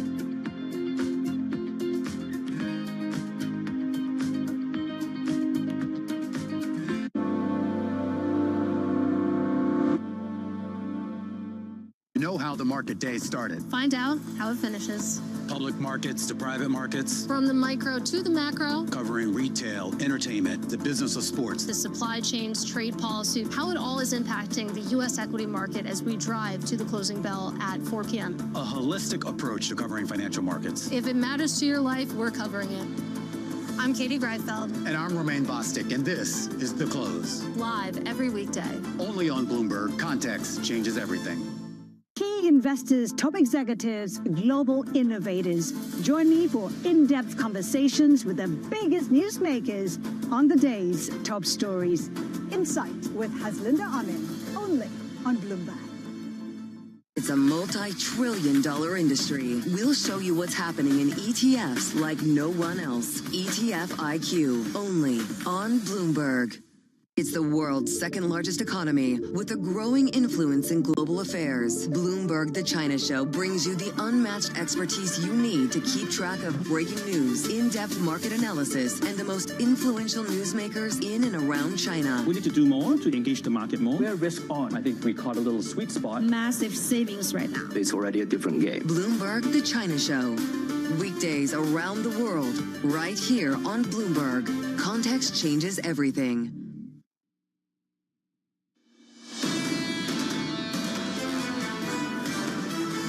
If you want outperformance, you can see it in the Russell 2000. Futures higher now, even as the rest of the equity indices sag. You got 0.3% decline in S&P futures, the NASDAQ lower by 0.5%. Russell 2000 eking out gains, but just. Meanwhile, when you take a look at the bond space, 2s, 10s, and 30s, you do see that bid continuing to strengthen after yesterday's rally. Even at the front end, yes, that has been the biggest rally point, 3.53% rounded up. The 10-year also getting a bid. Jobless claims data just crossing. Bloomberg's Michael McKee has the numbers. Mike? Well, not just crossing yet. We're a little bit delayed here, but that sometimes happens when everybody clicks on the numbers at once. We do have the trade balance for the month of September in now, negative 52.8 billion. That's a little down from the 59.6 that was the initial report. Now, this includes services as well. Exports up 3%, imports up only 0.6%. No surprises there, given the tariff situation. Initial jobless claims are now in 236,000 last week after a revised 192,000 the week before. That 192, very low, but that was the week of Thanksgiving, so there wasn't a whole lot of people going out to file their initial claims. 236 is much more in the range that we have been in on. Initial claims on a continuing basis, 1,838,000. That is down significantly from 1,937,000 the week prior. So it does suggest that at this point what we're seeing is the labor market in stasis. Not a lot of change, not a lot of people getting laid off. We know that hiring's been weak as well. So the Fed's whole argument yesterday was the labor market needs propping up, but no sign of it right now. Michael McKee, thank you so much. Taking a look at what the response is in markets, it is further dollar weakening. It is an ongoing bleed lower in terms of the equity indices. Right now, we're seeing Russell 2000 futures lower after being higher earlier. You're seeing that NASDAQ decline continue. In the bond space, you are seeing some justification potentially for that dovish tilt to the Fed, given the fact that this is a higher jobless claims number than previously expected. And you're seeing that bid continue throughout the yield curve. Just really interesting. And Kristen Bitterly, I'd love your thoughts on this. This is confusing data. We're looking right now at data where jobless claims are coming in. We saw the biggest increase going back to March 2020 in this latest read because of what we just saw in the previous week. How do you understand this? So I think like this is exactly what Chair Powell was talking about yesterday in terms of like looking for weakness within the labor market. And I think the Fed is definitely leaning more towards let's make sure that we're protecting the labor market. Inflation, we're going to watch that closely, but the bigger concern is really making sure that we have a grasp on what is happening within the labor market. I think this is largely in line. Yes, it's elevated, largely in line. As you know, one of the things that we're watching very closely is the continuing claims. And so this is something that, if you are someone who did lose your job, how hard is it to find a new job? And how is that going to actually then flow through into areas like consumption? And so we just heard that, yes, there are some structural elements when we think through what does this mean from an AI perspective and who are the winners and losers in the employment backdrop. But I think this is something that right now, there's no cause for concern. It's like a frozen market. But if you are someone who's out of that market, it's a really, really challenging place to be in. Yeah, and it's challenging to get a read on this. Blurina Yarici of T. Rowe Price joining us now. And Blurina, how do you get a clear read on the labor market when the data's messy, the trends are messy, the structural changes are unclear? So I think the story of the U.S. labor market throughout this year has been one of low hiring and low firing. And when you look at the initial jobless claims data today, I think they reinforce this message. We're seeing, yes, of course, a little bit of an increase in initial claims, but if you take it within the noise of the last couple of weeks, I think you can smooth out broadly stable initial claims. So we're not getting big flows of unemployed workers in the labor market, but you look at the continuing claims trend, that has been moving higher steadily throughout the year, and that's telling you that those workers that came out of the labor market are finding it harder to find a job because the number of vacancies in the economy and the hiring demand from firms has slowed down significantly. So it is this kind of labor market. The message for me is that the labor market is not overheated. It's definitely not as tight as it was in 22 and 23, but it's not rolling over either. So this concern that the Fed has about the weakness in the labor market, I think it's a bit overdone at the moment. And certainly I thought Powell's comments yesterday were extremely dovish with regards to the pace of the employment growth in the economy and this idea that we need to adjust monthly payroll data down by 60K per month. And that's the true underlying trend rather than what the BLS is publishing. I think this is a bit of a dovish interpretation of what's happening in the labor market. Let's stick with that if we can. Far from me to suggest you do some psychoanalysis here of the chairman, what he was thinking in that, and as he thinks about this particular issue. But I'm curious, as we tease this out, why you think he's coming to that conclusion now, what he's buffeting that on. And then I guess I'd love a gut check from you just on the density of the fog that policymakers and economists are operating in right now. Yes, we have these figures, but we're waiting for so many other pieces of and reports of data that have been missing because of the government shutdown. How much are policymakers fumbling as a result of that right now? Okay, so let's start first with this idea that we should revise down the payroll numbers or not take them at face value when they're being published by the BLS. Where is that coming from? Where when we look at the benchmark revisions for U.S. employment data over the last 2-3 years, it is true that those revisions have been to the downside. And so I think Fed staff has come to the conclusion that there is a downward bias in the BLS estimates. And I think we, as forecasters and economists, broadly agree with that conclusion. I think the magnitude maybe is up for debate. It might be actually smaller than 60K. So I think this is where his assertion is coming from. And perhaps staff estimates at the Fed are a little bit more concerned or more negative on the labor market than perhaps the private sector forecasters. And then how much fog is in the data right now and how do we navigate that? A ton of it. Of course, not only do we have these mixed messages from the economy, we also have delays in the publication of the data. But I think it's important to look at the entirety of it. If we indeed had a labor market where the U.S. economy has had consecutive negative payroll growth numbers, would we actually see GDP and consumer spending remain in positive territory? Would firms invest as much in CapEx as they've done over the course of the first half of the year? And would the unemployment rate only increase a little bit? I think the answer to all those questions would be no. So looking at the entirety of the economy, it's softer than it's been in the last few years, but it's definitely not weak. And what we've done on top of this is that we've eased financial conditions. We've cut interest rates, balance sheets of consumers and wealth is looking better. And then in Q1, we'll get some tax credits both to the corporate sector and to the household sector. So all those things, I think, should support growth in the labor market in 2026. Lorena Urici of T. Rowe Price, thank you so much. And Kristen, just to finish on this idea of heading into 2026, does yesterday what you heard from the Fed make you more bullish and frankly want to take more risk? I think it makes me more bullish in terms of the prospects for the first half of 2026. So the tailwinds that we mentioned of, yes, we got the cut, that was almost like relief, just to make sure that that was a known. But then when we look through the other tailwinds that have been discussed all morning on this program, in terms of the stimulus that's going to come into the economy, the benefit ultimately to the consumer, the continued CapEx, and how that's going to drive a broadening out. So I do think there's an argument that you're going to see some tailwinds. I think we do have to keep a very close eye because this data is foggy. So this data when it comes to employment is foggy. We've also seen what happens with Oracle in terms of the market saying if we don't have clarity on how you're financing, there's going to be a delineation. Just like we talk about a K-shaped economy, I think we're going to see K-shapes within sectors as well.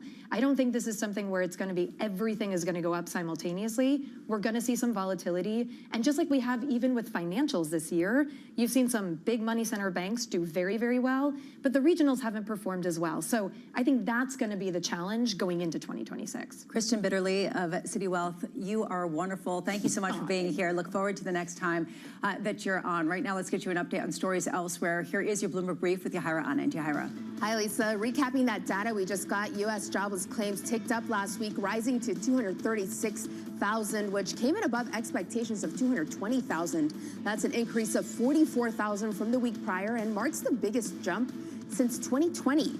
Better news for continuing claims, which came in around 100,000 less than expectations at 1.84 million.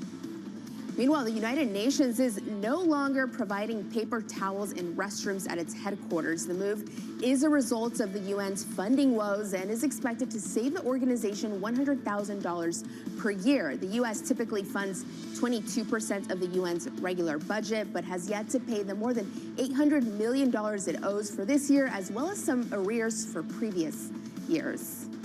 And in sports, MLB All-Star Pete Alonso is heading to Baltimore after signing a 5-year, $155 million contract with the Orioles. The 31-year-old slugger has spent his entire career with the New York Mets, where he became the franchise's all-time home run leader last season.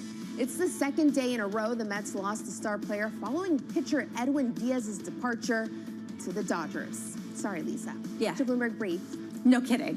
I feel the pain in my household. It's roiled. Yahira, thank you so much. David Gura, you will be back with us tomorrow. Yes. Thank you so much for everything this morning. Right now, coming up, we've got Oaktree Capital Management co-chair Howard Marks raising concerns about an AI bubble after a memo that he wrote. I recommend everybody read it. A really fascinating take on the moment we're in. This is Bloomberg Surveillance.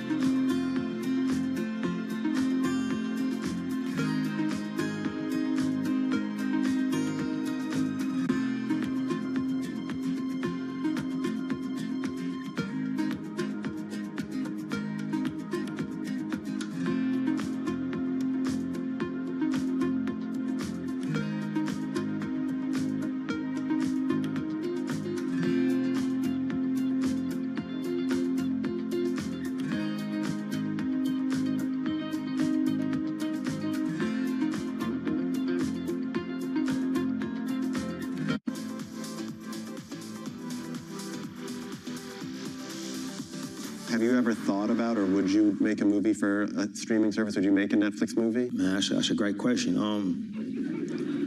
I mean, I'm waiting for one where I ask and you go, that was a shitty question. Yeah. I mean, you know, you good at your job, bro. Like, this is actually the first time anybody's ever asked me that. You know, I'm not here to say what I would and wouldn't do in the future. You know, but the theatrical experience is one that means a great deal to me. it means a great deal to us. I feel a certain responsibility. Like if Fruitville had happened a calendar year later, it probably would have come out on streaming. You know, I've been fortunate enough that everything that I've written and directed has been a theatrical release. So I feel a duty to try to protect that. You know, but that's where I'm at today.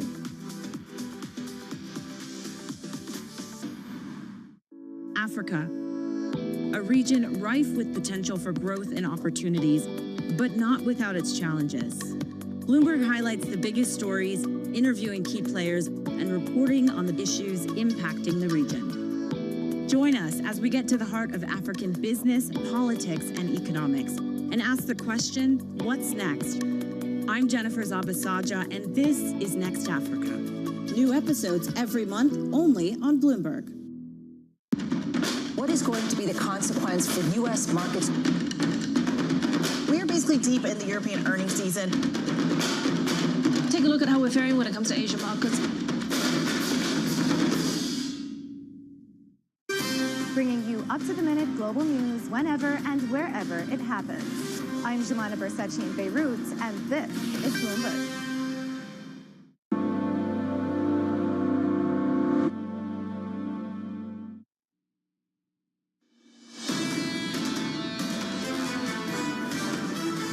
Seeing a market gut check some of the enthusiasm post-Fed meeting yesterday after Oracle came out, throwing some cold water on some of the risk appetite, down 0.4% on S&P futures. The bid into bonds actually gaining as the morning grows older after jobless claims came in just slightly elevated, 10-year yields at 4.13%. Turning to the economy, Fed Chair Jay Powell saying AI may be at least partially responsible for the cooling labor market, but the future remains uncertain. Howard Marks, co-founder and co-chairman of Oak Tree Capital Market, issuing a warning in his latest memo. I find the resulting outlook for employment terrifying. I am enormously concerned about what will happen to the people whose jobs AI renders unnecessary or who can't find jobs because of it. At this moment of transformation, Howard joins us now after writing a memo that I really recommend everybody read. It really was one of the absolute best that you've ever written. Thank you for being here with us. So I can stop now. Oh, no, please don't. I want to keep reading your memos. I want to start with this idea of different types of bubbles. And you talk about there are productive bubbles and unproductive bubbles. What's the difference, and how does that make it either something you want to invest in or not? Well, I think that the unproductive bubbles I would describe as financial fads. Portfolio insurance was one, subprime mortgages was another. Financial activities that become fashionable, zoom into popularity, get overhyped, and then recede. But then there are bubbles which are based on technological progress, starting with the steam engine, the railroad, the radio, the automobile, computers, internet, et cetera. And these actually push society ahead and change it irreversibly. But in the process, there's a bubble surrounding their implementation, which is overly accelerated and overly financed and goes to excess and end up destroying a lot of capital, but leaves society greatly changed. And I'm sure that AI is in the latter category in terms of effect on society. And the question is, will the implementation prove to have been excessive in scope and in the way it's financed? Just because something is excessive doesn't mean that you can't invest in it. No, but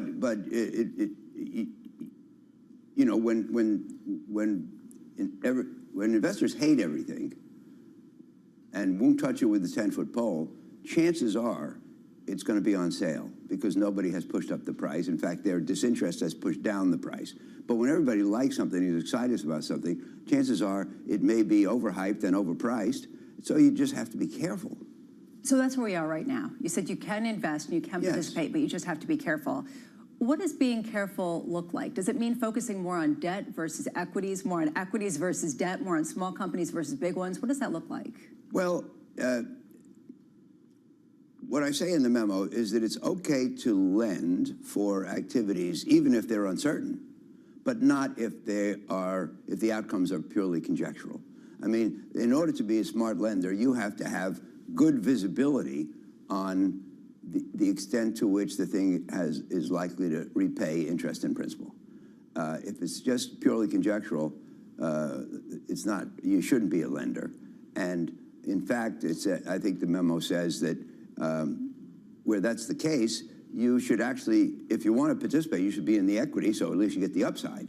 The lender has no upside.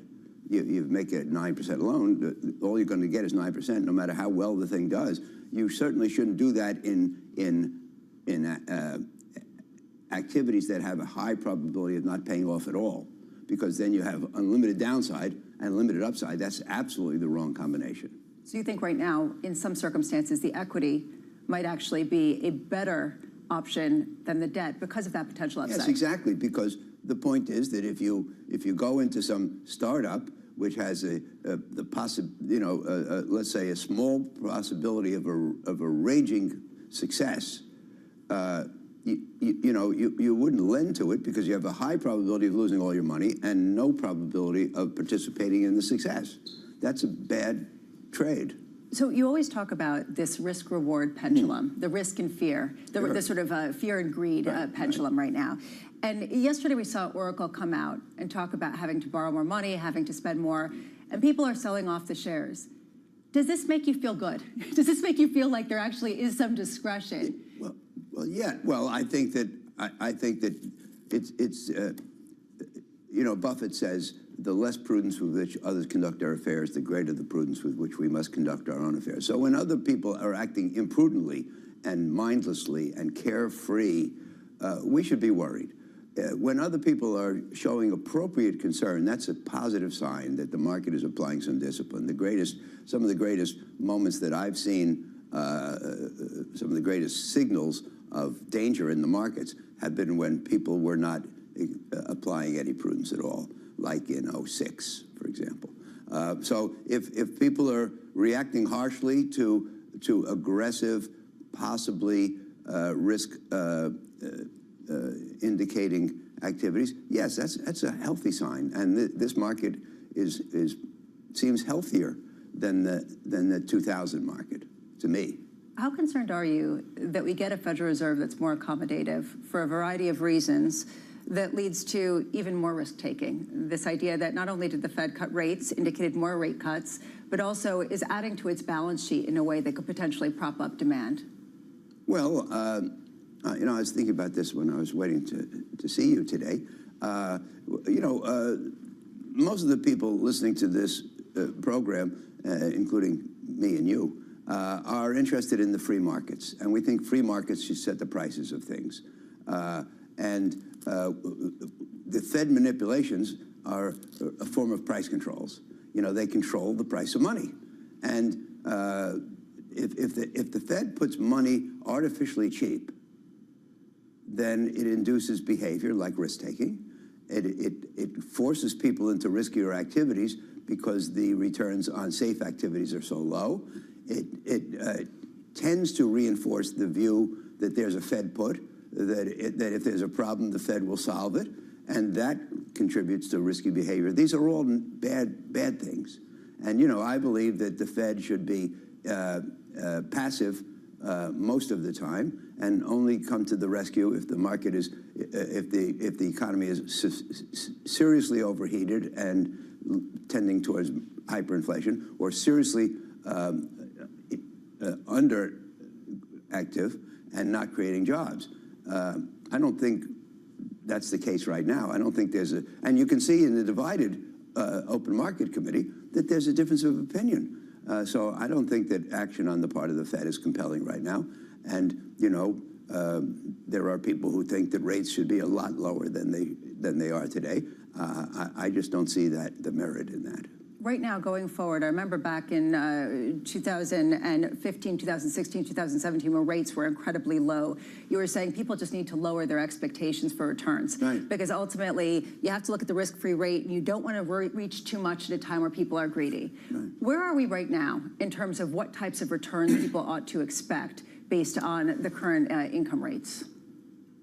Well, the lower base interest rates are, everything scales off that. So, I mean, the Fed funds rate at 3.5 is below history. These are not high rates. They're only high relative to the last 15 years. But this is a low rate, so everything scales off that. Most things will give moderate returns. In the debt area, I think prospective returns are moderate, okay, not lush, but not inadequate. The trouble is that the S&P, based on its PE, very low single digits. So I think we're in a moderate return scenario. The problem is that how do you get a high return in a moderate return scenario? And most people's resort is to take a lot more risk. And that's something I don't like to do, other than when it's compelling. You had a personal note, an addendum at the end, and I led off with that idea of what artificial intelligence and machine learning will do to the labor market. It's something clearly on the Fed's mind, clearly on investors' mind. You're talking about concerns that there is going to be cannibalization from human jobs. How do you see this playing out? How are you kind of grappling with this when you look at investments, when you look at fiscal deficit, when you look at the backdrop for the financial system? Well, look, Lisa, here I'm not talking about investing or economics. I'm talking about society. And it's very worrying to me. And, you know, I've gotten some very nice response from people I respect to the memo. And one of them said he thinks we've seen this in response to the internet over the last 25 years. But it has not raised unemployment because the internet eliminated white-collar jobs that were replaced by blue-collar jobs, like, you know, people who pick stuff in warehouses and send it out in e-commerce. So the job count is not down, but job quality is down. And I think that this is very worrisome. And as I said in the addendum, when we lost jobs to automation and offshoring, I think that coincided with the opiate epidemic, and not only in amount, but also in location. And I think it's a natural consequence of people sitting around all day. And even if we can find a way to replace their income, I worry about purposelessness. And, you know, we get so much from our jobs other than a paycheck. And you can't replace that stuff. So I worry for society. Howard Marks, you are absolutely one of the best. My favorite to talk to. Howard Marks of Oaktree Capital Management. It's great to Thank be you here. so much for being with us here this morning. Coming up tomorrow, Peter Shearer of Academy Securities, Priya Misra of JP Morgan, Liz Ann Saunders of Charles Schwab, and Daryl Cronk of Wells Fargo. This was Bloomberg Surveillance. Good morning.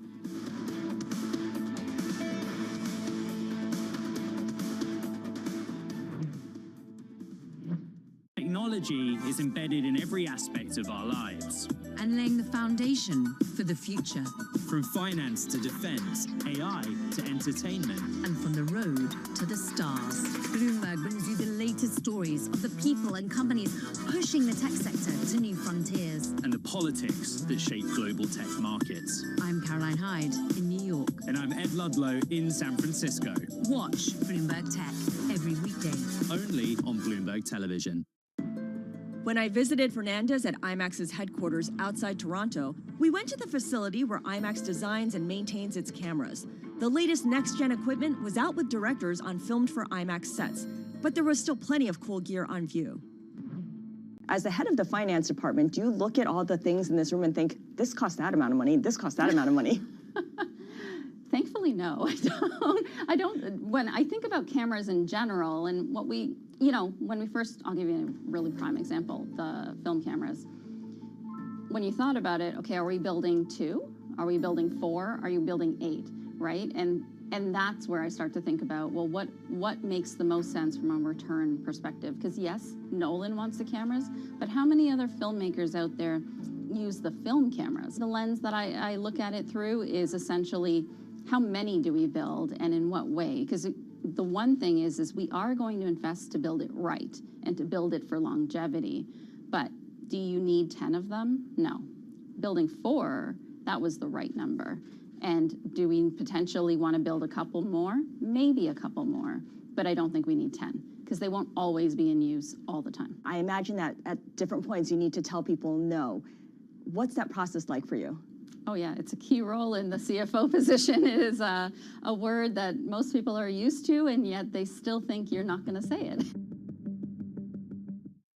I just wondered if any of you had a perspective of the reason to, put some of that capital into women's sports. It's going to create you the fastest return. You will have so much success. If you look at the growth metrics of women's football, selfishly, in this country at the moment, it's phenomenal. We are the fastest growing sport on the planet. Our participation is up in this country. The interest that is around women's football is at a real, to your point, we're at a real moment in time to be able to capitalise on it.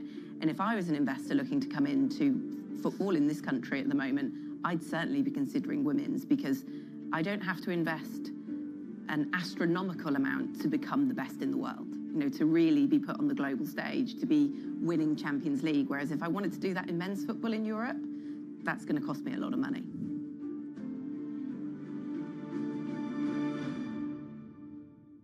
Bringing you up-to-the-minute geopolitical news whenever and wherever it happens. I'm Stephen Engel at Japan's Akasaka Palace in Tokyo, and this is Bloomberg. Today's a day to buy the dip. 30 minutes until the start of trading. I'm Matt Miller. And I'm Danny Berger. Bloomberg Open Interest starts right now.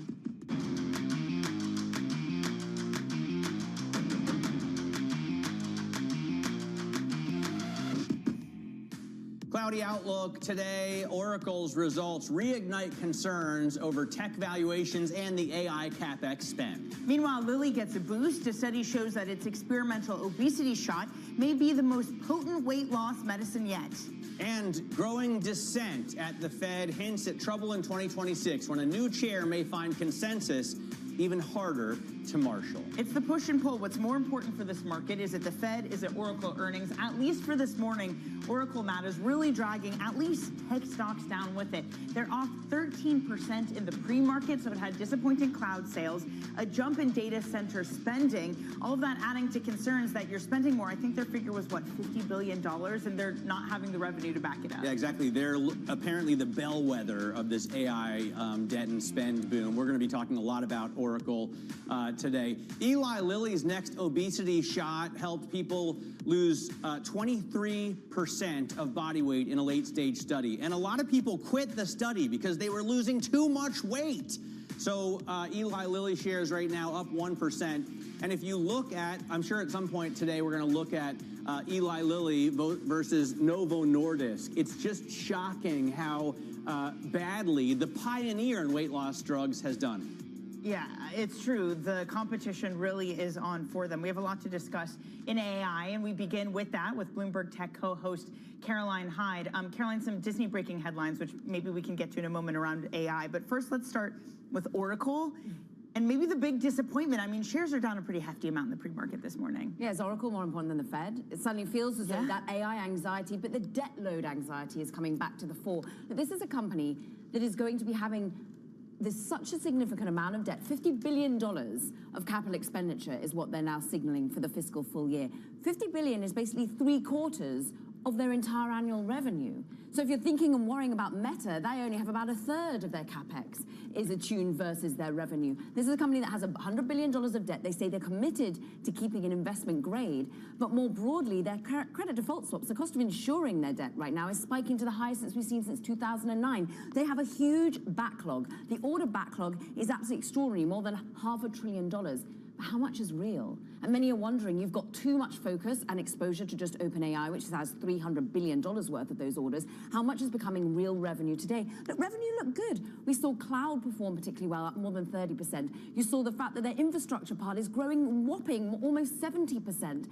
But people need more tangible money coming in tomorrow rather than in a year, in 2 years' time. It feels as though analysts are out there saying it doesn't look that bad, but investors seem to have this unrealistic perspective of how quickly they can can mark down revenue at the same time as they're spending on infrastructure, on real hardware and equipment. They're not saying this is on land, this isn't on data centers that they can't yet use, this is on equipment that they're using today and really returning for them, but it wasn't enough to appease the market anxiety. You know, I'm seeing some strange headlines on, or just the juxtaposition of the two big stories for OpenAI, right? On the one hand, Microsoft and OpenAI are being sued for a murder-suicide in Greenwich, Connecticut. On the other hand, Walt Disney is going to make a $1 billion equity investment in OpenAI, saying Disney wants to bring its beloved characters from across Disney's brands to Sora. I guess the Disney story for now, because the lawsuit obviously is an allegation, and OpenAI said they're going to look into those. We don't have many details. But the Disney story for investors has to be the more important one, right? I mean, $1 billion investment from this iconic, from the House of Mouse in OpenAI. Is that a vote of confidence? There are two stories that are very hard to put in the same sentence. So let's focus in more on what's happening with Disney right now, because they say they're the first major content licensing partner on Sora. Now, it's interesting that they're going on Sora because many would say that at the moment, OpenAI's focus is on making image creation really easy on ChatGPT. Maybe they put Sora a bit on the back burner as they integrate image generation into their main core offering, because that is where Gemini has looked so strong. And that is actually where a lot of people are taking up their time on these so-called AI chatbots. The professionals here are using it for productivity, but most of society loves creating images, and no wonder Disney wants to make sure that their IP is at the heart of that, and of course that they're getting recompensed for it in some way, but they're seeing the upside of OpenAI's growth and image generation growth, so really notable that they're putting in $1 billion equity. Wasn't there like a whole strike over this though, a whole Hollywood strike to try to avoid this sort of thing of AI being the thing to produce all these images and short content, short form content for Disney? The strikes were over many things, and in terms of the way in which labor was treated, but bolted onto that whole anxiety and worry was indeed, what's the future of artificial intelligence? I've almost felt like that has moved to the wayside in many ways. It's become inevitable. Netflix is using generative AI within production. We're hearing companies more and more turning to a Runway, which is a New York-based image generation company, which has got one of the best image generation models out there if you're looking at the leaderboards. There has become a tussle among just many creativity focus here is that actually humans are still needed in the loop. If you're going to make really iconic IP such as Disney, it's going to be needing a human there to create it. But if you want to then be leveraging that IP and building into your image going forward, you probably want to have access to Disney, and Disney wants access in return. But yeah, this is going to have a lot of intricate messaging for its workforce, I'm sure, as to how important they still are. All right, Caroline, a lot to dig into with Walt Disney, with OpenAI, with Microsoft, with Oracle as well. We look forward to Bloomberg Tech. Caroline Hyde co-hosts that show with Ed Ludlow. They kick it off at 11. I want to talk, though, a little bit more about what people are using AI for. Is it really going to drive productivity, or are you just going to put together pictures of mice? And I think mice or mice? No, like Mickey Mouse. Okay, I didn't know like real life. Okay, got it. So I think it's interesting to marry this story with the Fed, because I actually heard Robert Kaplan on Bloomberg Radio talking with Tom Keene a moment ago, saying that he thinks productivity could be boosted about a ½ percentage point in 5 years. That doesn't seem like a massive move to me, and maybe it's because people are just using AI for image generation. Let's get to Mike McKee right now. He's here to talk to us about what we heard yesterday from the Fed. Obviously, there was a cut. It doesn't really seem to be moving markets much. It's not like bond yields have come down, right? We're still at 4.12 on the 10-year. What do you think about the AI aspect? Because people like Austin Goolsbee brought it into their dissent. Yeah, Jay Powell was asked about it, and basically he's saying there may be some signs of it in the economy, but it's really hard to pick out right now. And most people will tell you that they're not anticipating major changes in productivity for a while yet, because it takes a while for businesses to figure out exactly what it is that can be done and can be done more efficiently using AI. So it'll take a while for things to be adopted. Maybe not as long as it did for the personal computer, and certainly not as long as electricity, but it's not going to be something that happens overnight. Wait, did that take a long time, the adoption of electricity?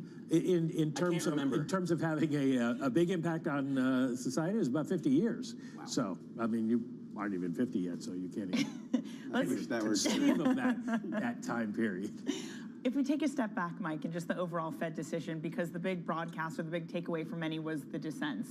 And Chair Powell tried to describe it as, look, it's a confusing picture. Our mandates are intention. So of course you're going to get dissents and other ways to frame it. Is that what's happening? Or does it say something about 2026 and what the composition and the makeup and the dissents among the FOMC will be going forward? Well, it's a little bit of both. I mean, when you look at the overall bottom line here, you've got Jay Powell and those who voted for a cut placing a big bet on the idea that the Trump tariffs are going to go through the inflation economy and then out the other door before the end of 2026. And then you have the dot plot where they're only going to cut once. So you have this division among the Fed officials about what's going to happen. And so it's going to be hard for any single person to come in, a new chair to come in and get the whole committee to go along. But we don't have all this data that's going to start coming next week.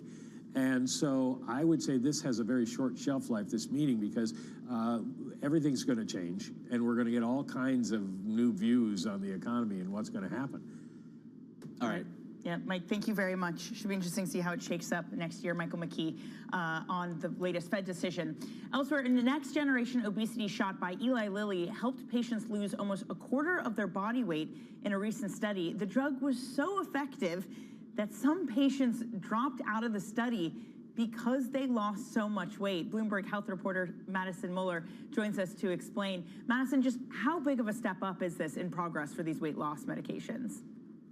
Yeah, this is a huge step up. That's exactly right. I mean, this is the next wave of therapeutics, the next generation of drugs that are, the drug makers were hoping were going to be even more effective than the currently available medicines, which are Wegovy and Zepbound. And already those drugs work really well. I mean, in a lot of cases, Zepbound can, help patients lose up to 20% of their body weight. And so that was sort of the bar for where these next generation drugs had to get higher than that in order to be considered successful by investors and by the companies who have set sort of a high bar for themselves. And so we have seen Lilly and Novo Nordisk, their rival, trying to develop these next generation compounds. Novo's really struggled with that, but this is the first time that we're seeing this late stage phase 3 data from Lilly's next generation drug, and it's really, exceeding what investors had hoped for it. We just showed the chart I was referring to at the top of the show, the stark divergence of Novo Nordisk stock to the downside, Eli Lilly stock to the upside. Is, the market share picture this bad? I mean, I thought, it was hard to get Zepbound at CVS, for example. So everybody who's going through that gigantic pharmacy benefits manager has to go with Wegovy or Ozempic. Why is the stock split so much? Yeah, I mean, in terms of the market share, Lilly has pulled ahead of Novo. So Lilly's drug Zepbound is the most popular weight loss medication on the market right now. But a lot of this is also due to anticipation about what comes next. I mean, Lilly and Novo actually both have weight loss pills that are expected to launch probably next year. Novo's could launch by the end of this year. And those drugs are, pretty similar. But in terms of what comes next, in terms of these next generation therapies that are maybe more effective or have fewer side effects, Lilly is really excelling there. And they've had success after success with these, even earlier stage molecules like amylin, which has potential to have less side effects. And Novo is just continuously falling behind there. We also saw Novo lose out in that bidding war with Pfizer over Metsera, which could have given them access to some more next generation compounds. So there's just a lot going on at Novo. I mean, even when we look at CEO turnover, layoffs, various things going on there where Lilly's not having those same challenges. Hey, Madison, thank you very much for that. That's Bloomberg's Madison Muller. Let's get a quick check on futures this morning because yesterday's rallies turns into today's losses after Oracle earnings where revenue came in lighter than expected and spending on AI higher than expected. NASDAQ 100 futures lead the declines down 0.5%, down a third for the S&P 500, while the Russell 2000 outperforms only down 0.2%, Matt. Let's get a look at some of the single stock stories we're watching this morning. Disney is going to make a $1 billion equity investment in OpenAI. It will also become the first major content licensing partner on Sora, which is OpenAI's short-form generative AI video platform. That's a mouthful. That is. It's interesting. That's what people, I guess, are going to be. The thing I don't get about this is, okay, yeah, Disney owns the IP, but anybody can make a video on Sora, and anybody can put content Yeah, out but you there. can't do it with Mickey Mouse, right? If you try and use trademarked content on OpenAI, it won't let you. You could do it with Winnie the Pooh. He's now in the public domain. Ah. Yeah, so that's something for you. By the way, speaking of AI models, Microsoft's planning to unveil a new one on Friday. It's going to, quote, take agents to the next level. That is, according to the CEO, Satya Nadella. Did not know that about Winnie the Pooh. Yeah, it's in the public domain now. Coca-Cola's CEO, James Quincy, is stepping down and will be replaced by the COO, Enrique Braun, at the end of March. You can see Coca-Cola shares up a third of 1%. And Altria CEO Billy Gifford has decided to retire. That will be effective in May. CFO Salvatore Mancuso will take over in his place. Shares up just a third of 1% this morning. All right, coming up, it is not just President Trump weighing in on the Warner Brothers deal. Democrat senators are also raising concerns as the media merger draws the attention of Washington, D.C. This is Bloomberg Open Interest.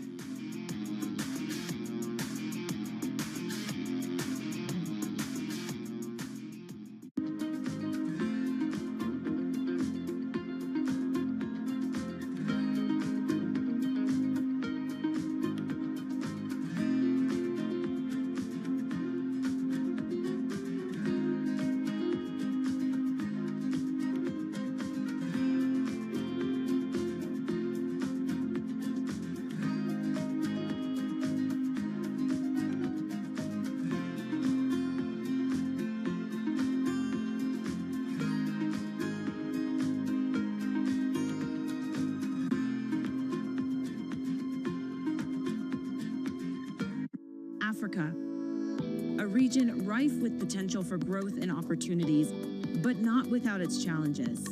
Bloomberg highlights the biggest stories, interviewing key players, and reporting on the issues impacting the region. Join us as we get to the heart of African business, politics, and economics, and ask the question, what's next? I'm Jennifer Zabasaja, and this is Next Africa. New episodes every month, only on Bloomberg.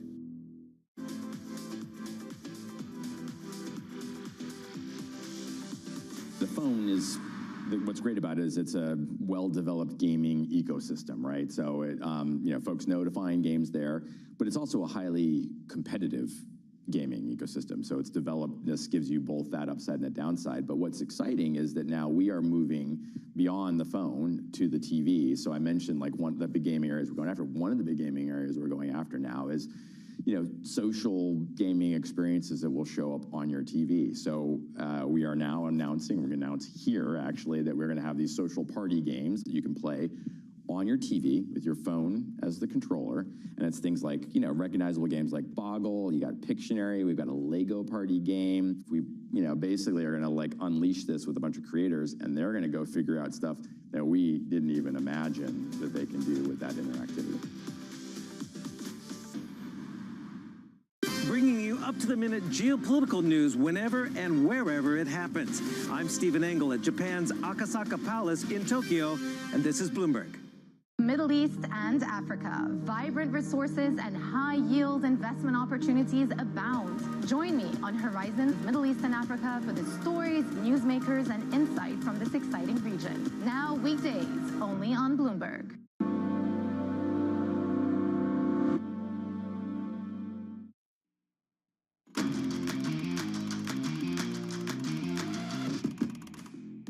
Get to high interest now. Look at what's making headlines around the world. Mexico has approved sweeping new tariffs on over 1,400 Asian imports, aligning itself more closely with the U.S. Pressure on China as President Claudia Sheinbaum aims to shield her local industries. Starting next year, duties of 5 to 50% will hit goods from clothing to auto parts, including steep 50% tariffs on Chinese cars. Beijing has warned Mexico to reverse what it calls protectionist measures. American Airlines says bookings are rebounding after the shutdown that costed up to $1 million a day. CEO Robert Isom expects a strong start to 2026 thanks to resilient travel demand and a push into premium cabins and new long-range jets. He spoke exclusively to Bloomberg's Lisa Abramowitz. Whether you're more economy-focused and budget-minded or your premium services, everybody wants more. Everybody wants better control. Everybody wants more comfort. So I don't think that there is going to be any going back in terms of offering product at any level of the spectrum of offerings. But for us, as we go forward, you'll see us with our lie-flat seat offering. That's going to grow by 50% over the next few years. Premium seating, 20%. And speaking of airlines and the premium experience, JetBlue is opening its first ever airport lounge, the Blue House, at New York's JFK next week. The space targets premium flyers and card holders as JetBlue shifts towards higher yielding travelers after a tough year. It joins a broader industry push to woo an affluent customer, as you just heard there from Isom, with a second Blue House planned for Boston in 2026. Lisa will sit down with JetBlue's CEO, Joanna Garrity, at the ribbon cutting at JFK on Tuesday, Danny. It's about time. It's like a good reason not to fly JetBlue for business if you don't have a lounge. Like, you need to go to a lounge and get work done. But everybody goes to the lounge. Like, the lounge is packed. No, it's true. But, I mean, in JetBlue, you don't even have a lounge to go to. So it's, you know, a big thing for them to get one in JFK. By the way, Matt, we're also still monitoring the battle for Warner Brothers Discovery. They're carving up the country along political lines. Some Republicans are rooting against Netflix. Democrats have concerns about Paramount's bid. All of that comes with the president making a demand regardless of who the winner is. I think any deal should be guaranteed and certain that CNN is part of it, or sold separately. But I don't think the people that are running that company right now and running CNN, which is a very dishonest group of people, I don't think that should be allowed to continue. Joining us now is Bloomberg Executive Editor of Tech Coverage, Michael Shepard in Washington. Shep, the president's specific focus on CNN, is this just not another win in Paramount's direction, with the Ellisons promising that they would make changes to the company and to the news programs? You know, Danny, on one level, it certainly would suggest that the president is tilting in that direction. And yet he has also said that neither Netflix nor Paramount are particularly good friends of mine. He said that very much shortly after he made that comment about CNN. So we are not seeing him necessarily putting the thumb on the scale either way. On Sunday, he did say that he thought that the Netflix proposal looked problematic. He said that he also may even get involved in the review process, which would be unprecedented. We typically do not see presidents weigh in either way when it comes to mergers and acquisitions, even big ones, unless there is some serious national security element involved. Well, so we'll be watching to see just how much more he gets involved in this one. Unless it's the Trump administration, right? Because President Trump was solidly against, in his first term, the AT&T purchase of these very same assets, Warner Brothers Discovery. And while his thumb may not be on the scale, he does want CNN to be included in the sale. That's part of the Paramount deal, not the Netflix deal. And his son-in-law is helping to finance the Paramount deal, and his friends in Saudi Arabia are also helping to finance the Paramount deal. And of course, Larry Ellison is someone that he's very close with in terms of the whole Stargate project. So I don't know if his thumb isn't on the scale, but it does seem like it could go in one direction rather than the other. It does argue in that direction of travel, certainly based on those alliances. And Paramount has been quick to point out that, A, they think their deal is stronger overall, perhaps because of the inclusion of the TV networks, but also because they think they will have an easier time when it comes to regulators in Washington. And David Ellison has pointed repeatedly to this close relationship with the Trump administration. And his father, the world's second richest man, has long been an ally of the president, going all the way back to the first administration. And of course, now his Oracle Corp is playing a central role, not only in the AI rollout here across the U.S., but also in the TikTok deal that the president is trying to get over the line. So there is a lot at play here behind the scenes, as well as in the merger review process. We do see Democrats and Republicans kind of breaking down their concerns on different lines. We saw a letter from Representatives Sam Liccardo and Ayanna Pressley, both Democrats,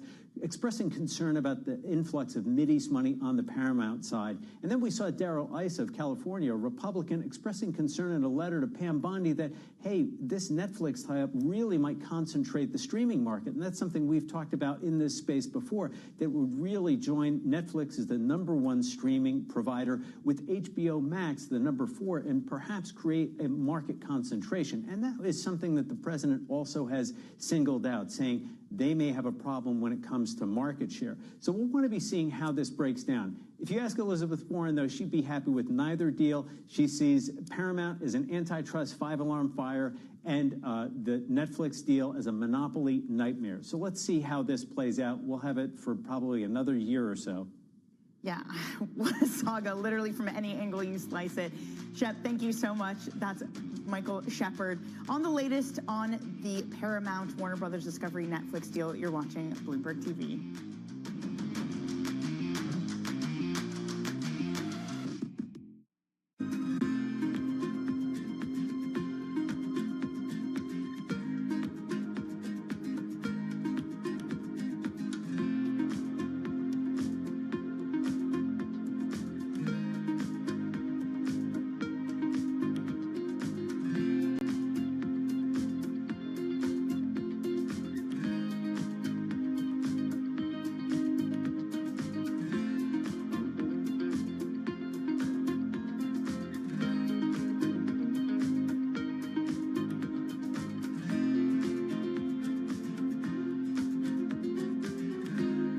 Technology is embedded in every aspect of our lives. And laying the foundation for the future. From finance to defense, AI to entertainment. And from the road to the stars. Bloomberg brings you the latest stories of the people and companies pushing the tech sector to new frontiers. And the politics that shape global tech markets. I'm Caroline Hyde in New York. And I'm Ed Ludlow in San Francisco. Watch Bloomberg Tech every weekday. Only on Bloomberg Television.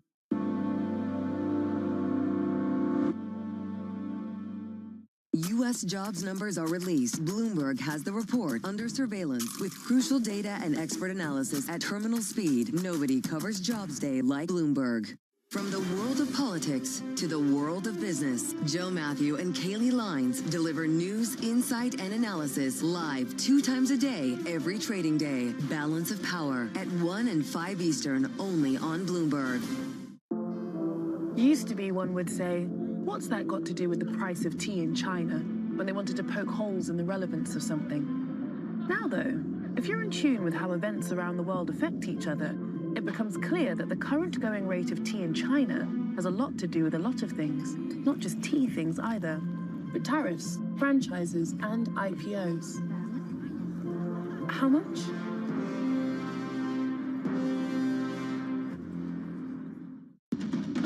Astonishing day for US technology. Shaping the region's technology ecosystem. Asia's biggest tech news and innovation.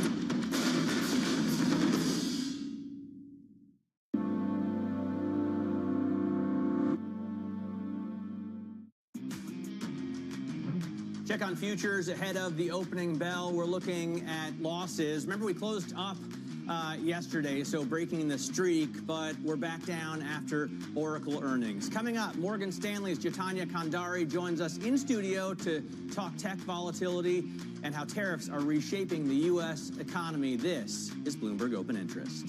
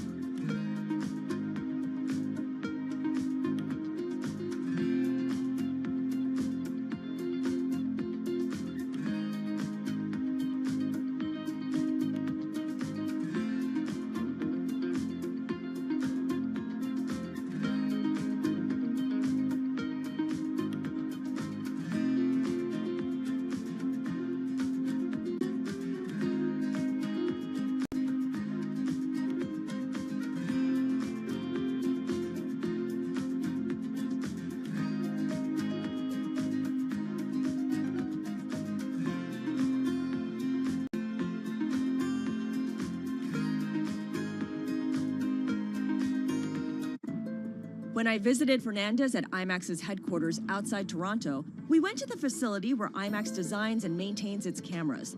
The latest next-gen equipment was out with directors on filmed for IMAX sets, but there was still plenty of cool gear on view. As the head of the finance department, do you look at all the things in this room and think, this costs that amount of money, this costs that amount of money? Thankfully, no, I don't. When I think about cameras in general and what we, when we first, I'll give you a really prime example, the film cameras.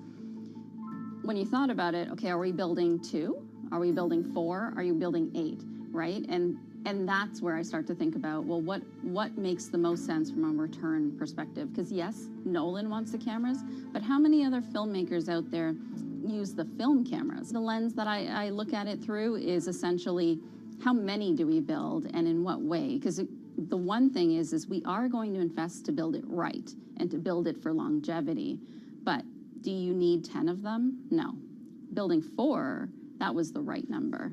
And do we potentially want to build a couple more? Maybe a couple more, but I don't think we need 10 because they won't always be in use all the time. I imagine that at different points you need to tell people no.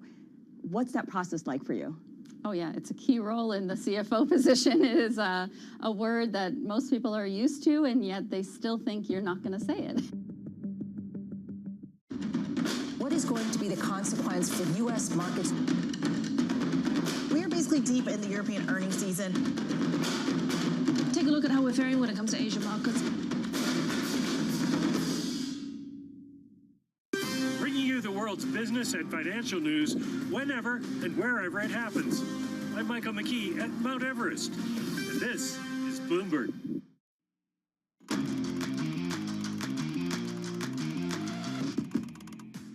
We are moments away from the start of trading on this Thursday. This is Bloomberg Open Interest. I'm Matt Miller. Oracle earnings yesterday after the bell, dragging us down. At one point, Oracle shares were down 12% in the pre-market.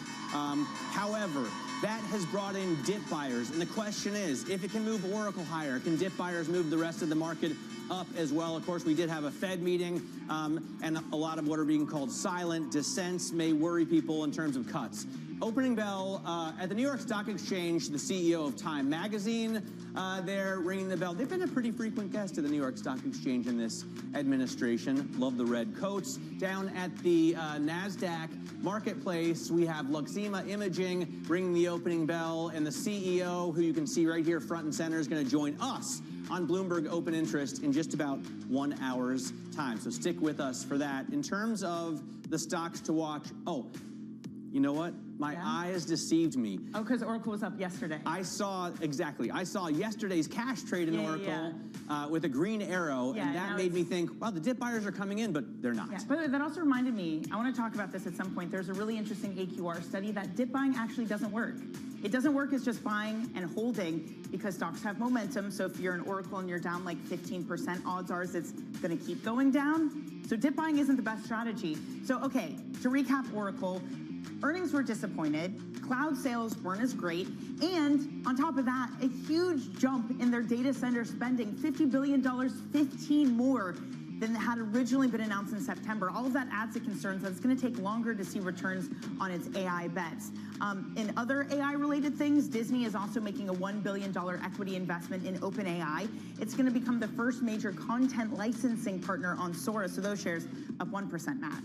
All right, that's a fascinating story that we're going to dig deeper into. Also, Eli Lilly's next obesity shot helped people lose 23% of body weight in a late-stage study. And it may have been even more because apparently some people were losing so much weight that they quit the study. As a result, the shares are up 2%, and it's pretty shocking to see how far Novo has fallen. At some point, they're going to come out with a shot that helps you lose 100% of your body weight. So you just disappear. Yeah, exactly. Just fade into away. yes, exactly, like a Harry Houdini magic like trick. a Homer Simpson just backing up into. All right, turning back to the AI trade because that's what's obviously moving markets along with the Fed. Oaktree's Howard Marks addressed bubble fears on Bloomberg Surveillance this morning. There are bubbles which are based on technological progress. Starting with the steam engine, the railroad, the radio, the automobile, computers, internet, et cetera. And these actually push society ahead and change it irreversibly. But in the process, there's a bubble surrounding their implementation, which is overly accelerated and overly financed. Let's bring in Jitanya Kandari, Deputy CIO of Solutions and Multi-Asset at Morgan Stanley Investment Management. Jitanya, great to have you here on set. Thanks for joining us. What do you think about the bubble argument? Because I heard someone today say, you know, there's maybe a funding bubble, but it's not about the fundamentals of the use case. Yeah, so I think there are cracks developing in the AI, I mean, not bubble, but in the AI story, but there are some redeeming factors as well.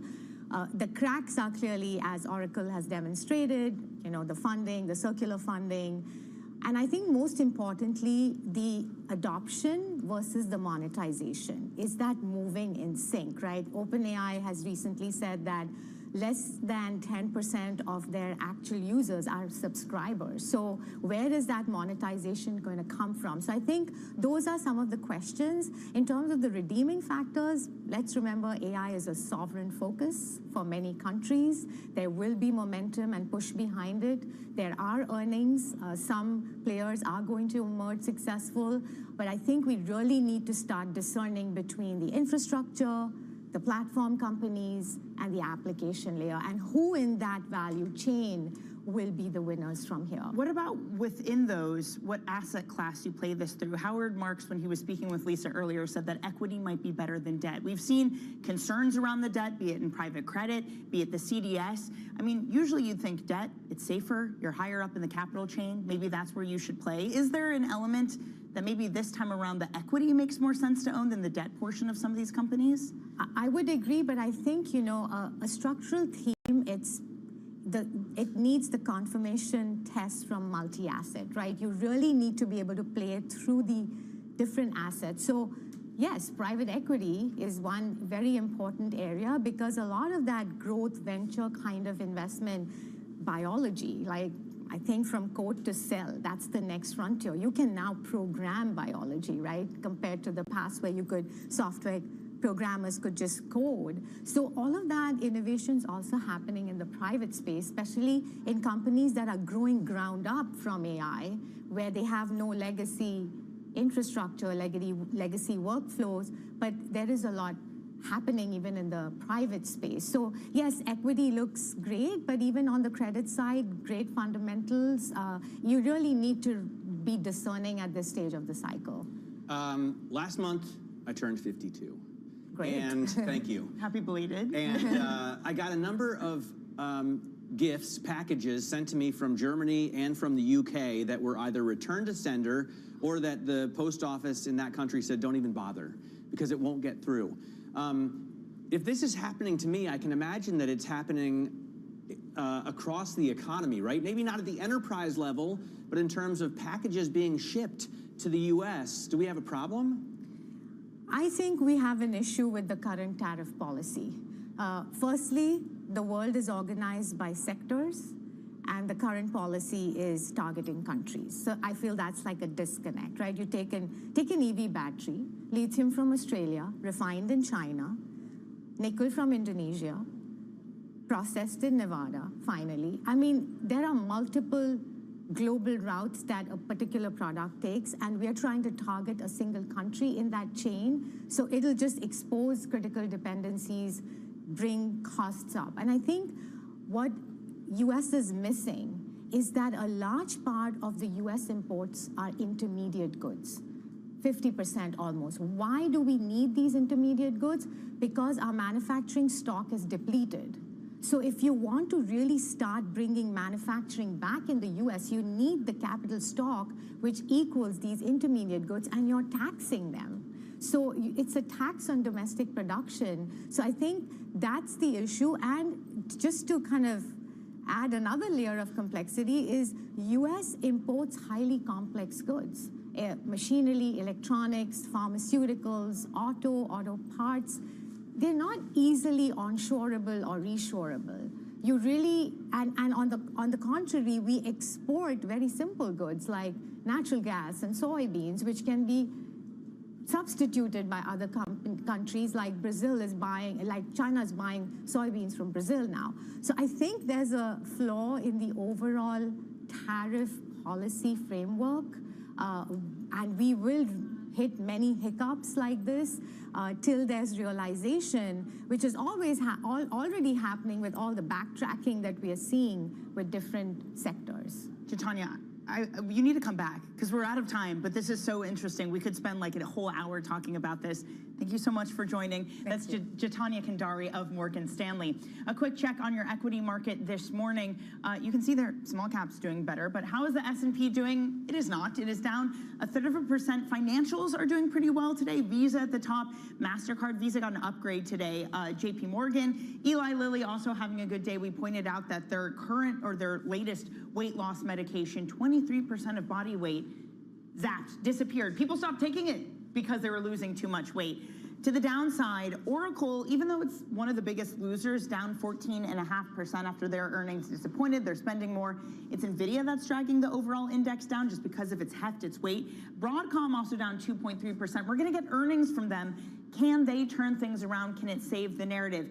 If you look at the sectors, it will be no surprise we're going to get financials high up and tech low down. So financials, the second best performing index this morning, up about 0.9%. And infotech, yeah, that's Oracle. Oracle dragging the whole thing down, Matt. It is down 1.4% in what's set to be a down day after the Fed lifted overall markets yesterday. All right, so an interesting move and pretty shocking to see NVIDIA down 2.7%, really dragging down the index. Coming up, Disney strikes a deal with OpenAI to bring its iconic characters to Sora. That's apparently an OpenAI-like video platform. More details on it next from someone who knows more about it. Caroline Hyde joins us again. This is Bloomberg Open Interest.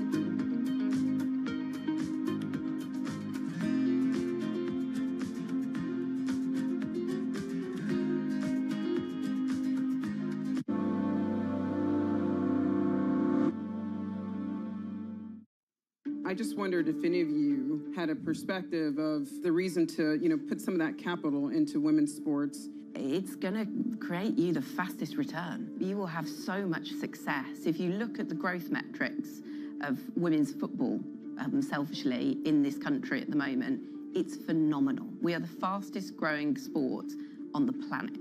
Our participation is up in this country. The interest that is around women's football is at a real, to your point, we're at a real moment in time to be able to capitalize on it.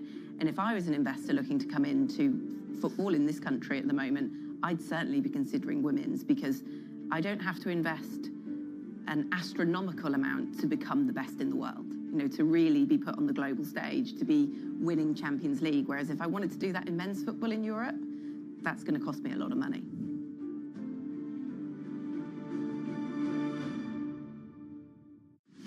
Tune in to Bloomberg Business Week Daily. We got to talk crypto. From the magazine that helps global leaders stay ahead. What's the conversation around your company? Bringing you insight on the people, companies, and trends shaping today's complex economy. Planning very big things. The new level of premium. Plus global business, finance, and tech news as it happens. The floodgates of innovation are going to open up. You can't fake passion. You either are or you aren't. Bloomberg Business Week Daily, only on Bloomberg.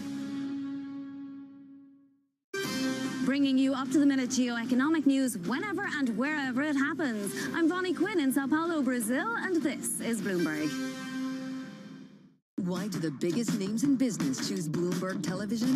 That's a great question. It's a very good question. Interesting question. Good question. Great question. I so appreciate that question. You certainly ask interesting questions. Bloomberg Television. Top experts, great questions.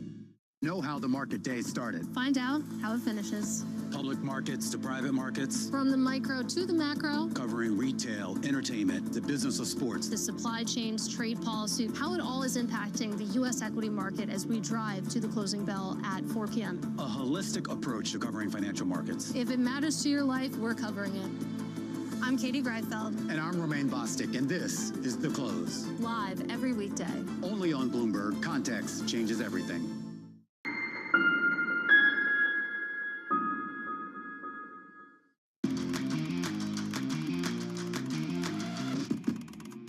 Let's look at some of the top calls this morning, what analysts are saying on Wall Street. First up, Deutsche Bank. They've downgraded Union Pacific. Deutsche Bank argues that despite 2 strong quarters, shares may stay sluggish if opposition intensifies around Norfolk Southern's potential merger. Those shares down 0.6%. Next up, Boot Barn. That gets a new buy at Goldman Sachs. Goldman rolled out coverage of the apparel retail sector with preference for store growth and pricing power, shares up 3.33%. Finally, Oracle's weak cloud outlook and the huge amount to spend. That's sharpened Wall Street's worries about supply constraints, that they're slowing its ability to turn in a swelling backlog into real revenue. Morgan Stanley flagged falling confidence that Oracle can convert its expanding commitments into durable cash flow. So shares of Oracle, Matt, off nearly 14% in this early trade. Wow. I honestly, I read a story this morning saying that we would see dip buying, and that was at 12%, but it continues to fall. Let's get back to the news that broke at the top of the hour. Disney announcing a $1 billion equity investment in OpenAI, which includes a licensing deal to allow its iconic characters on Sora. Joining us now is Mandeep Singh, Bloomberg Intelligence Global Head of Technology Research. And I would have thought that OpenAI would pay to use Disney characters on its platform, but Disney is paying OpenAI to use its characters on the platform. Yeah, look, you're right. I think intuitively that should have been the case, but all these large language models already have a lot of IP, when it comes to companies like Disney and other companies, because that's what they were trained on. Now, what Disney is doing is really making sure that, they use some of these AI tools to augment their own artists and creators in terms of, content that is based on Disney characters. And a partnership. But isn't that precisely what they're not supposed to do? Isn't that what every media company is currently promising all of its employees and the entire creative community that it won't do? Now, at this point, they will be looking for productivity tools to, increase the speed of content creation. And in this case, I think they are better off picking one model provider, because otherwise it gets commoditized. If, let's say, Gemini has it, Anthropic has it, Meta has it, then what's the value of your IP? At least they're saying, we will allow OpenAI to use our IP, and really we'll build off of that, partnership in terms of the derivative content. Now, this kind of restricts Anthropic, Gemini, and Meta from using Disney IP in one way. Isn't there some element that for these media companies, they're confronting a world where tech has just allowed an insane amount of content, and content that looks, it's still not completely there yet, but content that looks a lot better than what they could have done, and it's done more cheaply. Yeah. Are companies like Disney just trying to get ahead of that, of what likely is just an explosion of user-produced things, maybe not with Mickey Mouse, but apparently Steamboat Willie is in the public domain, so maybe with Steamboat Willie out there? Yeah, look, what social media did to a lot of print newspapers and all the traditional, media. So from that perspective, partnering now at an early stage when all these model providers are trying to get to AGI, and look, the way images are trained, there's something called a diffusion model. It's different from the way text is trained, which is an autoregressive model. So the reason why Gemini 3 got so much better is because Google had a lot of their own content from YouTube and from their own repository. That's what made Nano Banana so good compared to other models. So that's, I think, what OpenAI is trying to catch up on in terms of getting someone like Disney to share their content, because as I said, the diffusion models are trained differently, the set of tokens are different, and so getting that Disney IP could make a difference in terms of how they train their model. By the way, just on the horse race, which one is better than the other? I feel like, you wouldn't say a 911 is better than an F-150, because they're different tools. They're for different purposes. I switched over to Gemini 3 from ChatGPT, and I found it didn't work for my use case. I wasn't doing Nana Banana, whatever that is, and I'm not doing Sora, right? I'm just asking for research. These things are better at very different things than each other. And the reason for those differences are now the way they are trained, the way reinforcement learning, and a lot of these techniques are getting applied, which is really saying, I've got this unique data, I'm gonna fine tune my model on this unique data. I mean, all these models were trained on the same open internet data.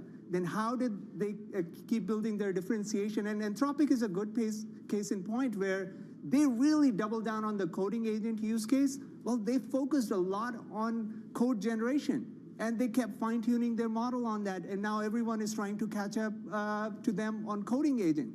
So you really got to find your niche in terms of fine-tuning and make your model better that customers will be willing to pay for it. And in Anthropic's case, they have. So same thing with Google Gemini 3. It's gotten so much better in image generation that people are preferring that. And I think this is Disney's attempt to catch up to, Anthropic on the coding agent side and Google on the image generation side. Unless Google just forever makes it free and bleeds everybody else out. The pricing part will still remain. How do you monetize Disney's IP in the case of OpenAI? Sure. But still, I think content generation and the quality still matters when it comes to the use of these LLM tools. Mandeep, thank you so much for joining us. That's Mandeep Singh of Bloomberg Intelligence. Coming up on the show, Eli Lilly's new obesity shot is so effective that some participants had to drop out of the study because they lost so much weight. Shares were initially higher. Now they dip in this morning's trade. We'll have that coming for you next.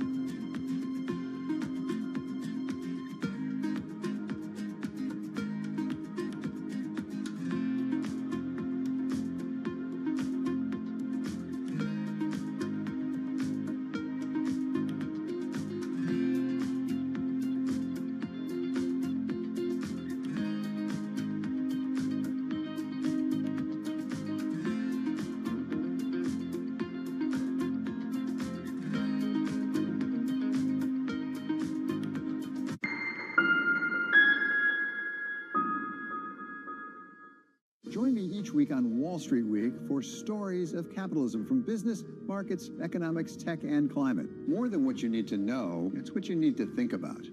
At a time when policy in Washington is driving Wall Street, we draw a distinction between the rhetoric and the action, bringing you market-moving guests and original reporting. This is Bloomberg Surveillance. All right, okay, ready? David, what initially sparked your interest in this topic of longevity? 15 years ago, I turned 60, and I began to wonder how much longer I'm likely to live and what I could do to extend my life. On longevity, I talk with the leading experts in science and medicine to educate people about how they might be able to change their conduct so that they can live a happier and healthier life. I'm David Rubenstein. Join me on a 4-part journey as I explore the great quest for longevity, only on Bloomberg. Get your fixed income fix. Watch Bloomberg Real Yield around the world right here on Bloomberg. Context changes everything.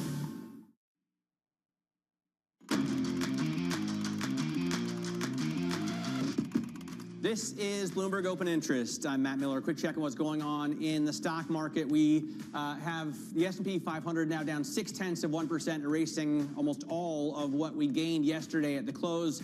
The NASDAQ down 1.25%, a little bit more than 1.25% right now. And this because not only of what we saw with Oracle's earnings and CapEx spending plans, but also the weight of NVIDIA. Check out that stock right now down 3.25%. So it's going to be taking at least 15 points off the S&P 500. Oracle is down 14%. So investors are selling the AI trade, the data center trade today. Bitcoin is also down 2.8%, under $90,000. That's dragging down Coinbase. Novo Nordisk actually gaining a little bit. This is interesting because Lilly has a new drug that allows you to lose, in its latest trial, I guess, 23% of your body weight if you're the right candidate. And Novo's stock has drastically underperformed Lilly, but a little bit of a flip in today's trade, Danny. Yeah, I wonder where that's coming from. But just to underscore what you're talking about, Matt, their new obesity shot, people lost 23%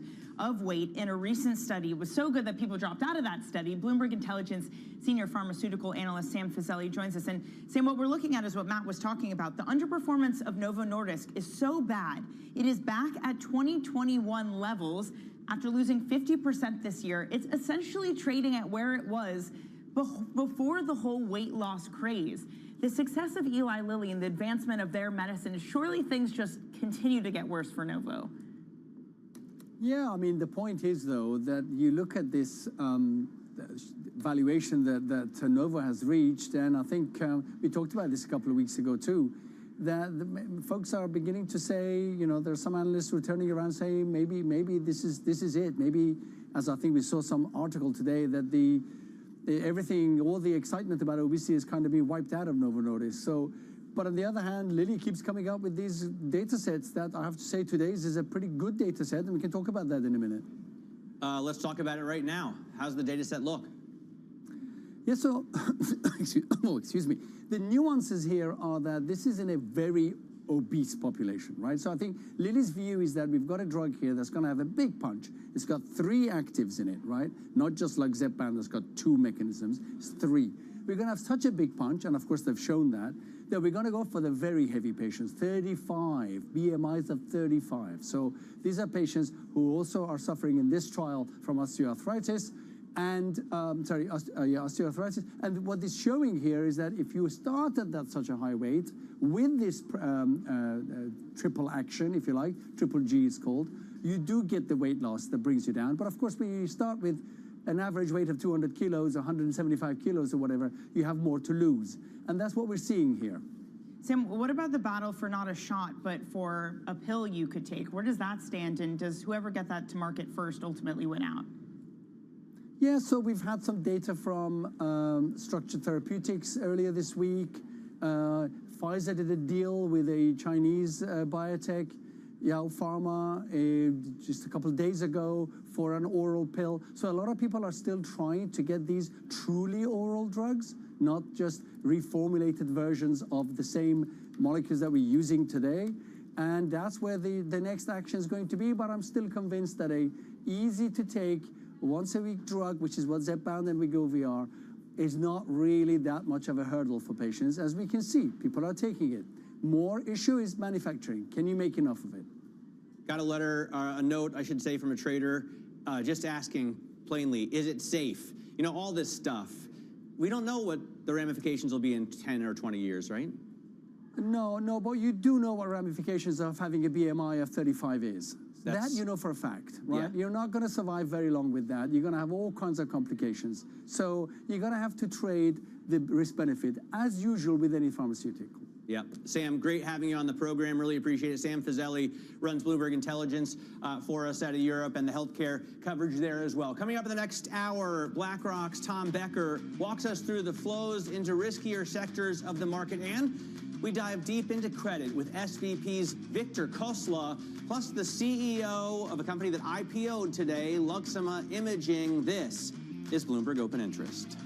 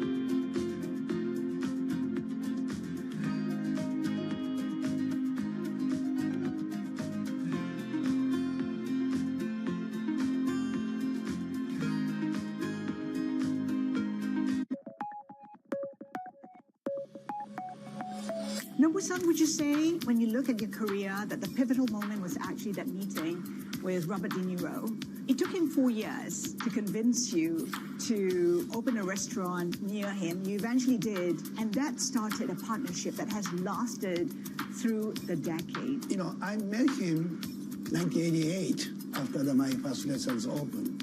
He asked me to come to open the restaurant in New York. And beginning, I didn't know what he did. You didn't know he was an actor? No, I don't know. What he doing? Because I never watched the movies, you know, I was traveling the business.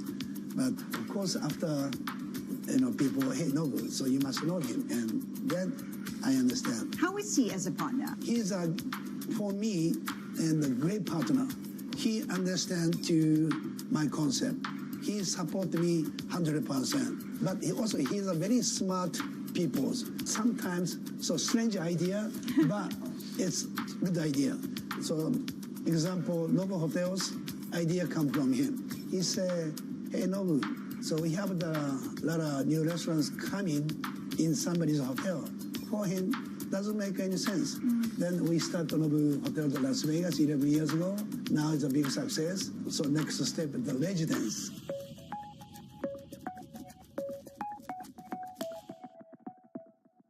Investors, top executives, global innovators. Join me for in-depth conversations with the biggest newsmakers on the day's top stories.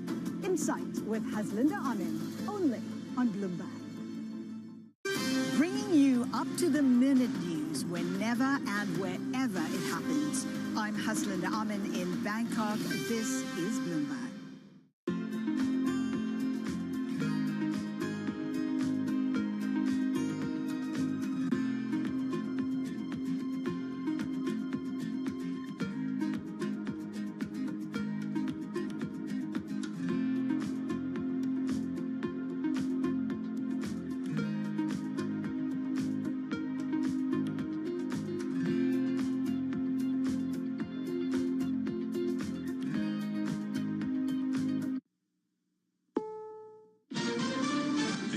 CBS News on the Hour, sponsored by Eggland's Best.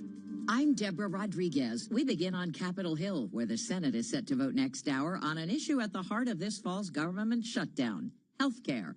Republicans like Lindsey Graham are pushing a proposal to shift Affordable Care Act tax credits that expire at the end of the month into health savings accounts. The current system is not delivering affordable health care. 200% increase in Obamacare. The promise was to save money. It's going through the roof in terms of cost. Democrats like Chris Van Hollen want to extend those tax credits. Republicans have had years to come up with alternatives, and now they're scrambling at the last minute to try to come up with something. Venezuelan opposition leader Maria Corina Machado has escaped her hiding place near Caracas and made it to Norway to pick up her Nobel Peace Prize. I am very hopeful Venezuela will be free, and we will turn a country into a beacon of hope, an opportunity of democracy. She says she received help from the U.S. to leave her country. The Wall Street Journal says Machado wore a wig to get past 10 military checkpoints, then took a wooden fishing boat to Curacao, where she boarded a private plane to Oslo. Time is tipping its hat to the architects of artificial intelligence. The magazine has named them their 2025 Person of the Year. Time's cover features several AI pioneers sitting high up on a construction beam. Obviously, Person of the Year traditionally recognized as a person, but we felt that this time around, the huge advance in artificial intelligence couldn't be told through one singular person alone. Co-author Billy Perigo dives into the potential dangers of AI and its potential impact on the economy. Is it reminiscent of the dot-com bubble of the early 2000s? He says this was the year it became clear there will be no turning back from or opting out of AI. Michael Wallace, CBS News. Disney and OpenAI have just announced a 3-year licensing deal that'll allow users to create short videos featuring more than 200 characters from Disney, Marvel, Pixar, and Star Wars franchises through artificial intelligence and share them. We've also learned the heirs of an 83-year-old Connecticut woman are suing OpenAI's ChatGPT and Microsoft for wrongful death. They claim the chatbot intensified her son's paranoia, helped him direct it at his mother before he died by suicide. New survey from the payment platform Branch finds more than 80% of hourly workers worry they won't be able to pay their bills on time. Branch CEO Atif Siddiqui. Some of this is just impact of still rising prices, housing costs, inflation. And so, they're just feeling a lot more of these pressures more intensely and more frequently. 6 in 10 say they've skipped meals to cover bills. This is CBS News.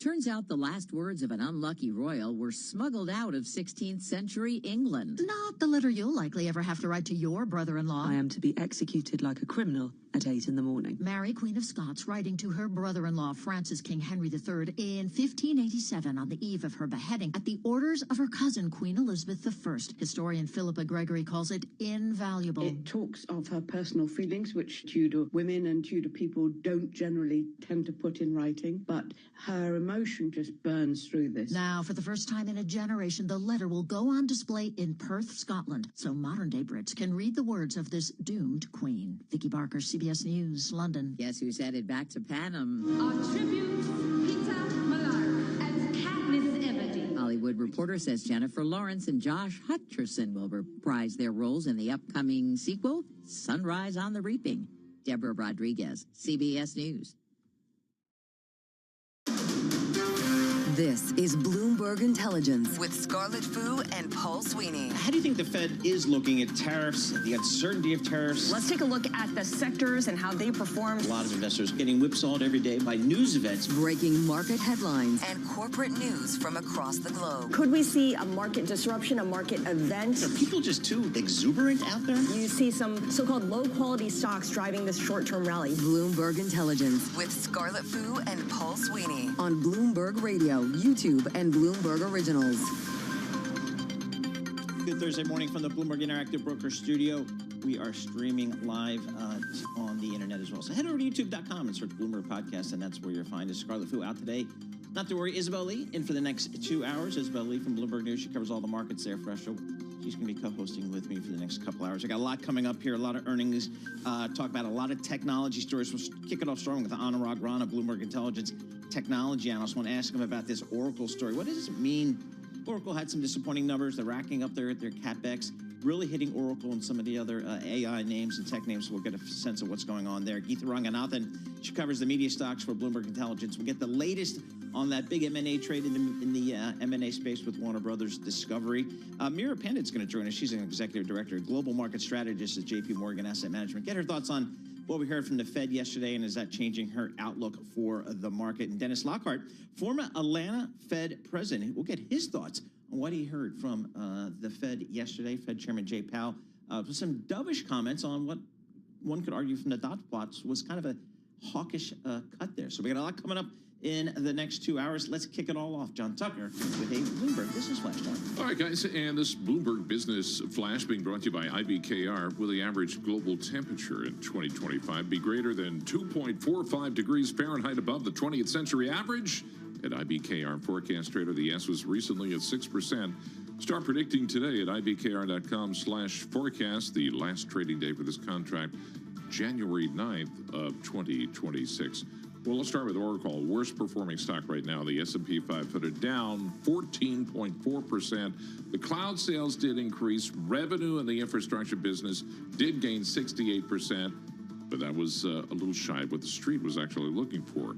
And so don't hold your breath for another rate cut. That seems to be the message from the central bank yesterday. After the 25 basis point cut, Jennifer Lee at BMO Capital Markets is focusing on the path ahead for next year. I still think inflation is going to remain quite sticky, and that's going to prevent more, a larger, or larger number of rate cuts. So I think 2 or 3 rate cuts, I think, is still quite reasonable right now. Right now, the S&P 500, 34 points lower. The NASDAQ down 240. The Dow is up 234 points, and it's Walt Disney that's helping lift the index. Disney agreeing to invest $1 billion in OpenAI. They're also going to license characters for use on the Sora generative video platform. So Disney will allow OpenAI to use more than 200 characters and environments from Disney, Marvel, Pixar, and Star Wars to generate short fan-prompted videos and images. Can't wait. Disney shares up 1.3%. We check. I can only imagine what people are going to do with this, but AI creating content. It's with happening. Mickey. It's happening. Anyway, we check the markets for you all day long, right here on Bloomberg Radio. I'm John Tucker. That's your Bloomberg Business Flash. Isabel and Paul. Yeah, John Tucker, thank you so much. We appreciate that. Isabel Lee sitting in for Scarlet Fu today. I'm Paul Sweeney. We're live here in our Bloomberg Interactive Broker Studio, streaming live on YouTube as well. Market Drivers today is brought to you by Harvard Business School Executive Education, a world-class learning experience for aspiring and established changemakers. Prepare for the next elevation for your organization and for yourself. Learn more at hbs.me/breakthrough. Let's take a look at some of the stocks on the move today. We can do that with Natalia's Kenyajevic, Bloomberg News. She covers the markets for us. Natalia, what are you looking at? Guys, let's start with Gemini Space Station. The ticker is GEMI. The stock is up by 5.5% today. The company received designated contract market license from the CFTC, which would allow Gemini to offer prediction markets in the U.S. So basically, U.S. customers will be able to trade event contracts on website or mobile app. Analysts are very optimistic about this development. They are saying that that could allow the company to increase database of clients and transaction volume, etc. But keep in mind that the stock is still down by almost 60% from its IPO. Okay. What about the stock of the past 24 hours, Oracle? Oracle, yes. So the ticker is ORCL. The stock is down by 15% today. Disappointing cloud revenue forecast for third quarter sales also came below expectations. So basically, $15 billion increase in fiscal year CapEx target comes on the back of $10 billion of cash outflow. The main takeaway here is that analysts are becoming a little bit, or investors, right, concerned that this huge backlog of orders can eventually turn into profitable revenue streams. So now we see also some competition from other companies, including Alphabet, Google, and there are many concerns around this space. So that is why the stock is also down today. How about our friends at Eli Lilly, LLY is the ticker? Yes, so shares of Eli Lilly are basically flat, but earlier today they jumped by almost 4%. This is a very big development. So the company got good results from an experimental next generation obesity shot with a very complicated name. It's retatrutide. Yeah, I don't even go there. I don't bother. So basically it shows that patients with the highest dose of this drug lost more than 23% of their body weight in 68 weeks. Analysts are very encouraged about that. They're saying that it could be best-in-class weight loss drug, and 2026, of course, will bring more news on that. But as of now, it is a very positive development for the stock. All right, very good. Natalia, thanks so much. Appreciate that. Natalia Kenyajevic, equities reporter for Bloomberg News, joining us here in our Bloomberg Interactive Broker Studio. For more conversations like this, we just got a little bit of a move there. For more conversations like this, subscribe to our Stock Movers Reports. Listen for 5-minute audio reports on the biggest winners and losers in the stock market. Subscribe to Stock Movers on Apple Podcasts, Spotify, and anywhere else you listen. As Natalia was just mentioning, Oracle taking it on the chin today. They put up some big revenue numbers, I thought. I mean, 30% here, 60% here, but not enough for the street. And at the same time, you jack up your CapEx and I think the street gets a little bit nervous about that, so the stock is trading down pretty big. Let's check in with Anurag Rana. He covers all the technology space, senior tech analyst for Bloomberg Intelligence. So, Anurag, why do you think Oracle's selling off so much today? So there are a few things to keep in mind. The number one thing is cloud infrastructure growth. Consensus was 69%. They came at 66. I know it's a very big number. However, in the cloud world, missing by even 1 percentage point is not good. So that's first thing. But, there's a very logical reason about it. Everybody can see the backlog. So it's not as if they don't have a business there. But converting that backlog into sales is an issue. Everybody knows that there is a capacity constraints out there, whether it's data center, whether it's networking, etc. Power is a very big issue, for example. So that's one area of it. But although I would say the management did not harp on it as much as we would wanted them to be, that to explain why the growth can improve going forward. So that's one factor. But I think the biggest question is something that we had discussed earlier also, is everybody is questioning that out of their big backlog, which is over 500 billion right now, 300 plus billion of that comes from OpenAI. Now, OpenAI currently, or the order book is from OpenAI. By the end of this year, OpenAI will have a revenue run rate of about 20 billion. So everybody is saying that, okay, well, tell me if you have revenue of 20 billion, how are you going to spend 300 billion just with Oracle? So there's a big question mark. But then your question is, well, why didn't this happen? When they first announced it, well, their model was at the top at that point. And right now, Google's Gemini has caught up. So if people don't know, what will OpenAI's future look like 2 years from now, 3 years from now, and so forth. So there are multiple factors that are going into this equation. And not to mention something you just remarked, that CapEx is going to go up by 15 billion. So 35 billion going to 50 billion. So it's a big, change across 4 or 5 different vectors that are having an impact on the stock. So the cloud strategy of Oracle continues to evolve. What is the next major inflection point for you when you see these cloud companies really move towards more AI-driven efforts? So the big thing is that 500 billion of backlog needs to bleed into revenue. For that, they need to open no new data center. But even to open new data center, they need more cash. So the big catalyst for them is they need to go out. Most likely, they need to create a special purpose vehicle where they can raise funds with the help of private equity investors, private credit, and basically, keep that off Oracle's balance sheet, and that will help pacify these fears that they actually have a way to finance this big order book that they have. All right, well, you mentioned OpenAI. Can you refresh my memory? Because I have no idea. Where do they get their money? Where are they getting the money to do all this stuff?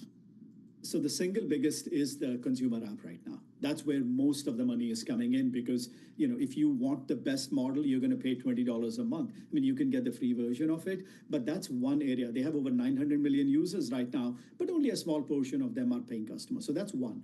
Second is, if you as a company, let's say you're, let's call a hypothetical bank, and you're creating a chatbot which needs intelligence or a large language model, you're going to use APIs from OpenAI, and that gets embedded intelligence into whatever system that you're creating, your chatbot that becomes smarter, they get paid from that. So those are the two, I think, big elements or the big sources of revenue for them. And there is a huge, you could say, looking ahead, all the enterprises around the world will have some intelligence into their core applications, and they're going to use a model from somebody, whether it's Google, whether it's Anthropic, whether it's OpenAI.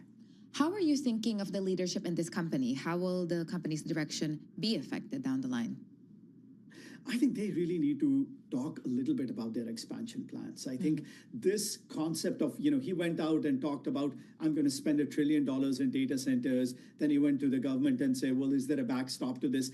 He needs to be a little bit more clear on his expansion strategy, because if he goes out and say, you know what, I'm not spending $1 trillion, maybe 100, 200 billion or so. I think they needs to tone down that rhetoric a little bit. But I mean, otherwise, or he has to show a lot of revenue growth over the next 1 year to pacify this particular uncertainty that has cropped up right now. Anurag, 30 seconds left.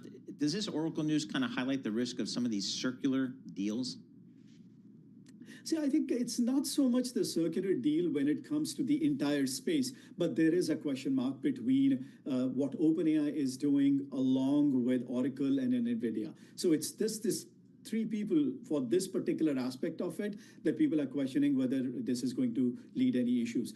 Whether it's Microsoft and AWS and Google, I'm not concerned about those three. All right. Anurag Rana, he's a senior technology analyst, Bloomberg Intelligence, along with Mandeep Singh. He runs kind of the technology team at Bloomberg Intelligence, which is a global team, North America, Asia, Europe. We have analysts everywhere keeping track of what's going on in the world of technology.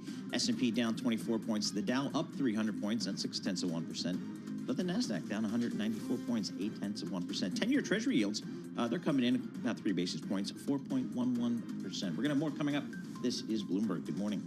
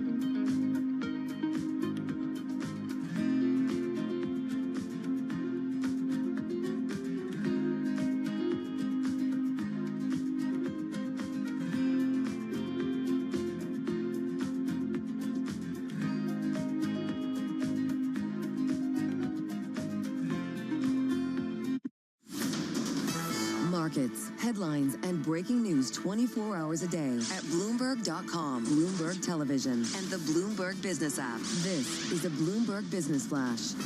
And I'm John Tucker, the Bloomberg Newsroom with this Bloomberg Business Flash. Information technology right now, the worst performing major industry group in the S&P 500. And that's home to, yeah, you guessed it, Oracle. The decline in the stock alone accounts for 5 index points in the S&P 500. Also, the worst performer in the index. Shares of Oracle, again, Right now, pairing some of the earlier losses down just 13%, and Disney shares helping lift the Dow. This comes after Disney announces taking a stake in OpenAI. We did have some economic data today. Applications for unemployment benefits rising last week by the most since the onset of the pandemic. So this kind of underscores the volatile nature of unemployment claims that come at this time of year. As we run down the indexes, S&P 500, 13 points lower, 68.73. The Dow Jones Industrial Average up 357 points. The NASDAQ 100 right now is 190 points lower. I just want to bring you this headline crossing the Bloomberg. This comes out of Thailand, and the Thai Prime Minister plans to dissolve Parliament and paving the way for an early vote. So we're paying attention to that. We check the markets view all day long right here. Radio, I'm John Tucker. That is your Bloomberg Business Flash. Isabel and Paul. All right, John Tucker, thank you so much. We appreciate that. Isabel Lee sitting in for Scarlett Fu. I'm Paul Sweeney live here in our Bloomberg Interactive Brokers studio, streaming live on YouTube. We're still waiting to see what's going to happen with Warner Brothers Discovery. We're talking about a $90 billion enterprise value M&A trade going to hit the tape. But we got two suitors out there, and I'm not sure what the seller wants to do here. Geetha Ranganathan joins us. She's a U.S. media analyst for Bloomberg Intelligence. Geetha, I guess the only new thing I saw was President Donald Trump kind of weighing in here, and he says, hey, whoever buys this thing, you got to sell CNN or something like that. What do you make of that? I mean, CNN's like not even really relevant to the entire company, is it? Not really, but I think obviously Donald Trump has a huge history with CNN, has despised the network always. So, naturally, he's kind of laying down this condition. But what we think is it obviously complicates the deal a little bit for Netflix. Remember, Netflix is only buying the streaming and studio portion of Warner Brothers Discovery. So obviously, if they are going to go with Netflix, the WBD team will have to find some way of offloading CNN, which I'm not so sure how it's going to do that. It obviously complicates the process. With Paramount, that's not going to be a problem because Paramount is buying the whole company. That includes the studio, the streaming platform, as well as the TV networks business. Talk to us why this deal is so polarizing. To Paul's point, the president made a comment. Actress Jane Fonda spoke out against the Netflix deal. She's still lying. Yes, okay, she is. Both policymakers from both aisles are also making comments. So, we will discuss that comment later. I'm also interested. But Geetha, why is it so divisive? It is divisive because this really will change or reshape the whole media landscape, Isabel. So I think majority of the content community, writers, actors, talent, they're really worried that if Netflix gets a hold of Warner Brothers Discovery Studio, it kind of totally changes things, right? It could potentially disrupt the theatrical model as we know it. All of the legacy media revenue streams are at risk. It could potentially reduce output. Licensing from one of the studios could be completely folded into Netflix's operation. So there are obviously a lot of very many different risks, very tangible risks that could materialize in case Netflix goes after, or they're already after, in case they win the Warner Brothers studio asset. Now with Paramount, I think people generally see that more of a status quo, just a continuation. They've obviously committed to keeping the studio. We know David Ellison loves movies. He's made a huge commitment to increase theatrical output. So I don't think people necessarily view that deal as that much more disruptive than the Netflix deal. The other political, issue there is obviously with CNN. Again, that's definitely very polarizing, considering, it has always kind of been a little bit of an anti-Trump kind of platform.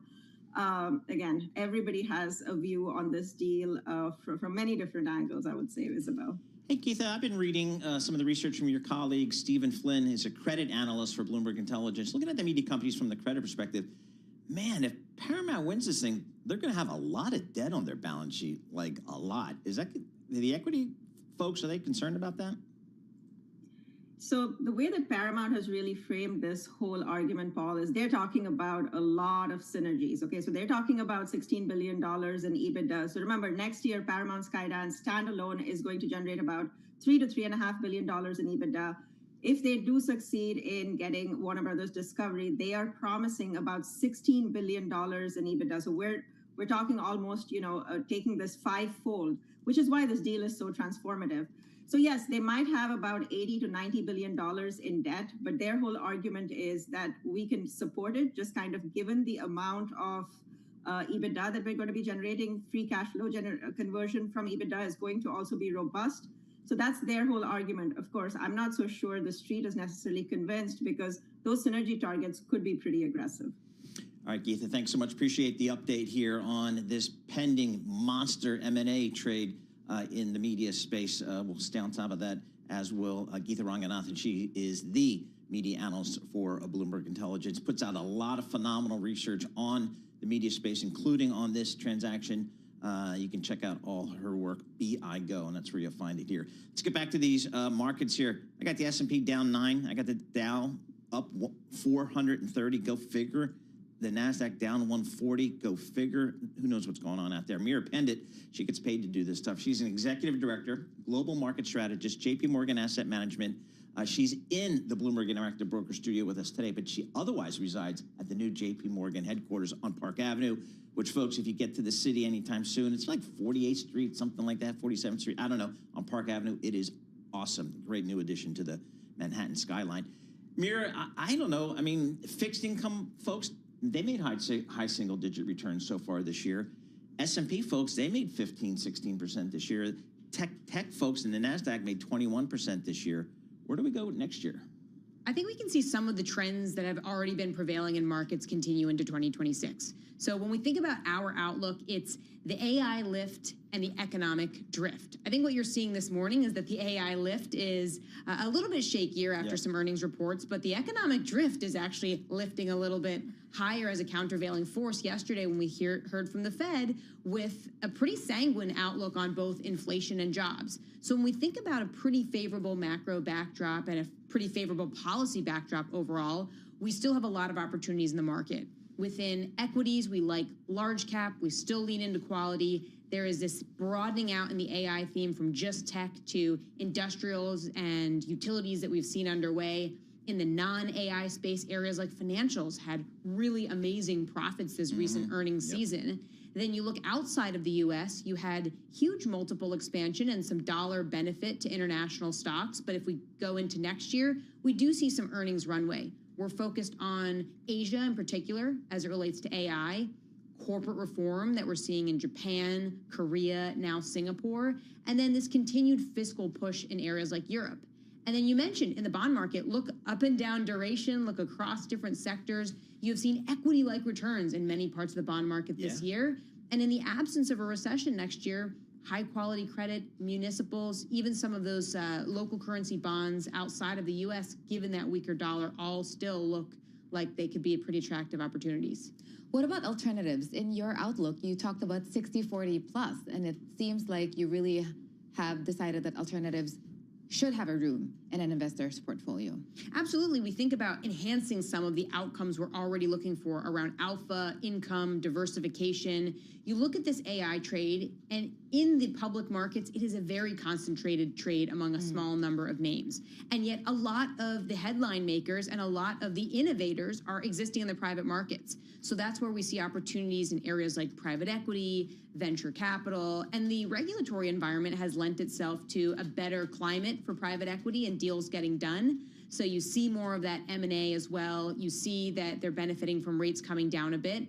Similarly, if you think about other areas where AI is playing out, it's that industrials utility story. Look again to the private markets when we think about infrastructure and power generation. So many of the themes you're finding success in the public markets have really interesting opportunities in the private markets as well that maybe most people can't necessarily access, but is becoming increasingly available and democratized. If interest rates are going to continue to come down, maybe a little bit slower than maybe we initially thought, but still moderating interest rates in 2026, is that finally an opportunity for small caps to perform if the economy remains solid? Perhaps tactically you see a bit of a small cap rally, but the challenge here is rates aren't going to come down that much. We're sort of at the stopping point here. And if you think about economic growth, we might see a nice tailwind in the first half of the year from a mix of impacts to corporations from the BBA and also to consumers from higher than average tax refunds. But if that fades out in the back half of the year, then you're back to trend to sub-trend growth. So in the absence of a massive cutting cycle and in the absence of an acceleration in growth, I think small cap is probably more of a tactical play, if anything, but really focus on being selective and active in that space. And you made a point that half of the committee is worried about inflation while half is worried about weaker jobs. How do you balance both, and where do you see your worries lie more? It was interesting to hear from the Fed yesterday in that it didn't seem like this was a fearful Fed about inflation or about jobs. And we would agree. I think the labor market has certainly weakened and lost some of that momentum, but that weak supply and weak demand can together keep the unemployment rate relatively low for a period of time. And then if you think about inflation, if we think about some of the boost to prices we might see from consumers spending a little bit more from their tax refunds or from tariffs, that also is likely to fade out into the back half of the year. So it's less to me about hotter inflation or weaker jobs and more taking a giant step back and looking at the fact that the Fed now expects 2.3% growth next year. So they had a pretty nice upward revision to their expectations.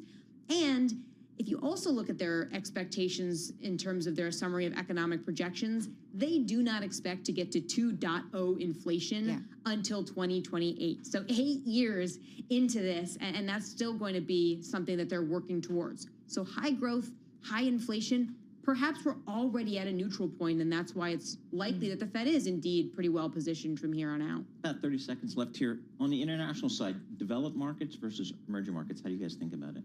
I would say a mix of both depending on catalysts and earnings. So areas where we find the most opportunity right now, India, yes, it's a bit expensive, but you've seen the earnings growth there. Japan has also certainly been pulling its weight in terms of how it's delivering for shareholders. All right, Mira, thank you so much. Really appreciate it. Mira Pandit, she's Executive Director, Global Market Strategist at JP Morgan Asset Management, joining us live here in our Bloomberg Interactive Broker Studio, having been firmly moved over to the new building, JP Morgan Chase over there in Park Avenue. The tape looks crazy, folks. It's just weird. The S&P is kind of down 12. Nobody cares. The Dow's up 450. Somebody likes that. Goldman Sachs is higher. Visa's higher, things like that. NASDAQ down 173. That's 0.75%. That's Oracle and all the kind of the fallout from some of the AI trade here today. A little bit messy out there. Looking at the bond market, continue to pull in a little bit. We got 10-year yields 4.11%. We were up at 4.2% yesterday, so pulling back on the yield front after the Fed meeting. I'll call out WTI crude oil because I'm all into the Landman series. I just finished episode 3. $57.36. They're not happy about that. They need it in the 70s. This is Bloomberg. Good morning.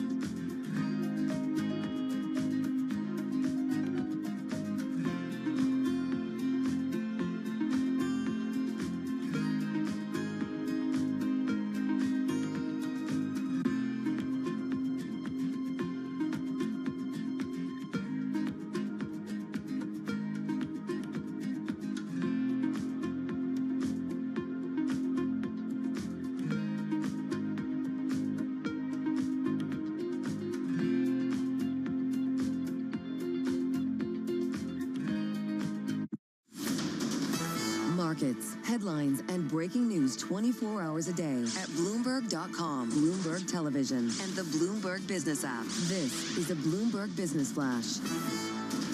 And I'm John Tucker in the Bloomberg Newsroom with this Bloomberg Business Flash. We're brought to you by Harvard Business School, Executive Education, a world-class learning experience for aspiring and established change makers. Prepare for the next elevation of your organization and for yourself. Learn more at hbs.me/breakthrough. The big focus for this morning, the cost of building infrastructure for artificial intelligence. Oracle's latest earnings report that included $10 billion of quarterly cash burn and also that massive increase in capital spending. The shares right now, they're actually pairing some of the earlier losses, down 13% right now. Information technology, the worst performing major industry group in the S&P 500 as a result. Eli Lilly getting a 3% boost right now. Their next generation obesity shot that helped patients lose almost a quarter of their body weight. It is an experimental drug. Meantime, after yesterday's Fed rate cut, Karen Manna at Federated Investments says the job of the central bank is not going to get any easier.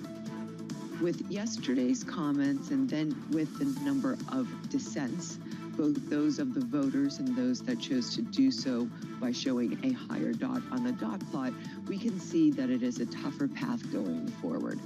S&P 500 down 17, the NASDAQ down 208. The Dow Jones Industrial Average up 432 points, and you can say that Disney is helping boost the index there, agreeing to invest $1 billion in OpenAI. They're going to license Mickey Mouse, Cinderella, all their iconic characters for use on OpenAI's short-form AI video platform. I don't even want to go there. We check the markets for you all day long right here on Bloomberg Radio. I'm John Tucker. That is your Bloomberg Business Flash. Isabel and Paul. All right, JT. They're not just iconic. They're just, you don't mess with Mickey. Exactly. I mean, he's just Mickey, Minnie, the whole crew. They're going tech. They're going high tech. That's cool. And Disney, putting some money where the mouth is there. So we like that. We got Isabel Lee sitting in for Scarlet Fu. I'm Paul Sweeney. We're live here in our Bloomberg Interactive Broker Studio, streaming live on YouTube as well. Well, yesterday, Fed Chairman Jerome Powell downplayed dissenting votes against the decision to lower interest rates again. And afterwards, President Trump had this to say about Powell and the Fed's most recent policy decision. The head of the Federal Reserve is a stiff, and, you fight that. It's amazing. We fight that, and yet interest rates are going down, except with him, not too much. He did a rather, I would say, a rather small number that could have been doubled, at least doubled. All right, President Trump offering some commentary on the Fed's action yesterday. We know this president wants rates lower and sooner. Dennis Lockhart joins us. He's a former Atlanta Fed president. He joins us from Atlanta, the home of Peachtree Street, down there in Georgia. Dennis, what was your takeaway from, I guess, the policy action of the Fed yesterday and then Fed Chairman's comments afterwards? Well, first, I'd say the 25 basis point cut was widely anticipated, and I think what the committee really was able to do was complete an insurance policy against serious deterioration of the labor market. That they had couched the cut, I think, in terms of risk management and insurance, and I think they did that. Then my takeaway from the Powell press conference and from other communications is that they are now in a wait-and-see mode, that we should not expect any near-term cuts, probably January and conceivably March. Depends always on the data, but I think that's the positioning they projected. And I would call that a modestly hawkish stance. What do you make of the divisiveness in the Fed? We saw 3 dissents yesterday, which is unusually high. And during the press conference, we have Fed Chair Jerome Powell kind of downplaying that split at the central bank. Well, certainly dissents can, in certain circumstances, rattle the markets and suggest that the committee is really divided and even in disarray. In this particular case, I would not draw that conclusion. I think this is not something to panic over. Stephen Myron's dissent was all as expected because he's continuing to propose the 50 basis point cuts. And the other two, I think, are fairly healthy dissents that suggest that we really need to draw the line against inflation. I just don't take too much signal of concern from those dissents. Dennis, early next year, Fed Chairman Jay Powell will stand down and he will be replaced. Are you concerned that that replacement process will become politicized to the point where it may impact the independence of the Fed? I think that is a concern.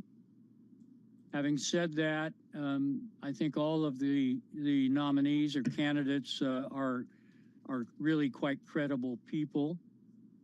And I think once in office, they will recognize the ethos of the committee, how it operates. It's a consensus organization, really. And also the importance of Fed independence in formulating monetary policy. So I'm in my own wait and see mode, if you will, on that question. I think much depends on how the new chair conducts himself or herself once in the chair, once in the position. Powell yesterday wouldn't really say whether he will stay on the Board of Governors after his term as Fed chair expires in May. And when asked if President Donald Trump openly discussed his successor, he just simply said no. How do you assess this situation moving forward? Because to Paul's point, it may be politicized, and also how will that affect the path of monetary policy given the candidates that you're seeing? Well, I think the president's nominee will no doubt want to carry the message of lower rates to the committee. But it is a data-driven process, and the data will have to project that. Even Kevin Hassett recently has signaled that he understands how the committee should operate and the importance of the Fed making a decision based on evidence, based on data. So I just can't project how politicized this process will be. If it is overtly political and influenced in terms of ultimate decisions, the markets are going to take note of that, I think, and the global capital markets will, and it will conceivably backfire with higher rates. But that's just mere speculation at the moment. I think we have to wait and see how a new chair actually chooses to operate. Dennis, we all know that the Fed has a dual mandate of price stability and focusing on the labor market here. Are either one of those two taking precedence today, do you think, with this Fed? Well, I think the cut reflected, at least temporarily, the employment side of the mandate taking precedence. I think they really wanted to construct, if you will, a support system under the labor market by cutting rates by 75 basis points over the fall. Now, I would say, to a degree, the priority is inflation. I think they recognize that 3%, I'm using round numbers here, but 3% inflation as a run rate is elevated well above the 2% target. It's a meaningful difference. And now I think they're going to be paying more attention to how they can ensure the resumption of disinflation toward 2%. Dennis, thank you so much. We really appreciate getting a few minutes of your time here, that Fed Day +1, if you will. Dennis Lockhart, he's a former Atlanta Fed president, joining us from Atlanta, Georgia, to get his thoughts on the Fed. Again, we got that 25 basis point cut yesterday. I think if you look at the warp function here, for calendar 26, maybe two, kind of between 1 and 2 cuts for the year, kind of. So that's kind of where the market is right now. That's consistent with, I think, the messaging from the Fed. And that's kind of where we are now, pending. But we're going to get a lot of economic data just in the next couple of weeks. Exactly. So now the decision will look kind of backward looking now. Exactly. We're going to have more coming up. This is Bloomberg. Good morning.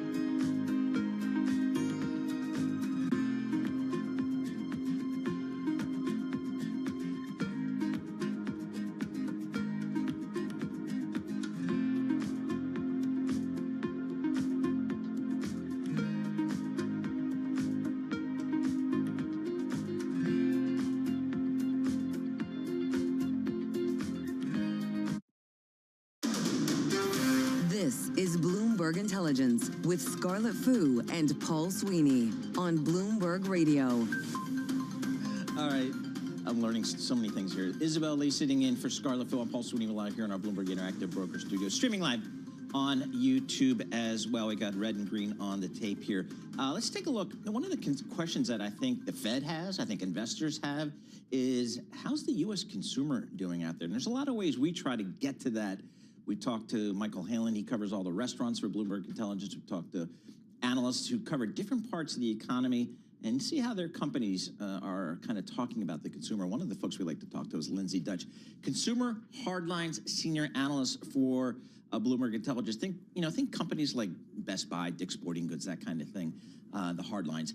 Lindsay, talk to us about how your stocks performed in 2025 and what's the expectation for 2026 for some of those hardline retailers? Hi, Paul. Thanks for having me. I think if you look at, the guidance for the rest of the year, I think a lot of these big hardline companies are baking in a lot of uncertainty with the consumer. But the reality is that if we look back, to performance to date and results to date, results have, largely been better than expected. And a lot of these retailers are sort of tracking to the upper half of their guidance range for the year because that consumer has stayed pretty resilient. We see strength, continuing to come from that higher income consumer, while the lower income might be, continuing to pull back a little bit. And if you think about companies like Best Buy, Ulta Beauty, Williams-Sonoma, Dick's Sporting Goods, they are bringing, premium products, new products, exclusive products to that consumer, and the consumers are willing to pay up for that. What was the one trend that shocked you this year now that you look back? I think a lot of the trends have been a continuation of what we've been seeing. I think, if we go back to late 2022, that is when the first pullback in that discretionary spend has been. But this is the first year that we've seen more newness. And newness is really a key driver to getting consumers in the store and to fueling transactions. So the best retailers are getting both transaction and ticket growth. But I think those innovation pipelines that maybe were, settled down a bit during COVID, they've picked up again, and bringing more newness is driving those transactions. How promotional do you think retailers will be in 2026 to kind of drive the consumer to the store or to the mouse to click? So promotions are very important to bringing shoppers to the store, especially for someone like a Best Buy. Promotions are very key, especially around holiday. We've seen that promotions are about flat, in 25 versus 24, and I would sort of expect a continuation of that in 26, unless we see a huge spike in demand, in which case the retailers might be able to pull back on that promotional lever a little bit. But this year so far, it's been about flat. You do see companies like a Williams-Sonoma, very select promotions. This has been a strategy coming out of COVID. They sort of have stuck with it. They're even sticking with it, through this season, going into next year. Pottery Barn was a big focus for them. They need a rebound in that brand, and growth is slowly coming back, but they are staying steadfast in keeping those promotions very limited. I was going through your notes, and then I read that many retailers are resuming or accelerating brick-and-mortar expansion plans because this leads to in-store and online sales, and that's just kind of the reverse trend that I was expecting. But you made a point that Gen Z shows a strong preference for in-person shopping. Can you talk to us more about that and how each generation is different? Sure, yeah. In-store shopping is definitely back, and just meeting the consumer where they are. So retailers, I think, are more focused on all channels, whether they have an app, their online site, their brick-and-mortar stores. But brick-and-mortar as a whole, we are seeing more openings than closings, and that has been a trend for the past couple of years. But when we think about sort of the retail real estate market, the demand has been solid coming out of COVID, and so vacancy is starting to get low, and there's really no new properties being built. So these retailers looking to expand, which is great for their businesses, they really have to work hard to do so and find good space to open stores because there's just not that much of it. But Best Buy has talked about Gen Z's preference for in-store shopping, so has Ulta Beauty, and so we're definitely seeing that across the board, but especially that younger generation. There's plenty of retail space on Lexington Avenue and 58th Street, Manhattan. Lindsay, John from the Highlands writes in, and he wants to ask about the beauty segment Atlantic Highlands, Atlantic please. Highlands. Don't confuse the two. The Atlantic Highlands. Ulta Beauty, Elf Beauty, Sephora. How's that category look for 2026? So demand has showed a strengthening sort of in the back half of 25. I think that momentum can continue into 26. I think for Ulta in particular, they have done a great job, elevating their assortment and bringing on exclusives, and that has really helped them. Comps are going to get tougher next year, and they need to continue to drive growth. And I think for them, leaning into their salon services could be a key way to do that. Leaning into wellness is a key way to do that. There's multiple levers that they can pull. The categories that are showing the most strength is really fragrance and skincare, and we would expect that demand to continue into next year. Because you have to invest in your face. I've learned that from Alex Steele. Lindsay Dutch, thank you so much. We appreciate that. Lindsay Dutch, she's a consumer hardline senior analyst at Bloomberg Intelligence. She's down there in our Princeton office, giving us a little preview for some of the retailers in 2026. For our listeners in the U.S., a reminder, you can listen to us via satellite radio on Sirius XM channel 121. Access the world's only global audio business network, coast to coast, 24 hours a day. Bloomberg Radio on Sirius XM channel 121 is presented by Golden Crest Metals. Stay tuned for the latest market news and industry research. The next hour of Bloomberg Intelligence starts right now. S&P 500, it's down 18 points. This is Bloomberg.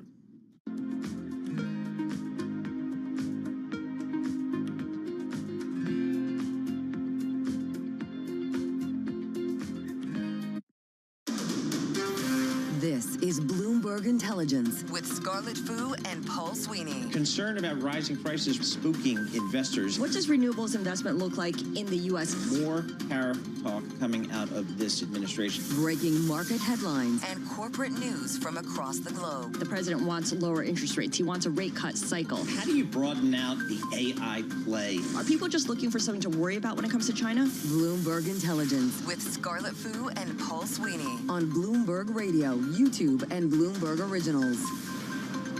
All right, Isabel Lee sitting in for Scarlett Fu and Paul Sweeney. We're live here in our Bloomberg Interactive Broker Studio, streaming live on YouTube. Hour number 2 of the Bloomberg Intelligence program. Red headline crossing the Bloomberg terminal right now. Zelensky says control over Ukraine's Donbass may be put to a vote. So we'll have more reporting on that. Coming up in this hour, we're going to check out Nathan Dean, Bloomberg Intelligence Senior Policy Analyst. He's going to tell us what's going to happen in Congress in 2026. I'm a little worried about what he might say, but we'll see if anything's going to happen. Madison Moeller, she's going to join us here on Lilly. Experimental shots could cut body weight by 23%. Wow. Steve Mann, Bloomberg Intelligence Global Autos Industry Analyst, talked to us about the EV business. Rivian's got some news. Talked to him about the battery business as well. It's all about the charging stations for me. Rebecca Walser, president of Walser Wealth, to get her thoughts on these markets. So we have a lot coming up in the next hour with a mixed tape. We'll get that. John Tucker is going to have Bloomberg Business Flash. Kick it off. All right, and let's start with the Dow Jones Industrial Average. Why there? Because it is at a record right now, up 465 points, up almost 1%. The Dow, 48,523, helping lift the Dow. Let me just go right down the list here. Visa, Home Depot, Johnson & Johnson, Walt Disney, after the House of Mouse agreed to invest $1 billion in OpenAI, also licensing their iconic characters. On the other side, tech stocks lower. This comes after Oracle's results. They raised concerns about spending on AI and when that's all going to pay off. Meantime, Marvin Lowe at State Street Corporation, he sees the Fed on hold after yesterday's quarter-point cut. You know what? I think we've seen the last cut from Chair Powell before he's required to give up his seat. I do think that at this point, there's enough questions on how to interpret the economy that the Fed is in a position to just really wait to see how that data evolves. Yeah, right now, the S&P 500, 20 points lower, pairing some of the earlier losses, down 0.3%, 68.65.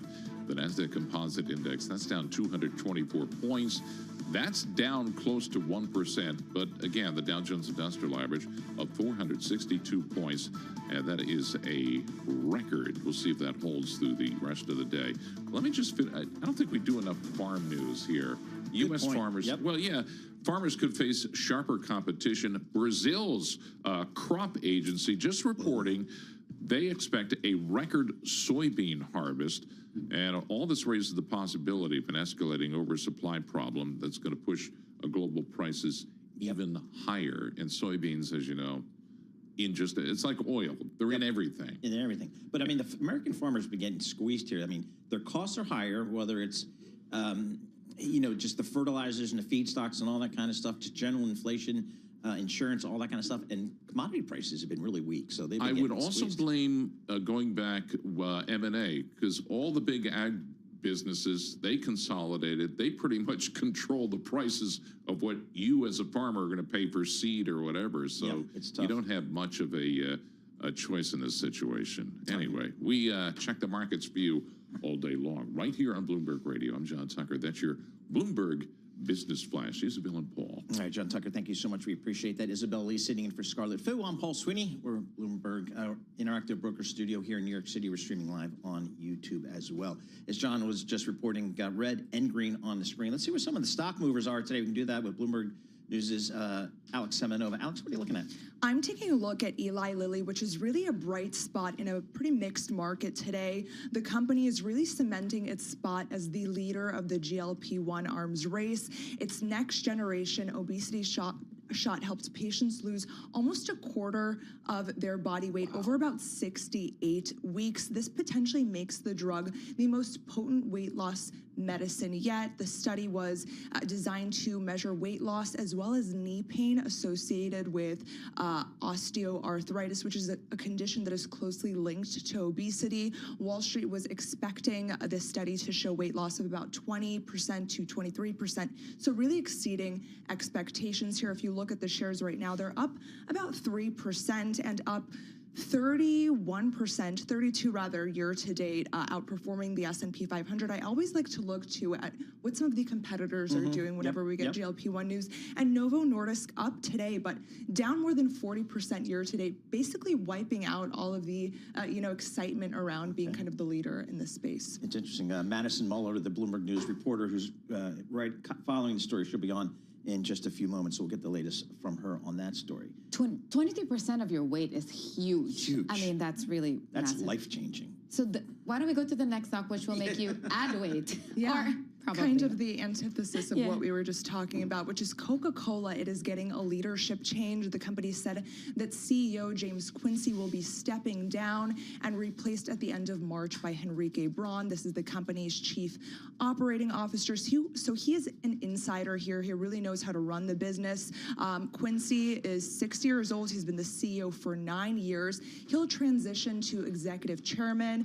And then Braun, he's been increasing his appearance on earnings calls. So Wall Street had kind of anticipated this announcement. Analysts said that his selection was unsurprising given his prominent role in some of the financial results and conversation. Shares right now aren't moving much on this news. They're actually down slightly. The stock gained about 13% this year through yesterday's close. I'm a Coke person, but you put a Pepsi in front of me, I'm just as happy. I like a good Coke Zero. Yeah. Oh, okay. I've heard good things about the Coke Zero. Okay. I like root beer. Yeah, there you go. Microsoft.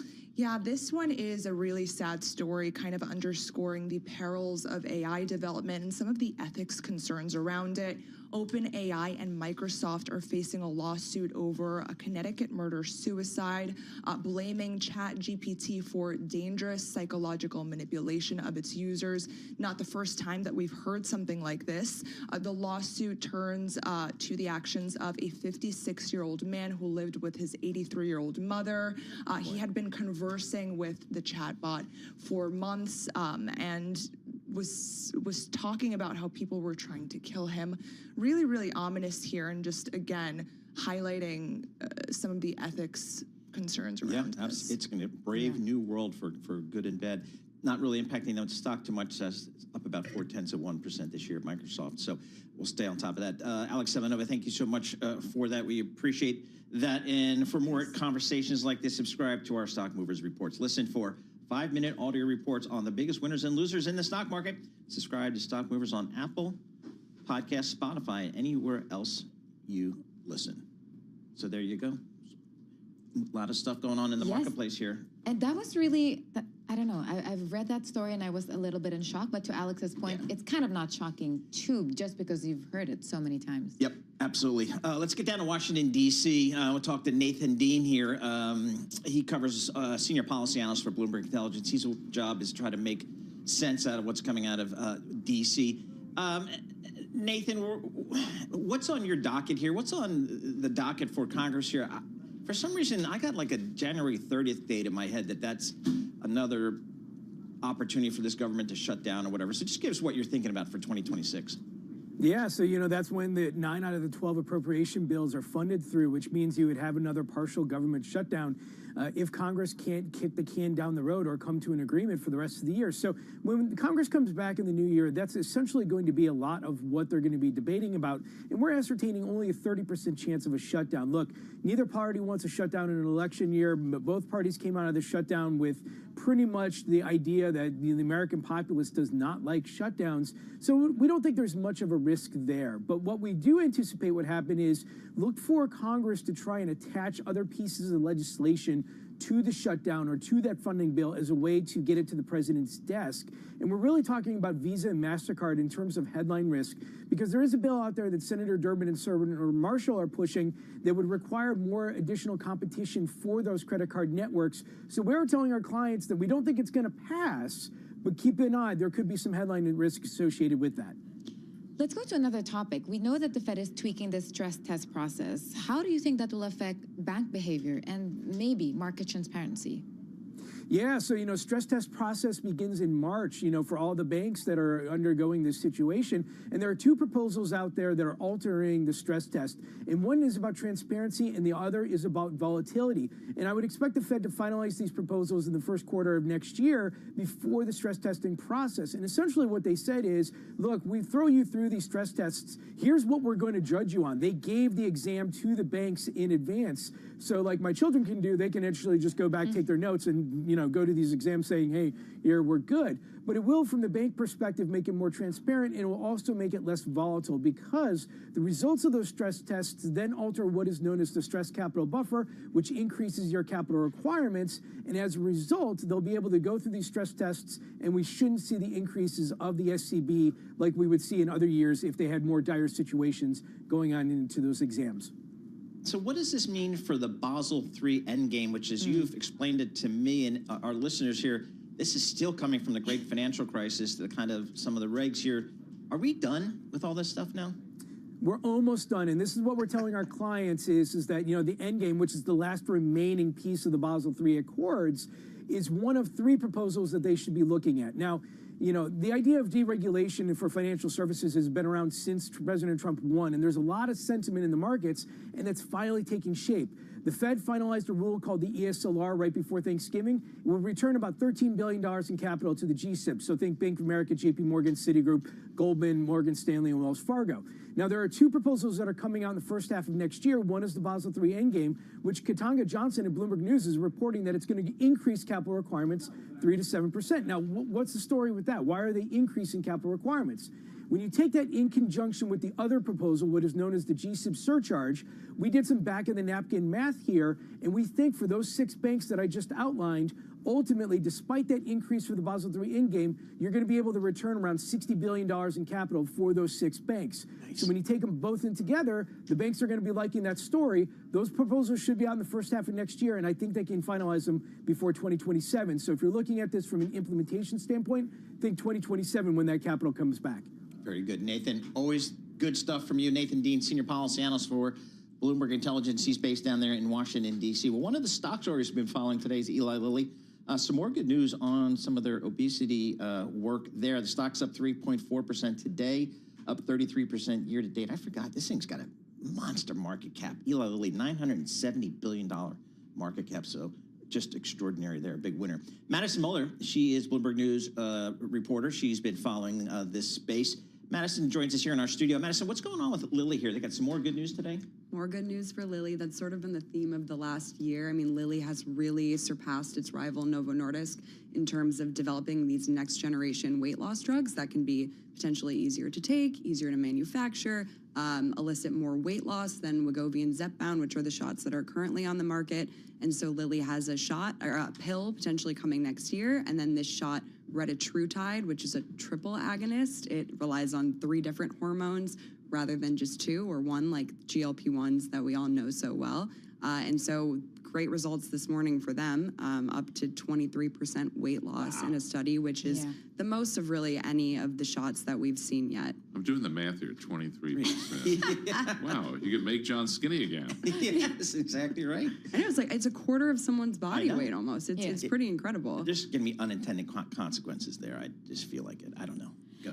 It does, in Madison's story, it said that participants on the highest dose experienced a more than 62% reduction in knee pain. And I feel like when people think of weight, most of them associate it with vanity or just looks, but for others, it could really mean health changes and lifestyle improvements. And totally, that's a really important part of this. And the market in your story also, you say that it's expected to hit $100 billion by 2030. Right, and a lot of that is exactly what you were saying, that this is more than just, I mean, for some people, they are going out there and looking to lose a couple of pounds. But in terms of, reasons for why insurers should cover these drugs and reasons why these drugs are expected to be such a big market is because they are helping people with other, important health issues like heart disease, knee pain. Lilly's studying this drug in liver disease or kidney disease and heart disease and all of these other things that are linked to weight loss, but there's also potentially some weight loss independent, reduction of inflammation and things like that. So these drugs are working in pretty incredible ways. They're also studying them now in addiction and things like alcohol use disorder. So there's just so much here, and that is a really important piece of this. So I guess the end-all be-all for these pharmaceutical companies as it relates to this particular area is, I guess, to get it into a form that more people can use, i.e. a pill, maybe reduce side effects, but most importantly, at an affordable cost. Is there an expectation that those 3 things can happen at some point over the next several years? Yeah, and I mean, they are starting to happen. That's one of the things. The Trump administration actually struck a deal with Novo and Lilly to lower the cost of some of these medications beginning next year. There's also efforts from the pharmaceutical companies themselves to lower the direct-to-consumer cash pay prices so that people who don't have insurance coverage for these drugs, which is still a lot of people, can get them at a more affordable price. So that's brought down the cost from over $1,000 a month to more like $200, $300 a month. And so there are some of those efforts. Part of the Trump administration deal was also that the lowest dose of the pills, which are expected to start rolling out within the next couple of months, next year, they'll start at $150 a month. So that's also a pretty steep reduction from where the prices are at currently. We see investors really cheer this move today, but how high are the stakes if they fail? Because it's experimental, and I'm not the expert on this, but it's still experimental. Yeah, exactly, and the stakes are high. And we've seen, because the drugs that are currently on the market, Wegovy and Zepbound, are so good and they work so well, that the stakes for developing next generation drugs are higher. I mean, you have to get more weight loss than the drugs that are currently on the market. And at the same time, the safety risks are really real. We don't want drugs that are going to give someone even more health problems. I mean, of course, always, but the sort of risk-benefit analysis with weight loss drugs are different. And that's one of the things that we begin to see, too, with some of these next-generation compounds. Amgen, for example, has a drug that had really high rates of side effects. It's supposed to be a once-monthly drug, but investors haven't loved that one because of the high rates of side effects. In Lilly's trial today, there were pretty high rates of side effects as well. People were having some weird, like, nerve pain, tingling sensations, and then the classic nausea, vomiting, constipation that are seen with these drugs. And so that's a really important piece to watch as well. 30 seconds, asking for a friend, hair loss drugs. When's that? That's got to be the next one.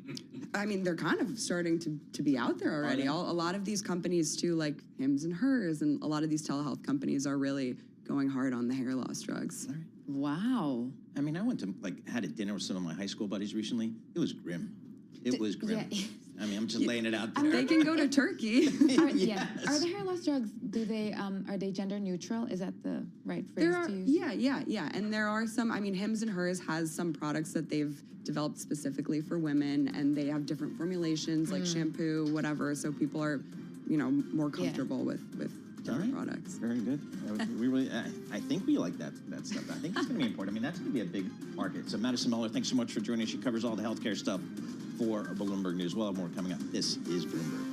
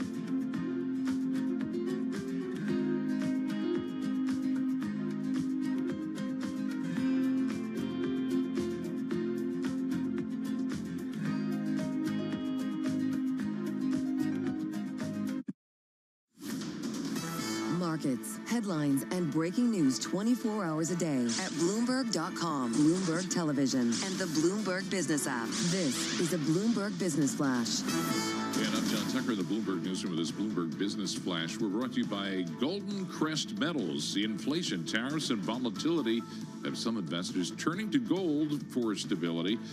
To get a free gold and silver information guide and learn how to add metals to your IRA or 401k tax and penalty free, go to goldencrestmetals.com/guide. That's goldencrestmetals.com/guide.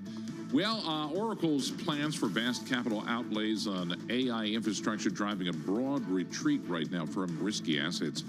Cloud sales, they did miss estimates. The company lifting its 2026 capital spending outlook by $15 billion. It's taking other tech shares with it today. Traders get another read on the strength of the AI trade. That's when Broadcom is going to report after the close of regular trading today. That's the tech story. The NASDAQ 100 down over 1%. At the same time, Dow Jones Industrial Average right now 509 points higher. It is in record territory. Leading the way there for the Dow, Visa, Home Depot, 3M, United Health Group, Walt Disney also there. They're agreeing to invest $1 billion in OpenAI. Licensed characters like Mickey, Minnie, Goofy on OpenAI's. You can't forget Goofy on OpenAI's. Often overlooked, though.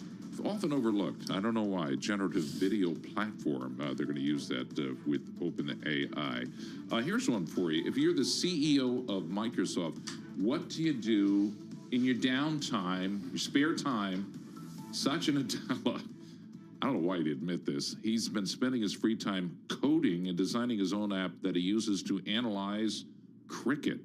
He's a huge cricket fan. Like a sport. Big investor, yeah. Yeah, combining. Well, actually, he co-owns the Seattle Orchids. This is the T20, I don't know what that means, T20 cricket team in the U.S. All right. So now he can analyze them. That's how he spends his spare time. But, you know, he can. S&P 500, 22 points lower. Again, the Dow up 502 points, and the NASDAQ 100 down 295. We check the markets for you all day long, right here on Bloomberg Radio. I'm John Tucker. That's your Bloomberg Business Flash. Isabel and Paul. All right, JT, thank you so much. We appreciate that. Isabel Lee sitting in for Scarlet Fu. I'm Paul Sweeney. We're live here in our Bloomberg Interactive Broker Studio in Midtown Manhattan. We're streaming live on YouTube as well. Rivian, that's the name I don't talk too much about. Rivian, the automotive, the electric truck maker, big monster IPO back in the day. The stock is up 25% year to date. It's down about 5% today. I think we've got an AI Investor Day coming up here, so they're trying to get some of the AI love out there on autonomy and all that kind of stuff. Steve Mann joins us, Global Autos and Industrials Research Analyst, Bloomberg Intelligence. Steve, give us the call here on Rivian. What's the company trying to do? It feels like a little bit of a pivot away from cars, maybe more towards the autonomy, the AI thing, a la Elon Musk. Yeah, I think there's increasing competition on autonomy in the auto industry. It's probably going to be a pretty big theme in 2026. What we're hearing from Tesla as well. So Rivian is really trying to lay out a roadmap to get their cars to drive itself. They've been collecting a lot of data with their fleet out there already. But I agree with the CEO at Rivian. Autonomy, self-driving feature is going to be a really big request or a want from the consumers going forward. Where does Rivian stand in the whole battle of autonomous EV? I mean, Rivian is currently viewed as lagging Tesla, but also legacy automakers like General Motors and Ford. Yeah, I think everybody's investing, and they have to invest. They have to have that option. Like I said earlier, consumer will demand those type of autonomous safety features. In terms of how far they're behind, I think if you compare to the 800-pound gorilla, which is Tesla, on the autonomy front, they do have a smaller fleet on the road. So in terms of data for inferencing, they're just starting. But they have redesigned their vehicle back in 2024 with a new electrical architecture that's going to help facilitate the build of self-driving features. Do they have the capital to do this? This stuff's expensive, as we learned from Elon. Yeah, they actually do. They have a partnership with Volkswagen. Yep. It's I forgot, $5-6 billion joint venture. They will receive another couple billion this year or in 2026. So, and also they're launching a higher scale, greater volume, the R2 smaller vehicle. All that should actually get them kind of over the hurdle, any liquidity issues. So I feel that they can actually get there with what they have now. It sounds like you're a bit more optimistic, but then shares are off more than 80% since they IPO'd, if I'm correct, and Morgan Stanley this week downgraded Rivian to underweight. Where do you pull your optimism from? Yeah, I mean, the stock has gone up quite a bit. The valuations are up there. Earnings haven't caught up yet, but I think the recent appreciation of the stock is really not really on the autonomy stuff, but on the anticipation of the R2. That's the vehicle. That's a very critical vehicle for them. It's cheaper than the R1 truck and the R1 SUV. It's smaller, but it's it's going to compete with the rest of the field in the compact mid-size segment, where that's the biggest segment in the U.S. market. It's more affordable. So there's a lot of hopes on the R2. And even with the subsidies going away, bringing in a cheaper vehicle, we believe, and I think the industry believes, that will actually bring in some new buyers. All right, Steve, appreciate it. As always, Steve Mann, he covers the global auto industry for Bloomberg Intelligence. He's based down there in our Princeton campus. Let's go back to these markets again. Red and green on the screen. We got a pretty solid earnings outlook. We got a Fed that's cutting rates, maybe not as much as we initially thought, but is that enough to propel this market forward in 2026? Let's talk to someone who does this stuff for a living. Rebecca Walser joins us. She's president of Walser Wealth Management, joining us here in our studio. Rebecca, it's a heck of a year for investors in 2025. If you're in stocks, bonds, really good returns. How about next year? Yeah, I wish I could say, I believe we're at the beginning of the monetization of AI. It's obviously hyperscaling. We've got the hyperscalers involved first, but I really do think that we're at the very beginning. But monetization is always an ugly process. It's 2 steps forward, 1 step back. And investors need to know that very openly going in, that it can get ugly at times, but you have to stay the course. If you had de-invested in 2000, 2001, and 2002, you would have missed all of the after, monetization of the stock market, or excuse me, of the internet. So we just want to encourage investors to stay the course and invest to the level of risk tolerance that you can stand, because it is going to get choppy. But long term, this is going to change the way we do everything. This is probably the largest economic change in the history of time. And so definitely do not be caught on the sidelines. How are you thinking of this whole AI frenzy? I mean, Oracle is down almost 15%. Do you think it's a positive sign that it's getting punished? We have a lot of talk of froth and overvaluation. Yeah. And why? Well, I do think that, we did see earlier this year a lot of exposés on, all the hyperscalers are helping each other. They're all investing in each other. And obviously Oracle kind of broke the actual mold, because they came in and said, we're not going to just use free cash flow or open, cash, on hand. We're going to actually debt finance. And that's the issue that they're having. Their debt to revenue ratio is just is a huge problem. And I do think that it is good that the market is saying, hey, we're actually really looking at the granular data, and we're going to punish you if you're not really getting the revenue that you need. And obviously, it was just such a big over expenditure on the data centers that I think the investors really said, wait a minute, what's going on here? What's the theme for you? Is there a theme for you in 2026? Is it still ride this AI theme, or is there anything else? We need to branch out, maybe think of something different?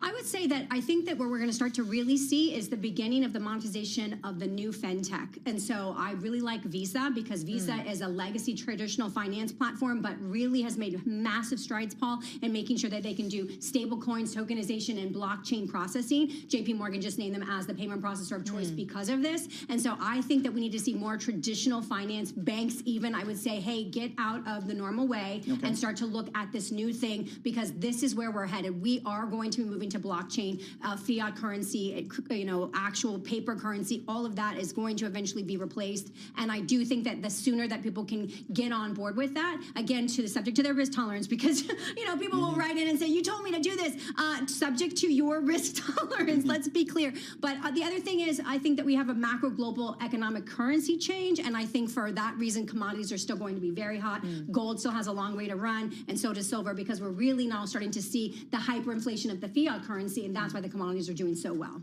I saw that you're not only a wealth strategist, but you're also a tax attorney. Yes. And earlier you made a point that staying the course is important. What are the big tax planning mistakes you're seeing, or that you see that investors do a lot before the year end? We see a lot of So I'm a huge believer in retirement savings, but I have always been kind of, as a tax lawyer, opposed to pre-tax retirement savings because what I notice is that the retirement wealth gap and is coinciding with the baby boomers' retirement. So we have the first full generation that paid Social Security their entire working years, moving fully onto Social Security for the first time. That's the baby boomers. Our last boomer will reach full retirement age by 2030. And so what we have is a massive tax need coming to support all these boomers that are going on to Social Security and Medicare, and they are going to look at the ERISA accounts to fund that. So I just caution people. I have people that come into my office every day and say, I'm projecting a 30% tax rate for the rest of my life. And I'm like, you have several million in an ERISA account. Let's make a plan. So Roth conversions, taking things, paying the tax. Now we're in the third lowest tax regime that we've ever had in the history of America, FDR and Reagan being the first two lowest. So under the Trump regime, it's the lowest tax rates. Buy the government out of your taxes while and before we get to the baby boomers and the taxing just escalating massively in these next 4 years. John, I'm a December 63 guy, so I think I just make it into boomers by a month. Oh, so, nice. I don't want to go there. Some respect for your elders, John. What's the future of Social Security? I'm asking for a friend here. Yeah.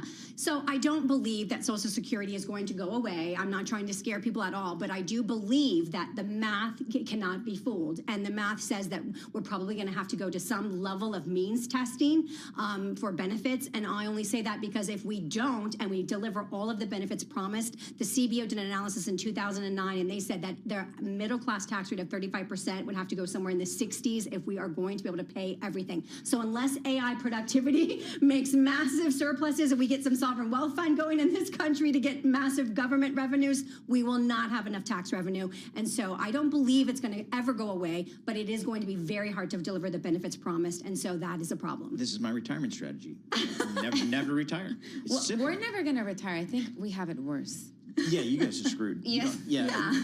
And I'm a renter. I'm going to work forever. I'm going to be beside John forever, maybe, in the studio. That's it. Nothing to be happy. That's the theme, right? You got to plan ahead, save. Rebecca, thank you so much for joining us. Rebecca Walser. She's the president of Walser Wealth Management, joining us live here in our Bloomberg Interactive Broker Studio. And if I've done nothing for my kids, I've beaten into them the 401k full match. And they're all doing it, so they say. So just start early. Just add Roth in there. Yeah, exactly. All right, exactly. We'll see how that goes. All right, looking back at these markets here, again, the S&P is down 23 points. That's only about a third of 1%. The Dow's up 480 points. That's 1%. But the NASDAQ, thank you to the Oracle news calling into question a little bit here, the AI trade on the margin, the NASDAQ is down 1%. The VIX sticking right below 16, so no real angst out there in the marketplace today. Yields coming in, we got the 10-year Treasury 4.1%. We were at 4.2% yesterday, so coming in a little bit on the back of the Fed. We're going to have more coming up. This is Bloomberg Morning.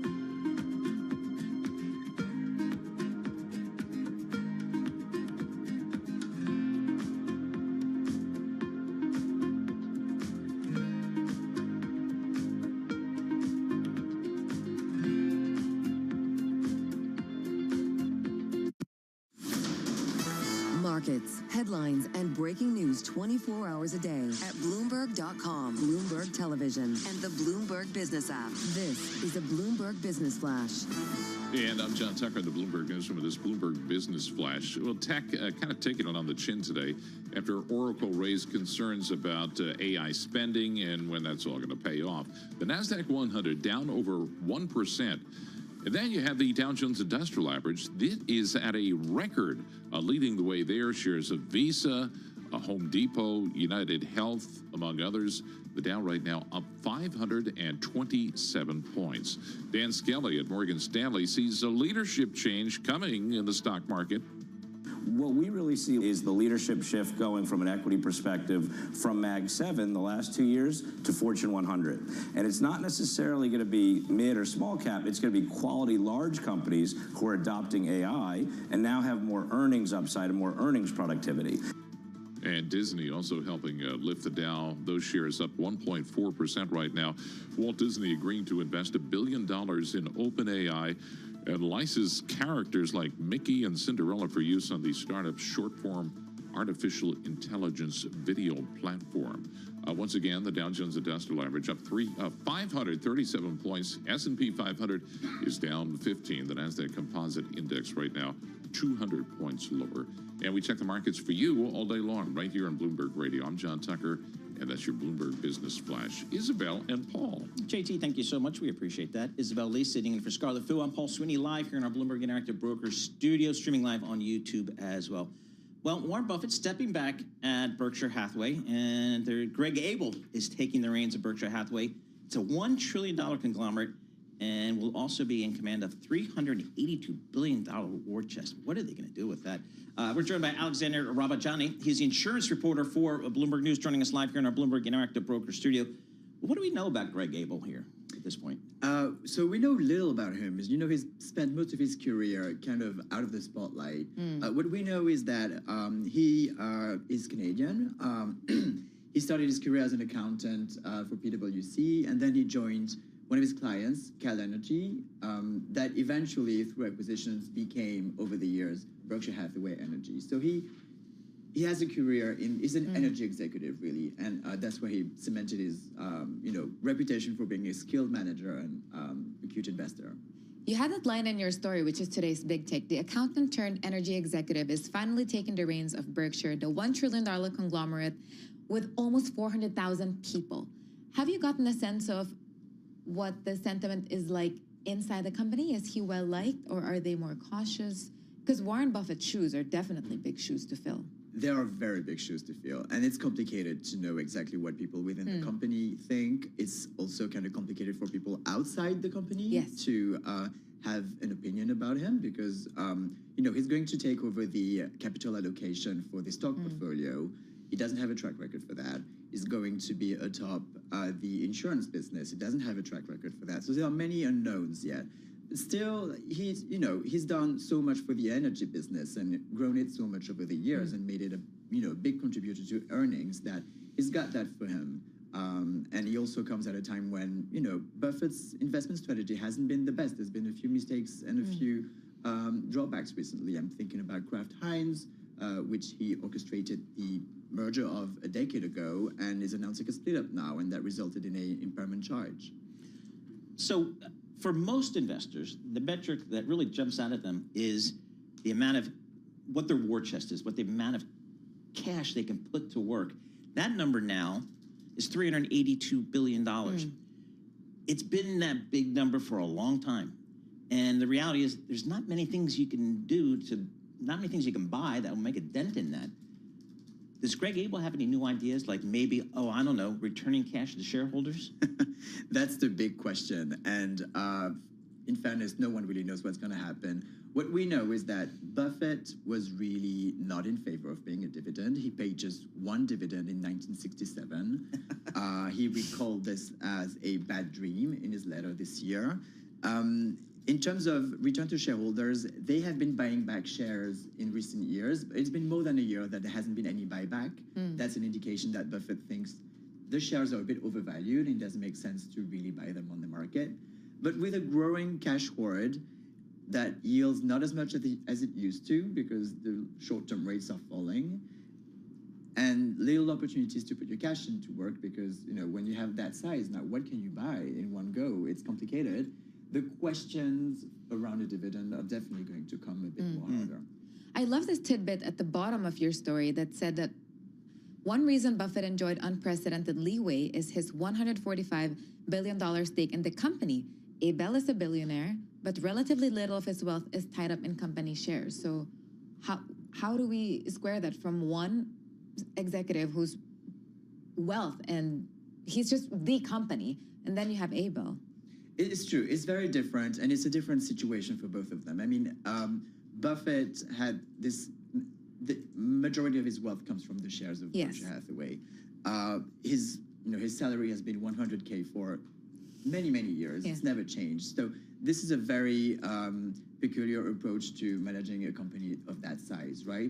Abel doesn't have that much wealth into the shares, but you know, we'll see how it's going to play out when he takes over next year and what it's going to mean for the business. What we can tell now is that he's been starting to implement some changes after, you know, pledging continuity. Eventually, there are new managers in place.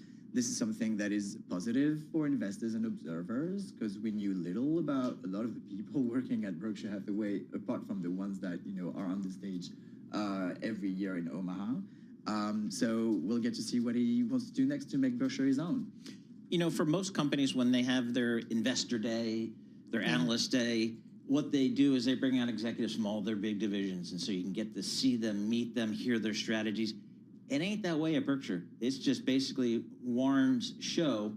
And this is who cares who's in the background. Is that going to change, do you think? That's, again, another key question that I think is going to be addressed pretty soon. There is a, you know, diehard fans of Buffett still have sometimes bemoaned the fact that the approach to corporate governance was a bit peculiar for a company that size. It's one of the only companies, it's the only company of that size to not have an investor relations function. As you mentioned, there's no roadshows, there's no events with analysts to introduce the deep bench of executives at the company. So this is something that when Buffett was in charge, everybody was giving him a lot of leniency because they were fans of him and they trusted him really. With Abel in charge, there are question marks as to whether investors and observers are going to be that lenient with him. Just looking at the stock over the last 5 years, compounded annual growth rate of the S&P 500, 15%. Of Warren Buffett's stock, Berkshire, 16.9%. It's effectively an index. Yes. It's effectively an index. That's amazing. So it's been that way for a while, I think. One tidbit that you also mentioned, and I feel like people forgot, is how it was an accidental reveal during one of the big conferences that Abel is going to take over. Was there any detail in your reporting that surprised you? What do you mean? When you were reporting this big take, were you surprised by one thing, or did something catch you off guard? You were not expecting it? Well, I mean, what is surprising is really the profile of this executive that's going to take over one of the biggest companies in America, and that is really low profile. There's not much about him either. That is very surprising. Usually when someone comes in place, there's been some grooming, and you can see some people, some interviews out there. That's true. There's very little about him. So that I think that is the biggest surprise in my reporting, is that there's so little we know about him, and we're going to find out more in the future. You know, the frustration with some investors with the buildup of cash and the inability to deploy the cash and the inability to generate superior returns, it's been, okay, but it's Warren Buffett. You get the Warren Buffett, that's pushback, and you're like, okay, I'll shut up now. You don't have that anymore. So I'll be interested to see if the pressure on this management team builds to really do something with this capital. Alex, thanks so much for the reporting. This is a big take story. You know how we love the big take stories. Great topics, deeply reported. Lots of resources are thrown against these stories, and the result is we get some great reporting. That's certainly the case here. So this is the really about the Berkshire succession plan. Alexander Rabjajani joins us here. He is the insurance reporter for Bloomberg News with the big take story. You can read more of this story on the Bloomberg terminal and at bloomberg.com/big take. Looking at the market here, it's still kind of funky. The S&P's unched a little bit down, maybe 10 points. The Dow soaring. It's up 580 points like the old days, up 1.2%. The NASDAQ, however, taking it on the chin, down 190 points, 0.8%. Again, the tech AI story taking a little bit of a backseat here today. Thank you, Oracle.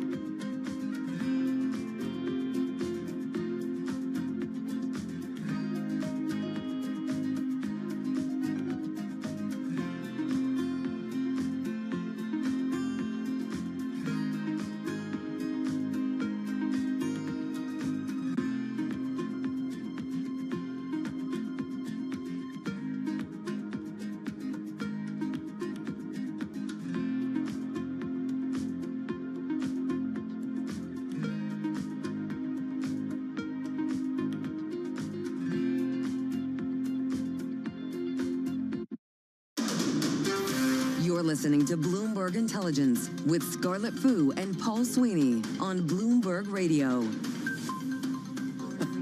All right, we have talk about New York rents. They just don't go down. My favorite topic, Paul, as a renter. It's just always so contentious, and you get so many emotions. Everyone basically just feels doomed. Rents for Manhattan apartments surged to a record high in November with new leases signed at a median of $4,750.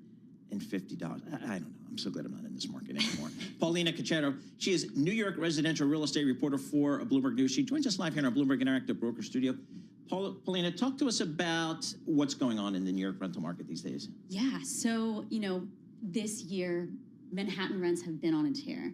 Usually we see rents go up during the summer months when college grads are coming to the city. Mm-hmm. But, by the fall, temperatures drop, people are heading into the holiday season. We usually see the rental market start to cool, but instead it's continued to be hotter than ever. We saw leasing activity up. You mentioned that stat about rents. That's 13% higher than the last year. And a lot of apartments are still, being leased in bidding wars. And about 1 out of 4 apartments is leasing above the landlord's listing price. So. When I rented in 2021, we've been staying in the same apartment. We did pay also above asking price, but I didn't realize that that's still the case here. And you write in your story that the unseasonal surge was driven by the upper half of the market. So this is more the luxury apartments, I would guess. Yeah. So, usually we saw like the top 10% of units in the market saw even steeper increases. So, wealthier renters were looking for bigger and more expensive homes. The top 10% of the rental market reportedly saw an 18% increase. Wow.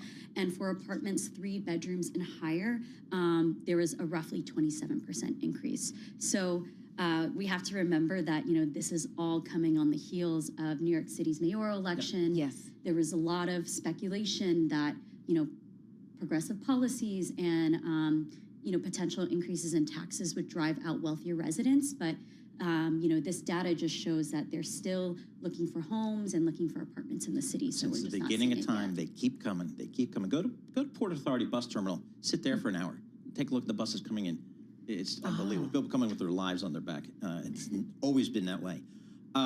What can Mr. Mamdani do? What is he saying he's going to do, and what's the expectation of what he actually can do as it relates to rents? Yeah, so I think that this housing data is a reminder of the scale of the affordability crisis here in New York and the urgency to address it. And, Zohran Mamdani largely campaigned on bringing affordability back to New York and housing affordability specifically. He campaigned on implementing a rent freeze for, New York City's rent-stabilized apartments and building more affordable housing. And yeah, I think all of this data is just a reminder that it's, affordability is still worsening even ahead of him taking office.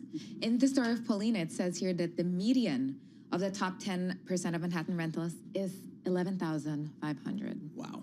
Yeah. That's incredible. What's the expectation here? Again, have we ever been in a prolonged market of declining prices? Never. I've been here since 1986. Never. I'm talking 9/11. I'm talking pandemic. It just doesn't happen. I think the only time we really saw rents really drop was during the pandemic. For like 15 minutes, which my daughter took advantage of. A lot of people took advantage of that. They were smart. They were smart. They knew that it was going to be a short-term blip. So only a 1-year lease, and boom, you come back 1 year later, and we're back to normal. Yeah, and Jonathan Miller, who puts together this data, we talked a lot about how a lot of this is an indication that New York is still a very attractive place. Yeah. A lot of this demand is being driven by inbound migration. People are still looking for homes, and also wage growth has been strong, particularly among top earners in New York. So that's also what's driving the activity in the higher end of the rental market as well. And in the chart that you have, there's an uptick for Manhattan, but not for Brooklyn and Northwest Queens. There's a slight downturn, actually. So it's just really the great Manhattan. Where do you live? In Manhattan. And you? I'm in Brooklyn, but I can tell you, depending on what part of Brooklyn you're at, it's still bad. I agree. My daughter's in Brooklyn. There's no place to hide. I mean, no place. There's no place. I mean, Queens a little bit. Do you think? Maybe, but it's still increasing. Like I don't. To your point, even Long Island City, you would think you'd save more there, but not really. Well, in Jersey, it was Hoboken 25 years ago. Then you get pressed out of Hoboken, and then you go to Jersey City. Then you get pressed out of Jersey City. And now you go to Harrison, you get priced out of Harrison. Now they're coming down to Asbury Park, New Jersey, which is like 60 miles away. Wow. I mean. I will note, even though that rents did decrease in Brooklyn and Queens, they're still hovering near record highs. So they might have slipped slightly because leasing activity was down a little bit, but. All right, let's see what Mr. Mamdani can do. I mean, he got my daughter, 29-year-old daughter's attention for this whole affordability thing. So we'll see how that goes. Paulina Cachero, thanks so much. We appreciate this. Great reporting on rents.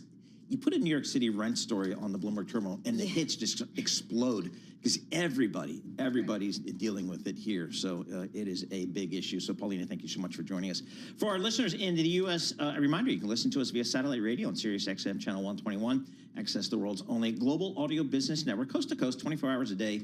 Bloomberg Radio on Sirius XM Channel 121 is presented by Golden Crest Metals. Stay tuned for our latest market news and industry research. Your top stories and global business headlines are coming up in just a moment. We got the S&P down 23 points. That's a third of 1%. The Dow's up 525 points. That's a little more than 1%. But the NASDAQ is down 245 points. That's a decline of about 1%. The VIX, doesn't worry, it's 15.8, no problem out there. 10-year Treasury yields coming in a little bit. We got the 10-year down 3 basis points today, 4.11%. Bitcoin, it is off almost 3% here today, back below $90,000 per token. Isabel Lee, Paul Sweeney, that's it for us. This is Bloomberg.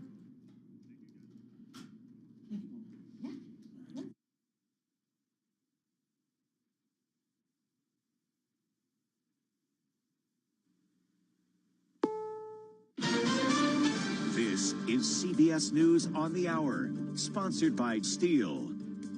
I'm Steve Kathan. A federal judge has ordered the release of Kilmar Abrego Garcia, the man who was mistakenly deported, then returned here, now facing federal charges. CBS's Jake Rosen. It's been months of this back and forth since March, when Abrego Garcia was removed from the United States as part of those flights to a country, his home country of El Salvador, in that CCOT prison. The Justice Department brought him back in May to prosecute him for allegedly smuggling illegal immigrants from Mexico or Latin America into the United States, into Tennessee, where he was criminally charged. On Capitol Hill, CBS's Nicole Killian reports the U.S. Senate will vote on health care measures. Two dueling measures up for votes today, ahead of an end-of-the-year deadline for expiring Affordable Care Act tax credits. Democrats want to extend them for 3 years, while Republicans propose shifting those dollars into health savings accounts. Neither has the votes to pass. Now to Washington State, where the governor has declared a state of emergency because of flooding caused by days of heavy rain. This woman's one of thousands of people who've left their homes. It's scary. We got in this morning, and I had to evacuate my animals and all my belongings, and I don't know what's to come or what's to come of like the homes and our community. NASCAR has settled an antitrust lawsuit with 2 race teams, including one co-owned by Michael Jordan. Venezuela's opposition leader was seen in public today for the first time in 11 months, as we hear from CBS's Vicky Barker. It took a cloak and dagger operation to get Maria Corina Machado out of Venezuela, where she'd been hiding from the regime, and to Oslo to accept her Nobel Peace Prize. Asked point blank. Yes, we did get support from the United States government. The Democratic opposition leader has controversially supported President Trump's policies pressuring the Maduro regime. Time magazine selected the architects of AI as Person of the Year. Hours later, some AI news. Disney has decided if you can't beat them, join them. Let it go, let it go. It's the first major Hollywood studio to collaborate with an AI giant. Under the new licensing agreement, Sora users will be able to create short animated videos using Disney characters, like Elsa from Frozen, Mickey Mouse, and Yoda. Do or do not. There is no try. Disney is also buying a $1 billion stake in OpenAI. The 2 companies will collaborate on new products and tools. Michael Wallace, CBS News. Mike Lindell, known as the My Pillow guy and a vocal Trump supporter, says he's running for governor in Minnesota. Wall Street, right now the Dow is up 560 points. This is CBS News.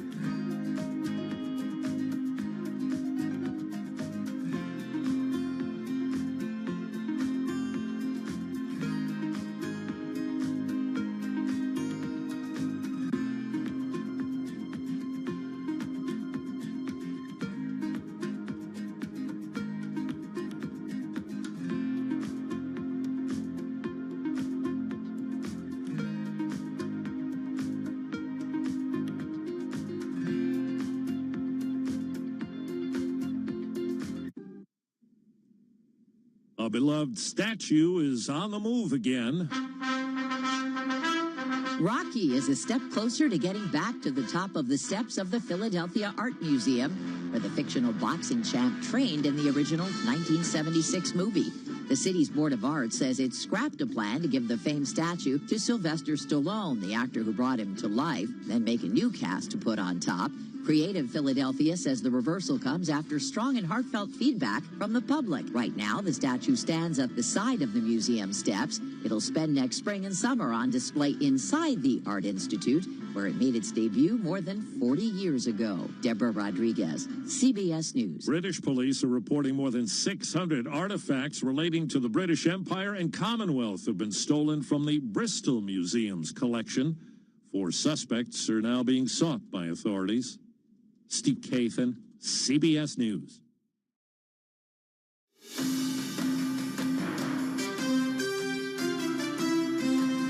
Live from Washington, D.C., this is Balance of Power with Joe Matthew. Zelensky floats a vote in the Donbass. Welcome to the Thursday edition as the president of Ukraine offers a referendum on which country should control the eastern part of Ukraine as the U.S. presses Zelensky to agree to a peace plan. This just broke on the terminal. We'll get the latest from Bloomberg's Tyler Kendall, who's at the White House right now. And as healthcare hits the floor of the Senate today, both Republican and Democratic plans, we are told, will fail. So what happens now? We'll talk about it with Mike Dorning from our Capital Influence team. And later, a special conversation with Netflix co-founder Reed Hastings. He's going to sit down with David Weston at the Economic Club of New York. And it's all after a look at Wall Street. Let's start with the markets and the voice of Wall Street, Charlie Pellet, after Oracle made a mess. Charlie, what do we have? Right now, you mentioned Oracle. We begin there. Oracle shares trading lower, 13.75%. As you can imagine, tech's hit hard today. NASDAQ and also the S&P trading lower. The Dow, though, is surging. Dow Industrials up 556 right now. That is a gain of just about 1.2%. S&P lower by 16, down 0.2%. And NASDAQ down 213, drop there of just about 0.9%. Tech stocks are dipping as Oracle revives AI bubble fears. The NASDAQ 100 index down 1.1%. Interestingly, though, the Russell 2000 index of small cap shares advancing up now by 1%. The 10-year currently yielding 4.11% with a 2-year that's yielding 3.50%. Gold is surging $48 the ounce, $42.77 up 1.2%. The West Texas Intermediate crude down 2%, $57.28 a barrel, and Bitcoin at 89,803. Bitcoin down by 2.8%. Well, AI and Oracle certainly affecting today's market sentiment, but what about the broader economic implications? Joe Davis is chief economist at Vanguard. He was a guest this morning on Bloomberg Surveillance. There's some reasons for optimism. You know, the future isn't immediate, but the AI investment, if it tracks previous transformative technologies, we have to start talking about upside risks, particularly in the United States, to GDP growth. That we heard that from the Federal Reserve Chairman yesterday, and I think there'll be more to come. Vanguard's Joe Davis. By the way, you can hear more of the conversation on the Surveillance podcast. As I mentioned, Oracle lower, plunging 13.7% right now. Techs are tumbling. Stocks lower after concerns over Oracle's plans for vast capital outlays on AI infrastructure drove a broad retreat from risky assets. Again, recapping, S&P down 0.2%, NASDAQ down 0.9%, Bitcoin down 2.8%. For on-demand news 24 hours a day, subscribe to Bloomberg News Now wherever you get your podcasts. And back we go to Washington. Once again, your host, here he is, Joe Matthew. Okay, Charlie, many thanks. We'll have more on the markets with Charlie Pellet in just about 15 minutes' time here on the fastest show in politics. Welcome to Balance of Power on Bloomberg Radio, streaming live on YouTube right now. Yes, we see you as well, with the radio always on TV, on YouTube and Bloomberg Originals. If you're in the car, find us on Sirius XM channel 121. Grab your cheese whiz, boys and girls. The 15-minute Christmas party just began. If you know what I'm referring to, you probably work on Capitol Hill. This is Tim Burchett's annual Christmas party. The congressman, the Republican from Tennessee, famous for doing this every year. As he says, the reason it's 15 minutes is because you go to a daggum Christmas party and what happens? You get cornered by somebody half lit. They got wine breath. They're cornering you. And for 15 minutes, that's about all you can take. So I'm happy to say that producers Matt and Amanda are on their way to the party, representing Bloomberg right now. That will not be the most important thing that happens today on Capitol Hill. We've got votes to talk about when it comes to health care, Senate side, Democrat and Republican plans that we're told are going to fail. And we're going to talk about this with Mike Dorning as we edge ever closer to what everyone's calling the healthcare cliff at the end of this month. But we start with a big scoop coming out of Ukraine. Tyler Kendall standing by at the White House as Bloomberg News reports that Volodymyr Zelensky is floating a vote. You heard me say this at the beginning here. Bring it to the people to find out who should control the eastern part of the country. We're talking about the Donbass, and if a referendum takes place here, it could be a key to leading us to an actual peace plan. Or this is just another wrinkle that we might forget a couple of weeks from now. Let's find out from Tyler. She's on the north lawn of the White House. What are we hearing, if anything, from the administration on this, Tyler? Is this what the president wants? Hey, Joe. Well, we'll have to see. President Trump hasn't weighed in on this exact potential proposal just yet, but pretty incredible reporting from our colleagues, because this really does mark a significant development when it comes to Ukraine's posture, considering we know that Kyiv has really wanted to avoid the idea of giving any sort of territory concessions when it comes to plans to potentially end the war, particularly without stronger and stricter security guarantees from the U.S. So it is something to watch really closely here, considering that we know that just yesterday, President Trump held this phone call with Ukrainian allies, including the UK, France, and Germany, and Ukraine itself has just sent over a recently revised peace proposal. After last month, we saw the U.S. put forth that 20-point peace plan. Now, importantly, the Ukrainian President Zelensky did tell reporters earlier today that this area in eastern Ukraine, the Donbass region, he says that the U.S., in a plan going forward, would like to call it a, quote, free economic zone. We know that the Kremlin has been advocating for calling it a demilitarized zone if or when there is any sort of solution here that it is ultimately handed over or conceded from Ukraine's end. But Joe, we know that there's been work behind the scenes on this 20-point proposal. And in recent weeks, our reporting has showed that it has become a lot more palatable for Ukraine, but there's still a lot of big sticking points, particularly around those security guarantees. We are going to continue to hear about this point in particular, because we know that Ukraine wants to see some firmer guarantees from this White House. All right, Tyler, talk to me about what's going on in the waters off Venezuela. We now know, having heard it confirmed by the president, another Bloomberg scoop, that the United States has seized an oil tanker, what the president calls a large tanker, very large. Now we're apparently going to keep the oil. This is what he said yesterday in the White House when asked by reporters. We're interested in the seizure of this tanker. What happens to the oil on that ship? Well, we keep it, I guess. Where does it go? What port does it go to? Well, you have to follow the tanker. You know, you're a good newsman. Just follow the tanker. Do you know where Follow it. Get a helicopter and follow the tanker. Is it true it's going to? But we're going to, I assume we're going to keep the oil. I wonder if he was expecting that question. I guess he said, I guess we keep it. Who needs Netflix when you have the operations in the Caribbean, Tyler? The Attorney General Pam Bondi out with video last evening showing an American helicopter dropping special forces, I guess this is a Coast Guard chopper, on the deck of this tanker, like something out of an action movie. Do we know anything new about this?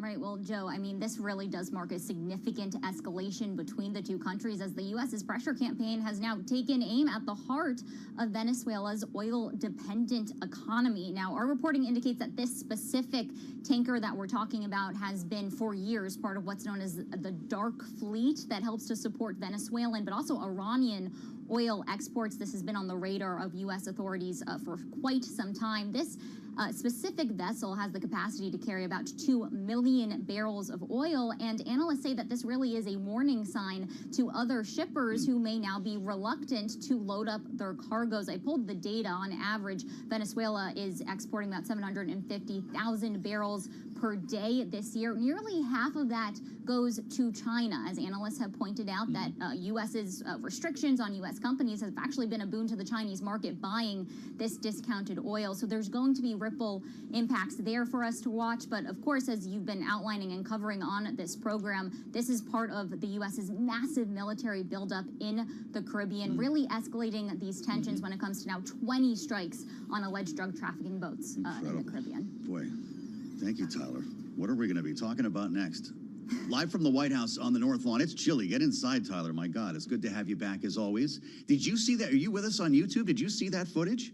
Pam Bondi put this on Twitter last evening with these guys rappelling out of the chopper and answering the question we had last evening. Was there any resistance? There was none. They just walked right on this thing, walked into the bridge, and took the boat. No casualties.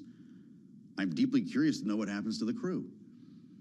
They're telling us that we already know what is going to happen when votes are taken in the Senate today. Remember, this is how the government reopened. John Thune promised a vote. Today, Thursday, we did it. Except everything's going to fail. Whether you like the Democrat plan or Republican plan, you're going to be let down. At least this is what we're hearing. DOA on the Senate floor. Mike Dorning, of course, helps us cover all this, helps to lead our Capital Influence team at Bloomberg in Washington. Do I have it right? You have it exactly right. Wow. When I stepped away from the desk, they were still voting on the Republican plan. I don't know if that's done yet, but both will fail. So then there becomes a question about what now? The so-called cliff is at the end of the month here. Looks like we're going over it. Yeah, I mean, they have their Christmas vacation, and Congress isn't going to work over Christmas break, that's for sure. So they're not going to get this done before Christmas break. So insurance premiums will shoot through the roof if you're on the Obamacare exchanges on January 1st. About 22 million Americans, the premiums will about double. Wow. And then, that has cascading impacts. Fewer people, a lot of people would just say, I'm not going to get the insurance and roll the dice. Then that hurts insurance companies, and then the hospitals don't get paid when people come in, and that has an impact on hospitals. Where's Mike Johnson on this? There are about 10 plans floating around the House. A couple of them are legitimate when you consider the bipartisan bill that is being led by Brian Fitzpatrick. You got at least 10 Republicans on board. Isn't that something that could pass? The problem is Mike Johnson's job depends on sort of balancing all these factions within the Republican. So it couldn't pass. Caucus.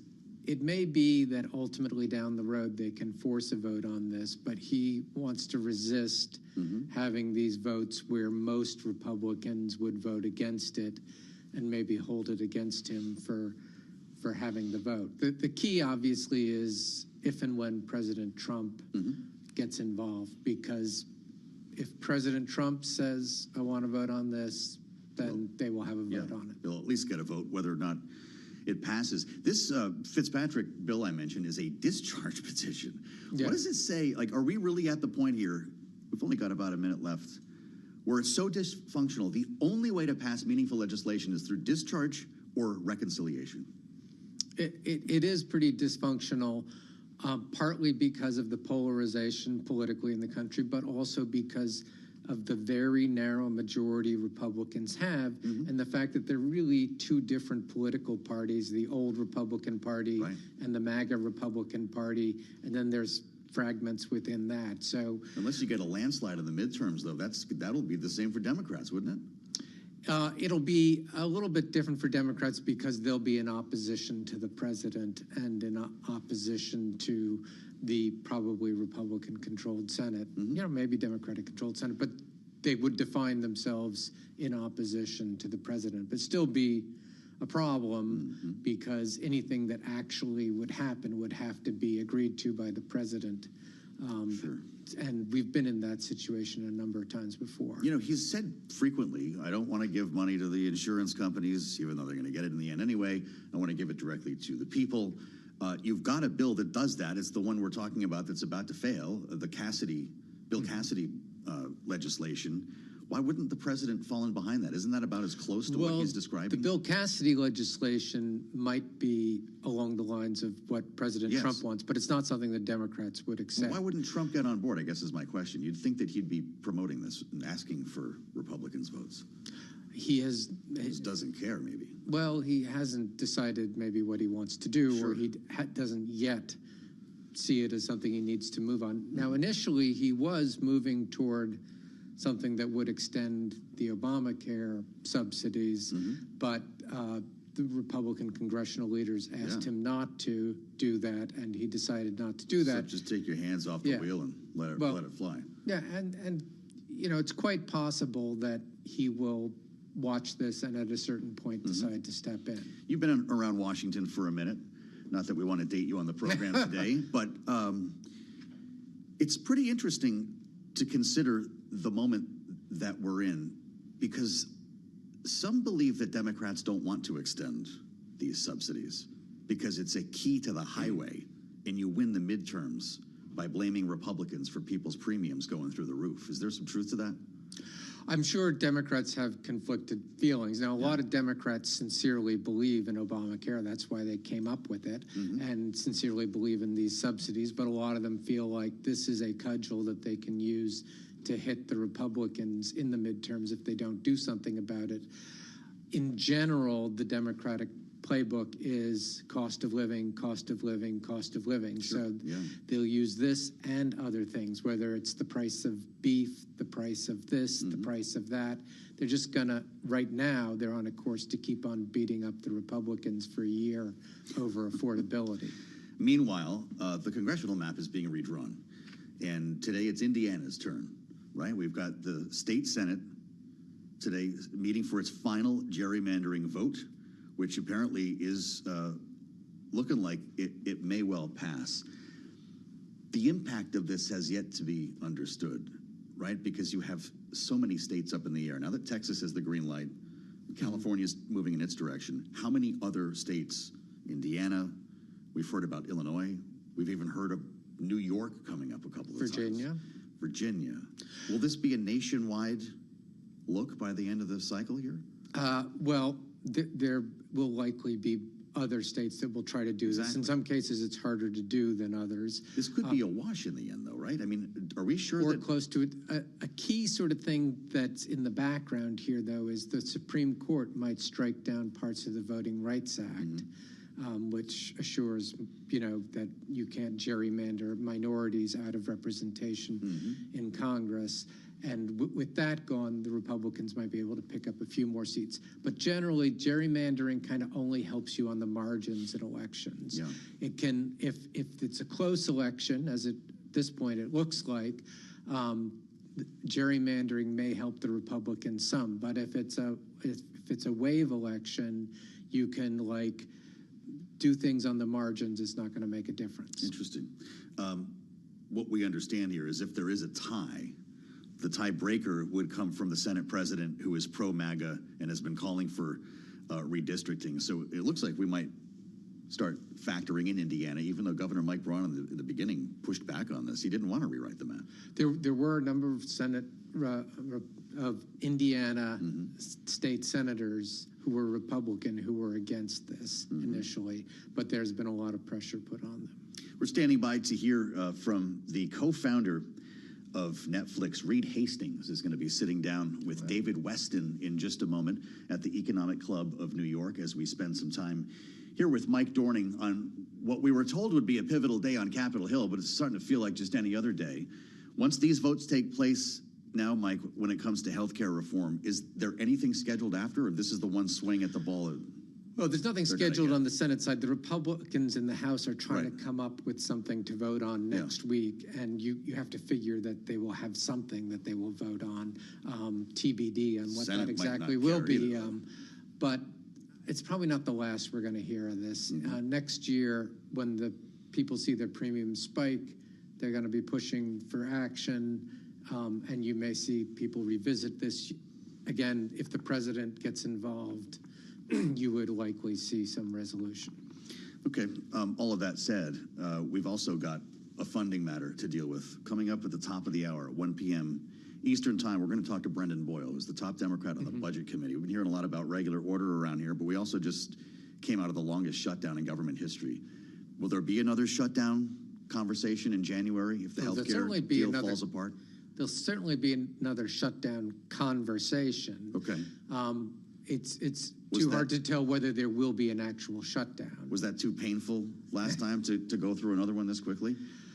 I mean, you have to, if you're the Democrats, you have to be weighing, do you really want to, you've made your point on the health care subsidies. Do you want to go through it another 6 weeks to make that point again when you know that it's unlikely that the Republicans are going to give in on that point? That's a political calculation they're going to have to make.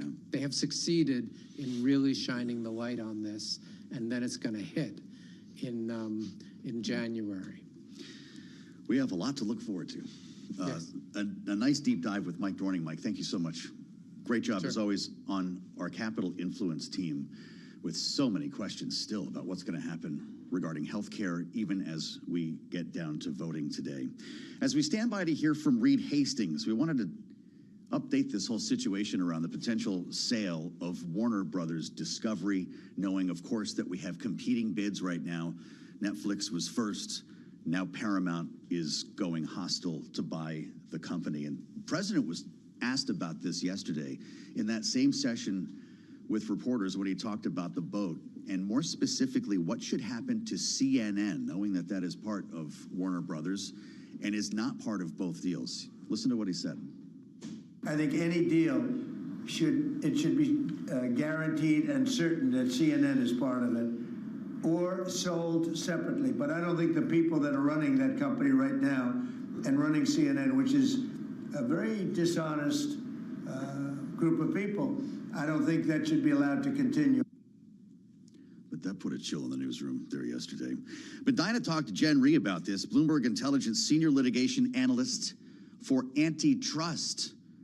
She's with us from world headquarters in New York. Jennifer Rhee, great to see you and welcome back to Balance of Power. You must be working overtime right now. Which one of these would be most likely to withstand the pressures of the FTC here in Washington? Well, first, thanks for having me. I very much think that the deal with the easier path would be a Paramount deal, but that's not to say it doesn't have antitrust problems of its own. But I do believe that the issues that arise with a Netflix-Warner Brothers combination would be worse from an antitrust perspective than a Paramount situation. And the interesting thing about the comments of President Trump that you just played is that when I did the analysis originally, it occurred to me that Paramount, if it bought Warner Brothers, might have to sell CNN because of the antitrust issues that arise by virtue of combining CBS News and CNN. So it might have had to have been part of the concessions in order to get that deal cleared. You know, the president was speaking about this earlier in the week and said that he will play a big role in not only what he said yesterday about CNN, but in choosing who actually ends up buying Warner Brothers. He was dinging Paramount for watching 60 Minutes the other night. He didn't like the way that went with Marjorie Taylor Greene. And, you know, he's got, I guess, some issues with the Netflix deal. Yes. Does he actually know what he wants to do, and to what extent will he be involved in this? To what extent is he allowed to be involved in this? Well, you know, with respect to what he wants, I think that can change depending on who has talked to him last.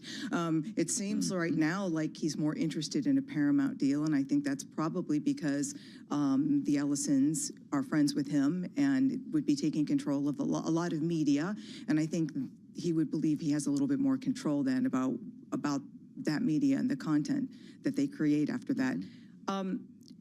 You know, I think the president shouldn't be involved in these decisions generally. I mean, that isn't really the way this is supposed to go. The Department of Justice or FTC, if they're the reviewer, in this case it would be the DOJ, is supposed to be independent and do this just on the basis of the antitrust laws, the markets, the economics, whether or not they believe a deal could harm the market. But that just doesn't seem to be the way it's been with this administration. The president seems to be sort of a micromanager, I guess, over some of this. And I also think it gives him leverage. Okay, so talk to us about the hostile bid. You know, Paramount's already buying shares, right? At what point will this be untenable for Netflix? Well, I think what Paramount's trying to do, you know, rather than acquiring the majority of the shares, right, and then being able to replace the board, I think they're trying to get Warner Brothers to just negotiate with them, actually to turn it into a friendly deal. But if Warner Brothers begins to see that that's what their shareholders want, then they're going to have a duty to those shareholders to negotiate with Paramount. And I think that's the direction this is going. I think most people believe, and I believe, that the bidding isn't done. I think the pricing will still continue to go up. Yeah? Okay, so Netflix is going to come back for another swing. I think so, yeah, and Paramount as well. Why is Netflix's deal at a smaller dollar figure considered a better value? Well, do I have that right? Yeah, I think the deals aren't really apples to apples because Netflix would only be buying the movie studios, TV studios, and the streaming assets. They would not be buying the pretty big list of cable networks that Warner Brothers has, which includes CNN. Paramount, on the other hand, would buy the entirety of the company. So there's some disagreement about the valuation of those cable network assets, right? That's obviously a declining market. There are disagreements about how much they'd be worth, and that's why they're both saying that their offer is a better value offer. Okay. What are you watching then in the coming days? You're just waiting for the next round of bids, it sounds like. Yeah, you know, I've looked pretty carefully at the antitrust issues that arise from a Netflix combination with Warner Brothers, from a Paramount combination. You know, I have some materials I've put out on both and what their risks are. So I'm really at this point just waiting to see who ends up being the ultimate buyer, because at that point, that's when we get into the nitty-gritty of the antitrust investigation. The DOJ will get involved. They'll start thinking about the markets. We will have a fight about how to define sort of that sphere of competition that, you know, whether it's subscription video on demand or whether it's something broader than that, to define the market shares and how problematic, let's say, a Netflix combination could be or a Paramount Plus combination could be. So that's what obviously interests me more. So I'm just kind of waiting to see who ends up being the buyer. Am I going to have to pay separately for Netflix and HBO Max if that happens? That's like the real stuff people want to know, right? Because if this makes subscription prices rise, this could be an extremely unpopular deal. Well, I think it already is. Keep it from closing. Yeah, I mean, it already is. Fair enough. And what they're saying, what Netflix is saying, and I think they have to say this, is no. You pay separately for HBO Max and separately for Netflix, but when you get a package, the price will be lower than the two separately. But the thing about antitrust, and that's one of their defenses, but the issue with antitrust and merger control is that it's about preventing the creation of a market in which there's a company with market power that has the ability and incentive to increase those prices. You know, not a company that promises, well, we won't, or this is going to be a better deal. With more streaming video on demand companies out there competing, the prices are lower. And at the end of the day, most subscription prices have gone up quite a bit in the last 5 years. So that suggests that it's already a pretty concentrated market. Absolutely. I think it's fascinating that more than 90% of HBO Max subscribers are already paying for Netflix.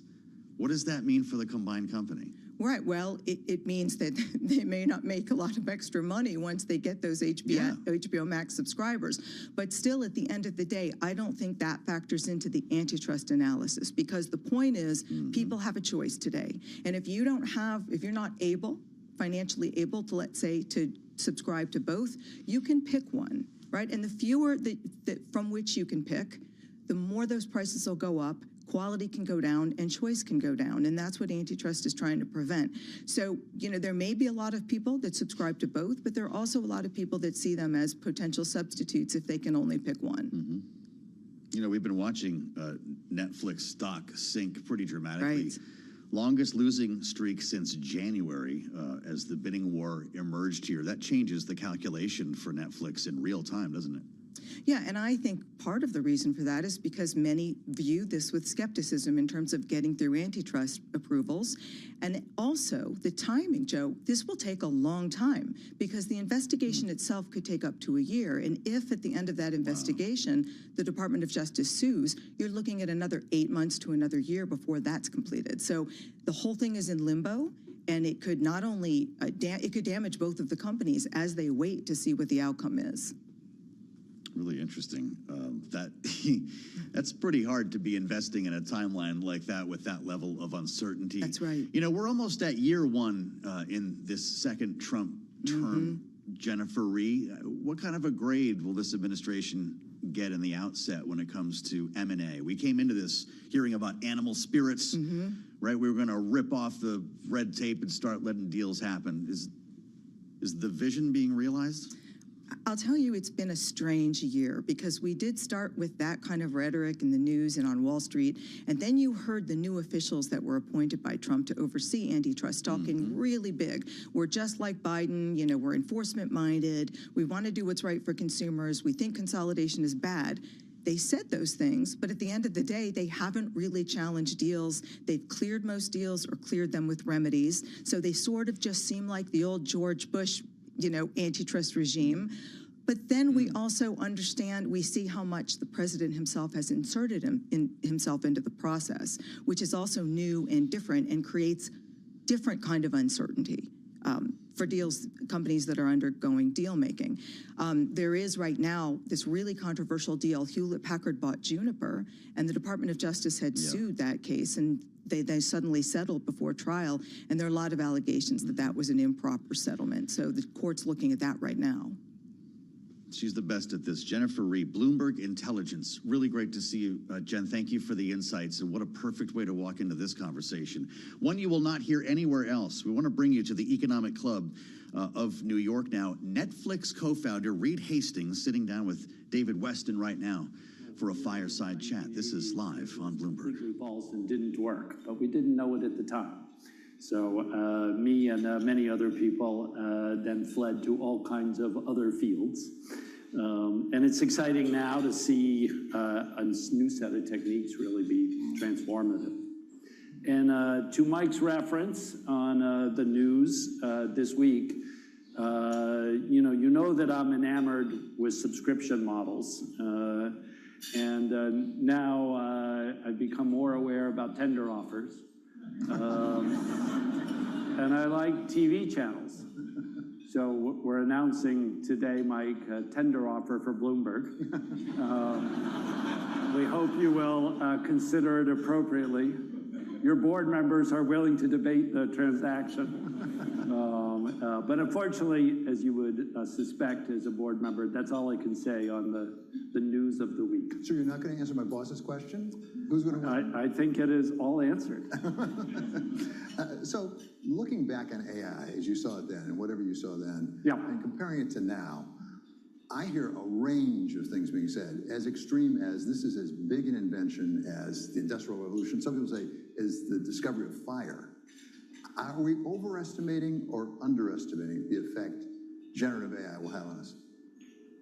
Well, let's think back 30, 40,000 years ago when we're a bunch of Neanderthals and we're in the entrance to our cave. And, you know, we've been the dominant humanoid species for a couple 100,000 years. And the two of us look down and we see Homo sapiens. We're like, look at those guys. They're so skinny. They're hairless. But they're pitiful. But those guys were really intelligent. And ultimately, those Homo sapiens dominated the earth and killed off us Neanderthals. So I would say intelligence per species has been highly selected for, and that Homo sapiens intelligence has allowed us to become the dominant species on Earth because we use our intelligence to make tools and do other things.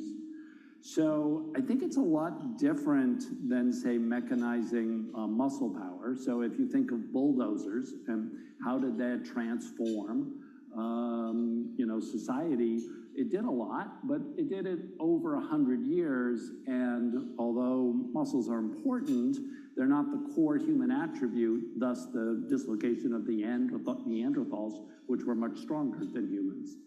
So if AI develops to actually be super intelligence, then it will be a lot more profound, I think, than anything else, and that we will have actually real species threats because the AI will keep getting smarter and smarter and smarter without limit, and natural selection works quite slowly in terms of making humans more intelligent.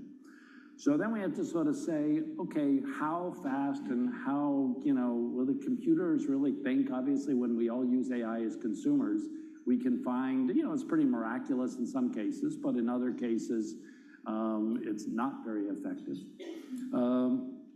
But, we're understanding more and more of the techniques. And again, one theory is it'll be like Moore's Law, and just AI will get better and better and better and better.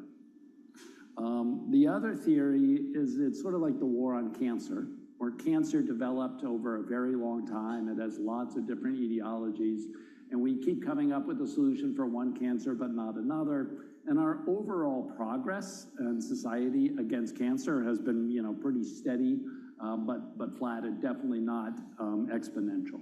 And so, it may be that as AI gets better, it hits various walls, and that we've got some time to deal with it, or it may be that it stays on this exponential. So we're just going to have to watch, but I think we need to be prepared for it to be on the exponential, in which case we're going to have a lot of societal stress over the next 20 years. So your analogy is very helpful, but a little disturbing, because I don't see many Neanderthals around anymore, right? We have a lot of Homo sapiens. In your analogy, what can we do to make sure that we survive that this thing we're creating doesn't become so smart and perhaps not even have our best interests at heart? Well, it's a big challenge. It's hard to slow down because unlike chemical weapons, like we're kind of in a war with the West and Russia, and yet no one's using chemical weapons and no one's using nuclear weapons. So even in this incredible state of war, we're able to put some limits on what happens. The problem with AI is it's very continuous. You know, your thermostat is an AI thermostat. So there's no good way for even the major powers to agree not to use AI because it's so integrated through everything else that we do. So there's no real practical scenario to take a break as human society, even if we could get the politics to work on that. So instead, we're in the situation where we in America better well damn win the race. And so everyone acknowledges that. And so all the companies are going full out, both for their own, competitive reasons. And so, it is a race, hopefully to the top, of what can AI do for us. And there will be amazing positive scenarios, all kinds of medical cures, all kinds of productivity. I certainly, 6 years ago, AI was very good at image analysis. That was one of the kind of workloads that it first got good at. And in particular in radiology, it got significantly better than the typical radiologist pretty quickly and has been better than the typical radiologist for at least 5 years. And so I would say at, weddings and with friends who are radiologists, what's good that your kids are not going in the business because radiology is going to be the first profession that's wrecked by AI. Good for humanity, but not good for radiologists.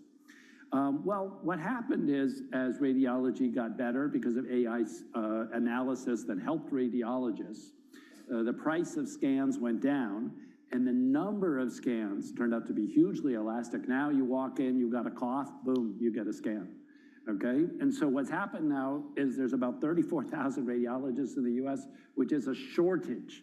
We now have a labor shortage of radiologists, okay, by about 5,000. So it's an incredible story of course, elasticity of demand to improve lives, i.e. more scans. And so we may well see with AI that it makes Wall Street analysts more productive, it makes software engineers more productive, and that in fact the elasticity and that we grows and that we grow the economy. And when people ask, we're spending collectively as an industry $500 billion on AI data center, how is that ever going to get paid back? Well, add 1 or 2 points to GDP growth and it gets paid back fast. So, I don't want to guarantee that it's always going to be like radiology. I do think software engineering is particularly fascinating because all the major AI companies are working on it. And so it is the white collar canary in the coal mine. And if software engineering jobs go down a lot over the next 5 years, then that's probably going to happen to law and architecture and many other things. If, in fact, because of the increased productivity, people are building a lot more software, sort of the radiology